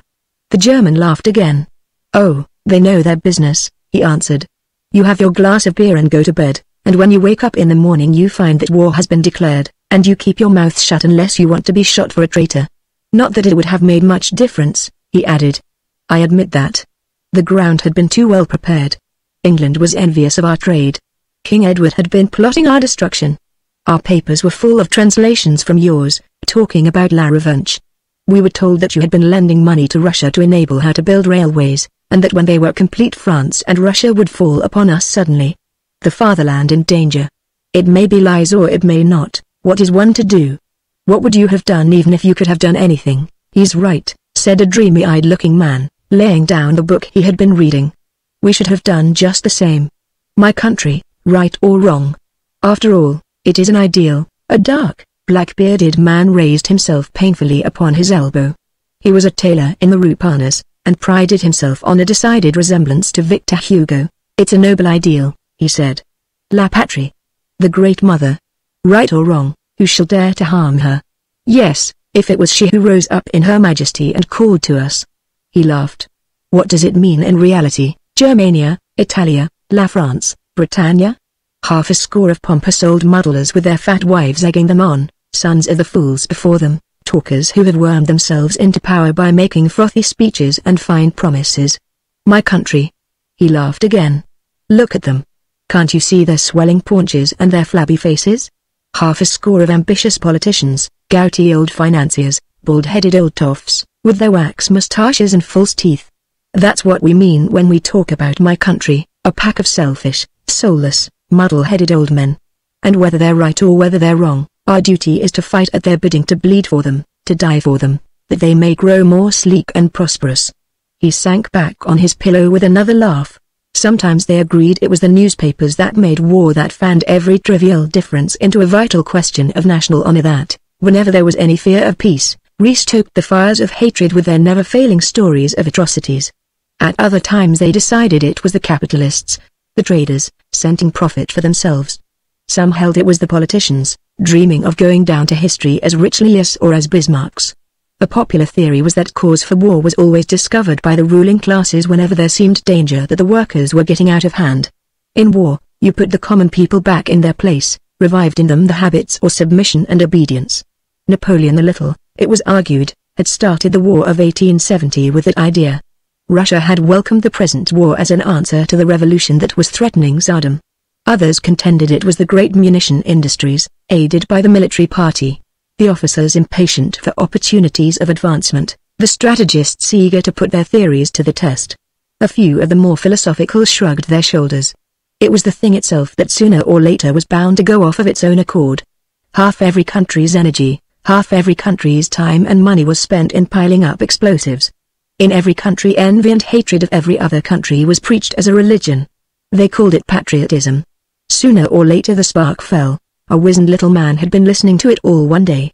He had a curiously rat-like face, with round, red, twinkling eyes, and a long, pointed nose that twitched as he talked. "I'll tell you who makes all the wars," he said. "It's you and me, my dears. We make the wars. We love them. That's why we open our mouths and swallow all the twaddle that the papers give us, and cheer the fine, black-coated gentlemen when they tell us it's our sacred duty to kill Germans, or Italians, or Russians, or anybody else. We are just crazy to kill something, it doesn't matter what. If it's to be Germans, we shout to Berlin, and if it's to be Russians we cheer for liberty." I was in Paris at the time of the Fascio de Trouble. How we hissed the English in the cafes. And how they glared back at us. They were just as eager to kill us. Who makes a dog fight? Why, the dog. Anybody can do it. Who could make us fight each other, if we didn't want to? Not all the king's horses and all the king's men. No, my dears, it's we make the wars. You and me, my dears. There came a day in early spring. All night long the guns had never ceased. It sounded like the tireless barking of 10,000 giant dogs. Behind the hills, the whole horizon, like a fiery circle, was ringed with flashing light. Shapeless forms, bent beneath burdens, passed in endless procession through the village. Masses of rushing men swept like shadowy phantoms through the fitfully illumined darkness. Beneath that everlasting barking, Joan would hear, now the piercing wail of a child, now a clap of thunder that for the moment would drown all other sounds, followed by a faint, low, rumbling crash, like the shooting of coals into a cellar. The wounded on their beds lay with wide open, terrified eyes, moving feverishly from side to side. At dawn the order came that the hospital was to be evacuated. The ambulances were already waiting in the street. Joan flew up the ladder to her loft, the other side of the yard. Madame Leland was already there. She had thrown a few things into a bundle, and her foot was again upon the ladder, when it seemed to her that someone struck her, hurling her back upon the floor, and the house the other side of the yard rose up into the air, and then fell quite slowly, and a cloud of dust hid it from her sight. Madame Leland must have carried her down the ladder. She was standing in the yard, and the dust was choking her. Across the street, beyond the ruins of the hospital, swarms of men were running about like ants when their nest has been disturbed. Some were running this way, and some that. And then they would turn and run back again, making dancing movements round one another and jostling one another. The guns had ceased, and instead, it sounded as if all the babies in the world were playing with their rattles. Suddenly Madame Leland reappeared out of the dust, and seizing Joan, dragged her through a dark opening and down a flight of steps, and then left her. She was in a great vaulted cellar. A faint light crept in through a grated window at the other end. There was a long table against the wall, and in front of it a bench. She staggered to it and sat down, leaning against the damp wall. The place was very silent. Suddenly she began to laugh. She tried to stop herself, but couldn't. And then she heard footsteps descending, and her memory came back to her with a rush. They were German footsteps, she felt sure by the sound, they were so slow and heavy. They should not find her in hysterics, anyhow. She fixed her teeth into the wooden table in front of her and held on to it with clenched hands. She had recovered herself before the footsteps had finished their descent. With a relief that made it difficult for her not to begin laughing again, she found it was Madame Leland and Monsieur Dubose. They were carrying something between them. She hardly recognized Dubose at first. His beard was gone, and a line of flaming scars had taken its place. They laid their burden on the table. It was one of the wounded men from the hut. They told her they were bringing down 2 more. The hut itself had not been hit, but the roof had been torn off by the force of the explosion, and the others had been killed by the falling beams. Joan wanted to return with them, but Madame Leland had assumed an air of authority, and told her she would be more useful where she was. From the top of the steps they threw down bundles of straw, on which they laid the wounded men, and Joan tended them, while Madame Leland and the little chemist went up and down continuously. Before evening the place, considering all things, was fairly habitable. Madame Leland brought down the great stove from the hut, and breaking a pane of glass in the barred window, they fixed it up with its chimney and lighted it. From time to time the turmoil above them would break out again, the rattling, and sometimes a dull rumbling as of rushing water. But only a faint murmur of it penetrated into the cellar. Towards night it became quiet again. How long Joan remained there she was never quite sure. There was little difference between day and night. After it had been quiet for an hour or so, Madame Leland would go out, to return a little later with a wounded man upon her back, and when one died, she would throw him across her shoulder and disappear again up the steps. Sometimes it was a Frenchman and sometimes a German she brought in. One gathered that the fight for the village still continued. There was but little they could do for them beyond dressing their wounds and easing their pain. Joan and the little chemist took it in turns to relieve one another. If Madame Leland ever slept, it was when she would sit in the shadow behind the stove, her hands upon her knees. Dubose had been in the house when it had fallen. Madame Leland had discovered him pinned against a wall underneath a great oak beam that had withstood the falling debris. His beard had been burnt off, but otherwise he had been unharmed. She seemed to be living in a dream. She could not shake from her the feeling that it was not bodies but souls that she was tending. The men themselves gave color to this fancy of hers. Stripped of their poor, stained, tattered uniforms, they were neither French nor Germans. Friend or foe. It was already but a memory. Often, awakening out of a sleep, they would look across at one another and smile as to a comrade. A great peace seemed to have entered there. Faint murmurs as from some distant troubled world would steal at times into the silence. It brought a pang of pity, but it did not drive away the quiet that dwelt there. Once, someone who must have known the place and had descended the steps softly, sat there among them and talked with them. Joan could not remember seeing him enter. Perhaps unknowing, she had fallen to sleep for a few minutes. Madame Leland was seated by the stove, her great coarse hands upon her knees, her patient, dull, slow-moving eyes fixed upon the speaker's face. Dubose was half standing, half resting against the table, his arms folded upon his breast. The wounded men had raised themselves upon the straw and were listening. Some leant upon their elbows, some sat with their hands clasped round their knees, and one, with head bent down, remained with his face hidden in his hands. The speaker sat a little way apart. The light from the oil lamp, suspended from the ceiling, fell upon his face. He wore a peasant's blouse. It seemed to her a face she knew. Possibly she had passed him in the village street and had looked at him without remembering. It was his eyes that for long years afterwards still haunted her. She did not notice at the time what language he was speaking. But there were none who did not understand him. "You think of God as of a great king," he said, "a ruler who orders all things, who could change all things in the twinkling of an eye. You see the cruelty and the wrong around you. And you say to yourselves, He has ordered it. If He would, He could have willed it differently. So that in your hearts you are angry with Him. How could it be otherwise? What father, loving his children, would see them suffer wrong, when by stretching out a hand He could protect them, turn their tears to gladness? What father would see his children doing evil to one another and not check them, would see them following ways leading to their destruction, and not pluck them back? If God has ordered all things, why has He created evil, making His creatures weak and sinful? Does a father lay snares for his children, leading them into temptation, delivering them unto evil? There is no God, apart from man. God is a spirit. His dwelling place is in man's heart. We are His fellow laborers. It is through man that He shall one day rule the world. God is knocking at your heart, but you will not open to Him. You have filled your hearts with love of self. There is no room for Him to enter in. God whispers to you, "Be pitiful. Be merciful. Be just." But you answer Him, "If I am pitiful, I lose my time and money. If I am merciful, I forego advantage to myself. If I am just, I lessen my own profit, and another passes me in the race. And yet in your inmost thoughts you know that you are wrong, that love of self brings you no peace. Who is happier than the lover, thinking only how to serve? Who is the more joyous, he who sits alone at the table, or he who shares his meal with a friend? It is more blessed to give than to receive. How can you doubt it? For what do you toil and strive but that you may give to your children, to your loved ones, reaping the harvest of their good? Who among you is the more honored? The miser or the giver, he who heaps up riches for himself or he who labors for others? Who is the true soldier? He who has put away self. His own ease and comfort, even his own needs, his own safety, they are but as a feather in the balance when weighed against his love for his comrades, for his country.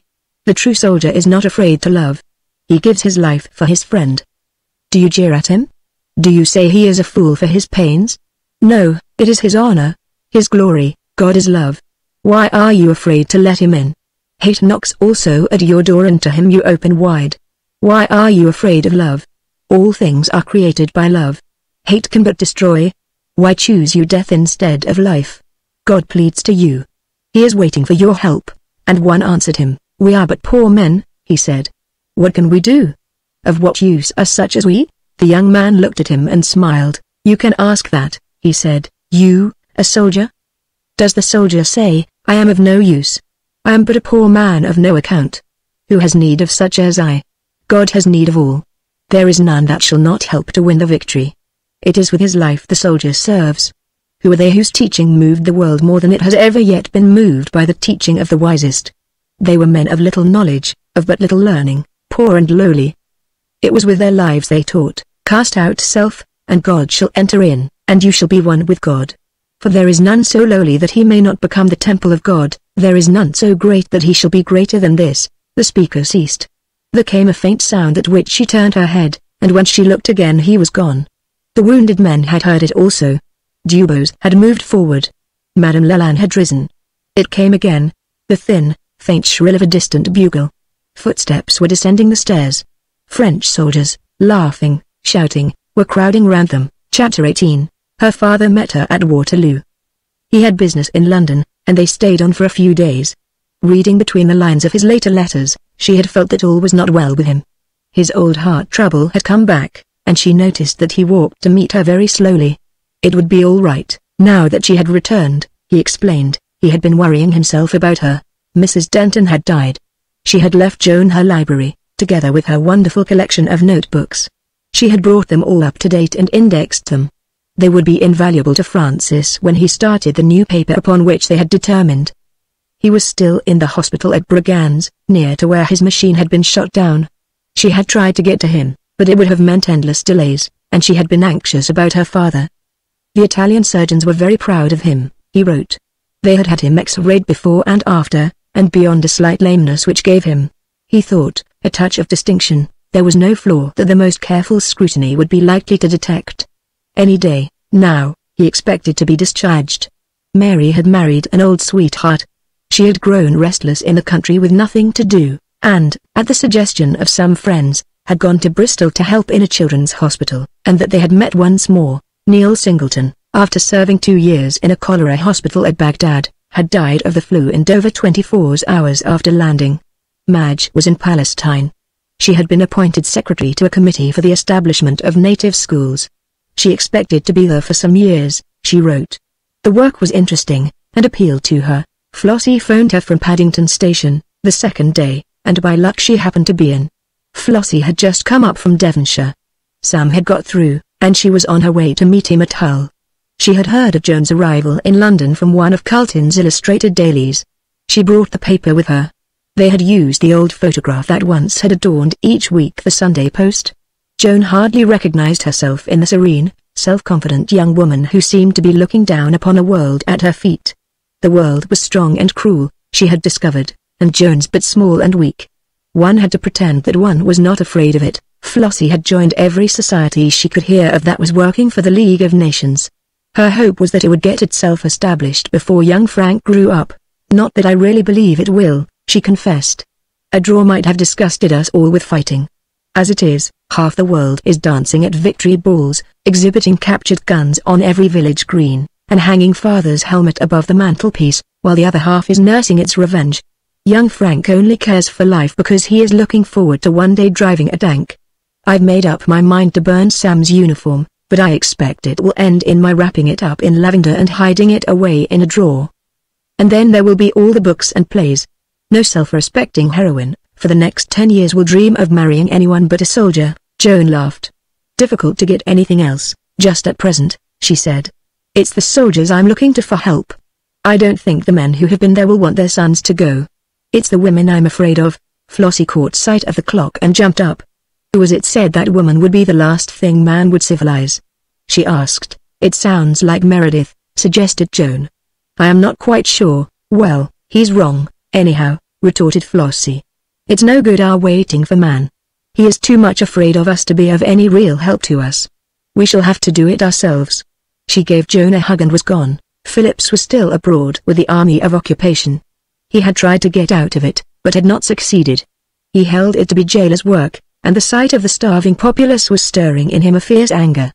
He would not put up again for Parliament. He was thinking of going back to his old work upon the Union. Parliament is played out, he had written her. Kings and aristocracies have served their purpose and have gone, and now the ruling classes, as they call themselves, must be content to hear the bell toll for them also. Parliament was never anything more than an instrument in their hands, and never can be. What happens? Once in every 5 years you wake the people up, tell them the time has come for them to exercise their heaven-ordained privilege of putting a cross against the names of some 700 gentlemen who have kindly expressed their willingness to rule over them. After that, you send the people back to sleep, and for the next 5 years these 700 gentlemen, consulting no one but themselves, rule over the country as absolutely as ever a Caesar ruled over Rome. What sort of democracy is that? Even a Labour government, supposing that in spite of the press it did win through, what would be its fate? Separated from its base, imprisoned within those tradition-haunted walls, it would lose touch with the people, would become in its turn a mere oligarchy.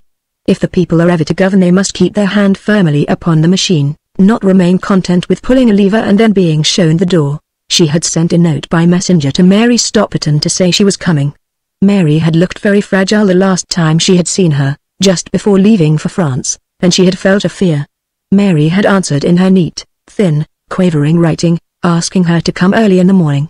Sometimes she was a little tired and had to lie down again. She had been waiting for Joan. She had a present for her. The morning promised to be fair, and she decided to walk by way of the embankment. The great river with its deep, strong patience had always been a friend to her. It was Sunday and the city was still sleeping.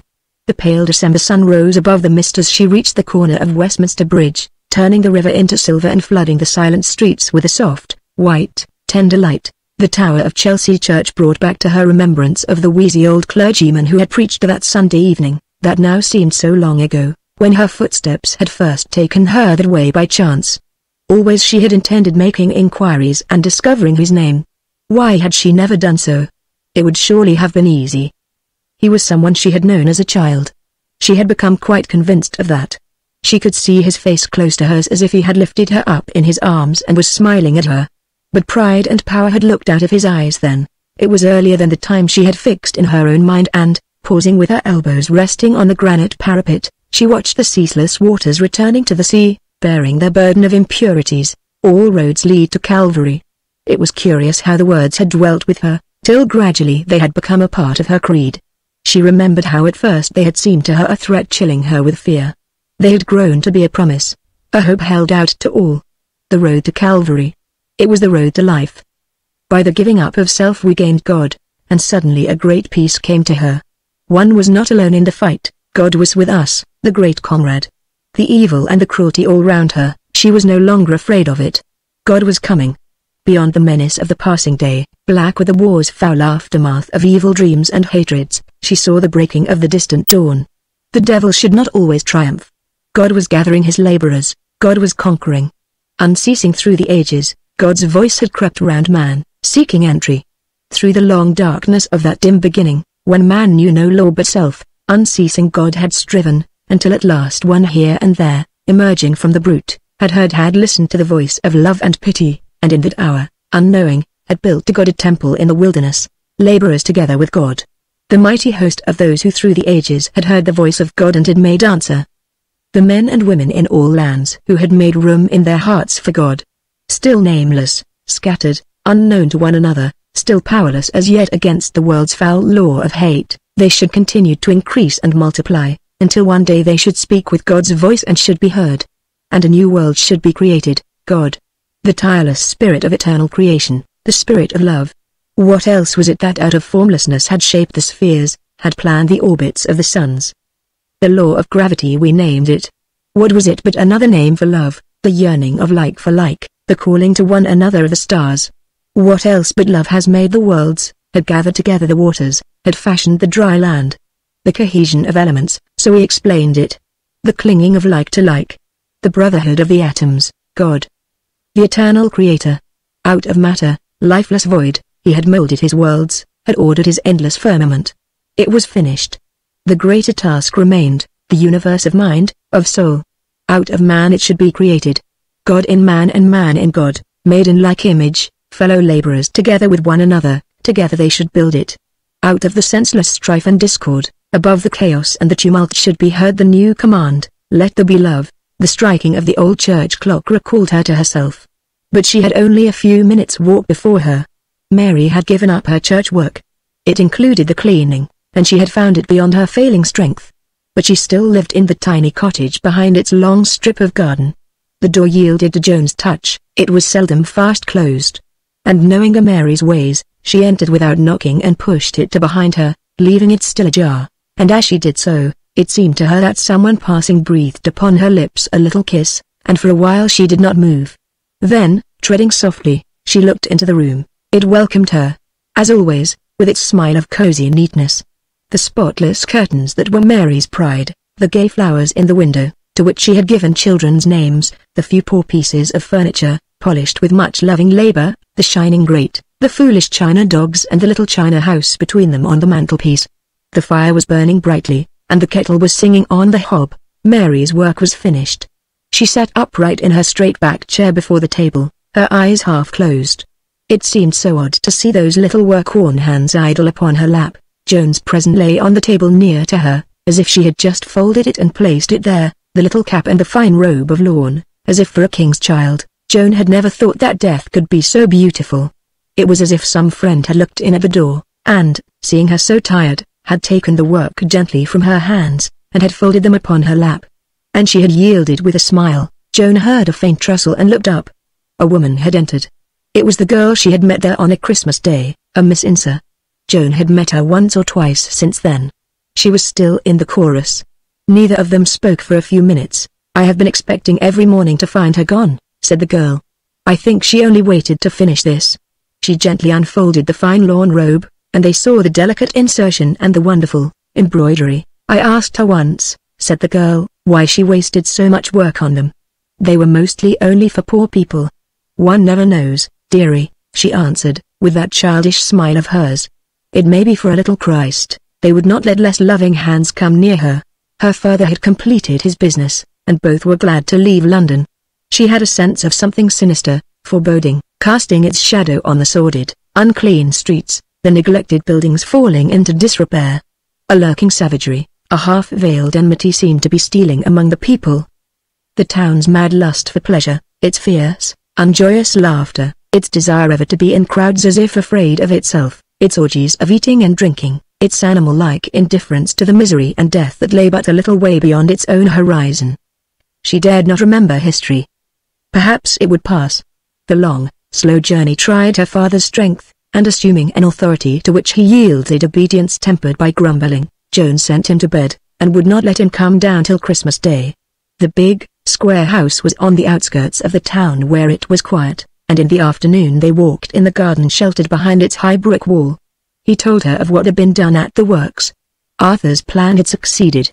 It might not be the last word, but at least it was on the road to the right end. The men had been brought into it and shared the management. And the disasters predicted had proved groundless. "You won't be able to indulge in all your mad schemes," he laughed, "but it'll be enough to help on a few. And you will be among friends. Arthur told me he had explained it to you and that you had agreed." "Yes," she answered. "It was the last time he came to see me in London. and I could not help feeling a bit jealous. He was doing things while I was writing and talking. But I was glad he was an Alway. It will be known as the Alway scheme. New ways will date from it. She had thought it time for him to return indoors, but he pleaded for a visit to his beloved roses. He prided himself on being always able to pick roses on Christmas Day. "This young man of yours," he asked, "what is he like?" "Oh, just a Christian gentleman," she answered. "You will love him when you know him," he laughed. "And this new journal of his?" he asked. "It's got to be published in London, hasn't it?" She gave a slight start, for in their letters to one another they had been discussing this very point. "No," she answered, "it could be circulated just as well from, say, Birmingham or Manchester." He was choosing his roses. They held their petals wrapped tight round them, trying to keep the cold from their brave hearts. In the warmth they would open out and be gay, until the end. "Not Liverpool?" he suggested. "Or even Liverpool," she laughed. They looked at one another, and then beyond the sheltering evergreens and the wide lawns to where the great square house seemed to be listening. "It's an ugly old thing," he said. "No, it isn't," she contradicted. "It's simple and big and kind. I always used to feel it disapproved of me. I believe it has come to love me, in its solemn old brick way. It was built by Kent in 1740 for your great-great-grandfather," he explained. He was regarding it more affectionately. Solid respectability was the dream, then. "I think that's why I love it," she said, "for its dear, old-fashioned ways. We will teach it the new dreams, too. It will be so shocked, at first." They dined in state in the great dining room. "I was going to buy you a present," he grumbled. "But you wouldn't let me get up. I want to give you something quite expensive, Dad," she said. "I've had my eye on it for years." She slipped her hand in his. "I want you to give me the dream of yours, that you built for my mother, and that all went wrong. They call it Alway's folly, and it makes me so mad. I want to make it all come true. May I try?" It was there that he came to her. She stood beneath the withered trees, beside the shattered fountain. The sad-faced ghosts peeped out at her from the broken windows of the little silent houses. She wondered later why she had not been surprised to see him. But at the time it seemed to be in the order of things that she should look up and find him there. She went to him with outstretched arms. "I'm so glad you've come," she said.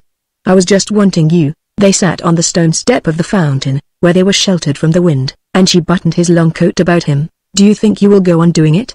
he asked, with a laugh. "I'm so afraid," she answered gravely, "that I shall come to love you too much. The home, the children and you. I shall have none left over. There is an old Hindu proverb," he said, "that when a man and woman love they dig a fountain down to God. This poor, little choked-up thing," he said, "against which we are sitting, it's for want of men and women drawing water, of children dabbling their hands in it and making themselves all wet, that it has run dry." She took his hands in hers to keep them warm. The nursing habit seemed to have taken root in her. "I see your argument," she said. "The more I love you, the deeper will be the fountain. So that the more love I want to come to me, the more I must love you. Don't you see it for yourself?" he demanded. She broke into a little laugh. "Perhaps you are right," she admitted.